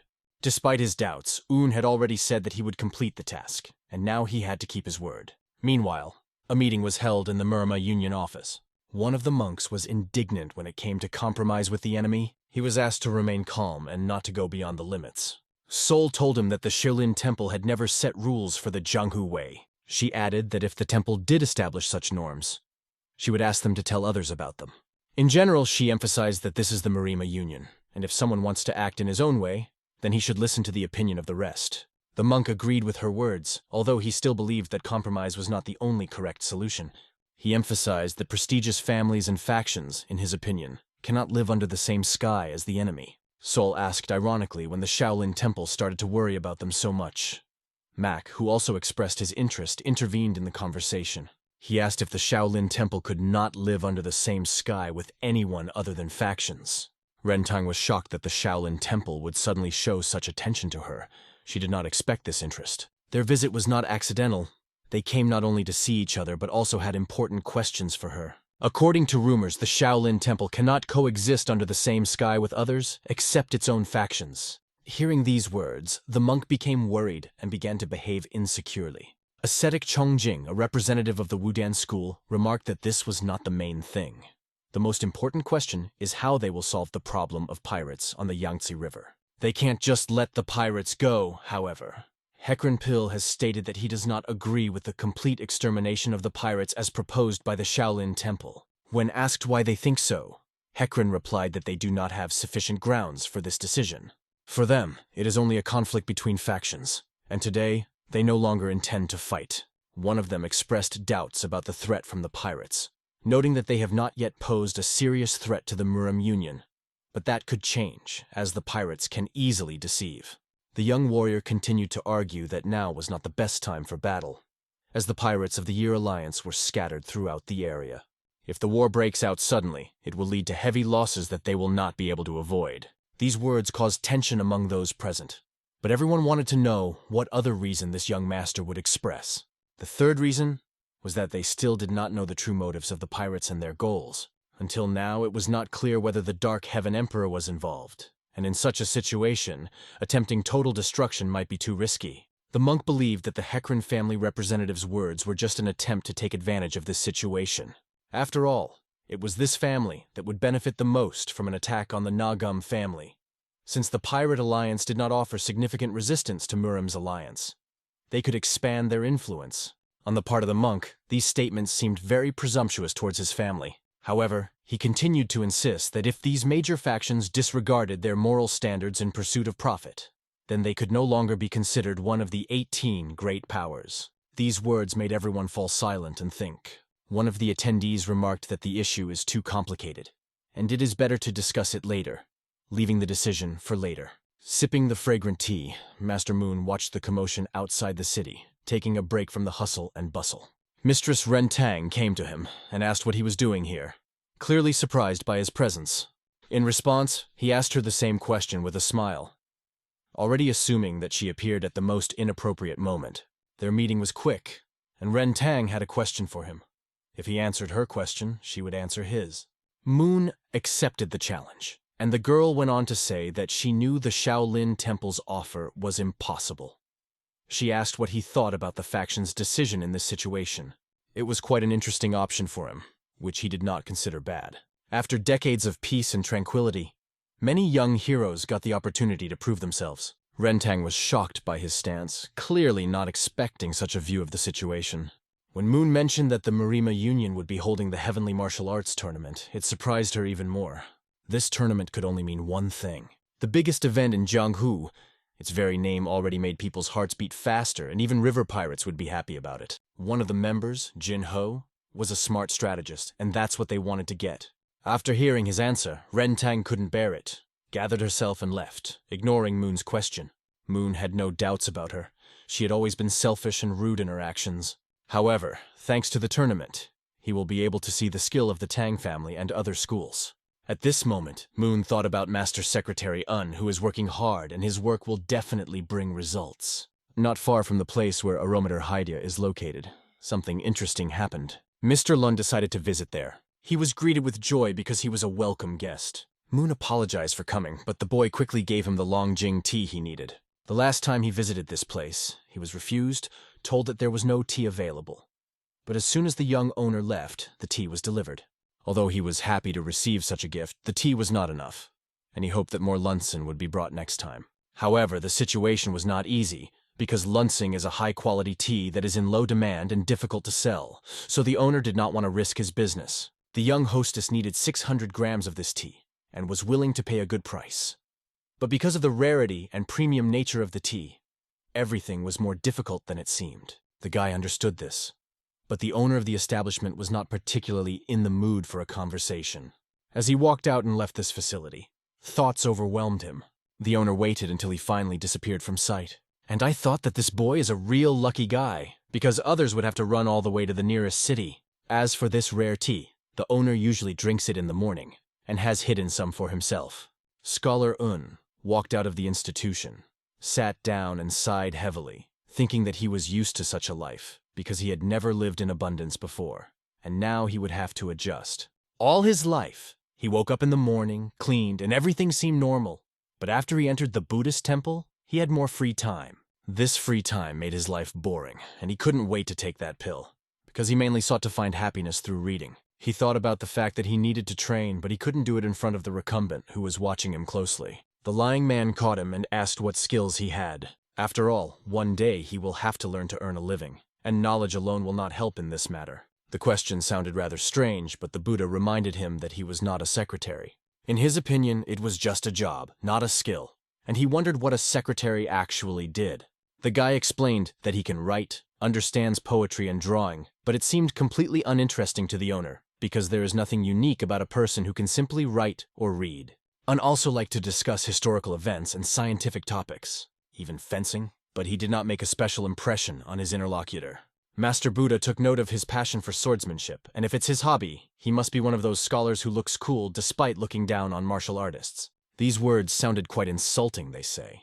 If you don't swing a sword for fun, then why are you fencing at all? If this is true, then the Buddha was never seen to pick up his sword or use it even once. The Buddha always allowed him to fence, but the boy believed that this was not his home, so he saw no point in swinging the sword. If it's not just a hobby, but something he's really passionate about, why is he stopping? If a guy really wants to do fencing, let him do it with all his heart. There is nothing to delay. It is time to act and do what he really loves. The Buddha assured him that there were no prying eyes, so he could practice freely. It was an official endorsement for which the young master thanked the Buddha and let him quickly start fencing right now, and not wait until his death. If he is not afraid and does not hide anything, let him proceed, because if he demonstrates his skills, he will be treated better. The scientist felt some awkwardness, but decided that it was time to show himself. Everyone was looking forward to this spectacle. The guy found himself in the middle of training camp, ready for action. He stared straight ahead, fully focused on his task. The monk only seemed important when he was drinking tea, which was a bit of a distraction. But the boy understood that the teacher imparts knowledge to the students, and now his time has come. The young master concentrated all his feelings. He felt incredible energy flowing through his hands. His wooden sword began to glow with an incredible aura. It seemed that he was not holding a sword, but a ray of the sun. His brilliant movements sparkled with dazzling energy. This was enough to attract the attention of everyone present. The monk looked at his skill and said, "You are like a lost wolf howling into the void." He seemed to possess 1,000 techniques and moved with incredible grace, demonstrating mastery. When he stopped accumulating chi energy, his concentration disappeared for a moment. He heard a sharp, harsh cry from the monk, which disturbed his peace. The monk asked if the spectacle was over. The scientist had not trained properly for a long time, although he really wanted to continue. Behind him stood one of the monk's students, carefully observing the situation. When the disciple saw Un's skill, he was not enchanted, but on the contrary, he remained indifferent. Although Un was glad that Karan wasn't infatuated with his skill, something about his reaction felt wrong. The apprentice silenced the young master, preventing him from continuing. He called him a moon-singing wolf, mocking his efforts. These words sounded like complete nonsense and had no deep meaning. Then the monk began to explain what he meant. The boy was making futile efforts without achieving true cultivation. Let him train for another 100 days and try to reach the top. These words were said quite categorically and were not subject to discussion. For the young scientist, reaching the top remained only a dream. The monk continued that he wasn't counting on luck or trickery to make it to this day. But 100 days might not be enough, as Un was just now starting to perfect his moves and he needed it. But definitely not today. It was obvious that Un was training just for his own pleasure, while looking like an inexperienced fool who couldn't find true love because of his narcissism. If he does not continue to train, he will remain the same loser for the rest of his life. To the question of what the boy should do, the monk answered with a counter-question. Does he want to see the top before he dies? The next words of the monk sounded like a riddle, causing even more misunderstanding. Mr. Un simply could not stand such riddles and wanted to know only one thing, what he should do next. But the fact was that the tea was over and the conversation stopped. The monk ran out of tea, and the boy trained so long that the monk managed to drink it all, and now he has nothing to drink at dawn. This meant that the monk was not going to answer just like that, so the young mistress would have to run and come back quickly. Garrick approached the monk, clearly dissatisfied with something. The monk asked him why he was looking at him so intently. His eyes showed a desire to achieve much more than he currently had. This desire was reminiscent of the boy the monk had seen recently, who was just as ambitious. That boy was no longer able to return to his origins. Because of this, it is necessary to adjust it further, because it is already a matter of life and death. The monk silently looked into his empty glass, forgetting that he had already drunk the tea. Enraged, he turned to Gar and asked why Gar wasn't still following him. Garrick, however, was not going to listen to the old grumbler. He turned sharply and went on his way, ignoring the monk. The monk only hoped that tea would be brought to him quickly. However, he hid his true thoughts, trying not to betray himself. He perfectly understood what the boy had just done and what he really wanted. Despite his appearance, the monk was a master swordsman. Master Un quickly returned with the tea and started shouting, demanding that the monk tell him what to do next. Un begged him to just tell him what to do because he had already completed the task and bought enough lunsen. The monk calmly repeated that there was no need to try anymore, but the monk also stressed that it was his duty not to help those who had already gone astray, and instead he would only confuse the young master. He returned to the monk and noticed that he seemed determined to teach him, but the boy's stern look did not give peace to the monk. He was not going to back down from his words. They looked straight into each other's eyes, the tension between them growing, and yet the monk gave up, deciding to tell the story. When the boy asked if it was true, the monk joked with a smile that he would tell when the red snow fell. The monk's jokes were always sharp and witty, although the boy did not appreciate it. The scientist wondered, where should he find red snow? The monk began to tell the legend of Bodhidharma, who founded the martial art of Shaolin. The most famous story concerns how he spent 9 years in meditation. One winter day, when Bodhidharma was meditating in the Shaolin temple, a man came to him and stood in the snow for 3 days, waiting. The master asked this traveler what he was looking for, and he replied that he was looking for peace of mind. Bodhidharma then said that he would accept him as a disciple only when the red snow fell, which effectively meant a refusal. Without hesitation, the traveler cut off his left hand, and the snow turned red. When the monk saw this, he accepted the boy as his disciple. This traveler was the second patriarch of Shaolin, Huike. For the young master, this story sounded like a hint that he should cut off his hand. But he could not do this, because the reclining Buddha is not Bodhidharma, and he is not Huike, and besides, it is not winter, and the snow will not help him. However, the boy decided that if he retreated due to the impossibility of fulfilling the conditions, he would no longer be able to call himself a man. The monk felt that the young man took on a difficult task, which only amused him. His mischievous grin suggested that he was finding some amusement in this situation. The next day, Unhyun became very busy. He put aside all his work at home and went to the mountains and fields every day. In the evening, he returned with what he managed to get during the day and spent the whole night at work, even when he was injured and felt tired. After 3 days, he was finally ready for the next step. He knew that the reclining Buddha was no longer supposed to sleep, and perhaps it would be worth buying him more tea. But the main thing was to implement his plan. The reclining Buddha smelled the scent and left the house, intrigued. A young master was standing in front of him, and something unusual was lying below him. The Buddha looked around but did not understand what the essence of this situation was. When asked if Un had been standing here since dawn, the boy replied that he wanted to learn from him. The reclining Buddha remarked that the red snow never fell, and joked that Un must have hit his head. But the young master was not so simple. He held something in his hand, ready for action. Suddenly, when he pulled the string, red petals began to fall from the sky. Although it was hard to call it snow, the effect was similar. He opened a bag filled with red petals that slowly fell, creating a spectacle. This gesture meant that he had passed the test, because even though it wasn't real snow, Un was able to make the red something fall from the sky. It looked quite strange to the monk, and he stared in wonder at this miracle, watching the petals with wide-open eyes. Un only smiled, hinting at his red snow. He calmly waited for the monk to pay attention to the petals. The boy, with a slight smile, only raised the mood with his unexpected appearance. The old monk, who had not laughed for a long time, finally couldn't stand it. He began to laugh, loudly and sincerely, releasing the tension of the moment.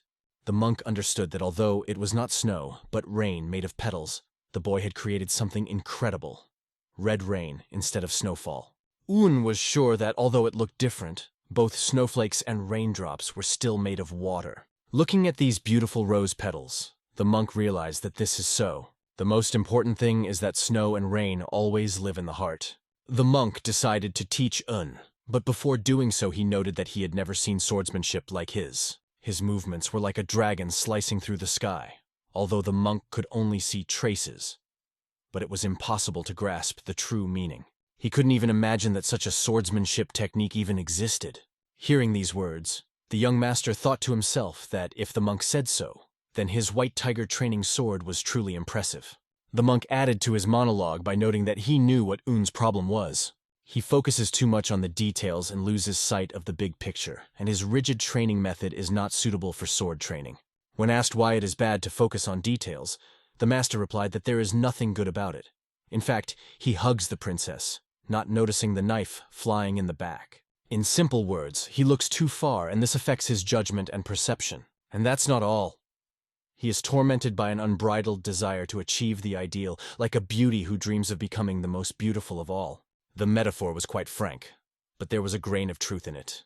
And now, the young master is faced with the question of what to do next. The master couldn't say for sure, but his teacher had taught him very well in the past. Like any parent who wouldn't throw their child into the sea without teaching them how to swim. This method wasn't suitable for sword technique, but this kind of training might be the best option at the time. And it was hard to disagree with that since his teacher had always said to move gradually and continue to practice the art of the sword. His mentor was a man of genius who led young Un only forward, not allowing him to stop. The monk also noticed that someone else's clothes were better than nothing, but they didn't fit Un. He emphasized that the physical form of the young owner is a problem. This was definitely correct. He could not train because he tired quickly and neglected his health. The monk ordered him to take a wooden sword. The boy did not fully understand what the master meant. It was obvious that the master was up to something, but what exactly remained a mystery.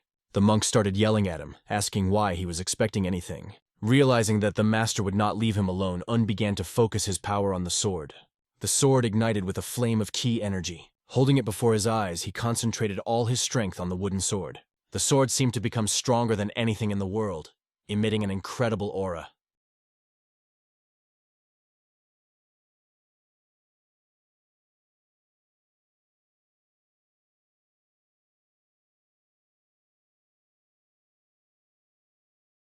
The monk repeated to him that wearing other people's clothes was the wrong way, and if he continued like this, he would reach his limit. It was obvious that the clothes were not his, and it was already beginning to affect him negatively. The boy remembered his mentor's words that he should always stay true to himself. Then he would be able to control his heart and his sword. Perhaps this was the true meaning of his teacher's last words. He asked the master how he should choose the best path. This thought made the brain strain, because most monks practice meditation for 10 years before they understand their path. In his mind, the young master understood that 10 years was a very long time, especially if he had to meditate for as long as he had spent in the imperial palace. As the reclining Buddha said, he has no choice. If he wants to achieve his goal, he must follow this path. especially since it was his teacher's last wish. A common solution is to ask him to be taught meditation. When asked if he would shave his head and become a Buddhist monk, the boy categorically answered that he would not, because the master only said that he should meditate for 10 years.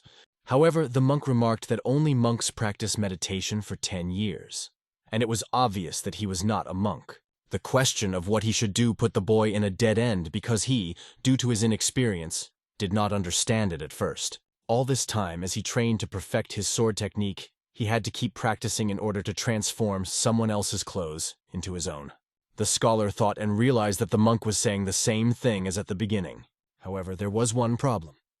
The monk began to raise his voice. The boy asked if this was the answer from the beginning. Why did the monk make him go through all this? These words made the monk angry, and he clenched his fingers. Then he sharply hit the young master. The monk warned that if anyone else called him a liar, he would receive an even stronger blow. He ordered the boy to choose his words carefully, because he himself always chooses them carefully, not to mislead anyone, except in some cases. And the boy began to think that if this old man was not a liar, then all the people in the world must be honest. However, it seemed to him that several moments were strange. Why did the monk hit him? The boy did not even see that the monk's finger touched him. Then, coughing into his hand, the monk replied that there were several things that needed to be done. The first thing is to train as much as you want, and the second is to train your mind. And when he has mastered the art, he will be able to train closer to his room. Hyun's life changed completely after he started studying the art of mental imagery. Although he had to clean the temple at dawn and run errands, he devoted the rest of the day to training. The monk instructed him that it didn't matter whether he was sitting, lying down, or standing, but sitting cross-legged was the best posture for meditation. He told the boy to close his eyes and think about the sword he was holding. He then had to perform his sword technique as usual, but only in his head. It was not an easy task. When the boy imagined it, he received a light blow on the head from a monk. The monk explained that he should not just think and repeat what he did before. The task was not to reproduce, but to feel. It must be the invisible thought that controls all actions, not just the movements of the arms and legs in reality. He must act within his imagination. The boy said that he did not quite understand the point, for which he received another blow on the head. The monk didn't like the boy trying to correct him, but already had a headache. In theory, he should have trained by thinking about his actions. He used to focus on being as accurate as possible and not straying from the right path. Now all he had to do was feel. That was the main goal. He just floated with the flow of a big river. It was this idea that the monk tried to put in his head, and now the boy understood what to do. This meant that he had to go deeper into himself. But this is not the same as completely emptying his consciousness, because if he does that, he may go insane. He needs to understand what is happening. After that, the monk shared all his knowledge with him. He remarked that he could see the boy's face, and added that he should not think that old people get emotional over little things. Even when he gets old, he will react like this too, even if he is prepared. There was no time left. Finally, the moment came for real training. The boy standing opposite realized that the monk seemed to be reading the thoughts of the young master, as if a demon had taken possession of him. Soon, they were off to night training, and the boy was to stop only when the monk would let him. Then the monk turned to another boy standing behind and asked, "Who else is the old demon here?" It became clear that the monk really reads minds. The training became more and more difficult, and the blows to the head from the monk became more and more frequent. They practiced every time, and every time got the same result. The boy noticed that he had already adapted to the monk's blows, and now he was not in so much pain. He became interested in how a monk does it. The monk did not understand what he was talking about, but the boy pointed his finger at his forehead and emphasized that he could see how the boy was going to hit him, but he could not dodge. The monk laughed and sipped his tea and said that if he told, would not be able to learn it. He gives him everything he has learned about this skill. Although you cannot call him a monk now, in the past there was no master who could compare with him. Unthought that these were typical stories of old people exaggerating their abilities. The young master only thought about it, but the monk, as it turned out, read his thoughts and became angry. Although he is a reclining Buddha, he also could not reveal all his secrets. The young master understood that the monk had a very difficult character, and often throws unpredictable phrases. But what the young master knew for sure was that the monk was Puyen's teacher, and again received a blow on the forehead. The monk did not like the words about his student, because he believed that comparing a teacher and a student is not true.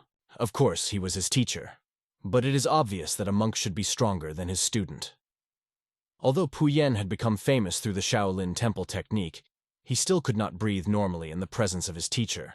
Un looked at the monk and didn't understand what he was talking about, because he didn't have any aura coming out of him, and he looked more like an ordinary old man than a martial artist. But the old monk told him what had happened. His dantian had broken. Dantian is the field where life force accumulates, which can also be described as the source of all internal energy. When the dantian is broken, the body loses all internal strength, and this can lead to serious injury and life-threatening injuries. Then the boy asked the monk how it happened. The monk continued that there is an expression. Step forward, standing on the end of a bamboo branch. This meant that by facing fear one could achieve true enlightenment, and the monk decided to take this step but lost his inner strength. And of course he achieved enlightenment, but other words should not be expected from him. He believed in what he said. However, as a result, the monk did not achieve true enlightenment. But the question remains, why does the reclining Buddha speak so calmly about the fact that he has lost an important part of himself? The monk noticed that his disciple was upset about the loss of his dantian and assured him that everything was fine. Only warriors need inner strength, and as a monk, he has nothing to worry about. He doesn't even care about martial arts and doesn't depend on dantian or inner strength. He lost nothing except that he attained enlightenment and was able to see the world from another side. This greatly interested Un, but he did not fully understand the monk's words. It was obvious that the boy did not know anything, and perhaps it was better for him not to know about it. The monk advised not to bother with nonsense and to start all over again. As always, training ended in the same way. The boy took a broom and finished sweeping the area. Sweeping after a morning workout brought order to his soul and lifted his spirits. He also adapted to the mental image training and received fewer kicks from the reclining Buddha as a result. Soon his friend approached him. He warned that one of the monks was walking ahead. It was an old monk who appeared out of nowhere. He acknowledged their hard work and emphasized that their efforts are highly appreciated. The reclining Buddha came out of his house and noticed that a great researcher had come. He asked the researcher if there were any talents among his students. The researcher replied that he thought they were all just waiting for his death, but in his old age a revelation came to him. The old man wants to do something important for Shaolin, so he brings a talented child who will be a real gift to the temple. He added that if something is missing, this child will be able to inherit everything. But the old man began to get angry, saying that no one was worthy to succeed him, and it was necessary for those damned monks. The researcher apologized and said he was leaving and would only return when he could. His words angered the old man, but he restrained himself. Then the reclining Buddha stopped him. He approached his disciple and asked, "When did Shaolin become a place that did not appreciate its benefactors?" It sounded quite strange to both the researcher and the young Master An. The monk continued that if this boy had not shown him his sword art, he would not have been able to achieve the enlightenment that had come to him. If this guy is not a benefactor of the Shaolin Temple, then there are simply no others. The young master was disturbed by the look of the researcher and began to worry about his reaction. Then the reclining Buddha addressed him. "Why don't you know what gratitude is?" The monk replied that he was blessing the benefactor of the Shaolin Temple. And now that he has done it, he is free to go. The fact is that this young man will bring a great gift to the researcher, and although it looks unusual, the monk thought, "Isn't he an exceptional writer?" At the moment when the monk thought, the reclining Buddha told him that if he was going to stay here, he should leave here quickly. After that, the researcher left the residence. The reclining Buddha continued that this man had recently become a master teacher and had no experience at all. From his point of view, a capable person wouldn't come here, so he definitely wasn't going to talk to him politely. But even so, it was not easy to get this position, and at least he has the right to brag about it. After that, Un emphasized, "You said benefactor," and the monk continued, "Yes, I was explaining that." Reclining Buddha remarked that the young master's training sword was impressive. He even thought that no new technology could match his skill. And although he would like to keep these skills to himself, he owes a great deal to Shaolin. This means that even if Un prepared red snow for him, he would still not refuse his request to become a disciple. But why ask this? Does he understand how much time young Master Un has spent to create the flower rain or the light-bearing snow? All this was good, of course, but it was time to focus on the concentration of energy. The boy began to meditate and cultivate his aura, realizing that there was only room for a sword inside him. The feeling of spiritual wind was barely noticeable. The clouds seemed to leave fragments of memories from the distant past. Starting with her steps, the beautiful girl does not want to show her face, and moving to the third style, she begins to whisper eloquent words.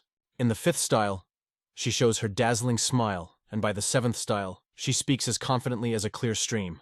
The luxurious style of the 9th impresses with its beautiful aroma. And in the 12th style, she fully reveals herself and her style. These thoughts inspired the boy with incredible emotions. Concentrating on this, the boy finally saw something incredible. It was without purpose and without intention. Just his energy, a formless flow. The monk acknowledged that his student had done a good job, and the boy, realizing all this, could not hold back tears. However, the Buddha warned him that it was too early to rejoice. He had only just learned how to control his consciousness, and the difficulties were just beginning. It was still too early to rejoice, because he had just learned how to control his consciousness. The real trouble starts right now. His partner, who was standing next to him, heard these words and couldn't believe it was just a mind control method. Because what he just saw looked different. He seemed to be observing the truth of the Taoists. And he would never have thought that a warrior was capable of rising to such a level. The next day, the dawn was early and quiet. The boy lit a fire to heat tea for the monk. At that moment, the old monk came out of his tomb. He bowed to him as a sign of respect. But the reclining Buddha did not say anything to him. He simply remained silent. His face was unclear. His expression showed no emotion. It was noticeable that he had put on better clothes than usual. His mood was completely different. Was he going to go somewhere? Sitting opposite the young master, the monk asked how the training of the mental image went. Un replied that nothing stood in his way. His sword moved as he planned, and drew energy into it as if it were alive.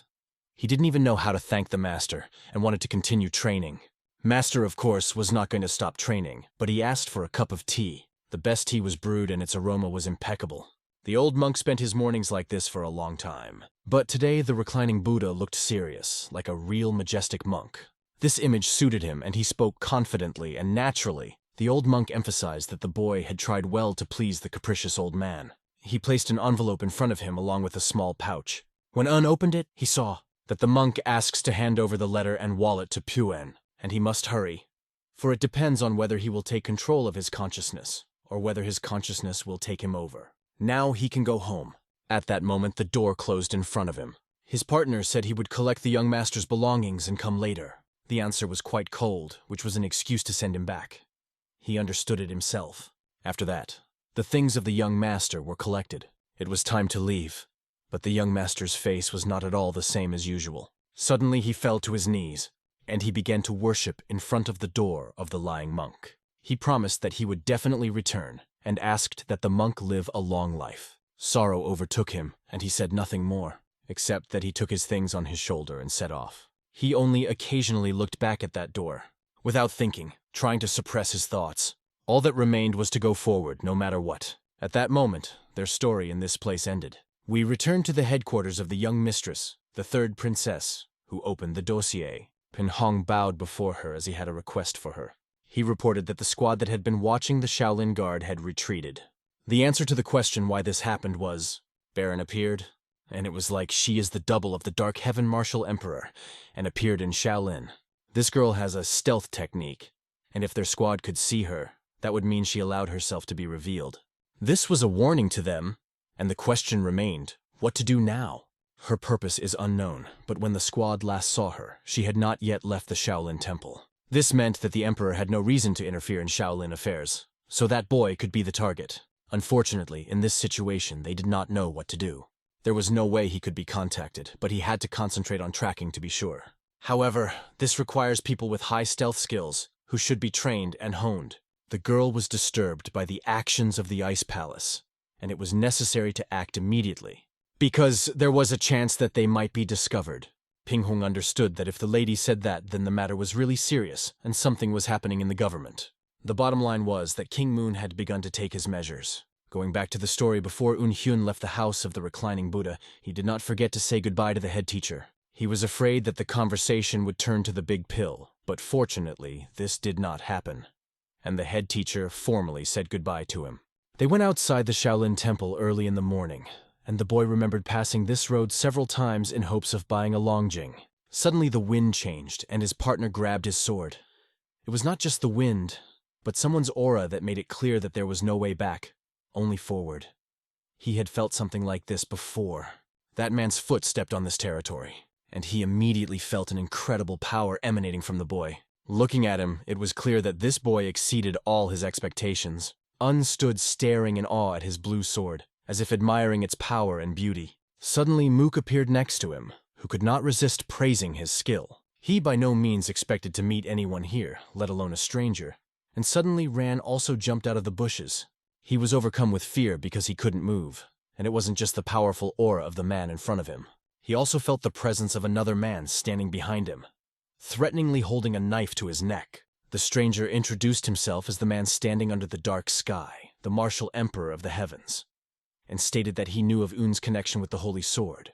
Un, without losing his temper, replied that he was only the secretary of the Morima Union. Hearing this, Mook was momentarily surprised, but the pause was short-lived. He immediately started laughing loudly at the fact that Un called himself secretary. Un, looking at him with a smile, asked in surprise what made him laugh so much. Mook raised his hand, asking Un to not get confused, noting that calling himself a secretary was really original. After all, it is very strange that such a strong person does not have freedom.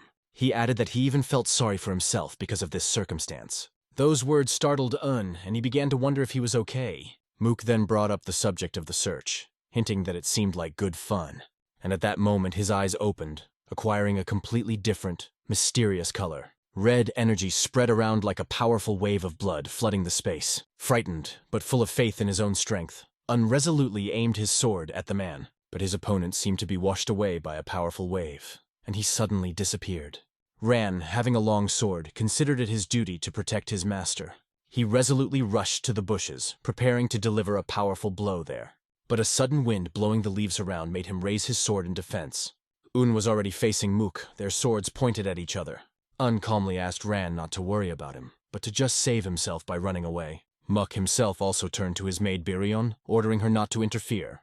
The atmosphere was tense to the limit. Ran, turning his head, silently clenched his teeth. And so they both watched in silence as the epic battle unfolded before them. Suddenly Birion began to seem to dissolve in the air and gradually disappear. Two different energies met in battle, and Mook felt pleasure in this meeting. He rejoiced, because he believed that this meeting was destined for him. Un, too, did not hold back his smile, although he well understood the seriousness of the situation in which he found himself. Suddenly they swung their swords, but did not strike a single blow. Only sparks flew in all directions. At this point, Mook offered to share stories, promising to tell his own at the right time. Un was ready to answer, but his tone sounded more like sarcasm.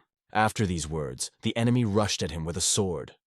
Un had a wooden sword, and Mook had an iron one. However, despite the different strength of the weapons, Un continued to deftly parry his blows.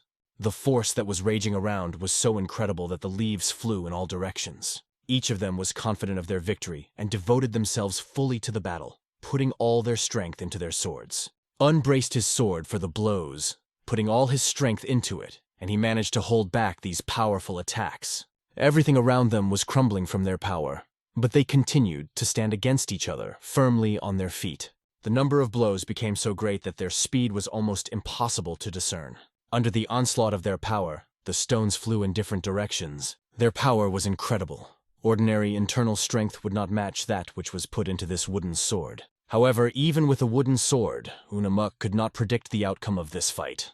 All he could say was that he was glad to meet such a worthy opponent. Despite his confident look, his heart was pounding so hard that he could barely control his breathing. He had to concentrate completely to resist the attacks of this wooden sword. Suddenly, Mook's expression changed dramatically, becoming surprisingly tense, all due to the fact that their swords were deflected to the side, leaving the line of attack. Immediately after that, there was a loud explosion, and everything around was covered with a thick layer of dust. Impressively, he swung his sword not by technique, but by pure, incomparable force. Un understood this perfectly. As the dust began to settle to the ground, they continued to stand facing each other, ready for further conversation. Muck recognized his strength, for with one swing of his sword, Un made him retreat 2 steps back. All the inner strength that he had accumulated all his life was not enough, although he was told that it would be enough. But it was not, and now he told himself that he should have trained even harder. Maybe then he would have avoided defeat. Mook continued to shower Un with compliments, exhilarated as he hadn't been this excited in a fight in a long time. At the same time, he wondered what kind of sword the opponent had. Perhaps it was some kind of trade rarity, but decided to remain silent. It seemed that this sword was truly sent from heaven. Un also started talking about the sword, noting that it resembled the ancient style of Chinese calligraphy called zhuangshu. This style, rough and wooden, devoid of softness, perfectly conveyed the character of the sword, as if it itself had been sent from the heavens and was able to ascend to the heavens. It was because of this that Un held the sword pointed at the sky. Muk was impressed by this story and the secretary's story, and only now did he realize his deep desire because Un's precise words helped him understand it. The sword standing under the dark sky and striving to reach it turned out to be his own sword. Mook once again expressed his respect for Un. However, Un was aware that this respect could not be too deep, and that is why Mook declared that he would put all his strength into this sword, and at the same moment, the sword began to turn red, along with the sheath of his body. He raised his sword up once more, preparing for the next round of combat. To him, this sword was like a lady, and he happily spoke these words to him. However, faced with a sword emitting such a terrifying, shiver-inducing aura, he was left with only one choice. Holding the sword, he understood that he would not be able to avoid the blow, and in order not to lose, he would have to use all his strength. Mook warned that he was about to attack, and looked at his opponent with a confident look. At the same moment, he rushed forward and, like lightning, was directly above Un, holding his sword above his head. The movements of Un's hand were slow, like the flow of a river, and he lowered his wooden sword down. Unamuk saw this calm, rhythmic flow of hands with his own eyes. A wind of change began in Una's soul, which seemed to raise him to a new level. He forgot his position. The inner strength that Hyun gave him, which was more important than life to him, faded away, and along with it, emotions and desires. The opponent was surprised, because Un simply did not defend himself. Is he ready to face death? He stood with his eyes closed, feeling the gentle touch of a hand touching his hair. It was the girl who came down to hug him and give him that sense of lightness. In his subconscious, he found himself in a beautiful place where flowers were just blooming and their petals were swirling in the air. Mook, looking at the defenseless opponent, was convinced that victory was already in his hands. But when he swung his sword, he only hit the void. The scientist remained standing in the same place, only a few steps away, as if he had moved. There were even more questions in Mook's mind, for he was certain that he could not have moved so quickly that it would not have been noticed. But where did he suddenly disappear? And finally, he saw him. It was the same ordinary wooden sword. But how could he have so much inner energy that such power could flow from him? It seemed impossible. It was a real feeling of depressing hopelessness. Suddenly, he remembered the words that Un had said earlier. This sword is directed directly to the sky. That's why he couldn't just leave everything and continue to resist. He decided to continue the battle, despite the hopelessness. At the same moment, the wooden sword in Un's hand snapped in half. Neither of them expected such a result, and both were surprised. Un was now at an extreme disadvantage as his opponent continued to attack mercilessly. The blast was so powerful that Ran, who was watching from the side, raised his head to see the full force of the energy. His heart beat faster, and anxiety for his master grew, just like the girl who came with the Emperor, because she too felt every blow of this battle. The dust hung so thick on their battlefield that it was almost impossible to see them in the darkness. There was not much strength left to easily rise to his feet. In the hands of the combatant remained a sword broken in half, only sharp fragments of wood. Ran to his master, seeing that he was about to fall. Running closer, he managed to catch him so that he did not fall to the ground. At that moment, the girl cried out to her emperor, but he raised his hand, signaling her not to interfere. Although his body was also exhausted, he stood on his feet, closed his eyes, took a deep breath, and slowly exhaled. After exhaling, his legs weakened even more. He placed the sword beside him, and gathering his strength, carefully placed it back into the sheath. Un looked away from his sword. It couldn't even be called a wooden sword now. Too bad, Mook said, standing with his back to Un. He meant what would have happened if that wooden sword hadn't broken. He honestly admitted that if he didn't have a wooden sword in his hands, he would hardly be able to hold off his opponent. The Emperor understood that without this sword, he would simply fall before the power of despair. And he himself thought in advance what would happen if everything turned out differently. And what if the martial emperor had not held back at the last moment? In that case, he would not be able to avoid death. Both of them realized that today was not the day when their fate should be decided. That is why Mook was looking forward to the next meeting. They both paid their respects to each other. But Yoon wanted to ask something. He turned to the emperor with a request. Mook guessed exactly what Un wanted to know, and immediately replied that the sword had come to him from the merchant. He also admitted that he could have dialogue with him for a few more days. However, turning his head, he noticed that there were problems. Armed men were approaching them. Considering that Un had become another meaning of his life, the Emperor asked him to be careful, and turning to the girl with whom he came, he told her to go with him. They disappeared so fast they couldn't be seen, leaving Un and Ran alone. Un thought about the words that the Emperor had just said to them, and thought that he would like to hear those words from the beautiful lady. The Emperor's gaze was horrifying, and this battle took all of Un's strength. He slowly turned to face Ran. His legs buckled and he started to fall, but Ran barely managed to catch him. Lying in Ran's arms, Un asked him if he was wrong in his assumption that even more serious problems awaited him now, to which Ran could not deny. However, he called him master again, and Un asked in a tired voice not to call him that again. As Un's eyes closed, he passed out completely, and Ran held him close. Ran couldn't stop thinking about how he would have cried out in his heart as he thought about his duty to protect him. At that moment, the warriors with spears in their hands were getting closer and closer to them. Meanwhile, the man and the girl who was looking left and right were walking along a path that was incomprehensible to her. He reassured her, telling her not to worry. He added that it was a short way, and she shouldn't worry when her older brother was around. He repeated these words once more, but she only looked ahead, feeling anxious. She didn't understand when this road would end. And what made her even more confused was that the road seemed very unstable, and there were obstacles in front of them. She felt that this road was extremely unstable, which sounded very unusual. He decided to joke and suggested what she should call this path. He called it a scary road, and added that she must have been very busy learning to play the pipa, a Chinese four-stringed lute-like musical instrument. Taking her by the hand, he asked her to come closer to her elder brother, that is, to himself. The girl quickly pulled out her hand, asked him not to make her laugh, and almost called him a fool, but stopped in time. She put her hand to her mouth, realizing that she almost said it out loud. Instead, she went ahead and called him a pretender. As if excusing herself, she noted that his words were so funny that they almost brought her to tears.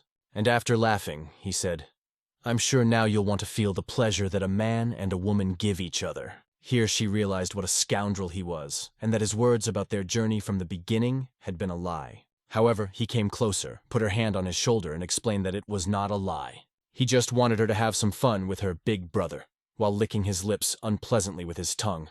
But suddenly, his hand was covered with 3 cuts, from which blood began to flow. He jumped back, his hand clenched and writhing in pain. That was her response to his mocking look. Then he called her a slut, because he was tired of babysitting her. However, she denied that he had ever babysat her, and also said an offensive word. She put her hand forward and jabbed a finger at him, showing sharp metal claws. An argument broke out between them, and he lunged at her again, holding out his hand. But the same cut as on his hand appeared on the bridge of his nose. Then he screamed even louder and grabbed his nose with his hands.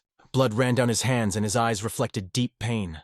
His patience giving way, he decided to draw his sword to make her regret making him so angry. But the girl at that moment began to remove the cloth from her instrument. She played the instrument while singing the words to a song that hinted that she already regretted following someone like him. It became unclear to him why she got the pipe. Does she have a hidden sword? Listening to these sounds, he asked her what she was going to do. But in a few seconds, he realized that this tool could cause pain as he held his ear with his left hand in excruciating pain. The 12-year-old princess showed him what she could do with her instrument. She explained that he had no idea who he contacted. Now she was playing a musical instrument, putting her strength into it, and it was this that caused such incredible pain to the man. He begged her to stop and immediately pounced on her. However, she had to hit the strings a few times before he fell face down in the mud right in front of her. Gritting his teeth, he began to realize what kind of power it was. This melodious sound pierced his ears until he trembled, and after them, his whole body. The girl continued to play, and he heard nothing, as if the world had fallen silent around him. It was necessary for her to sing a few words, as his body seemed to be transported to another dimension. And suddenly he found himself back in reality, pressed to the ground by his beard. Suddenly, everything around took on a purple hue. His arms and legs did not move, and his body began to dissolve, leaving only the sword in front of him. The princess once again reminded him that everything was over with him. She explained that he was now deaf. Now she was ready to move on to the next step in her fight against this pervert. The 12-year-old princess did to his body what he himself would probably like to do, but clearly not in this form. She was enjoying the moment because he hadn't even heard her screams and would now be forced to live in squalor. He just rolled over from his stomach to his back and again to his stomach, hitting his head on the ground in pain. In the end, she got tired of having fun with him, because now everything was settled with him. She might have wanted to kill him, but decided that was impossible now that they weren't in the North Sea. She took out the cloth again and wrapped it around her curious instrument. Eventually, it was time to turn back as this road was unfamiliar to her, so she simply walked in the opposite direction. It was already night outside, and this day was finally coming to an end. Outside the door lay Un, recuperating from this difficult battle. Ran kept his eyes on him, worrying if everything was okay with him, because even yesterday he did not understand where they were. Ran then explained that they were now at the Orchid Scent Tea House, as it was the only place he knew, so he brought Un here. He also said that it had been 3 days since Un passed out.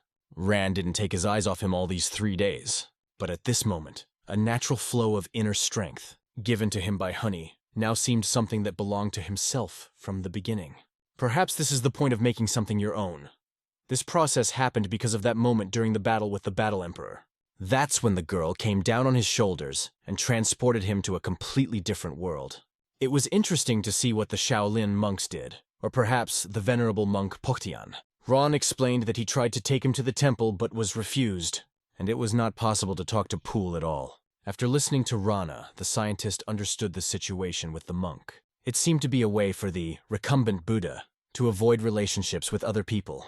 They decided to rest for one more day and then set out, although Ran was still worried that the scientist was not fully recovered.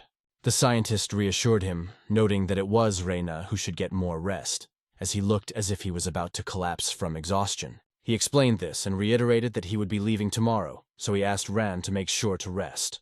At that moment, there was still no sign of fatigue on his face. Throwing his hands behind his head and smiling widely, the scientist rejoiced that everyone remained alive and well. However, there was one detail concerning the Emperor and his last words. "I look forward to our next meeting." These words did not sound like a farewell at all. It was a hint that the Emperor would find him at any moment. He also remembered his wooden sword that broke at the last second due to a lack of internal energy, realizing that he was still unable to defeat the martial Emperor. In addition, the Emperor noted that their battle had not yet been finalized that day. The scholar believed that although the battle ended in defeat, if the Emperor had not restrained his sword, he would not have survived. Ran just stood by the bed in silence as he pondered, and Un didn't even pay attention to him, repeating over and over again in his mind that this cannot be allowed anymore. The next day, Unhyun and Dokkaran left Defeng City after thanking the owner of the Orchid Fragrance Tea House and paying for the Longjing for the Buddha.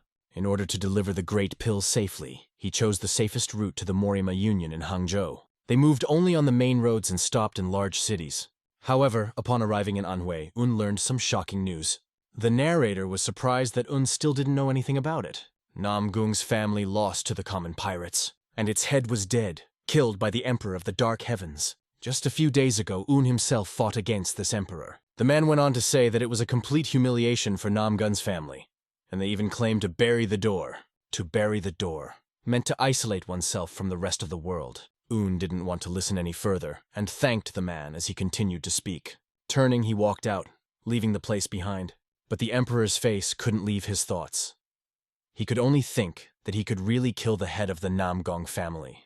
He also assumed that since the Dark Heaven Martial Emperor was headed for the Shaolin Temple, that meant the monastery was his next target. Ran thought too, but he didn't believe that even a martial emperor would be able to capture the Shaolin Temple with only a small group of people. His real goal was not the Shaolin Temple, but the scholar Un himself. Suddenly they heard a loud scream from a little girl, stopped in place and turned their heads to the right. It was a 12-year-old princess who was proving to her husband that she had already paid. Watching her back, Un noticed a musical instrument, a pipa. He had not seen this instrument for a long time, and it indicated that its owner had come from a faraway land. The argument between her and her husband continued because he refused to put her in the cart. However, she was sure that she had the right to ride in the cart just because she had arrived in Hangzhou. Un intervened in their conversation, walking up and apologizing to both of them. He introduced himself as the secretary of the Morima Union. Addressing the owner of the cart, Un tried to explain to him that it was just a small misunderstanding. He wanted to solve this problem, and asked the girl if she came from the North Sea. In fact, he guessed from her clothes, as he had seen the color before. Trying to make sense of the situation, Un realized that the argument seemed to have arisen because the girl did not understand the local language. He asked her if she remembered exactly where she had given the money.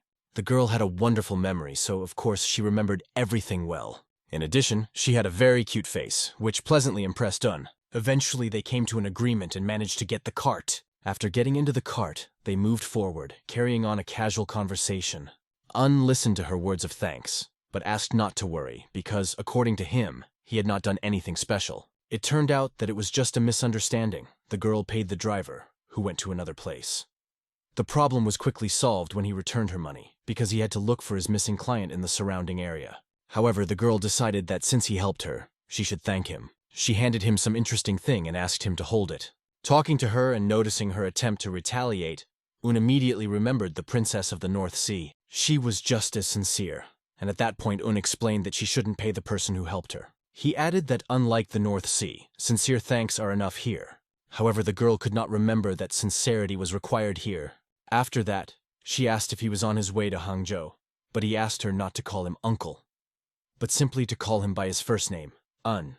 The girl was scared for a moment, surprised that it is allowed to address people by name here. Right after that, she asked if Un knew if her older sister, the princess of the North Sea, was here, as she said she had come for the Dragon and Phoenix tournament. Hearing that it was her older sister was a real surprise for Un. From the conversation, he learned that the girl had come here, having traveled a long way to meet her. Un was overwhelmed with emotion, because the world really had turned out to be so cramped. However, he explained to her that he did not know where her sister was now. He also told her a bit about his job, noting that secretaries weren't generally thought of as very important people, which he attributed to her curiosity.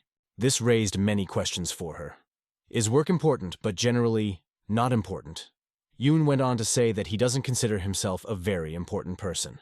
This conversation annoyed Ran a little, because the girl brought up the topic that if Un was really important, he would have a whole team of bodyguards, not just one.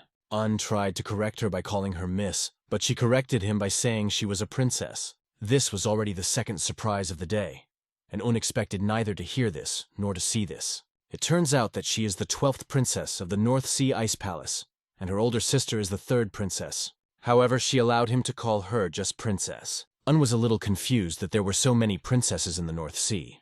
But why was she traveling alone? She could not answer this question. She was only ashamed and lowered her eyes. She explained that there is nothing wrong with this, but there is something special. But she cannot name this something. She only said that she can be considered just a peepa. Is she saying she can't name her peeps? This seemed a little strange to Un. She also said that her sister also plays this instrument, and her playing is the best. The whole thing is that this is her pipa, and she left it to the 12th princess before leaving here. That is why she needs to meet her sister at any cost. It was enough to look at her to see the seriousness of her intentions. As a sign of gratitude, she offered to play a song for him. She began to remove the towel that covered the instrument, exposing the strings. She put 3 iron claws on her fingers. A melodious sound rang out from the instrument, which gently touched the soul. It was so pleasant to listen that it seemed as if everything around began to blossom. Pure, melodious, and beautiful melody touched the very heart. Even on the street, the driver heard this amazing sound. But suddenly everyone froze when the cart began to shake violently. The horses jumped, stood on their hind hooves, and let out a loud neigh. Ran looked out the window to see what had happened and why. Taking a closer look, he determined that they seemed to have a problem. The problem, damn it, he thought. The horses stopped not at all because of the sound of the pipe, but because of the gang of robbers who stood before them. "What the hell are the robbers?" asked unworriedly. Did it happen again? He immediately looked at the princess, who did not understand at all why her gaze was under his crosshairs. This was characteristic of his imagination, because whenever he found himself near the people of the North Sea, robbers appeared on the way. He explained his view of her by the fact that he regretted not being able to listen to her play to the end. But the princess asked not to worry and promised to play again. However, this did not reduce the number of robbers in front of the carriage. The master in charge of escorting the carriage turned to the bandit leader, asking who they were. He, without answering the question, ordered one of his men to search everyone. They only threatened the master with their swords, but they warned that if he tries to prevent it, he will simply die. The robbers approached the carriage, intending to open the door. One of them cracked open the carriage door and peered inside. There sat a woman with her husband and child, cowering in a corner and begging for help. The robber was so frightened by their volleys that he almost pierced them all with his sword. When he got out, he reported that he had not found anything valuable in the first carriage. Ran and the secretary looked out the window, trying to make out something, only to notice that the robbers were gathering around, preparing to attack. Clearly they had come here with a purpose. Are they hunting the big pill? Thought Un. Although the probability was small, he understood that it could turn into big problems for him. Ran, of course, could easily handle a gang of robbers, but there were too many of them, and there could be casualties. Perhaps better to hide, he thought, looking out the window. Suddenly, climbing on Rana's shoulders, the princess looked out of the window and asked at the top of her voice who these people were. Were they robbers? It was very dangerous. She had to climb down. However, her scream attracted the attention of the robbers, who informed their leader that they had found a target. The robbers' views immediately changed. Un immediately noticed this change in mood as he watched them. "Girl, don't move!" shouted the robbers, and they began to approach their carriage. The princess seemed offended by the very word girl. She did not like being addressed in a rude tone. She kicked the door of the carriage with a loud kick. She boldly went outside, straight to them. The secretary tried to stop her. However, she already had a musical instrument in her hands. It was not at all clear what she planned to do with him. Her fingers began to skillfully move along the strings. The sound that began to sound was radically different from the one they heard in the carriage. The sound was so powerful that each of the robbers was thrown back. After playing only a few notes, she scattered these scum that stood before her. The leader could not help but notice this and fell into a rage. He ordered his fools not to be afraid and to advance, sure that the sorcery of this girl would not impress everyone. The girl began to get nervous, as there were more than 9 enemies in front of her, and she doubted that she would be able to handle them. Un turned to Ran and said a few words to him. Suddenly, a bright red glow appeared behind the carriage, which made each of the robbers tremble. Even the bandit leader himself was frightened, not understanding where this insane desire to kill came from. The princess also did not expect to see such a personality in Ranov. The guard again tried to give a hint to his boss, but he, like last time, brushed it off, claiming that he knew everything. However, the leader himself had already begun to tremble, because he was told that there would be no one here, and here suddenly, a real monster. Looking at this opponent, he relied on his intuition, which had helped him more than once in robberies, and now it told him that if he went against this monster with a sword, they would all die. But he needs to survive. Even Un himself did not expect such a sight, and for a moment froze in a stupor. The scoundrel turned to his men again, trying to rally them. But splashes of blood were already flying around in different directions. Some of the robbers only had time to cover themselves with their hands, so as not to be splashed. He ordered the ice spirit to stop, and knew what would happen if he continued now. The girl only listened to these words. At this moment, the bandit leader was already lying bleeding. Ran charged into battle using his sword. He faced the ice spirit directly. When he was face to face with him, he began to realize something. He managed to see the true nature of the ice spirit. He shouted that the princess was with them, and then he repeated his words once more. "Stop! It's a princess!" An incredibly beautiful girl in a snow-white dress got out of the carriage. The 12th princess beamed with joy when she saw her before her. Standing before her was her older sister, the 3rd princess. But princess was the only title that sounded appropriate here. The 12th princess rejoiced and ran straight to her in her arms. Hugging her tightly, she thought, "Does the 3rd princess know how to smile like that? Now she doesn't look at all like the princess that Un used to know. It's like she's a completely different person." They started talking to each other about how much they missed each other. But the 3rd princess was still worried that the 12th had come here all alone. The robbers began to run in different directions. At that moment, the ice ghost was waiting for a command from the 3rd princess. She did not have to wait long. She ordered him to retreat. He still had a strong desire to fight, but obeyed. Both put down their weapons, ending this intense battle. Un and the 3rd princess met their eyes. She let out a breath, realizing who he really was. At this point, the 12th princess began to tell her about the great problem that had arisen. And it only took 2 words to send the 3rd princess into a stupor. They were the words Dad and Mom. After the conversation, they continued their journey, now in another carriage. Un had not sat here for a long time, but this carriage was much more comfortable than the previous one, although it was a bit cramped inside due to the large number of people, despite its size. The sisters were very happy to see each other, and the little one was smiling like a cat. 12th princess is still a child, Un thought as he looked at her. The 3rd princess thanked him for helping the princess of the North Sea. Instead, the secretary felt that he had not done anything special, but on the contrary, he should thank her for the opportunity to enjoy the wonderful playing of the instrument. "Did she play a tune with a note of surprise?" asked the 3rd princess. Meanwhile, the 12th had already fallen asleep on her shoulder, and what was strange was that she acted as if they still didn't know each other. Maybe it's due to caution in a foreign land, never hurts. But why is the princess looking at him so intently? He couldn't stand it and asked if she wanted to tell him something. "No, I don't want to," she answered in a completely calm voice.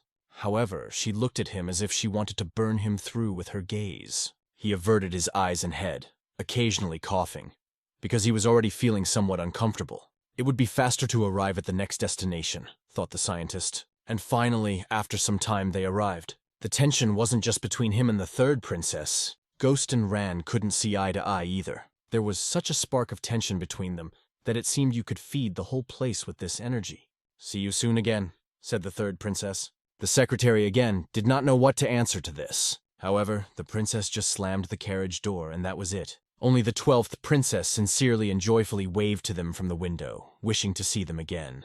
The carriage drove off, leaving the scientist and his bodyguard Ran alone. "See you soon." These words left him with a bad feeling. After a while, and Ran arrived at the place that was waiting for them, and left for the Marima Union. But only after opening the gate and going inside. He did not understand what was happening. Each of the secretaries was so busy. His comrades did not even come to say hello. Only the secretaries seemed to be busy. Nevertheless, had to deliver the great pill to Mistress John. John himself went out to meet him, having heard the news of his return. He looked around, making sure that there was no one around. Stepping closer, he quietly whispered to Una that the big pill was fine. As he said this, he touched his lips to his ear, causing John to almost draw his sword. Yoon also looked around anxiously to make sure no one was around and asked Yoon not to speak so loudly. Whispering quietly, he clarified that it was precisely the pill that John allegedly asked to bring. The problem was that this was the first time John heard about it, and he couldn't remember when exactly he asked for the pill. A moment of awkwardness filled both of them. To explain the situation, decided to show pill, saying that it was given to him by the reclining Buddha.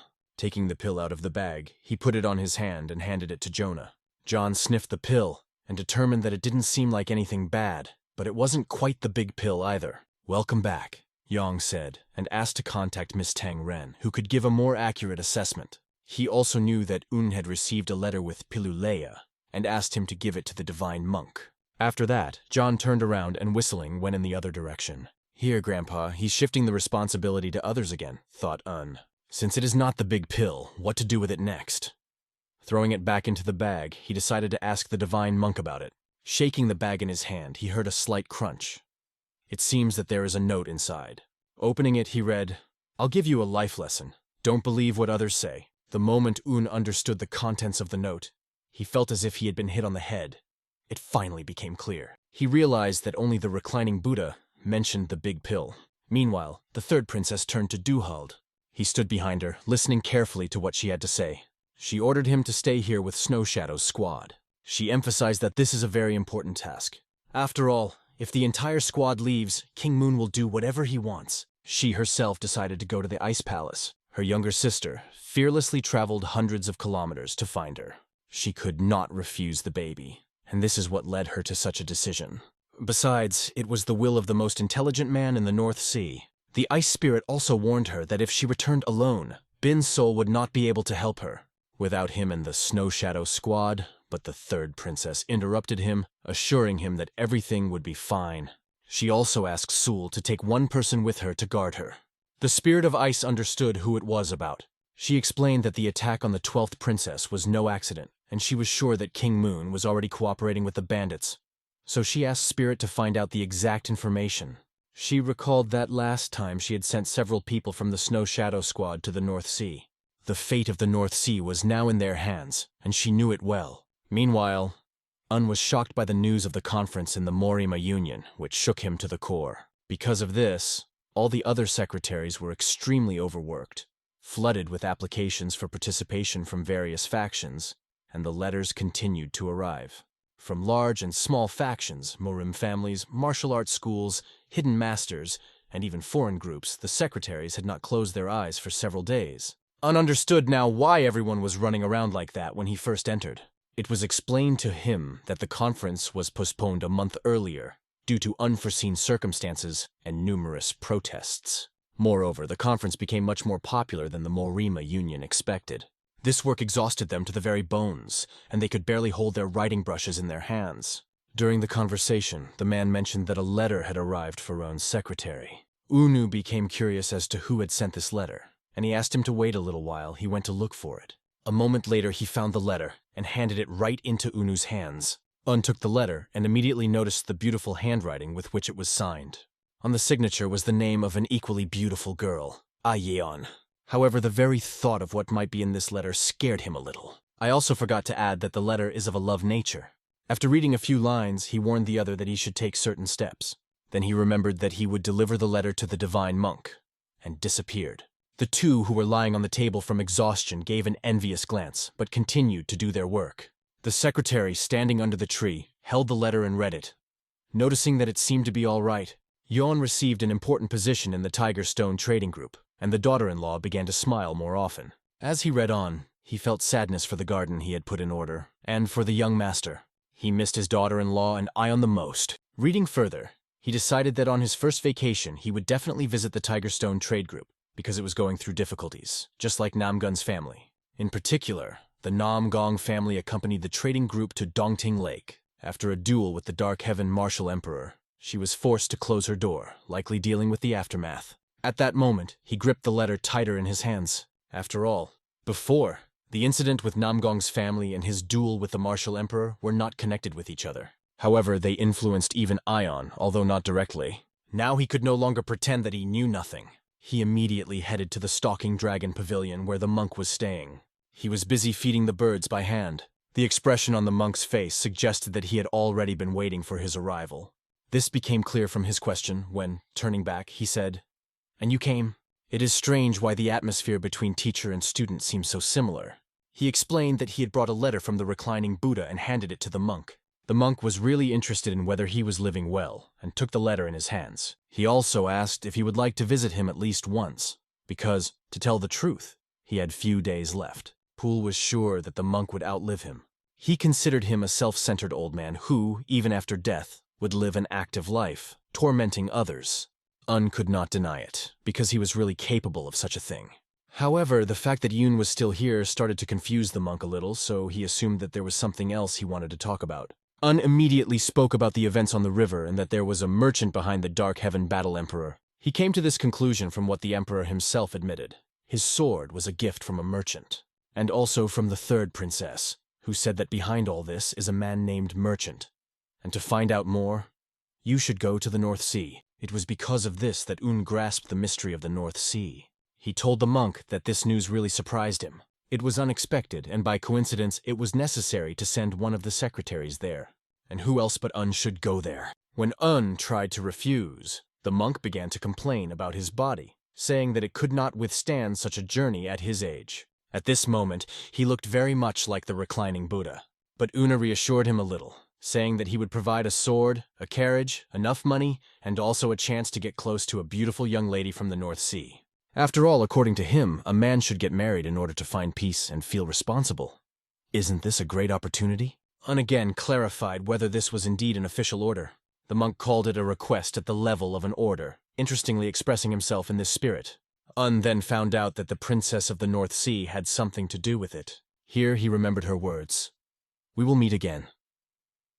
Then he had a bad feeling, and it did not disappoint. The only thing that remained interesting was whether it was somehow related to his acquaintance with the reclining Buddha, a monk who lived alone in a small, remote hut where there was no one to even talk to. He must be very lonely. Un asked for some time to think. The monk, answering, asked what was troubling him, while at the same time throwing food to the birds. Una did not let go of the Emperor's words that he was ready to put everything he had into one sword. The monk assumed that the sword could not be associated with a woman. Un explained it as some difficulties. Again and again he scrolled before his eyes the image of the Emperor and his words. "So he became a big obstacle for you?" asked the monk after listening to the secretary. Only after hearing the beginning of the story did the monk guess the outcome of his battle with the Dark Heaven Martial Emperor. But then the secretary explained that this was not the case. He again imagined the image of the Emperor and his words about the next meeting. And after that, a broken wooden sword. Un bluntly told the monk that he could not go on like this any longer. Looking at the secretary, Poole saw not a broken, depressed man, but, on the contrary, much more enthusiastic than before. The monk agreed, asking only not to make him wait too long, because a woman's heart is like a reed in the wind, and smiled quietly. In the end, the monk agreed to his request to wait, and he was about to leave. Before leaving, Un wanted to ask one more thing, holding a pouch in his hand. Isn't this a big pill? The monk looked at him with an interesting expression, and then he laughed so loudly, realizing how the reclining Buddha had framed Un. An realized his mistake and decided it was better to get back to work. After a while in the guest hall, the boy ran up to Un, who was carrying several documents in his hands, indignantly asking what he was doing. He wanted to take the matter upon himself, believing that there were more important tasks for the secretary, even though Un saw it as his job. But Un explained that he had to prepare for Muram's conference, so let him not worry, exercise, meditate, rest. He will do whatever he wants. However, the boy saw everyone so busy that it seemed inconvenient for him to go to rest. At that moment, the mustachioed man coughed, winking at him with one eye. Then the boy realized that he would only get in the way and agreed to their offer. He, of course, thanked and agreed to leave. And in a moment, he was leaving the secretary's hall, thinking, everyone is so busy that there is no one to even talk to. Maybe you should visit Dokko Ran. If things were going as they were before, he could train the thought image, but now he couldn't even do that. Although he only saw the maximum level of the opponent during the fight. Since that day, the memories have not let him go in any training. Thoughts of the last moment when his wooden sword cracked haunted him. It was then that he was filled with disappointment. The thought that he might lose again in the same way depressed him. He was afraid that something bad might happen if he forced himself to train, so he stopped training. The problem is neither the emperor nor the sword. If the cause was a wooden sword, it would have broken long ago. At that moment, either his inner strength or energy took control of the sword, and he sent it into the stream. He couldn't figure it out. He couldn't handle it, and the question, what am I missing, did not leave his head. How to overcome this incredibly strong current? He wished that at least someone could give him an answer. And suddenly, behind him, he heard a girl address him. It was the beautiful Seo Yeon, who looked especially charming that day. She expected him to return to Murima's alliance, so she came here to meet him. He was confused and only uttered, "Well, how are you here?" To which she replied that she came by ship, although he meant something completely different. After these words, a smile shone on her gentle face, and then she offered to change this place to a more pleasant one. And so they went to where there was a quiet atmosphere, and the three of them sat down, she, he, and Ran. She introduced him as her younger brother. Ran, as usual, sat with an unmoved expression on his face. But when Un mentioned his name, she was very surprised. Is this the same lonely guest, Doc Ran? She began to remember how he had been waiting for Un at the main gate of Muram's Union. To her, he was a famous master of the highest level who had manifested the power of the sword on Iron Mountain. Her reaction let him know that she knew him, and at the same moment she got up, saying that she was glad to meet him, and that it was a great honor for her to see the lonely guest, introducing herself to him. And then she asked him to take care of her older brother. She also heard that Un recently went somewhere far away. He told a story about how he went to the Shaolin Temple and met a wonderful person there. He also managed to learn many sword techniques from him. Just the memory of it brought a smile to his face. This time was very significant for him. That's how he explained everything to the girl. But she wondered why he didn't look happy looking at his face. Since she is always on his side, she asked him to tell her everything. He coughed several times, covering his face with his hand, and decided to tell the truth. The Muram Union offered him to go to the North Sea, that's why he wasn't smiling.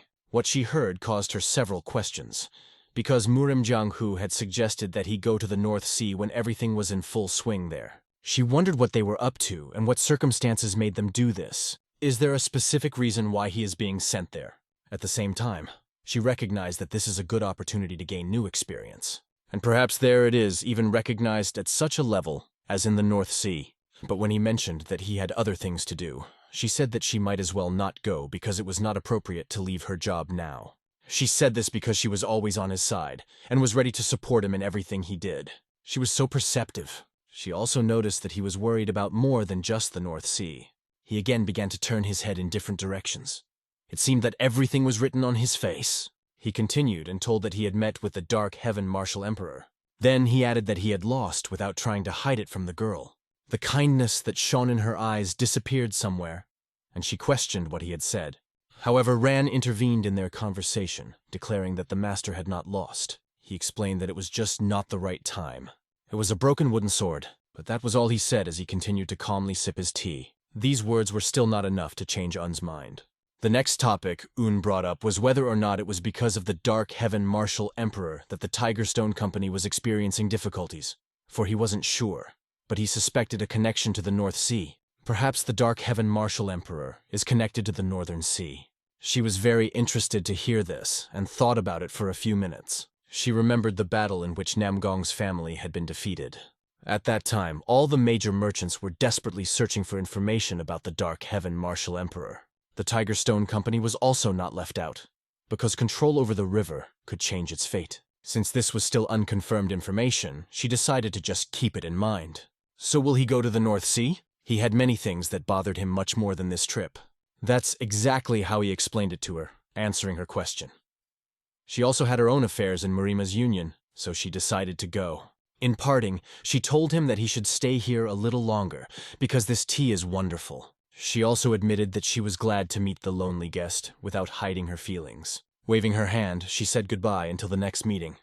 Shouted after her to pass on the greetings to Yeon. Of course, I'll pass it on, she answered, turning around. That was the end of their conversation in this place. Ran stared at her intently as if something was wrong. Noticed his look and asked what the matter was. However, Ran just shook his head and didn't answer. Sometimes he behaves not at all, as befits a person called the lonely guest. And the girl has already moved on. She got into a luxurious carriage, which sped off a moment later. A question popped into her mind. Woon-hyun, who are you? She used the power and connections of the Tiger Stone to investigate. But she was able to find out only one thing. There was no one in the Moorish Union who could say anything about Un-hyun. And he did not tell her what he would do next. With that much power, he only answered, I don't know. And she expected a better answer from him. She knew that he didn't really need the recognition of a martial emperor, and that he has no desire to possess this power. But between the two of them, he is within her reach. Therefore, she believed that he should try, otherwise it could end in an unpleasant incident. Near the main gate of the Murima Union, the mustachioed man was nervously pacing back and forth, biting his nails and feeling very anxious. Suddenly, he saw Secretary Un walking up to the entrance. Un looked at him, and there was something very strange in that look. As he got closer, he asked what was going on, meaning, why are you making such a fuss? He only asked him to go to the Sneaking Dragon Pavilion as soon as possible, because the Holy Sword was currently there. And this Holy Sword was very much waiting for him, especially Secretary Un. He immediately headed there, entering the room where Poole was sitting with the Holy Sword, enjoying his tea. Un immediately asked Holy Sword if he was looking for him. But suddenly, such powerful energy gushed out from the Holy Sword. In principle, it was expected. The energy of the Holy Sword is so powerful that it even eclipses the power of the Dark Heaven Martial Emperor. But why did he release her without warning? Un decided not to resist this energy, standing like a rock that would not be shaken even by a powerful water flow. The Holy Sword could not fail to notice this stubbornness, and after a moment the energy simply disappeared, and everything around became familiar. Excellent, the Sword Saint praised him. And then he added, very good. Poole asked him to stop because it looked a bit strange from the outside. Otherwise, if he continues like this, he will destroy the whole house down to the last millimeter. Poole asked to do this after his death, but his conversation with Un was more important. Is there anything you're afraid of? Holy Sword asked him. Then Un told how he met the warrior emperor, fought with him but could not win. So you're afraid of him? Or his sword? Asked the Holy Sword, but both questions were inappropriate. Un knew only that the emperor would return one day and show no mercy, but that did not scare him at all. His only concern was whether his own sword was good enough to stand up to the emperor's sword. The Holy Sword immediately understood the point. He admitted that he also had this fear, for all who wield a sword fear what fate brings them. However, there is only one thing to really fear, not being able to see the end of your sword, and that alone. And if Un has already realized that the emperor will come to him one day, then there is no need to be afraid. Un thanked him for those words, but the Holy Sword asked where his sword was now. Poole explained for Un that his sword had broken, splitting into small pieces, and now he had a new one. He added that the new sword was also made of wood. For some reason, Un tends to constantly break wooden swords and buy new ones. Holy Sword wondered if there was any particular reason for this. Un explained that no, he just didn't particularly need a good sword. Pointing to his sword, the Holy Sword explained that the weapon was very important. Sometimes it becomes a warrior's only friend, and without the cold shine of his own steel, he would not be here today. Of course, there are fools who blindly rely on their weapons, leading to mistakes, but the Sword Saint didn't believe Un would be one of those. That is why he may have to rely on his weapons one day. Poole had a solution to this question of a good sword. He had one. He took out an incredibly beautiful sword with an exquisite form and a mysterious origin. A real deadly blade. The secretary waved his hands, sure that this was a great sword for Unt. The Holy Sword joined in and explained that this sword was called Setting Sun, and that many things had changed with it. He asked Un to take it, because perhaps this sword was destined for him and would help him reveal himself. No one knows what may happen in the future, but this sword may come in handy in the north. The Sword Saint suggested that Un might be able to unlock the secret of the setting sun that he himself had been unable to solve. Intrigued, Un lowered his eyes to the sword and looked at it carefully once more. The monk added fuel to the fire with jokes, hinting that Un could become better than Gomhak. But it was still unknown whether it would be possible to completely deal with this sword or not.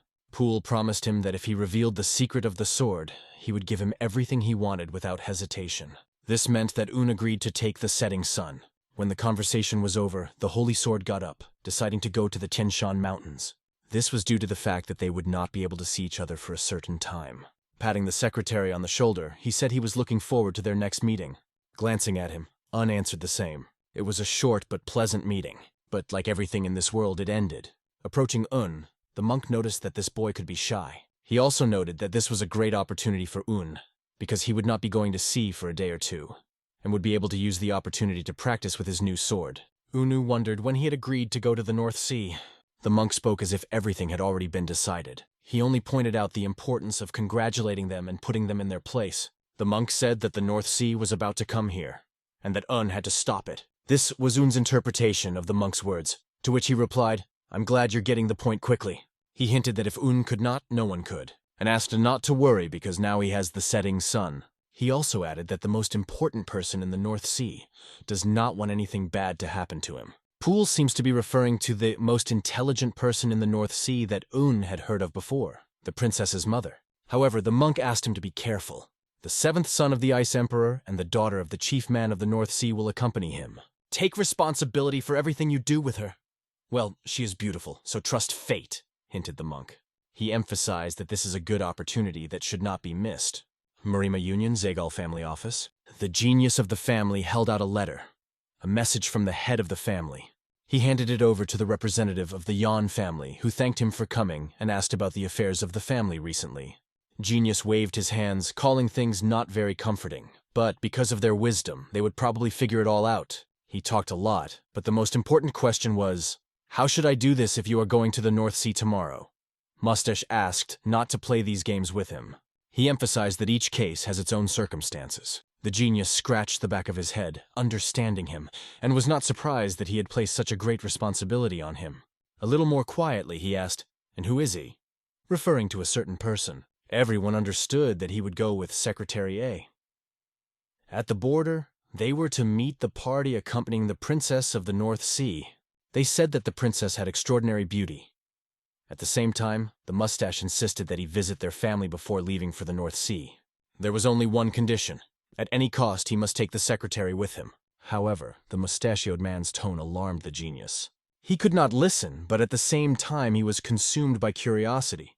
Who is this secretary? Mustache warned that anything he would say now must be forgotten immediately, and it was not allowed to know about it. Secretary is a follower of the Holy Sword who can also become a disciple of a divine monk. His name is Morim Unhyun, and he has no title or surname, known only by his first name. The atmosphere was tense in the banquet hall of the Yangtze River Pirates Alliance. In front of the leader of the Red Blood Demons, the head of the alliance was kneeling, a sword glinting menacingly at his neck. It all started because of a quarrel.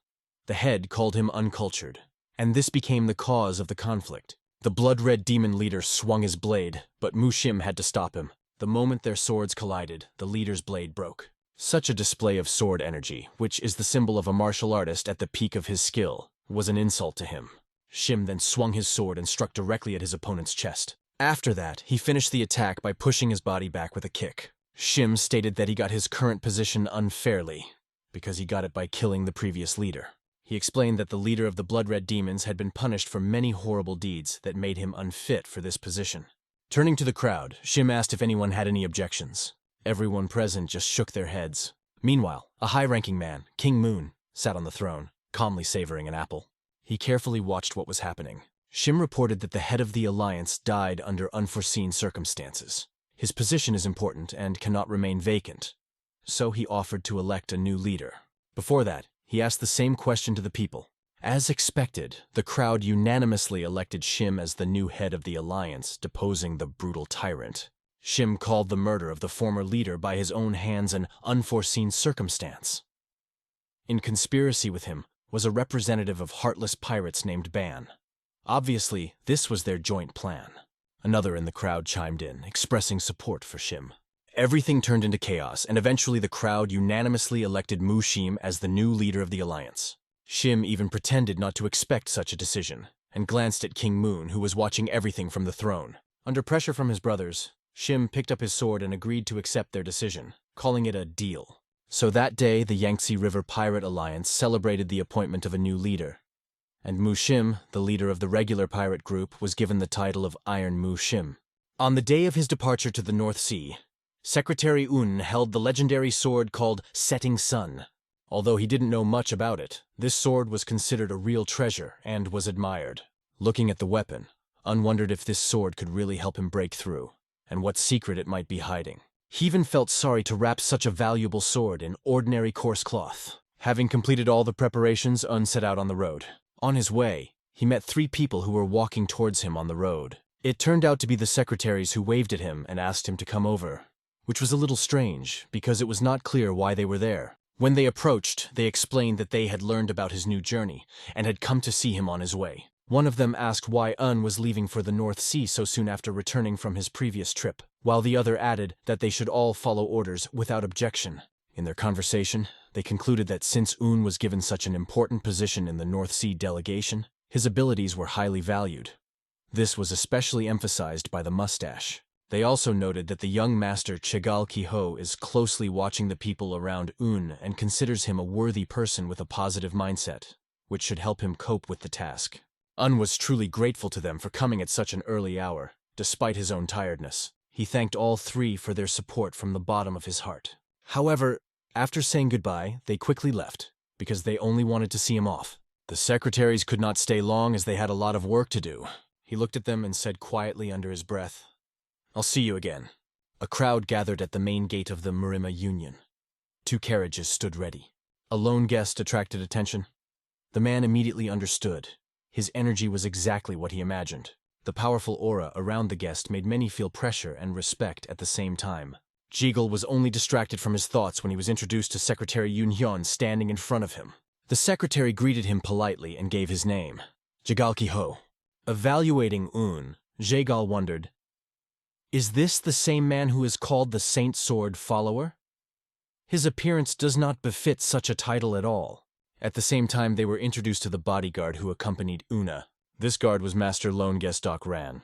Ran was a renowned martial artist who had reached the pinnacle of his skill and could manifest sword energy. But his role as an ordinary bodyguard seemed strange.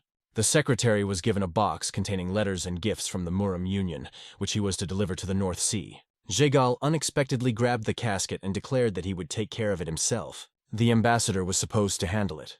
But Un hesitated to hand everything over to Jagal, because the time for departure had already arrived. Jagal's behavior seemed extremely strange, which made Un wonder if he was more strange than kind. Un even began to worry that the representative would continue to behave like this during the trip. The delegation left without any obstacles. Ran sat in the driver's seat, intently surveying the surroundings. Fortunately, the road remained calm. Un-hyun and Jagal Ho barely spoke on the road. Stopping at an inn, they rested, and the next morning continued their journey. On the third day of the journey, lonely guest Ho treated Un with respect as his master.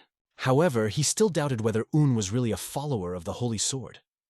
After observing him for 3 days, he didn't see any energy in him that matched this status, even compared to his own. At the same time, Ho knew that those who reach the heights of martial arts become indistinguishable from ordinary people, and perhaps this is the reason for such invisibility.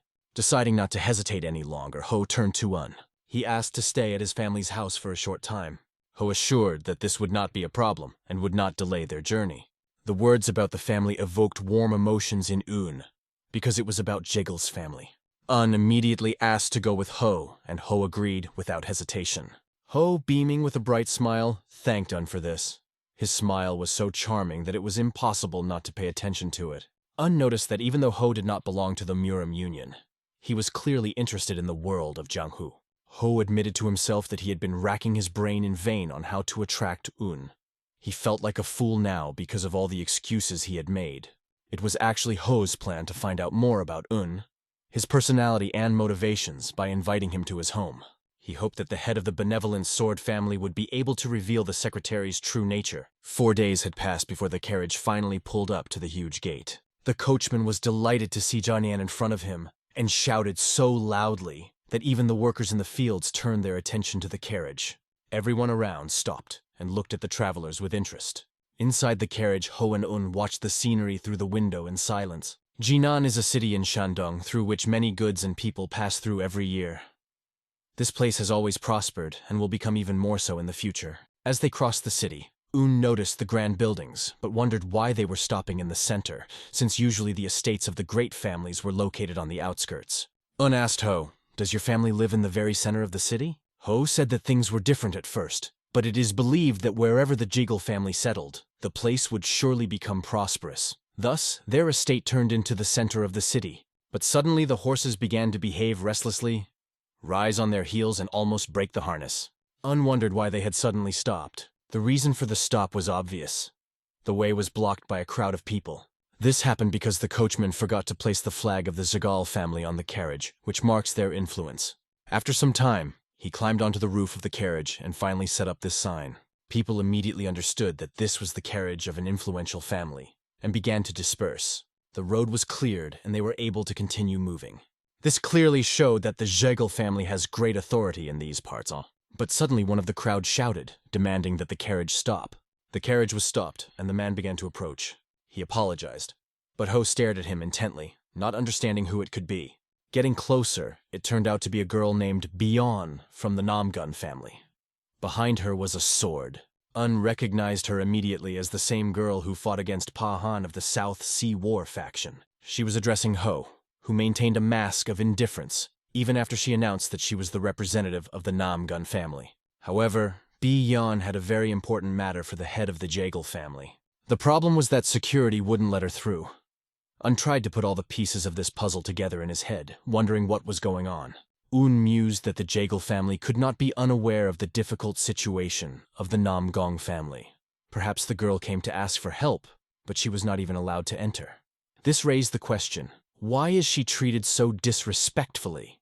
Bion only asked Ho to deliver a message on behalf of the two families. Her goal was simple, to convey that they had come here with an important business. Ho, not without irony, asked her to look around at the people around her, noting that each of them also had their own important things to do, but had to wait their turn. He explained that breaking in without permission is simply unacceptable. In the end, Ho agreed to hand over her request to the guards, but warned that as the heiress of a large family, she must not set a bad example for others. After that, he ordered to move on, and the carriage continued its movement. The girl remained standing, feeling an unpleasant sentiment from this situation. On the way, Ho struck up a conversation with the secretary, trying to present himself in a better light. He brought up the topic of how many ungrateful people there are in the world and noted that it is important to have wisdom and discernment in choosing whom to really help. At the same time, he was pleased to note that Namgung's family bowed down to them, as it gave the secretary a glimpse of the Jiggle family's strength. Un answered intelligently, stressing that one should be considerate of others, because it is very easy to hurt people in trouble by word or deed. His words had the opposite effect on Ho. Instead of the expected approval, it made him think. Later, Ho began to agree with the secretary, and at that moment they were already entering the majestic gate. Stopping in front of the family head's office, Ho politely asked permission to enter. The head of the Jiggle family, known as the Sword of Virtue Mayong, received Un in his office. Un handed him a letter from his older brother. Holding it out with due respect, the head slowly unfolded the letter and began to carefully read each line. After reading it, he decided that he should invite Un to the banquet that evening. However, the head informed Ho that he would not be attending the event himself, and asked him not to talk about it with anyone. Ho agreed, realizing that the head wanted to personally evaluate the secretary. "And you let the daughter of the Namgong family in?" suddenly asked the head. Ho replied that he did it because Secretary Un showed interest in her. The head remarked that the situation could be much more interesting than he thought, since the daughter of a broken family and a follower of the Holy Sword who calls himself a secretary are under the same roof. The evening came, and the banquet hall of the Jiggle family was filled with guests. Un, entering inside, was surprised. He was told that it would be just an ordinary dinner with relatives, but everything looked very different. No one would have thought that such a large number of people would gather here. However, Un was haunted by the feeling that he should not have come here. One of the girls invited him to sit at one of the low tables generously covered with food. The head of the family had not yet appeared, but Un noticed a familiar girl on his left. It was the same girl from the Namgun family they had met on the way. Un greeted the girl, making her pay attention to him. He understood that she might not recognize him, so he tried to remind her of their previous meeting. Un remembered that they had seen each other at the Dragon and Phoenix conference. The girl immediately remembered that he was with the princess of the Ice Palace of the North Sea and was sincerely glad to meet her. She still remembered how strong and impressive he had been back then. The word impressive made the secretary think, and he asked what she meant. The girl explained that she said this because he had stepped in to help young Master Han of the South Sea War faction. If we recall that incident, then Khan's opponent was a man from the Zhigel family. The girl wanted to take the opportunity to apologize for her older brother's actions. She remembered her brother's threat, saying that the day the secretary stepped foot on the Namgun family's land would be his last. Un replied that it didn't bother him and advised her not to worry about it either. In fact, everything was already decided. The brother tried to humiliate the secretary, but received a blow in the face from his own older brother. Maybe she didn't know about this incident yet. Looking around, everyone seemed to be having a good time. Not long ago, the girl herself was in the center of attention. But now the situation has changed, and everything looked completely different. Right now, no one except Secretary Un Young even wanted to talk to her, and she had to admit it. After hearing her words, Un shared that he once experienced the same thing. "I was like a wolf howling at the moon, completely helpless," he said, recalling how the monk described him. "I thought I had reached the highest point, but the next moment, I was trampled in the dirt. Only then did I realize that I had never even been high." However, this experience allowed him to reveal himself. He also met people who became important to him. "It seems I'm finally ready to go my own way," said Un. At that moment, a memory flashed before his eyes. The face of the Emperor, who spoke of their future meeting. Un tried to reassure the girl, saying that something good would definitely happen to her. He asked her not to wallow in sadness, but she replied that she wasn't sad at all, just a little sentimental. The girl thanked him for the story, and for the support he expressed in his own words. After a brief conversation with her, Un got the impression that she was more confident and stronger than he had imagined. Of course, she wouldn't have come to this house if it weren't for the events that befell her family. She herself did not expect that she would be invited at all, because outsiders are rarely invited to family banquets. She couldn't understand why she had been invited, but without a doubt, it was a great opportunity for her. At that moment, it was announced that the head of the family had arrived. A man with a long gray and well-groomed beard entered the room. He looked like a wise old scholar, but his powerful energy showed his unusualness. He thanked the guests for coming. He paid special attention to the representative of the Namgun family and the secretary of the union, Murim. He thanked them individually for the honor they had done by visiting their home. However, it was strange that the head never once mentioned Mistress Rana. The head announced the beginning of the banquet. A few dozen well-dressed girls entered the hall with trays filled with delicious dishes. They brought even more food, filling the tables with delicious treats. Un was impressed with the dishes he was offered. Compared to what he tasted before, these delicacies could compete with the Emperor's receptions. Other guests also discussed these sumptuous snacks that are only seen at banquets of the very wealthy. However, the same guests were washing the bones of the girl from the Namgun family, mocking her for her family's defeat and humiliation at the hands of a mere pirate. The girl heard all these words, and the mockery hurt her. From another table, new discussions about her situation began. Un expected such behavior from members of this respectable society. One of those present offered to give the girl an opportunity to express herself personally. At this moment, she could not choose a single word. The language seemed to be stuck in her throat. But gathering her thoughts, she got up and spoke. "I am Namgun B. Yeon from the Namgun family," she began firmly. But when she mentioned the big family, some of the audience laughed sarcastically. Despite the ridicule, she continued the story about the incident that happened to her family. She spoke of being humiliated by a lack of strength. However, she emphasized that the Namgong family had not yet lost their pride, and urged not to take the Dark Heaven Martial Emperor, who posed a real threat, lightly. She warned that if the four big families didn't unite to stop him, it could be a disaster in the future. But her words were taken scornfully. Many saw this as just an excuse for her family's weakness. The girl couldn't believe that they despised Namgung's family so much because of this fight. No matter what she said, everything seemed like an excuse to them. Suddenly, one of the guests remarked that he had heard about her argument with the guard at the main gate. How can a person from a prestigious family argue with a servant? This is simply unacceptable, he exclaimed. No matter how far you've fallen, you've got to keep an ounce of self-respect, he added scornfully. The guy continued to emphasize her shamelessness in the fact that she came here at all. Couldn't take it anymore. He intervened in the conversation, calling for an end to such mockery. Everyone has his duties, and a noble man will never make fun of someone who is in trouble, he firmly stated. He asked everyone to stop it immediately, stressing that it would be the best solution in the situation. His words made the audience fall silent for a few seconds. But suddenly one of the boys stood up and turned to Un. Who are you to interfere? Un hesitated to introduce himself. When he said he was a secretary, it caused real outrage. Some secretary dares to interfere in our conversation? Sounded sarcastically. Un replied, Quiet water is deep. You look down on a person because of his status and mock him because of his problems. If that doesn't show your own worthlessness, what does? These words angered the boy even more. However, the head of the family intervened, asking him to sit down and not touch his sword.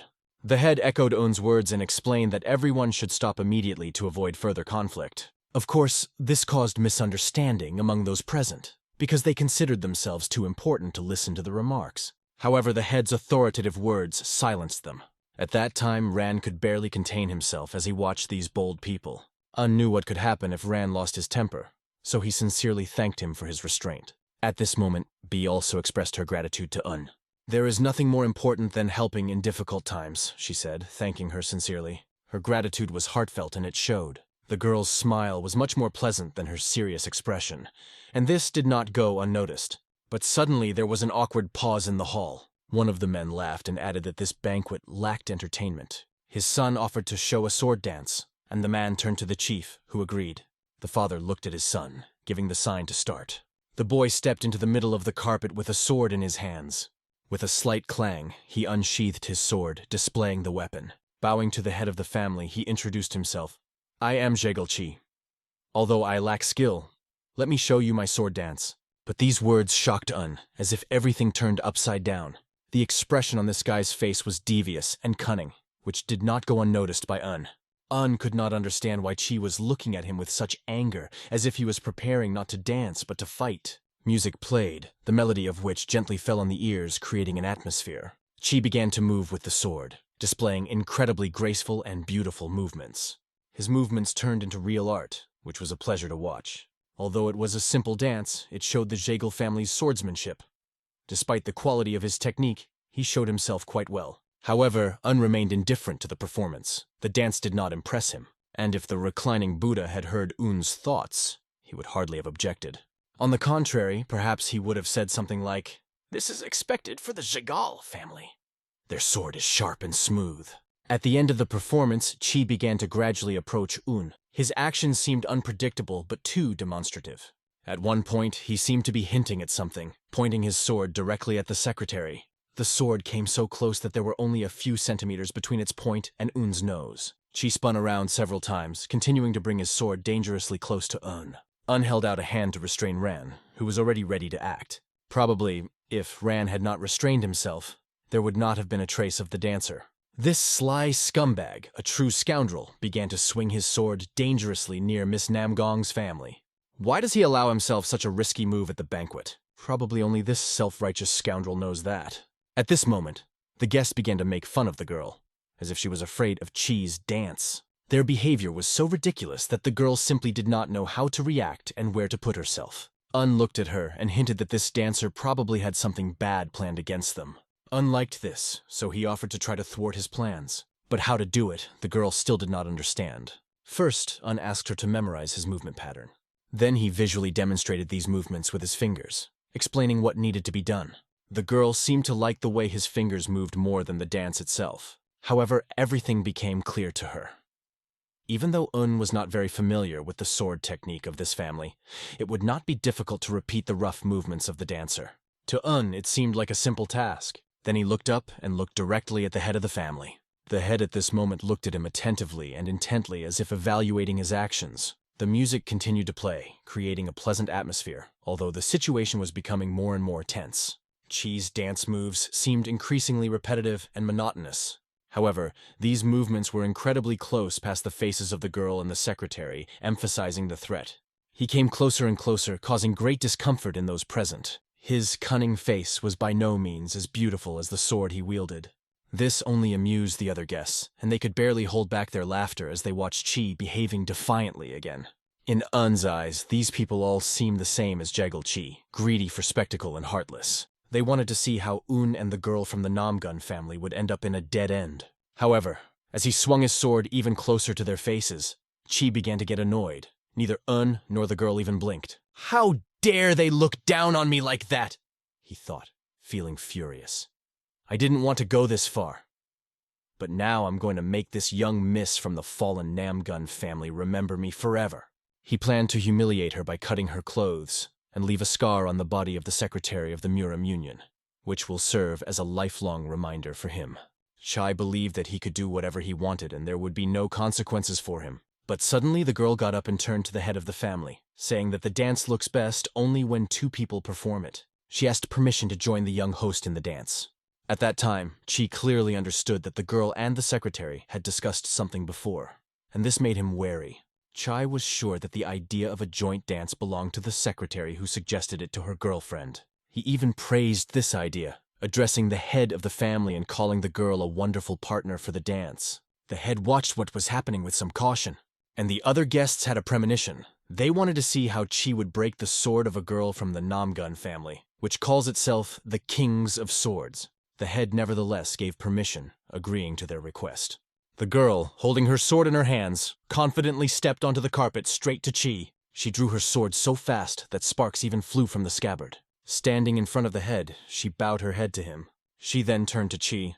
"Although I lack skill, I will try my best." Chi replied that he would try as well, but he was already planning in his mind how he would take advantage of the situation, because he thought her intentions were wrong.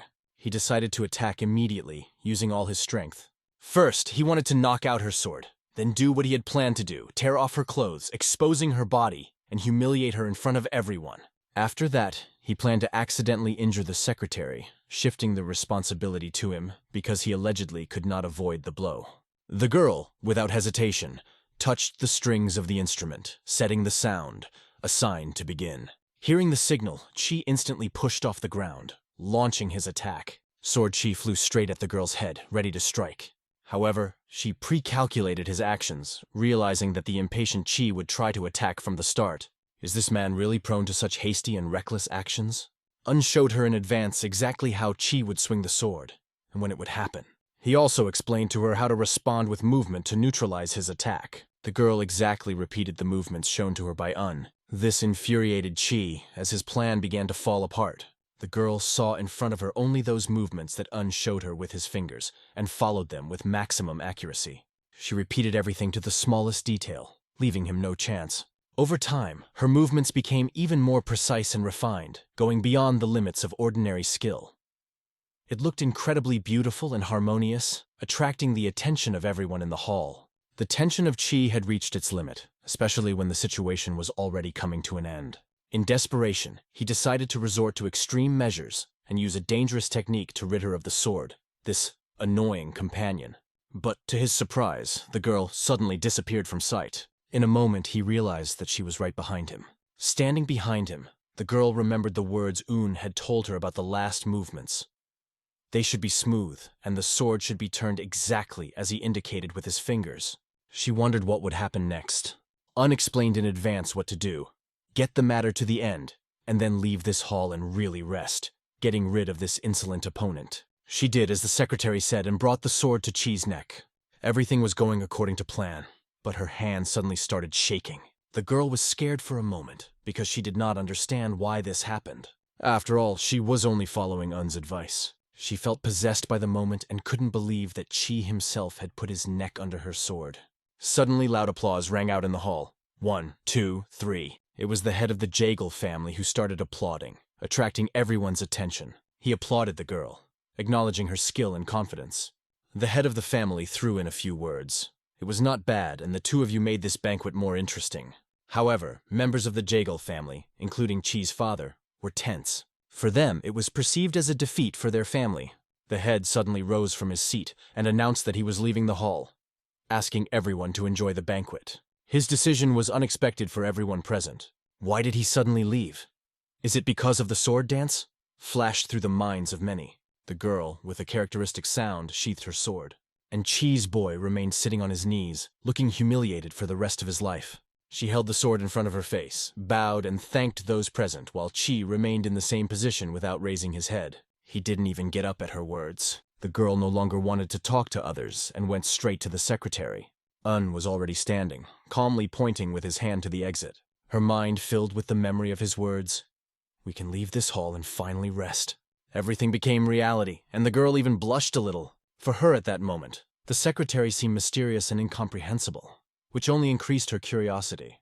Ran interjected, stating that if the secretary had entrusted him with the position, there would be no difficulty. The secretary didn't argue, but deep down he doubted whether it would be the right decision. He explained that he could not pit his precious named younger brother against such an opponent. These words pierced Ran to the very depths of his soul. Although he didn't treat Miss Namgun badly, the situation developed as it did. He and the girl decided to leave the banquet. The three of them, Ran, and the girl, left the hall through a separate exit. The next morning, at dawn, stood in the middle of a green forest on a scenic path. A few meters in front of him was a bridge under which blue water flowed. Both the trail and the garden were manicured to perfection. One look at them gave a feeling of peace and tranquility. However, also understood that this place was not suitable for training or deep thought.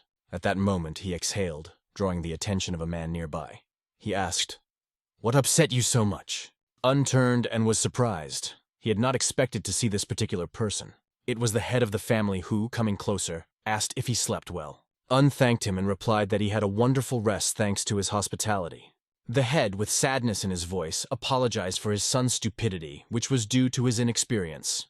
As the head of the family, he took responsibility. The head promised that he would raise his son more strictly in the future, and asked to not think badly of their family. However, he came with a completely different question. Have you ever seen our Zegel family's sword technique before? Replied that the first time he observed her was at the Dragon and Phoenix conference, and the second time was just yesterday. This puzzled the chapter. How did manage to destroy their family's sword after only seeing its technique twice? If the child who perfected our sword technique is so inexperienced, are there any in the world who are skilled enough? Thought the head. After thinking for a moment, the head admitted that he may have worried more than necessary. However, he also admitted that he was worried that would perceive his son's sword as a symbol of their extended Jahal family. The words sounded sharp and made wonder what they could mean. Even more surprising was the gesture of the head when he raised his hand. A powerful energy began to concentrate around his hand, filling the space. As unexpected, this meant that the head was going to show him the true art of the sword. Was looking forward to this, but the head turned to those standing behind and asked them not to worry. There stood Ran, already clutching his sword, ready to defend the secretary. The chief reassured him, explaining that he had no intention of harming Only then did Ran relax a little. However, the energy released by the head was so powerful and impressive that it was almost unbelievable to be near him.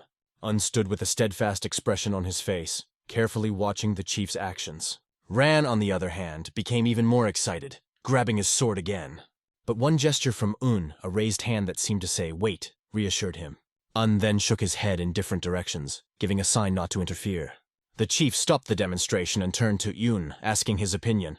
"It's really impressive, but I can't say for sure without seeing the full finish," replied The chapter did not seem to expect such a response, as hinted that the demonstration was cut off in the middle, leaving room for development. This intrigued everyone, including the head himself, who wondered how exactly he could end the show. After that, the head became even more interested in and even said that he would like to spend the whole day talking with him. Smiled and admitted that he wouldn't mind either. But the head jokingly added that a charming young miss from the Namgun family would be more suitable for conversation. Raised his hands, quickly protesting, "There is no relationship between us! I'd rather talk to you!" The head thanked, although he hinted that these could only be formal words. But for they carried weight. The head suddenly reached for his sleeve as if he had something else for He took out a sign that allowed to come to the Jeagle family manor at any time. "If you show this plaque to anyone in our family, you will always be respected," the head assured, handing it to took the tablet in his hands and began to examine it carefully. It was an extremely valuable item that the head would not hand over without a good reason. The reason was his desire to continue the conversation with Un. The chapter began the topic of Un's trip to the North Sea, noting that the journey would be long. He wished him a safe journey, and even offered the help of his family, who are always ready to support him at any moment. That was the end of the conversation, and the chief wished Un well on his journey. Ran kept a close eye on the head even as it passed him by. The head thought as he walked, Ran seemed to him to be sufficiently perceptive and self-confident. Even under his precise and deep gaze, he did not show the slightest anxiety. The head understood that it is not only about knowledge, but also about the achieved level. Ran looked as if he could already see beyond what others could. At first, the head became interested in Un, because the Holy Sword recognized him as his successor. This allowed the chapter to understand at least a little the difference between himself and the Holy Sword. Until this moment, he thought he had reached the top. But now he realized that it was far from over. A soft laugh escaped his lips, and he said to himself, "They say deep water is silent." Some time passed, and Un approached the giant gate. He greeted Ho, because they had not seen each other for a long time. Ho greeted him warmly, inquiring whether Un had caused himself any inconvenience. They still had a long way to go, so they had to hurry. But a woman's voice made the secretary turn his head. It was Miss Namgoon who ran up to him, asking if he was going to leave yet. The girl fell silent for a while, lost in a moment of awkwardness, not knowing how to choose the right words. But in the end, she said she came to thank Un. If not for his help, everything could have ended very differently. She added that the situation was resolved even better than she expected, although she could not share all the details. Un smiled back and was genuinely happy for her. But that was not all. She lowered her eyes as if she was going to say something important. Then the girl took out her family nameplate and asked him to take it. She explained that thanks to his intervention, she received help from the Jiggle family. Since she didn't have a chance to thank him right now, she invited him to come to the Namgun family's home anytime. Un, however, did not consider this a credit to his help. He saw the situation as if all this had happened thanks to her own efforts. However, she emphasized that the attitude towards her changed only thanks to his support, and now all troubles are behind. She was perfectly aware that even if Un just tipped her off during the dance, his power was enough to destroy the Jagel family sword. She reminded him once again that Namgung's family would never forget his kindness. If Un shows this sign to her family members, no one will dare to disrespect him. She insisted that he visit her home at any time. Her tone was warm and sincere, which Un immediately sensed. Un promised that he would definitely find time to visit her. But the girl once again insisted that he must do it, and handed the sign directly into his hand. At this moment, her hands were warm, and she easily handed over the tablet, placing it directly into Un's palm. Un wanted to take the sign at first, but he had to, because behind his back, Ho was already reminding him that it was time to leave. After saying goodbye, they wished each other goodbye, because it was really time to go. The girl remained standing by the carriage while Un got into her. Ran took his usual place in the front seat, ready to hit the road. Un, waving his hand to the girl through the window, signaled to depart. The girl stood still, waving after them as the carriage drove away. Un breathed out, finally relaxing, but his thoughts drifted back to the moment she suddenly took his hands. Now he felt a little strange as he looked at the tablet he was holding. He reasoned, how strange that one tablet like the Jigel family tablet can attract death threats, while another can be given with great respect. So now he had two tablets, and he began to consider what to do with them. When he pulled them out to take a look, Ho, sitting in front of him, nearly passed out at what he saw. These were not just signs. They were extraordinary invitations. Un wondered where to keep them. Put them in the luggage or find a safer place. What if I lose them and come without them? He thought. I can just be kicked out. Ho was confused because he knew that the head of the Jahal family was interested in Un. Did he really give him the plaque? The plan of the chapter was obvious. Everyone who possessed this tablet was to be received with great respect and hospitality. Will everyone now always have to treat the secretary with courtesy and respect? Thought Ho. Looking at the secretary, Ho almost cried at the thought of all these complications. He was looking at Un a little strangely, deep in thought, when he asked, "Do you want to say something?" But Ho just waved his hands, excusing himself. "I was just thinking about the road to the North Sea." Phew, it seems to have flown, thought Ho, but immediately gave the verdict, "It must be my fate." Meanwhile, the people on the street, each with their own thoughts, stayed behind, and the carriage went on its long journey. At this time, King Moon was sitting in his palace. He interrogated his subordinates, wondering if the bandits of the Green Forest were acting according to plan. His subordinate only nodded his head and stuttering answered, "Yes, your majesty." Either way, Whether it's the green forest or the river, they can't be trusted. Especially after what happened last time, the king said. He held that point of view, but he wondered what the man before him was thinking. He immediately threw himself on his knees, explaining that someone like him cannot even express his own opinion. The king sighed, holding a luxurious fan in his hands. At that moment, fresh fruits were served to him to savor their taste. The king asked where the hired thugs were now. Stuttering again, the man replied, River Castle, Winter Castle, and the main district. When asked about their number, he said, barely restraining his voice, 300 men. Then the king inquired about the price of their transfer, listening carefully to the answer. In the same stammering voice, the man replied, 700, no, 500. His behavior was as strange as possible. He laughed at moments where it was completely inappropriate. Because of this laughter, the king became angry, deciding that he looked like a fool in the eyes of this man. The man fell to the ground several times, rose to his knees, and fell again. Finally, the king ordered him to get away. The man turned like a bullet, bowed low once more, almost fell, and hurriedly left. Reaching for the grape, the king seethed with rage at having to pay money to such a senseless fool. Unable to bear it, he ordered the soldier behind him to simply kill the man. For those around, it was completely unexpected, causing silence and tension in the hall. The girl serving the fruit tray nearly dropped it in shock. In the king's plans, the first priority was the capture of his goal, and he was even more indignant that his father was giving him so much unnecessary trouble. After the first servant left, another came up to the king and immediately asked if there was news from the North Sea. The king also inquired about the situation with the princess's group. How serious was the damage caused by the bandits? He received answers to each question and concluded that the princess had not yet crossed the border. It wasn't because of the impossibility, but rather her reluctance to do so now. Crossing his legs, he said quietly, Let's see how things go this time. She probably thinks she can cross the border whenever she wants. About 2 weeks passed, in a guest house near the state border. Un and his companions were sitting at the table, enjoying delicious tea. They wondered how far it was to the meeting point with the North Sea group. Ho explained that they should arrive by tomorrow. A waiter came to their table and asked what to order. Ho asked to bring 6 of the best dishes and some alcohol. It was obvious that he would eat half of the dishes himself anyway.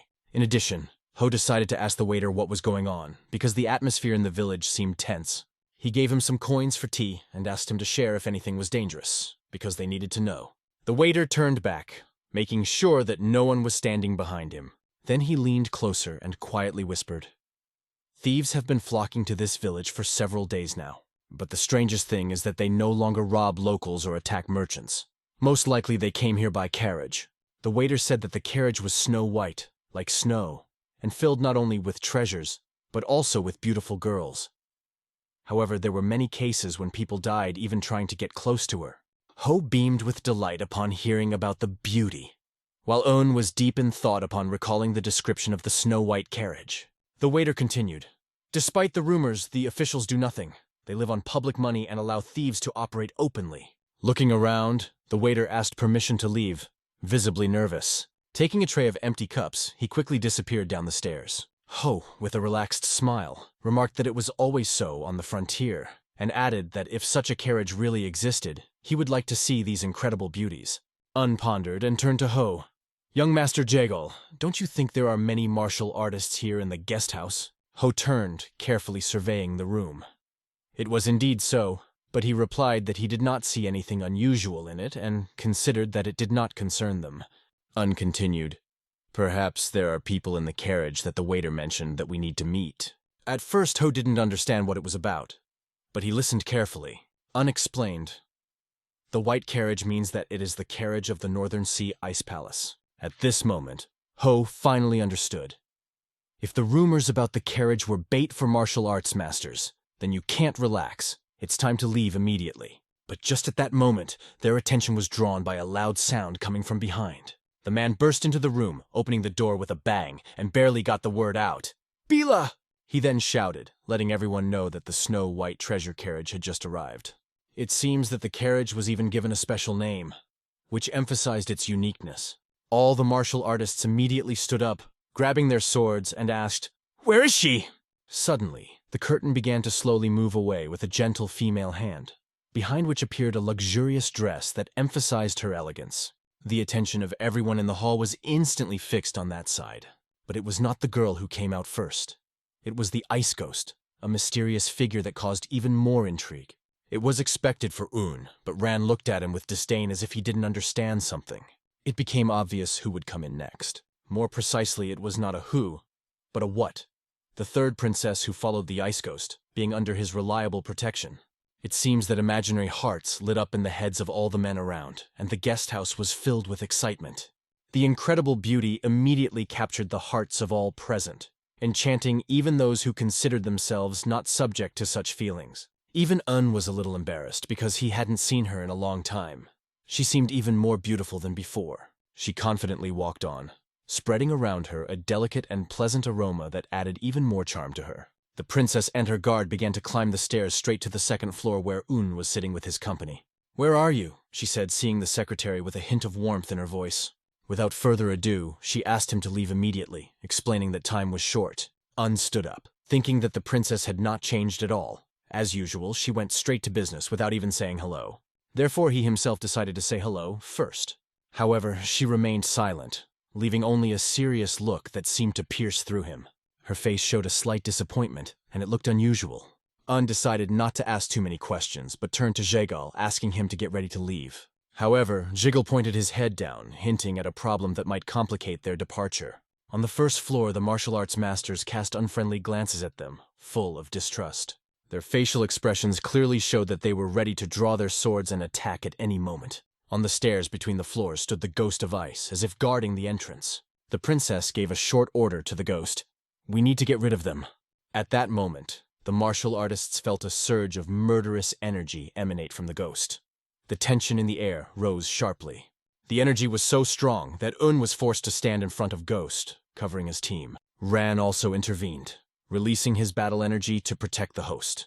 His reaction was caused by the ice ghost channeling its devastating energy right next to Un. As a result, their fighting energies began to fight against each other, which looked almost comical due to the tense situation.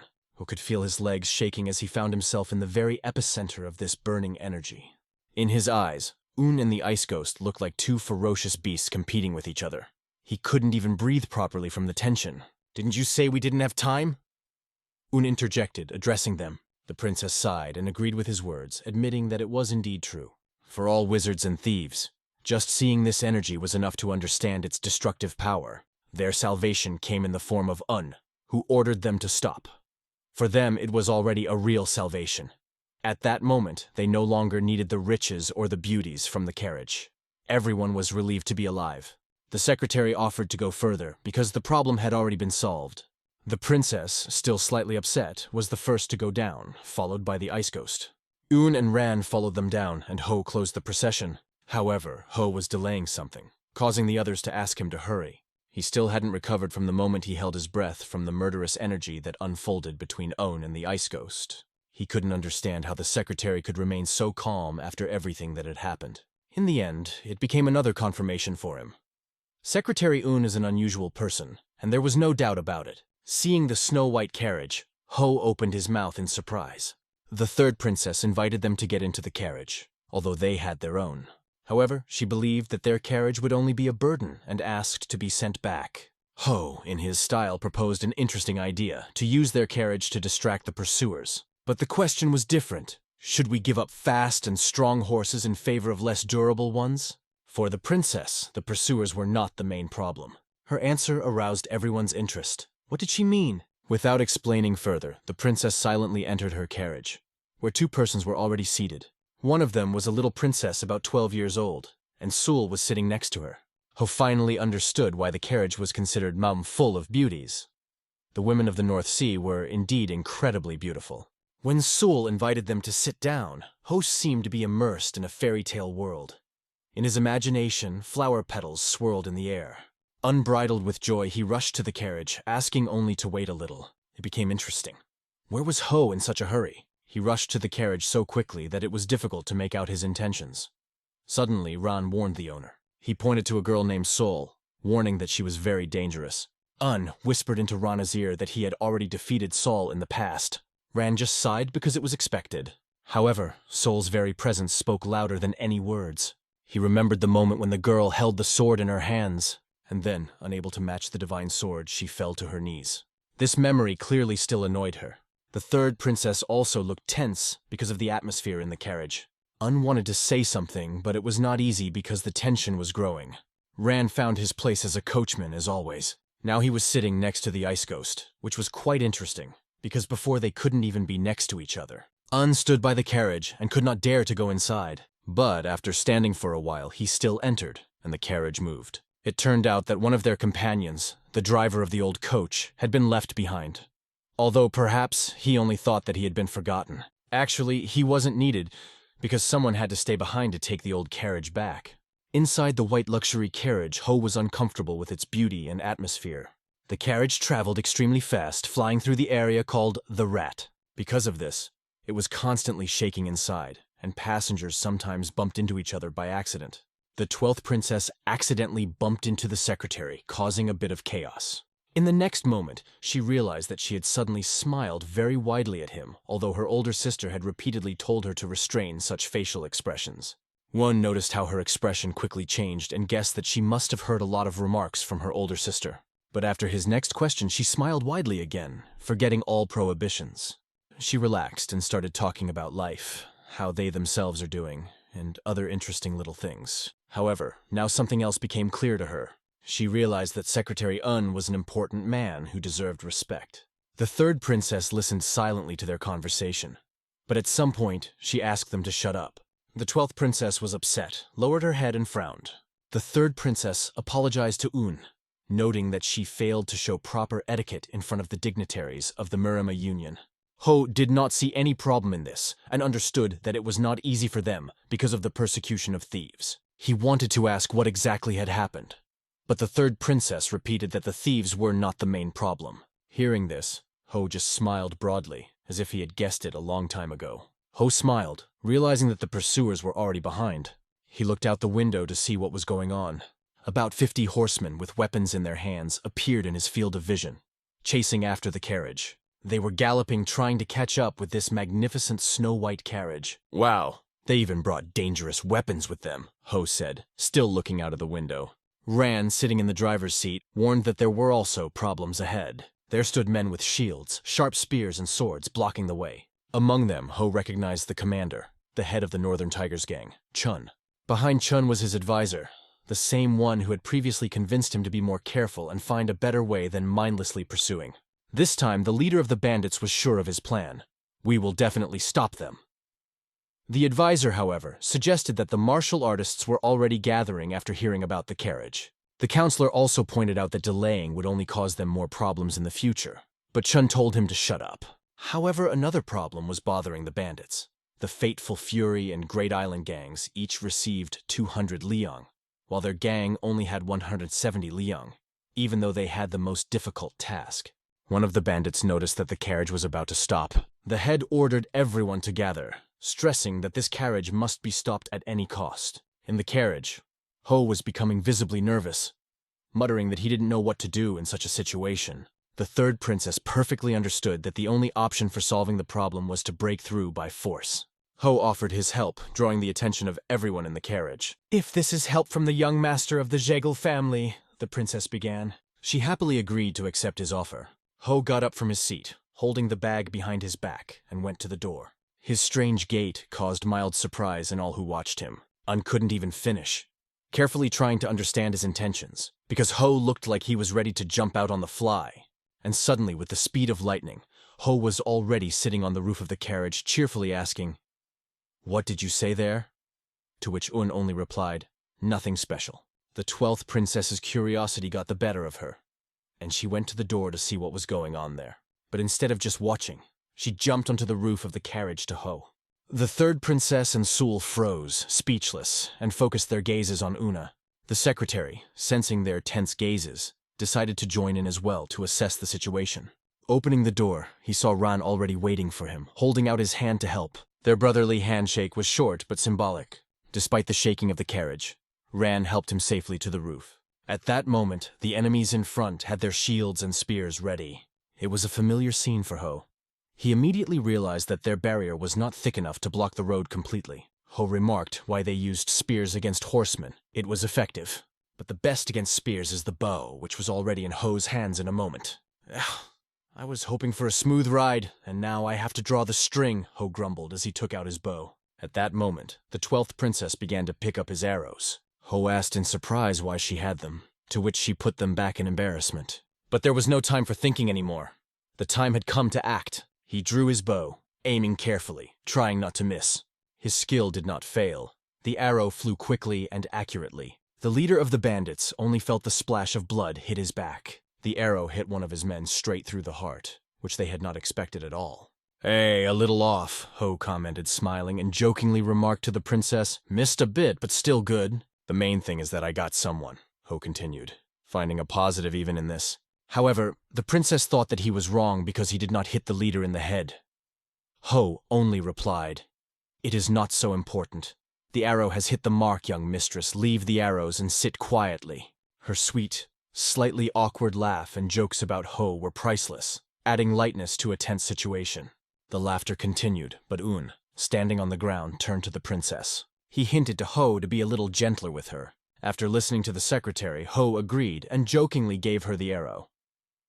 "Well, it's not like that, and it's already expensive. If you want, you can take more." The enemies were clearly in the wrong place and at the wrong time, falling under the hot hand. Ho fired arrows one after another, although some of them missed. Meanwhile, the leader of the bandits was angry that he had not been warned about the archer, and the advisor explained, "It seems that he is from the second group." It was very difficult to stop the carriage now, but suddenly one of the bandits noticed someone from the side. "We need to stop them now, or we won't be in trouble," sounded another valuable advice from the advisor. He explained that if another group joined them, then the enemies had already achieved their goal. If they are not stopped here, they will cross the border. The leader of the bandits imagined King Moon's angry face in front of him and realized that if he failed, he would surely die at the hands of the king. Wasting no time, he ordered his soldiers to advance immediately, pointing his sword in the direction of the carriage. On the other side, Un and Ho, sitting on the roof, also noticed that the enemies had started to move. Ho continued to consult with the 12th princess, explaining, "If our goal is to simply destroy a group of enemies, it may cause more trouble. It's better to reduce their numbers, scare them, and make them flee." "So, what are you going to do?" she asked. But unfortunately, even Ho didn't have a definite answer. He leaned down to ask the ice ghost what to do. He answered briefly, "Break through." "And how to do it if they stand with shields in the middle of the road?" Ho continued to ask. "A battering ram," was an even shorter answer. Ho was already overcome with fear, for he was afraid that the carriage would be blown to pieces. But the ghost of ice remained silent, adding even more tension. Ho continued to sit on the roof of the carriage and shout that if they collided, they would capsize and all might die. He begged the ice ghost to hide inside if he was afraid, but received a cold reply. "Inside or outside, it doesn't matter. Everyone will die." Ho grabbed any chance to avoid the tragedy and pleaded with Un to stop it, but the secretary was confident that everything would be fine. Even though Un had no fast travel technique, he relied on Ron to protect Sol and the younger princess while Bin Hong took care of the 12th. As for Ho, he believed that he too would manage somehow. But the young Master Jargle, sitting on the roof, already saw death in front of him and panicked. Deciding that there was nothing more he could do, he declared, "Hard times call for desperate measures," and began to implement his plan. Ho decided to reveal his secret weapon without much thought. He tied explosives to 2 arrows, connecting them together. The ice ghost turned its head to see what this madman was up to.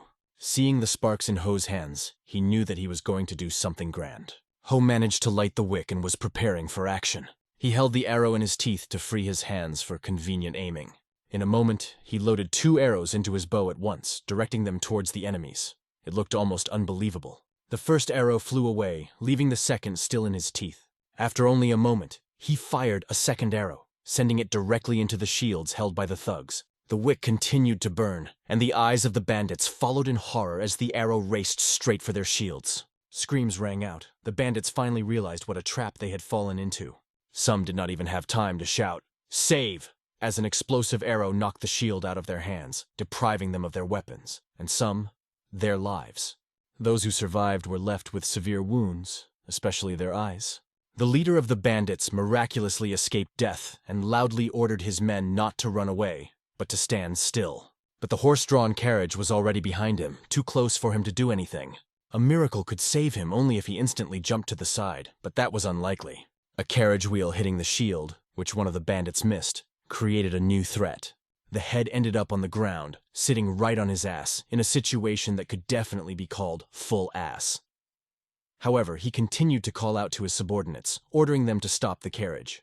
Most of his people were just crawling on their knees, coughing and choking in the dust. Others, seriously injured, did not see anything at all. This catastrophic decision of the leader of the bandits and the absurdity of the situation could lead them to one end.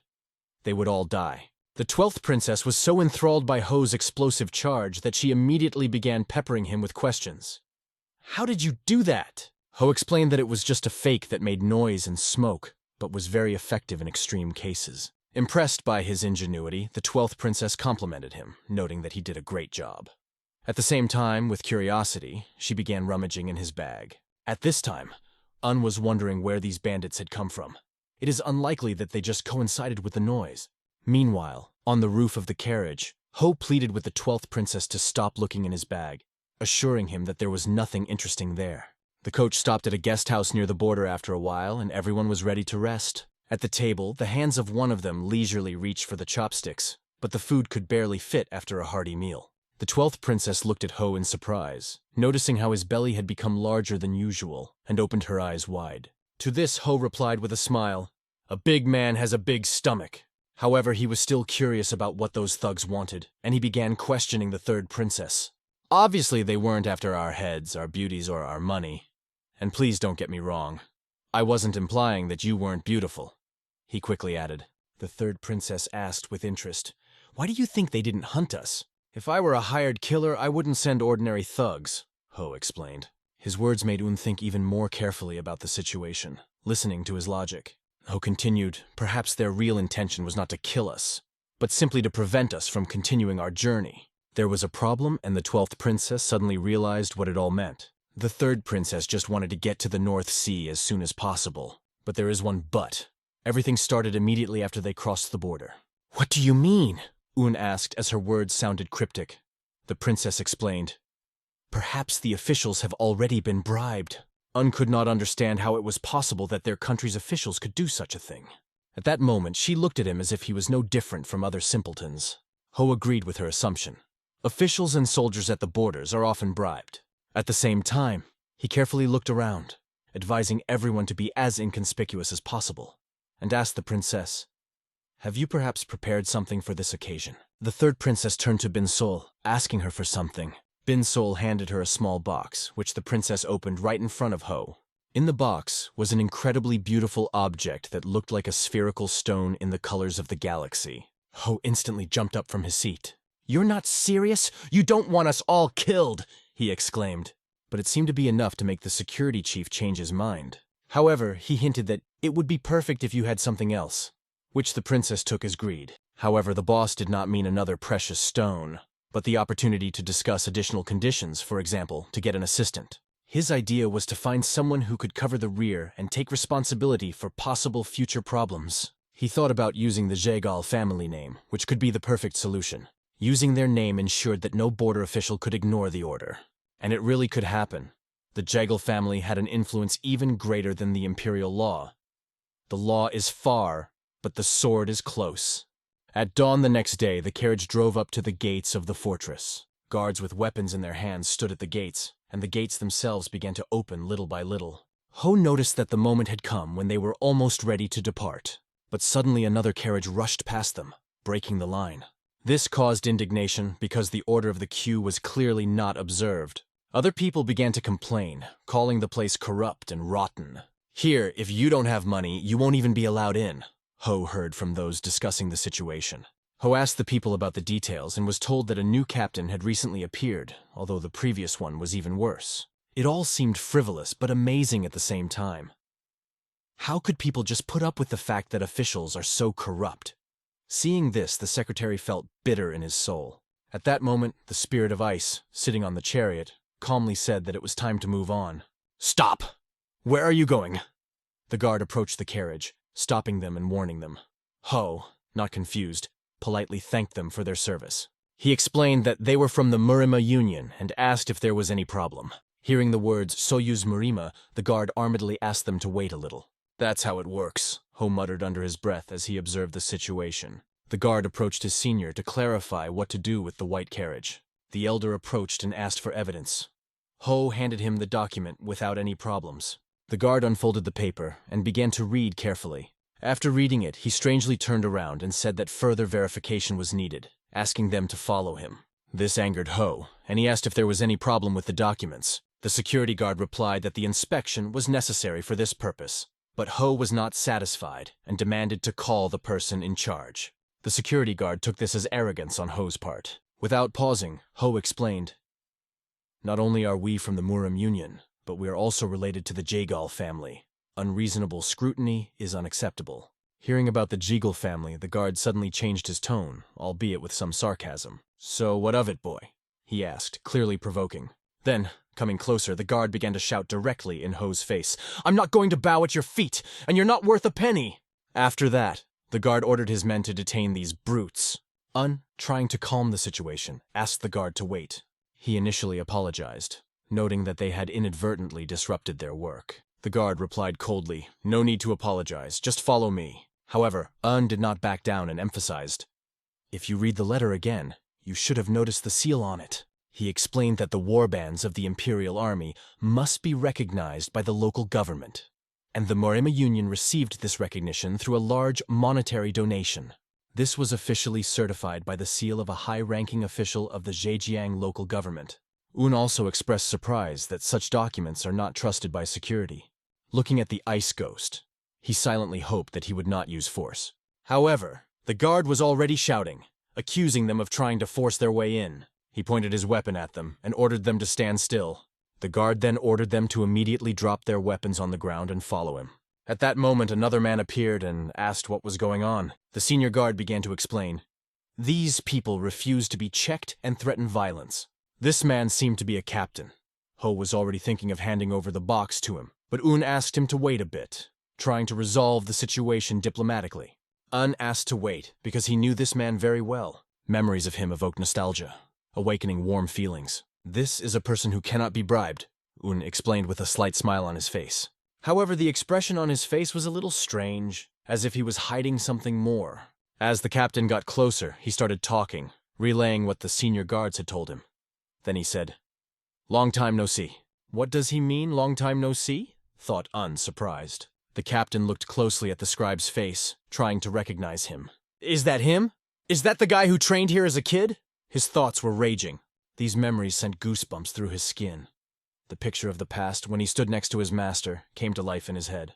A master about whom it was not customary to speak openly.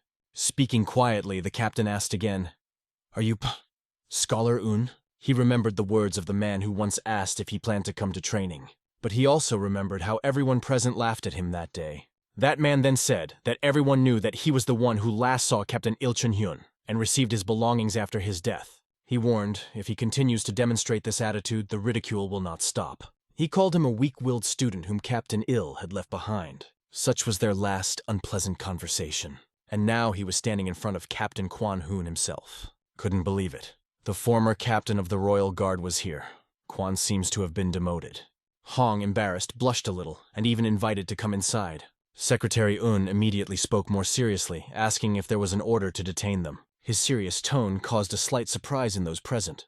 Hun ordered everyone to move back and hide their weapons. The guard immediately obeyed his order. Hun explained that there was no official order to detain the criminals. But unofficially, he asked to go with him, because they were not going to speak politely to his companions. Explained that they had been constantly disturbed by a group of thugs for the past few days. After hearing this, Hong understood. The rumors about the white carriage were not unfounded. Somehow they spread rumors about a white coach to detain them, and it seems they even bribed the border guards. Hong wondered if they were satisfied that they had been detained for a few days. Knowing that the group can't go any further, the thugs may plan something more dangerous, even an attack. After hearing this, Captain Hong said that they were allowed to pass. But wanted to make sure everything was really going to be okay. Then Hun told something interesting. At dawn, the supposed masters of Morim entered the city. He explained that an unofficial order had been received, not to punish them regardless of their actions. As Hong had heard, they were asking about the white carriage, so action must be taken immediately, without any delay. The captain's voice sounded sad when he said this. He used to be the confident leader of the royal guard, but now his expression was full of emptiness.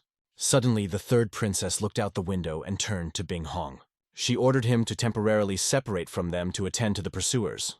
The ice spirit immediately obeyed her order, instantly jumping from the carriage. Meanwhile, the one who was supposed to drive the carriage was visibly worried. He looked out the window and saw that Ran was now driving the carriage. The princess asked Secretary Un to get into the carriage as soon as possible because he was delayed, talking to Hun for a long time.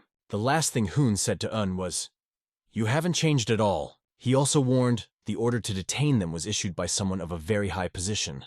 But who is behind it, and why is Hong so mysterious? If Un had known the seriousness of the situation earlier, they would not have found themselves in such a trap. When Hong decided to say goodbye, the secretary suddenly stopped him. Un approached young Master Hu and asked him for the same casket. He handed it to Captain Hun as a gift. Opening the casket, the captain saw a glow that illuminated his face. However, he was indignant, saying that he would not have taken her if he had known that he would get something in return. But Un insisted, putting the casket in his hand and asking him to take it. "Take care of yourself with this," he said. Hong realized that Un cared for him, so he gave him the stone so he could find his way. Meanwhile, Un was being called from the carriage, interrupting their conversation. When everyone was finally ready, Ran yanked the turrets and ordered the horses to move forward. Hun said goodbye to them, wishing them a good trip. But he also added that after returning, they must come to Beijing. Shouted after him, "Visit the palace!" Even when they were already leaving, he continued to insist that they must come there. He also shouted after him, "Be sure to take care of yourself." Meanwhile, King Moon asked his subordinate, "Have they left yet?" He reported that they were being chased, but the chances of catching them seemed slim. King Moon remarked that the princess was not stupid, and wondered what the bandits of the Green Forest were capable of. After listening to the report, he came to the conclusion that they are useless creatures who should be buried alive. When asked what happened to the guards who let the princess across the border, the subordinate replied that he had appealed to higher management, but there was no answer yet. "Any news from the North Sea?" asked the king. In response, he was informed that the situation remained unchanged. Despite this, the king remained confident that any ruler, even the Ice Emperor, would not be able to hold out for long. People grow old and die. 3 days have passed since crossing the border. They stopped and were stunned by the sight that opened before them. It was incredibly beautiful. They always knew that the world was big, but they had no idea how big. Now the third princess became their guide. Sul went to Ran to pick up the turrets. Sitting in the coachman's seat, she began to lead the horses. Ho, looking out the window, was amazed. With what speed and skill she drove. It seemed incredible that they were running so rapidly through the steppe. Un was also of the same opinion. Her skill was admirable. Then the 12th princess declared that she also knew how to drive horses. She even added that it was easier than walking with her own 2 feet, although Ho didn't believe her at all. The third princess, noticing her sister's distrust, confirmed her words. Although there were doubts about the 12th princess, they believed the words of the young princess. All of a sudden, the third princess also announced that she was also very good at driving horses. It seemed that she was even a little jealous, although she tried to remain indifferent. Can a princess really be like that? Ho immediately plunged into his imagination. He imagined the princess riding a white horse. It was an amazing picture, a majestic horse, and she was elegant and graceful. The 12th princess remarked that she too looked very beautiful when she was on a horse. However, no one answered her, and she indignantly said that it was impolite to pretend not to have heard. A few days passed, and they reached a halting place. Having lit a fire, everyone sat down around it. The road was difficult. Endless fields were replaced by an endless wasteland. The third princess explained that they had no idea how serious this place could be. She added that she's making every effort to get to her destination as quickly as possible, because there is a special route that traders take. Few people know about this path because, in reality, there are routes everywhere, but only the chosen ones are able to see them. These things are called fate, she added. Hearing this, Ho thought about the meaning of the word destiny. It was already late, and the girls decided to return to the carriage, wishing everyone a good night. The third princess, the 12th princess, and Sol went to the carriage, while the boys remained sitting by the fire. It was a moment to talk about the charming voice of the beautiful princess, which added freshness even in such a difficult journey. It would be great to hear her say she loves me, thought Ho. But the beauty of a flower does not lose its charm because it is silent. Un understood that this flower had sharp thorns. He added that although the 12th princess looks a little naive, she is very sweet and charming, and the maid's silence leaves a strong impression. He probably did not expect that anyone could hear his words.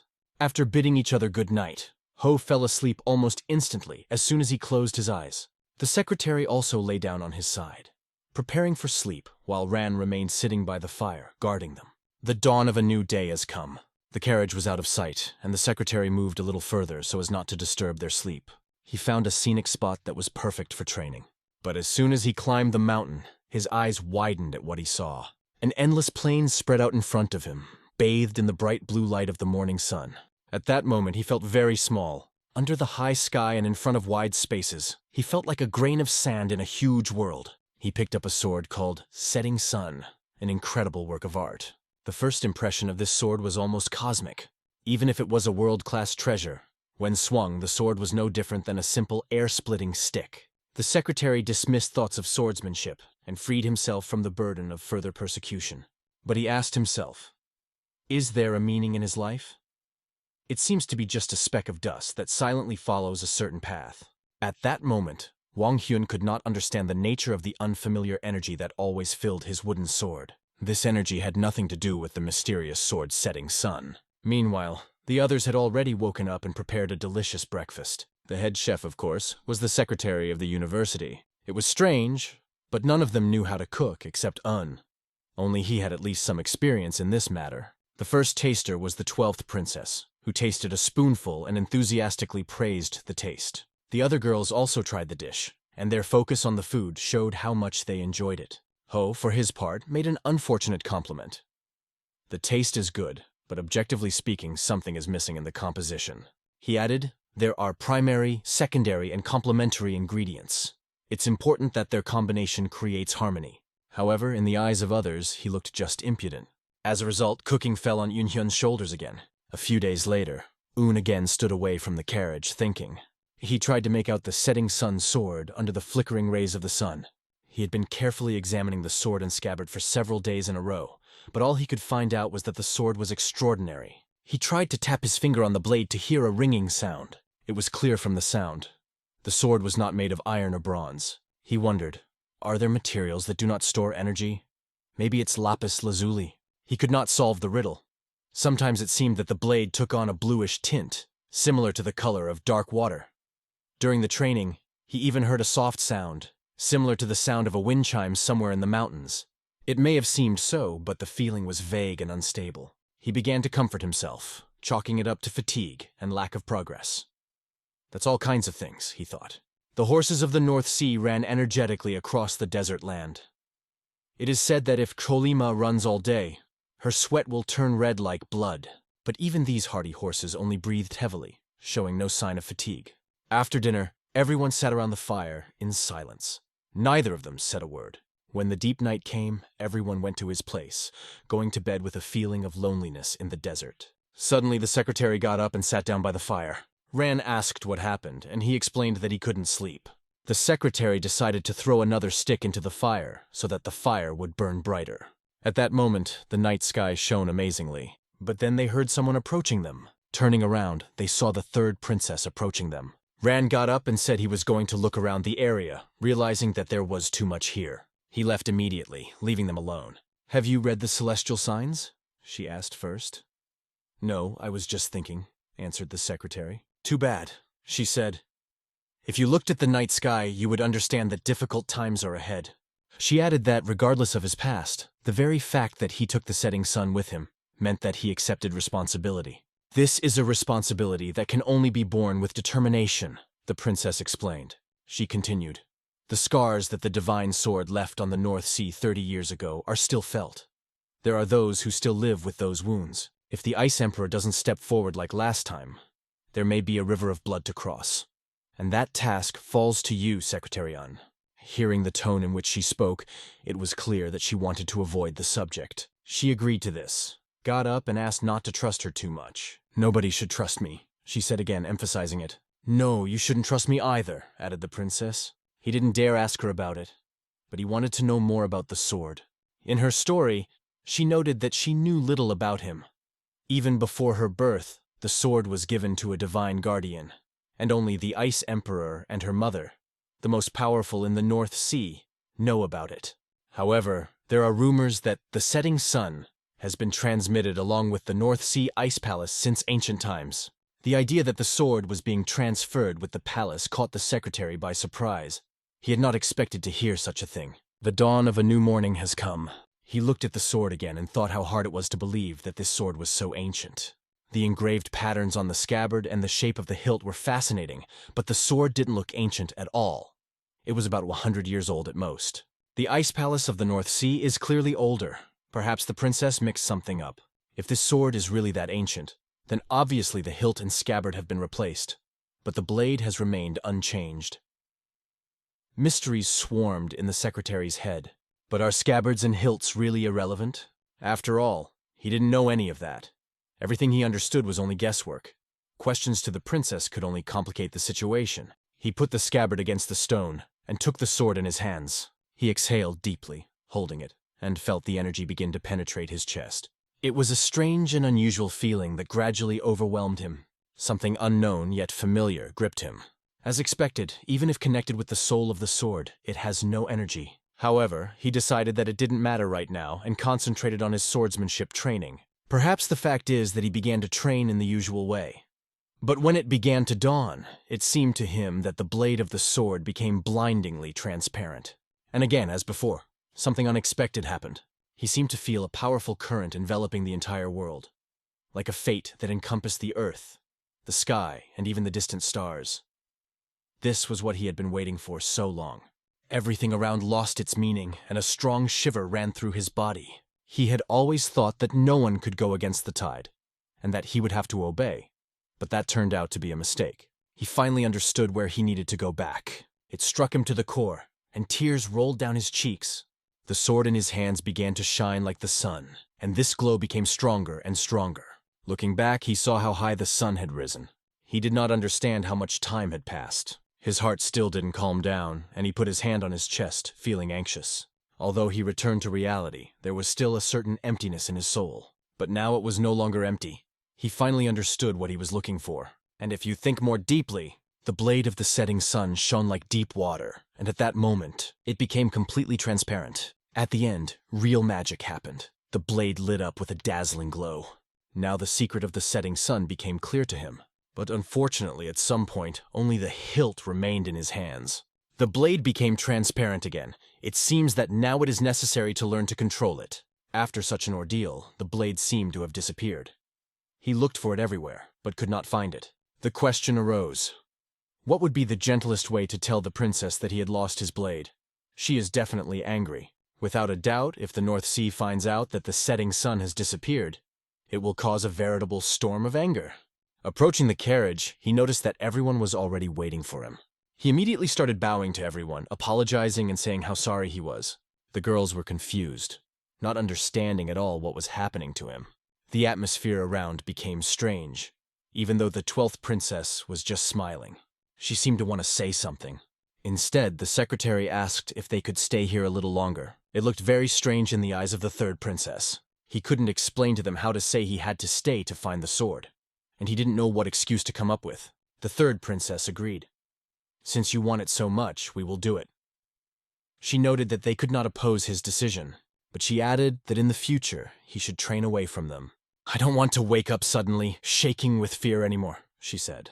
He did not understand what was being said, but decided to remain silent. As a result, his companions remained in this place for 2 more days. An Hyeon, with no free time, skipped training and searched unsuccessfully for the setting sun blade. The princess's gaze grew colder and colder, and he knew he had no choice but to stop searching. The handle remained in place, but the disappearance of the blade remained a mystery. He simply disappeared. How and why was unknown. Meanwhile, Ho, sitting in the coachman's seat, noticed that they had finally crossed the wasteland, judging by the green and flowering scenery that opened before him. There was no time to stop, because the ice palace was already very close, and they went straight there. In the carriage, the 3rd princess asked the secretary not to show the setting sun to anyone yet. But he probably wouldn't do it himself, even if he wanted to, because now it was impossible. Thanks to the scabbard, the sword seemed whole and intact, but it was worth exposing it. And the truth would immediately come out. It seemed to her that his look and expression had become strange. He started to explain something, but at that moment, an unexpected idea dawned on him. Then he turned to the princess with one request. "When we arrive at the Ice Palace, let's meet with the Ice Emperor first," he suggested. It was unexpected, and she could not promise to comply with his request. Then he asked for at least permission to be the first to show setting sun to the Ice Emperor. What is he up to? She thought, slightly surprised by such an unusual request. However, she agreed, allowing him to do so. At the same time, she added, "If, of course, it will be possible." Meanwhile, they reached the tall trees, and the wasteland around gradually disappeared. The landscape changed again. Without any stops, the road led them further and further. Under the thick cover of trees lay the earth, which never melted even on warm days. This caused them to misjudge the area, but the third princess explained that it was a blessed land for them to live here. At that moment, the secretary noticed how her eyes lit up. She seems to have genuinely loved the North Sea. However, they continued to move on. Suddenly, the secretary and Ho simultaneously exclaimed, "Wow!" A landscape opened before them, so beautiful that it was difficult to look away from it. A large lake of bright blue color, and behind it, a majestic castle surrounded by the North Sea. This incredible building was called the Ice Palace. For the boys, this building was more like a real citadel than a palace. At this moment, Ho was deep in thought, and, as usual, he reasoned that the Ice Palace of the North Sea must be full of beauties and treasures. Yes, again these treasures and beauties were spinning in his head. Meanwhile, they were already driving right into the courtyard of the palace. Another thing that surprised him was the height of the walls. Although the palace is called ice, it did not look like it was made entirely of ice. The third princess continued to explain, "This is real ice, although at first glance it does not look like it. This is ice, but not ordinary ice. It is extremely strong and does not melt even under the influence of fire."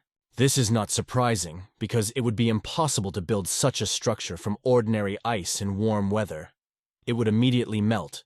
Ho wondered what this special material of the North Sea was. "So the Ice Palace is made entirely of ice?" asked Ho. But the 12th princess clarified, "No, they say it was created by the gods. Although it looked different, its basis is really ice. So it was easy to believe that it was created by the gods, because it never melts. But here there is no grass, no trees, no animals or insects." For some reason, Taho did not believe in the divine origin of the palace. A discussion began between them in the carriage, which turned into a real argument. Ho tried to explain that he meant something completely different, but the carriage, despite their argument, did not stop and continued to move forward. After some time they arrived, and the passengers got out of the carriage one by one. They were greeted by the bright sun that illuminated this majestic palace. Up close it looked even grander. The huge stairs and dragon-shaped patterns on their surfaces were awe-inspiring. Numerous maids began to descend the stairs towards them. They immediately approached the princesses and bowed deeply before them. In the look of the third princess, one could feel the royal majesty. She was not just a beautiful and cold girl. She turned to the boys, saying that the maids would take them to their rooms where they could get some rest. "I'll see you later," she added, in a strange tone that caused astonishment. Her tone remained unclear, but the secretary merely nodded in response. She, accompanied by the maids, began to climb the stairs. Ho guessed that they wouldn't receive a warm welcome here, but he didn't think that the shunning would start from the moment they arrived. Unexpectedly, the princess stopped in front of the long curtains, through which the maids let her pass. She took a few steps forward and walked through them. Her beauty paired with the floral drapes was simply breathtaking. A door was waiting for her behind these curtains. She entered them, and a woman was waiting for her behind the arched door. It was the Ice Empress of the North Sea. Her dress was extremely impressive, and her beauty was captivating. They greeted each other, and the Empress asked where the guests who had arrived with the princess were. However, the third princess had something else on her mind. What she wanted to ask her mother. "Why did you let this happen, Mom?" That's what was going through her head. But the word "allowed" seemed too loud for that. The third princess did not think of her mother as someone who would let unforeseen circumstances determine her fate. She slowly opened the curtain behind which her husband lay. "It's not worth it if it puts my husband's life in danger," she continued. "Especially when it comes to the life of the North Sea Emperor." Her gentle hand gently reached for his face. She patted his head as he lay with his eyes closed. Doing it was incredibly painful. Meanwhile, the third princess looked at her father with a look devoid of any warmth. "Did they find the culprit?" she asked further. The mother replied, "No. If the attack on the emperor happened, then it means that one of the 9 deputies, or the 12 junior princesses was involved," she suggested. "Or no one," added the third princess. Currently, only the two of them knew the state of the Ice Emperor and the 12 princesses. And now for the Ice Empress, this is the only chance to change the course of events. Because of this, everyone gathered here, pretending to know nothing, although inside everyone was trembling with fear. After all, the one who was supposed to be far from here has returned. The mother also noted that no one left the Ice Palace after the incident. Everyone feared the third princess more than even the Empress, because it was she who could claim the imperial throne.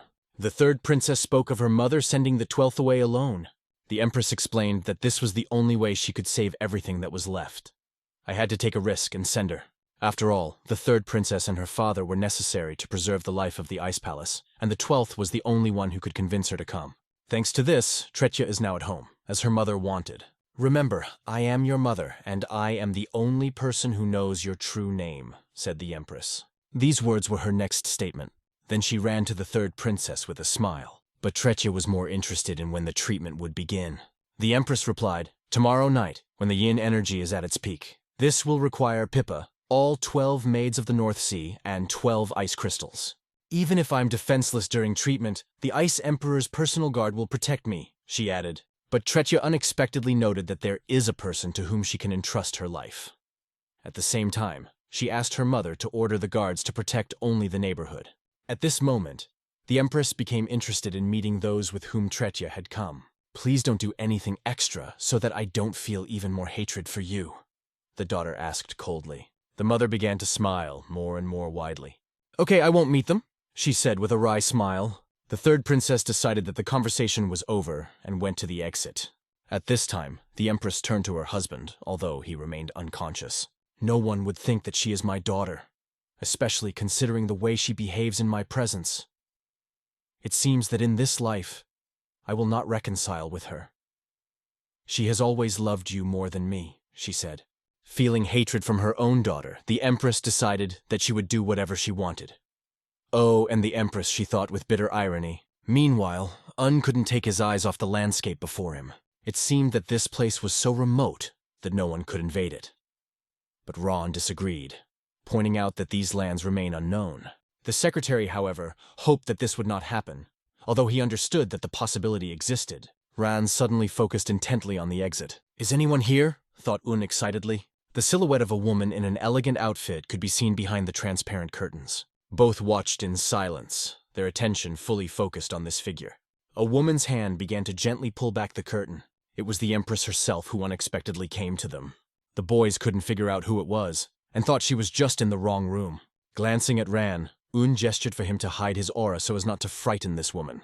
The secretary began to explain who they were and where they came from today to this place. Stuttering, he said verbs, trying to explain who he was, and finally said his name. He then introduced his companion, calling him Doc Ran, and repeated his name once more.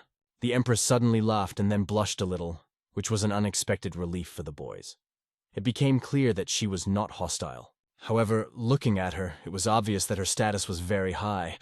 If she started screaming, they could be in big trouble. The secretary, trying to avoid misunderstandings, suggested that she simply had the wrong room. But at all his words, the Empress continued to be silent, which created tension. Because of this, the secretary began to worry that he might have said something wrong. Ran, seeing no point in staying, declared that he would return to his room. After saying goodbye to them, he left, leaving the secretary alone with the Empress. The secretary began to explain that he is a non-conflictual and friendly person. But the Empress, smiling, answered that it did not make such an impression at all.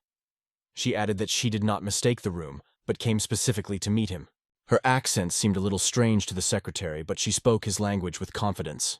I'm sorry if I confused you, Master Unhun, she repeated, correcting herself. No, just Unyun, the secretary clarified. I apologize for this awkward situation, she added with a small smile. It looked rather silly of him, but he couldn't understand why she was staring at him so intently. Looking closely at her, he noticed that she looked remarkably like the third princess. He dared to ask, "Why have you come?" I was wondering who the third princess's guest was. It's you, isn't it? She answered. The secretary introduced himself again, explaining that he was the secretary who had come here as the deputy representative of the Murim Union, and gave his name once more. Upon hearing this, the Empress assumed that he was more inclined towards science than the art of the sword. However, he explained that he was not so good at science, and his explanations looked quite funny from the outside. Excuse me, may I ask who you are? He asked cautiously. She took a few steps closer, and the atmosphere in the room grew warmer. It's strange. Your appearance and aura are completely different, but your eyes are so similar to his, she said. When I first saw him, he was a big and powerful man. I was then only a young, unknown lady, who in his eyes must have looked like an insignificant girl, she added. Her words puzzled the secretary, putting him in the position. What should she answer now? Without even introducing herself, she suddenly turned around and said she had to go. The ghost always notices when someone touches his things, she said mysteriously. Soon you will know who I am, she added in parting. After that, she simply disappeared from his sight, leaving him wondering, what was that all about? He felt as if a ghostly spirit had possessed him. It even shook him a little after this strange situation. Then the third princess came to him. Looking around, she asked if anyone had just entered the room. He explained that he did not know who it was, but described a lady in a white silk dress trimmed with gold thread. Her next question was, did you show her the setting sun? No, we didn't even mention him, he assured. Of course, the third princess realized that it was her mother. However, she decided not to explain this to the secretary. He exhaled a little and suddenly laughed. Her question was quite direct. Why are you laughing? He explained that he thought she was very cute. However, like a real flower, she answered, I am well aware that I am not cute at all. She came with the specific purpose of asking him for one favor. Her request was unexpected. She wanted him to be her escort. What happened? He was curious to know exactly what she was talking about and why she asked him for it. At this point, the princess told him a story. The emperor had recently suffered a sudden attack. To cure him, the 12 North Sea maids who possessed the 12 ice crystals must transmit energy to the Ice Emperor throughout the process, and she must control their inner strength. She wanted him to protect her at this important moment. As the matter concerned the control of internal energy, the effects and consequences could be significant, as the secretary well understood. But the princess asked him not to worry because she was going to use the pipe. Secretary Yun tried to remember what a pipa was. He remembered the words of the 12th princess that her pipa was the best. Although he did not fully understand, he began to put together puzzles and realized that the control would be through the melody. Unagreed, even though this was his first experience as an escort. But with Mr. Doc Ran, he was sure he could handle it. For that, the third princess thanked him, blushing a little again during the conversation. This time the secretary did not escape embarrassment either, because his cheeks also became rosy. However, he remembered the lady who had come to him earlier and asked who she was. The third princess's expression changed dramatically. You'll find out soon, she answered shortly. But if he's going to find out soon, why not tell right now? It remained a question for him. As a result, this conversation ended and some time passed.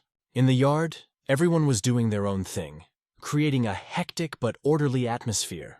In such places, the atmosphere is always the same, even if the decorations are different. Ho approached Un, wearing a mask of hearts and flowers, fascinated by the girl's beauty. He noted that the girls here are clearly different. His eyes darted from side to side, glancing at one and then the other. Un warned him to be careful, but it didn't help much. During the conversation, Ho began to drink the wine poured into the dish, but suddenly began to cough and even spat out the drink. The drinks turned out to be so strong that he simply could not stand it. But his attention again turned to the figure of one of the girls who was passing by, and he began to behave indecently. At this point, attention should have been paid to Rana, who was standing behind him. His demeanor was much more serious, though he once again emitted his murderous aura. Nearby at the table sat other boys, who turned out to be princes. The 8th prince of the Northern Sea Ice Palace was quietly discussing with the other guests that the 3rd princess had brought with her. The 5th prince of the Ice Palace was also in solidarity in his remarks, and so did the 7th prince, who seemed to share their opinion. One of the princes stood a little to the side, sipping a delicious drink. This annoyed the others a bit, as the 1st prince, who would probably become the Ice Emperor's heir, was surrounded by his supporters and showed no interest whatsoever in the 3rd princess or her delegation. This only added to the irritation, but it was at this moment that the doors began to open. Ho and the secretary, who were standing nearby, understood that now everything would begin. Apparently, the organizer of the event is going to leave. Everyone was intrigued as to who it could be. And here appeared the same beautiful woman who recently entered the secretary's room. Ho was delighted, barely able to contain himself when he saw this incredible beauty. But aren't they too similar? After all, she went with the 3rd princess. In a low voice, Un said to Ho, It appears to be Miss Ice Empress of the North Sea. The third princess followed her without looking around. With a slight wave of her hand, turning back a little, the Empress said to the third, "There are many ardent eyes directed at you. I think it's because of you, Mom." "Oh, thank you, answered Tretya with a smile. They were approaching the stairs leading up. There was a luxurious throne decorated with gilding. Climbing the stairs, the Empress addressed the crowd. "The Ice Emperor will not be able to join us today. You've probably guessed," she added, turning her head toward the audience. The Empress announced that this was unexpected even for the third princess. A sneak attack had been launched against the Ice Emperor. This statement caused a violent reaction among those present. Meanwhile, the third princess thought, "What is the Empress counting on, revealing the truth right now?" The Empress then asked everyone not to worry, assuring them that the Ice Emperor was fine. He just needed a little treatment. However, it was difficult for those present to believe it. They considered it a lie, because if the Emperor had been healthy, there was no way he would have missed such an important event. The Empress added that it was for this reason that the third princess and the 12 maids of the North Sea were here now, to help restore the Ice Emperor. They have come a long way to be present. One of the princes indignantly asked why the third princess had the right to make such important decisions. The Empress made it clear that it was within her authority as the Ice Empress of the North Sea. She also added that she was ready to take full responsibility if the Emperor's condition worsened. "Take responsibility?" asked one of the princes, taking a step forward. It was the first prince of the Ice Palace who asked how exactly she was going to be responsible. The Empress replied, "You are right. The Ice Emperor's life cannot be replaced. Perhaps you could handle this situation better than me?" To these words, the first prince did not immediately find what to answer, and decided to wait for what she would say next. The Empress continued, "However, we have no guarantees that His Majesty has not been attacked by one of you, possibly even the first prince." The prince standing next to the first called her words outrageous. "Do you really doubt the first prince?" The Empress could not directly accuse the first prince, but reminded that there was no evidence to prove his innocence. During her words, it was hard not to notice her cold gaze, like a piece of ice. She addressed everyone present, declaring that there was no person who could not be suspected of the attack, including herself. However, the most important thing right now is to heal the Ice Emperor. Finding out who is to blame will have to wait until he recovers. The treatment will be handled by the third princess and 12 maids. At the same time, the Empress announced that she takes full responsibility for the result. If something goes wrong, the audience will have the right to do whatever they want with her and the third princess. One of the princes asked her to keep her word in any case. The Empress also mentioned guests who had come from afar, noting that they had not yet been formally introduced. Since the languages were different, the third princess approached the guests and said she would help with the translation. The first to be introduced was the young master Jagelho, who had arrived as a representative of the Muram Union. After him, she introduced the second guest. It was the distinguished warrior Doc Ron who had arrived as an escort. In the south, he is called a craftsman with undeniable skills. The last one was the scholar, young master Unhyun. Interestingly, the princess repeated his name twice. Woon Hyun, Woon Hyun. The princess noticed that he was confused when he introduced himself to her. Her gaze made him avert his eyes so he wouldn't continue to meet her gaze. Everyone froze in anticipation as she prepared to name the person who would be the escort in this case. This person was supposed to protect the third princess and the 12 maids of the North Sea during the Ice Emperor's treatment. The soldiers looked surprised. How could a secretary, an ordinary person, accompany the princess? Moreover, he is tasked with protecting not only the third princess but also the 12th during the treatment of the Ice Emperor. The rage of the warriors is over the top. Can a stranger replace them when it comes to the safety of the Ice Emperor? The indignation grew into furious anger, and people shouted that it was a shame. The princess must reconsider her decision. However, the girl resolutely declared she, as the Ice Emperor, was attacked. There are no warriors left in the North Sea, and she repeats, "No one can be trusted." Her words cause anxiety among everyone present. No one understands how they can entrust this mission to a man they don't know. The princess confidently declares, they will be able to trust him as she trusted. After all, he is the new owner of the Sunset. He defeated Bin Sol, the heir to the Divine Sword.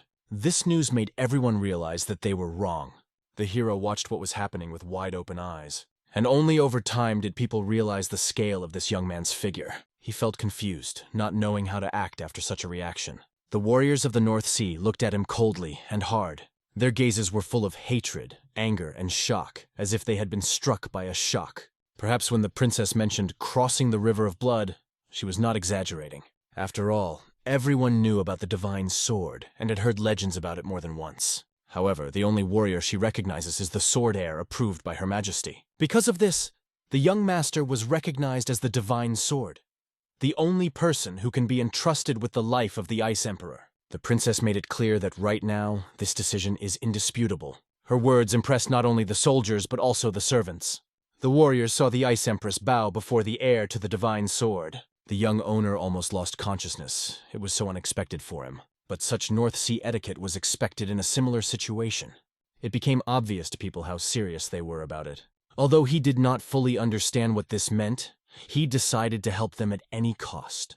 He didn't intend to worry and didn't need to think too much when making a decision. The heir to the divine sword, the new ruler of the sunset, took on the label of Ice Empress. Just as the divine sword had once accepted the Ice Emperor's kindness, this gesture symbolized a new alliance. This marked the beginning of a new phase in history unfolding before our eyes. The woman looked at him with love and warmth in her eyes. The atmosphere changed, and everything finally started to fall into place. But she drew attention to the question of the Lord of the Setting Sun, noting that the decision would be made by the Ice Emperor himself. She hopes that by then no one will decide on rash actions. With her tone, she made it clear to everyone present how serious the situation was. Her words clearly outlined the limits of what is permitted, urging not to violate them. And yet, the mood has changed. The feast has just begun. Yun looked at everything in disbelief, not fully understanding what was being discussed, but he saw how the expressions on the faces changed. Will the young princess ever be the same? She approached him at that moment and apologized for her inattention. The fact is that the Ice Empress accidentally revealed the fact of an unexpected attack on the Emperor. And along with this, the personality of the young Master Yun was revealed to everyone. She even made a serious gesture, showing her respect for etiquette. Yun, clenching his fist, realized that he couldn't do anything. But it seems that the young princess had no reason to apologize because everything looks good. However, he still does not fully understand the situation in which he is now. Closing his eyes, the hero takes a deep breath and considers the situation. He promises himself, if the princess is really worried about him, he will do everything possible to help her. His words sounded surprisingly categorical for the princess. The princess remembered her words, which were still echoing in her thoughts. Even though she had been defeated by the Ice Empress many times before, she never gave up. All the words spoken by the young man rang true. She will never sit idly by, indifferently watching the events. A young scientist could have predicted this. And so standing at the exquisitely decorated banquet table, the Ice Empress was looking at these two carefully. She noticed that one of her acquaintances was also following her. His penetrating gaze was so alert it almost seemed like a laser. We moved to the Ice Palace of the North Sea, to the farthest room of the Emperor. At this moment, a young princess enters the peace of his chambers. Taking a few steps forward, she meets the gaze of the Empress, who, smiling, invites her to come closer. The princess directly asks, "Why did the Empress do all this?" She admits that although she cares for herself and her sister, much of what happened is steeped in lies. The princess asks if she thought about the consequences of revealing his identity and holding him responsible. The Empress explains, it was all part of her plan to convince everyone.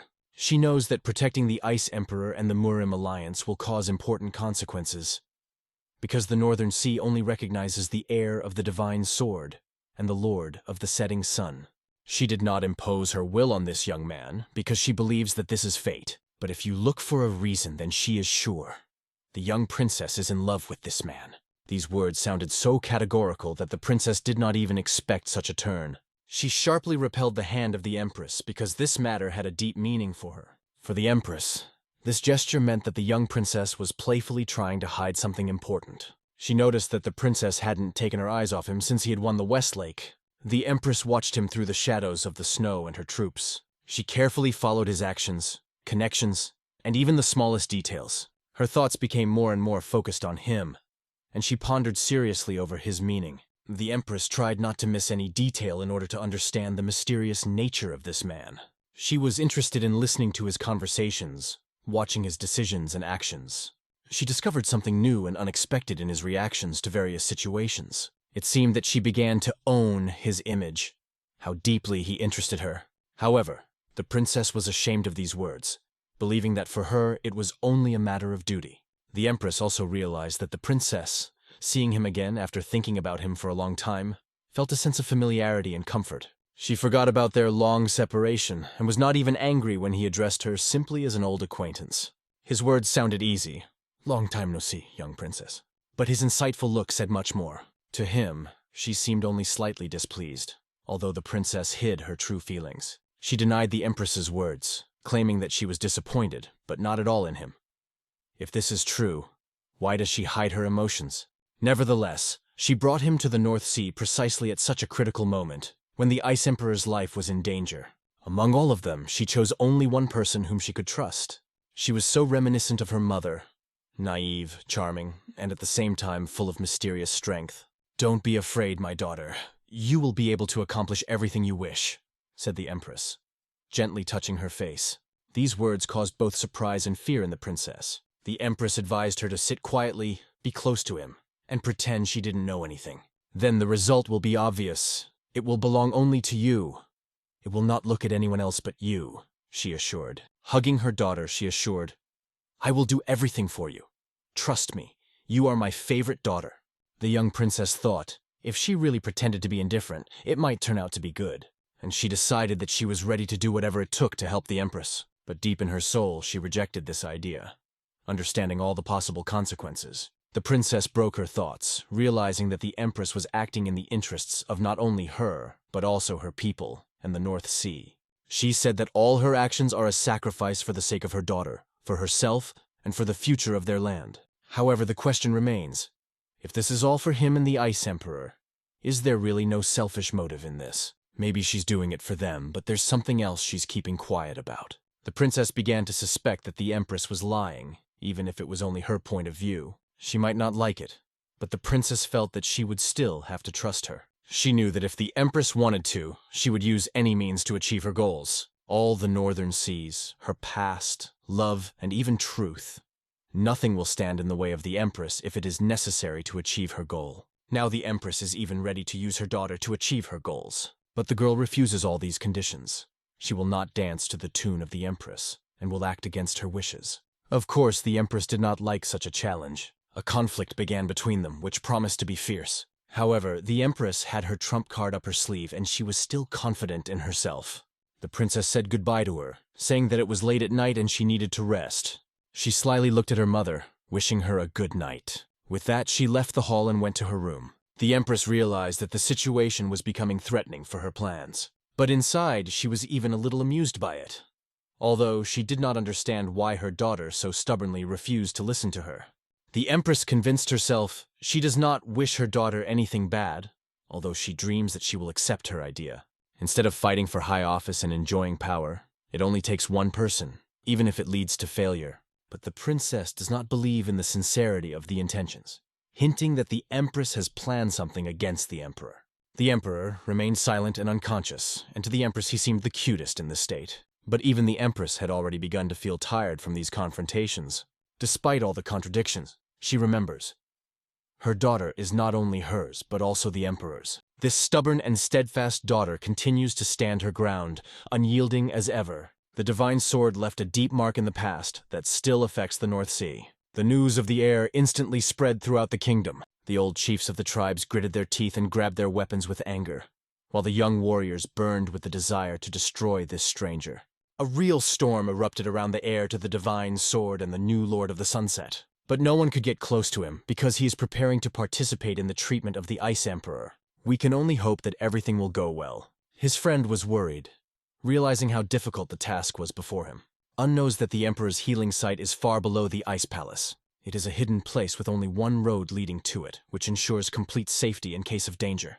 Maybe they should stay together to support each other in their time of need. However, Guo thought he could handle it on his own. He understood that his nickname, the Lonely Guest, accurately reflected his nature. So there is no other choice, but he has to be careful under all circumstances. If the enemy gets too close or there are a lot of them, he hopes that at least two will stay on his side.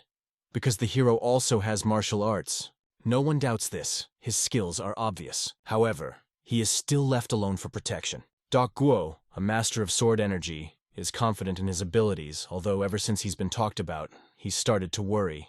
And this is understandable, especially when you look at a huge room, Soon, the treatment of the Emperor of the Ice Palace will begin behind this door, where there will be 12 maids, a young princess, and all the responsibility will fall on him. He hopes that the wooden sword will not become the main tool of defense, and he will be allowed to take another. A sword called Before the Dawn is perfect for this situation. However, his confidence was shaken when he heard an unexpected sound. It was clear that the key moment had arrived, on which the life of the Ice Emperor and the fate of many, including Go himself, depended.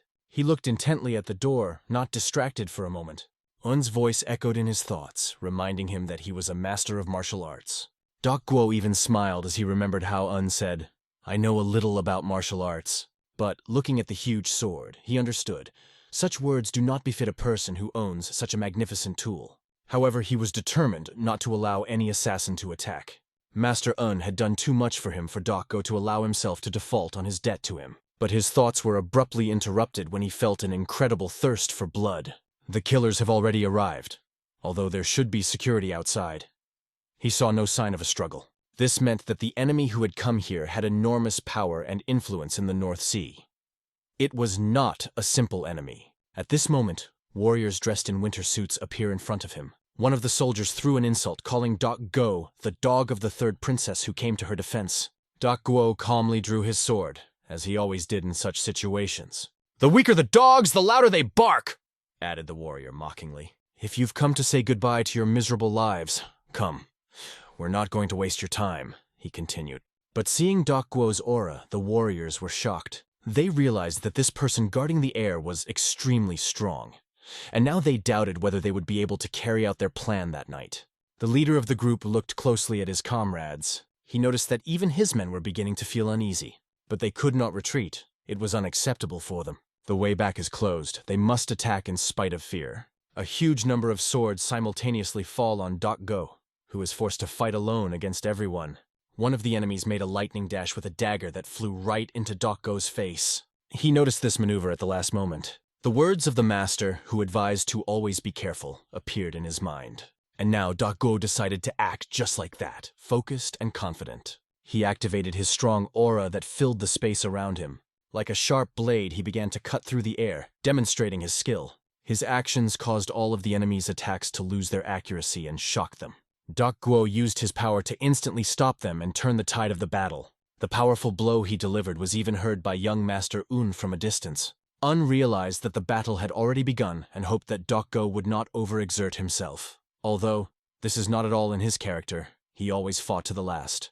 Thoughts about the possible danger swarmed in his head, but he tried to convince himself that it was not worth interfering, because it could only get in the way. And suddenly, a ringing, almost deafening sound sounded in Un's ears.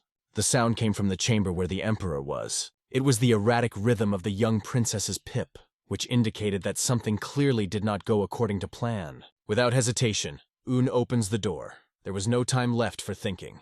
He didn't know what exactly was waiting for him, but he was sure. His presence here was necessary. When he entered the hall, an incredible picture opened before him. Everyone present was focused on conveying an aura of power to the Emperor. Among them, Un saw even his old acquaintance, Bin Sol. The atmosphere was permeated with a strong energy that literally compressed the air. The center of attention was a young princess playing her pipa. But her tune was restless. She clearly couldn't fully concentrate. If this continues, dire consequences can follow. Treatment will become impossible, and all efforts will have to be considered futile. Feeling a huge responsibility, Un understands. He must act. He can't let it all end. Reaching out, he looks for a way to help. But before him appears the Empress, who swore that no matter what, she, as the Ice Empress of the Sea, would not leave the owner. "If you're going to hurt him, you're going to have to go through me first," she said. But Un is not going to do this at all. He came to help and protect the Emperor. Drawing his sword, he concentrated deeply. An incredible aura began to emanate from his body, which filled the entire room. Un's focused gaze said only one thing. He was ready to act. Meanwhile, the 12 servants of the North Sea, who were supposed to contain the energy fluctuations, stood confused in indecision. The young princess continued to play the pipe, trying to keep the room from collapsing. But her efforts seemed futile in this situation.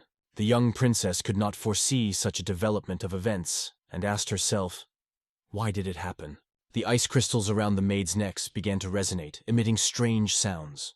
This was due to the simultaneous release of their stored power, which could result in an explosion. Un realizes that he can't just destroy these crystals. It's too risky. The crystals become colder and colder, accumulating an incredible amount of energy. A huge whirlwind, as if absorbing everything around, takes away the inner strength of the maids. It must be stopped without a single direct hit. Compared to the hurricane of energy, Una's sword only glowed a faint light, but that was enough for him. At this point, Un prepares to act. He decides to merge with the flow of energy and harmonize it. Its purpose is to restore balance in the room. Un is looking for the key that will allow him to do this. With a swing of his sword, he pierces space like a wave in water. This is not a struggle against the movement, but an attempt to dissipate the internal energy of the flow. Its movements resemble a smooth flow of water, or a light breath of wind that floats through time. Using his second style, floating sword, he moves slowly but surely without stopping. The Ice Empress feels an incredible aura nearby, which unexpectedly chills and seems to break her will. Now you can't lose this chance. It's their only moment. At that moment, a bright flame like a star fills the room. This energy, collected in a flow, is directed into the Emperor's body. Holding his sword, the young master did his best to stabilize the situation. However, these movements exhausted him, and he felt very tired. His efforts were not in vain. The melody became more stable, and the maids were able to successfully control the cold. He was able to find the center of the flow and minimize its impact. It was risky, but he was glad that everything worked out. By the way, this sword does not create resistance or knockback and is possibly as legendary as the setting sun. Everything seemed to end well, but the Ice Empress appears behind him. She wonders how the boy managed to do this and admits that she misunderstood him at the time, apologizing for it. Un only replied that everything was fine, but the Empress still felt guilty and thanked him. Now she was in his debt again. However, Un understood what again meant when she became his debtor. As she passed by, the Empress radiated an incredible aura that left him in awe. Meanwhile, the Emperor lay in his bed without any sign of life. The Empress watched him carefully all this time. Un noticed that her eyes were filled with sadness as she looked at the Emperor. At that moment, a strange realization came to him. He felt an incredible movement nearby which alarmed him. Strictly ordering no one to leave the room, he warned everyone to wait for him here. Un rushed forward to check what was going on. There, he saw that his friend, Doc Go, was not at the designated location, which meant that something had happened to him. We move to the moment that happened a little earlier.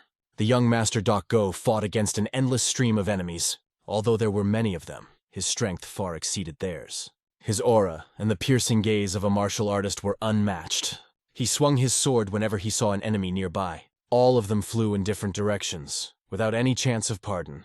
Soon the fog and chaos of battle dissipated, and the enemy lay on the ground. Doc Guo sheathed his trusty sword and carefully surveyed the surroundings. But suddenly he felt the presence of a warrior behind him, who, coughing, was still on his feet and called him a monster. This man explained that all young masters are like him. Doc Guo noticed that it was the captain of the Ice Emperor's guard, and now it was clear why the battle marks were hidden. The man stated that it was unbelievable and couldn't believe that people like Doc Go really existed. He suggested that maybe Doc Go was the heir to the divine sword, but how did he manage to wield the sword so skillfully? Doc Guo explained that there were times when he did not know which path to choose and what to do next. But at that moment, the young Master Un showed him the right path he should follow. Because of this, even if he is not a skilled servant, he cannot betray this choice. Then the guard understood what it meant to be the heir to the divine sword. However, he also felt regret, because this moment was the end of the story for him. But Doc Go could see that he was just wasting time. Doc Go promises him that he will smell gunpowder ahead of him on his journey as he moves towards his goal. Hearing these words, the guard only smiled, as if he had been expecting this for a long time. He took the dynamite out of his pocket and told Doc Go that he was late. But the young master's sword flashed past his neck. This caused the enemy to freeze halfway to implementing their plan. However, at this moment, Doc Go went a bit overboard. His blow accidentally cut through a smoke grenade containing dynamite, which immediately ignited.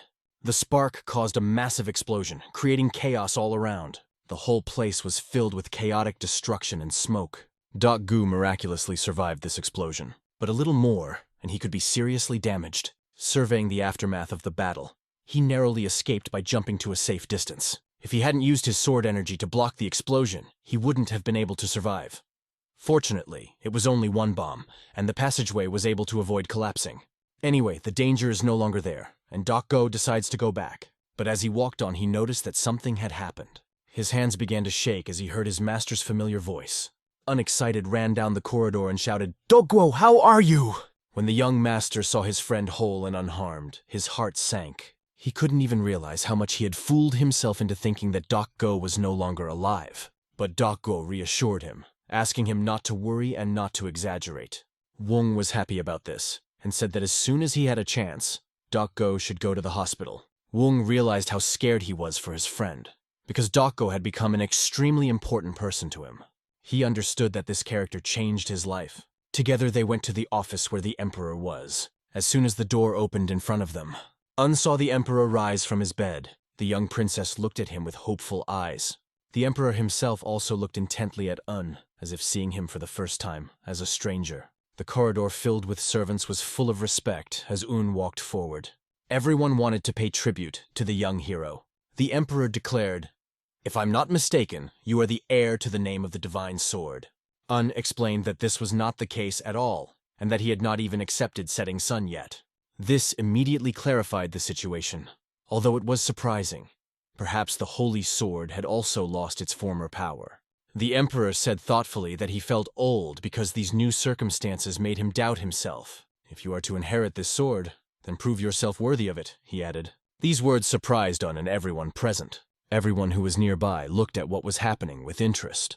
After all, they all made great efforts to return this legendary sword. But interrupted the Emperor, saying that he wanted to demonstrate something.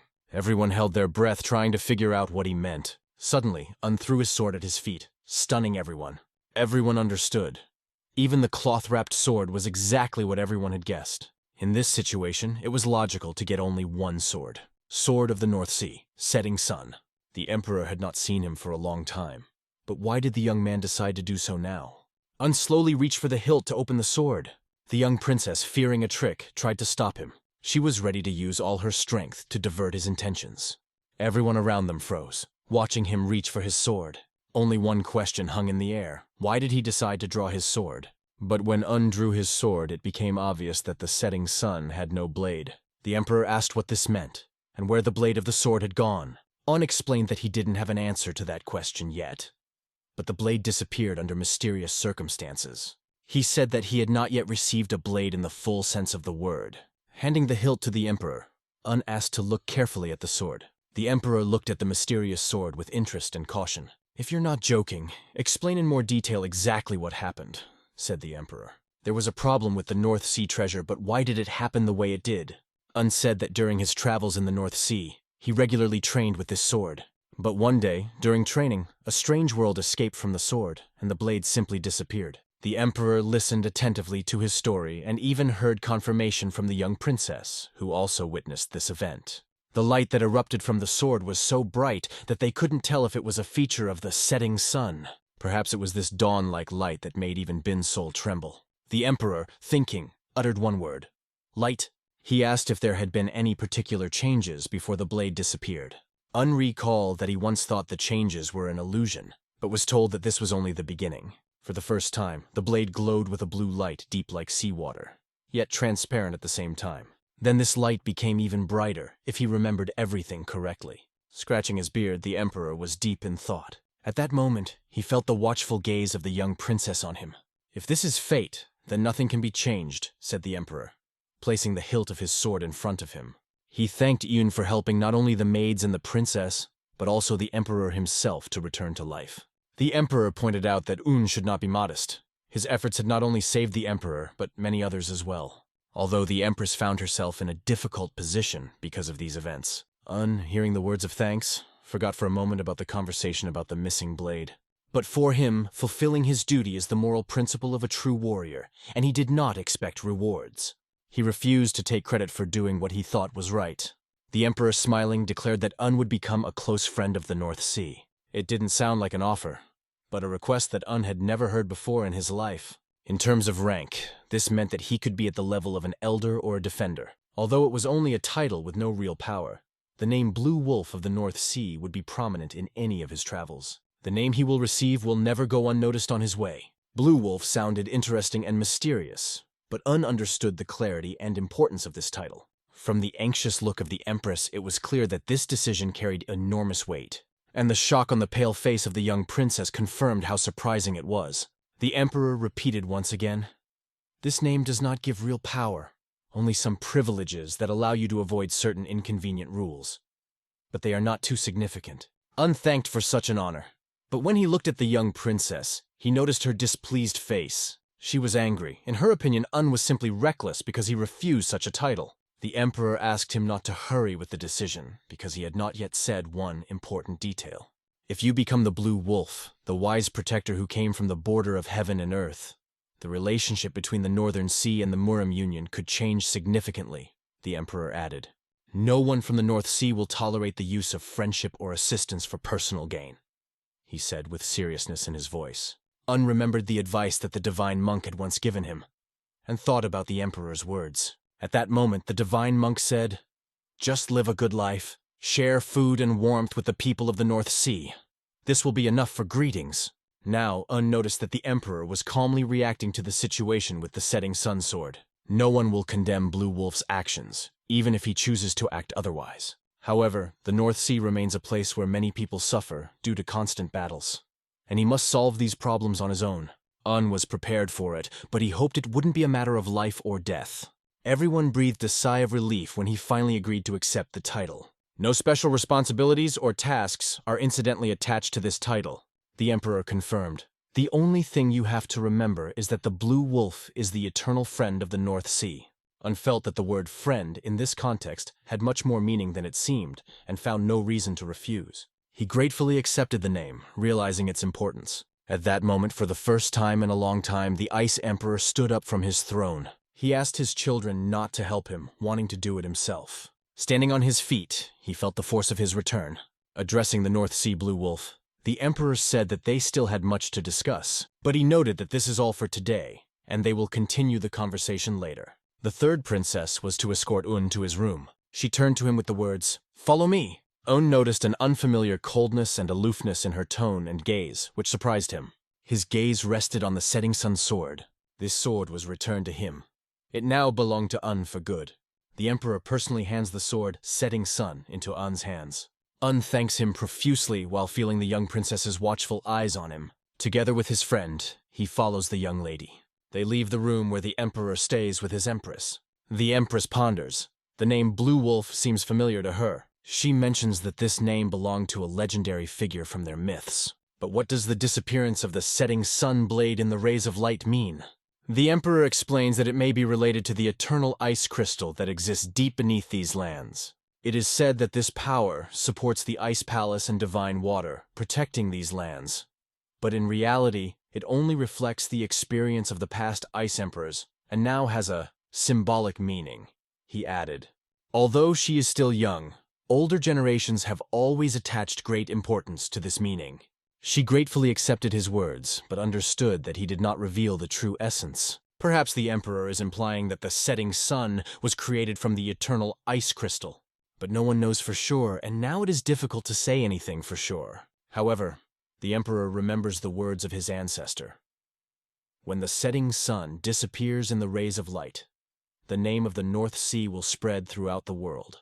This made her think because she had heard those words for the first time. The emperor believes that these words are spoken to show severity to because he has reached a high level, but the setting sun has not undergone any changes. Among his ancestors, only a few people could change the color of the setting sun, and they can be counted on the fingers of one hand. But even so, the color blue, like water, became a real mystery. This made him smile, because no one in history had ever made a sword disappear. Looking at the empress understood how incredible this was. After all, the Ice Emperor, who had never bowed down even to the divine sword, saw something unusual in this. Now the emperor, humbly admitting his weaknesses, seemed different than before. It was something incredible. Because the empress had seen such a thing for the first time in her life. Because of this, the emperor could not allow to remain an outsider not connected to the North Sea. The rank of Blue Wolf might not be enough. If the wolf's anger were to be awakened, it could be a disaster, because no one in their country would want to see him die because of this sword. But the empress never contradicted the emperor's words and always happily complied with his requests. The emperor understood that she often did not act as he said, but the result was always flawless. In the past, she was unyielding and determined, as always. And now her daughter is also trying to prevent chaos in these lands, following her mother's example. In the Ice Palace, in Un's room, there was a cool atmosphere. The young lady coldly led the hero into the room without saying a word. She silently fulfilled her duty, and only at the end turned to him. Her gesture was reserved but respectful. Unnoticed that she looked annoyed and decided to ask about it directly. When she heard the question, she stopped and thought for a moment. She replied that she had no reason to be angry. You are a wise blue wolf who from the edge of heaven and earth was able to solve a question that no one could solve. Why should I be angry with you? Un expected such a response and was confused. After all, a simple coincidence made the blade of the setting sun disappear in the moonlight. This incident completely changed the course of history, and at the same time, it allowed to save the life of the Ice Emperor. Un still didn't understand why he was given the title of Blue Wolf. He felt that this was not just a coincidence, or a coincidence. But, be that as it may, things happened as they did. Although he did not plan anything and was somewhat confused by the words, the princess asked, Do you really think there's a point to this? Why does everything always turn out the way you don't expect? We've been working on a plan for so long, and you turn everything complicated into simple, useful into useless, with such ease. Why do you always do this? She said, obviously annoyed. Un understood what she meant, but couldn't understand why she was reacting so emotionally. He gently held out his hand to her. Taking her hand, he looked straight into her eyes and said, Young princess, you are taking on too much responsibility. You brought me here, escaped persecution, and single-handedly handled the important tasks that pertain to the Ice Emperor's life. Take it as a thank you because no one is threatening you right now. And if you lighten your burden even a little, it will be right. However, hearing these words, the princess turned away from him. She asked to let go of her hand and abruptly broke out of his grasp. Un apologized for his rudeness, but it was obvious that the girl was embarrassed. He himself felt embarrassed by this turn of events and simply told her, Thank you. The princess left quickly, clearly in a hurry, but before she also said, Thank you. Un was left thinking, What did she thank me for? It remained a mystery. The village was engulfed in fire and chaos. The flames relentlessly devoured the buildings. The girl silently watched as her house was reduced to ashes. There was no pity or remorse in her eyes, only emptiness. A man approached her and said that this is the payment for what she did, but she couldn't understand. If it was a fee, why didn't he kill her? Why took the lives of everyone else? There, in the midst of the burning, lay the people she knew and the land she lived on. It's all dirty and disgusting, he said. And that's what he said made him do it. She could not accept his explanation. What right do you have to kill them? She shouted. I can, because I am a man of heaven, he answered. He called himself the master of the Ascension Scriptures, the chosen master of the heavens who defied the heavens themselves. These words sounded so eerie for her that she could not comprehend them. His fist came down on her with unrelenting force. He blamed her for what happened to the village, calling her guilty. In tears, the girl looked at this demonic monster. Suddenly, someone rushed in front of her. It was a child, who begged her to see what would happen next. The woman suddenly smiled and then started laughing like crazy. Her laugh was so strange that it confused even this man. He stopped, wary, not understanding what she was up to. You call yourself a man of heaven, she said, but have you recognized your child? His movements froze for a moment, and a doubt flashed in his eyes. What does this mean? The woman, with a note of doom, looked at him as if she had already come to terms with the inevitable. The woman falls down, exhausted from the blows she received. She remains motionless, dead before him, showing no sign of life. The Dark Heaven Emperor realizes that this child may be his own son. A small, frightened boy who could not even do anything when his mother died in front of his eyes caused him shame. He approached the child and asked how old he was. The boy replied, 12. The Heavenly Emperor remembered that it was during this period that he himself left his native home. The boy's gaze reminded him of his own reflection from the past. Come with me, he offered the child. Left speechless, the boy only trembled, not knowing what to answer. Without waiting for consent, the Emperor grabbed his clothes. He jumped into the sky and flew, taking the boy with him. In the future, this child will be named King Moon. Now he is an adult and self-confident man. One of the servants noticed that his master had returned.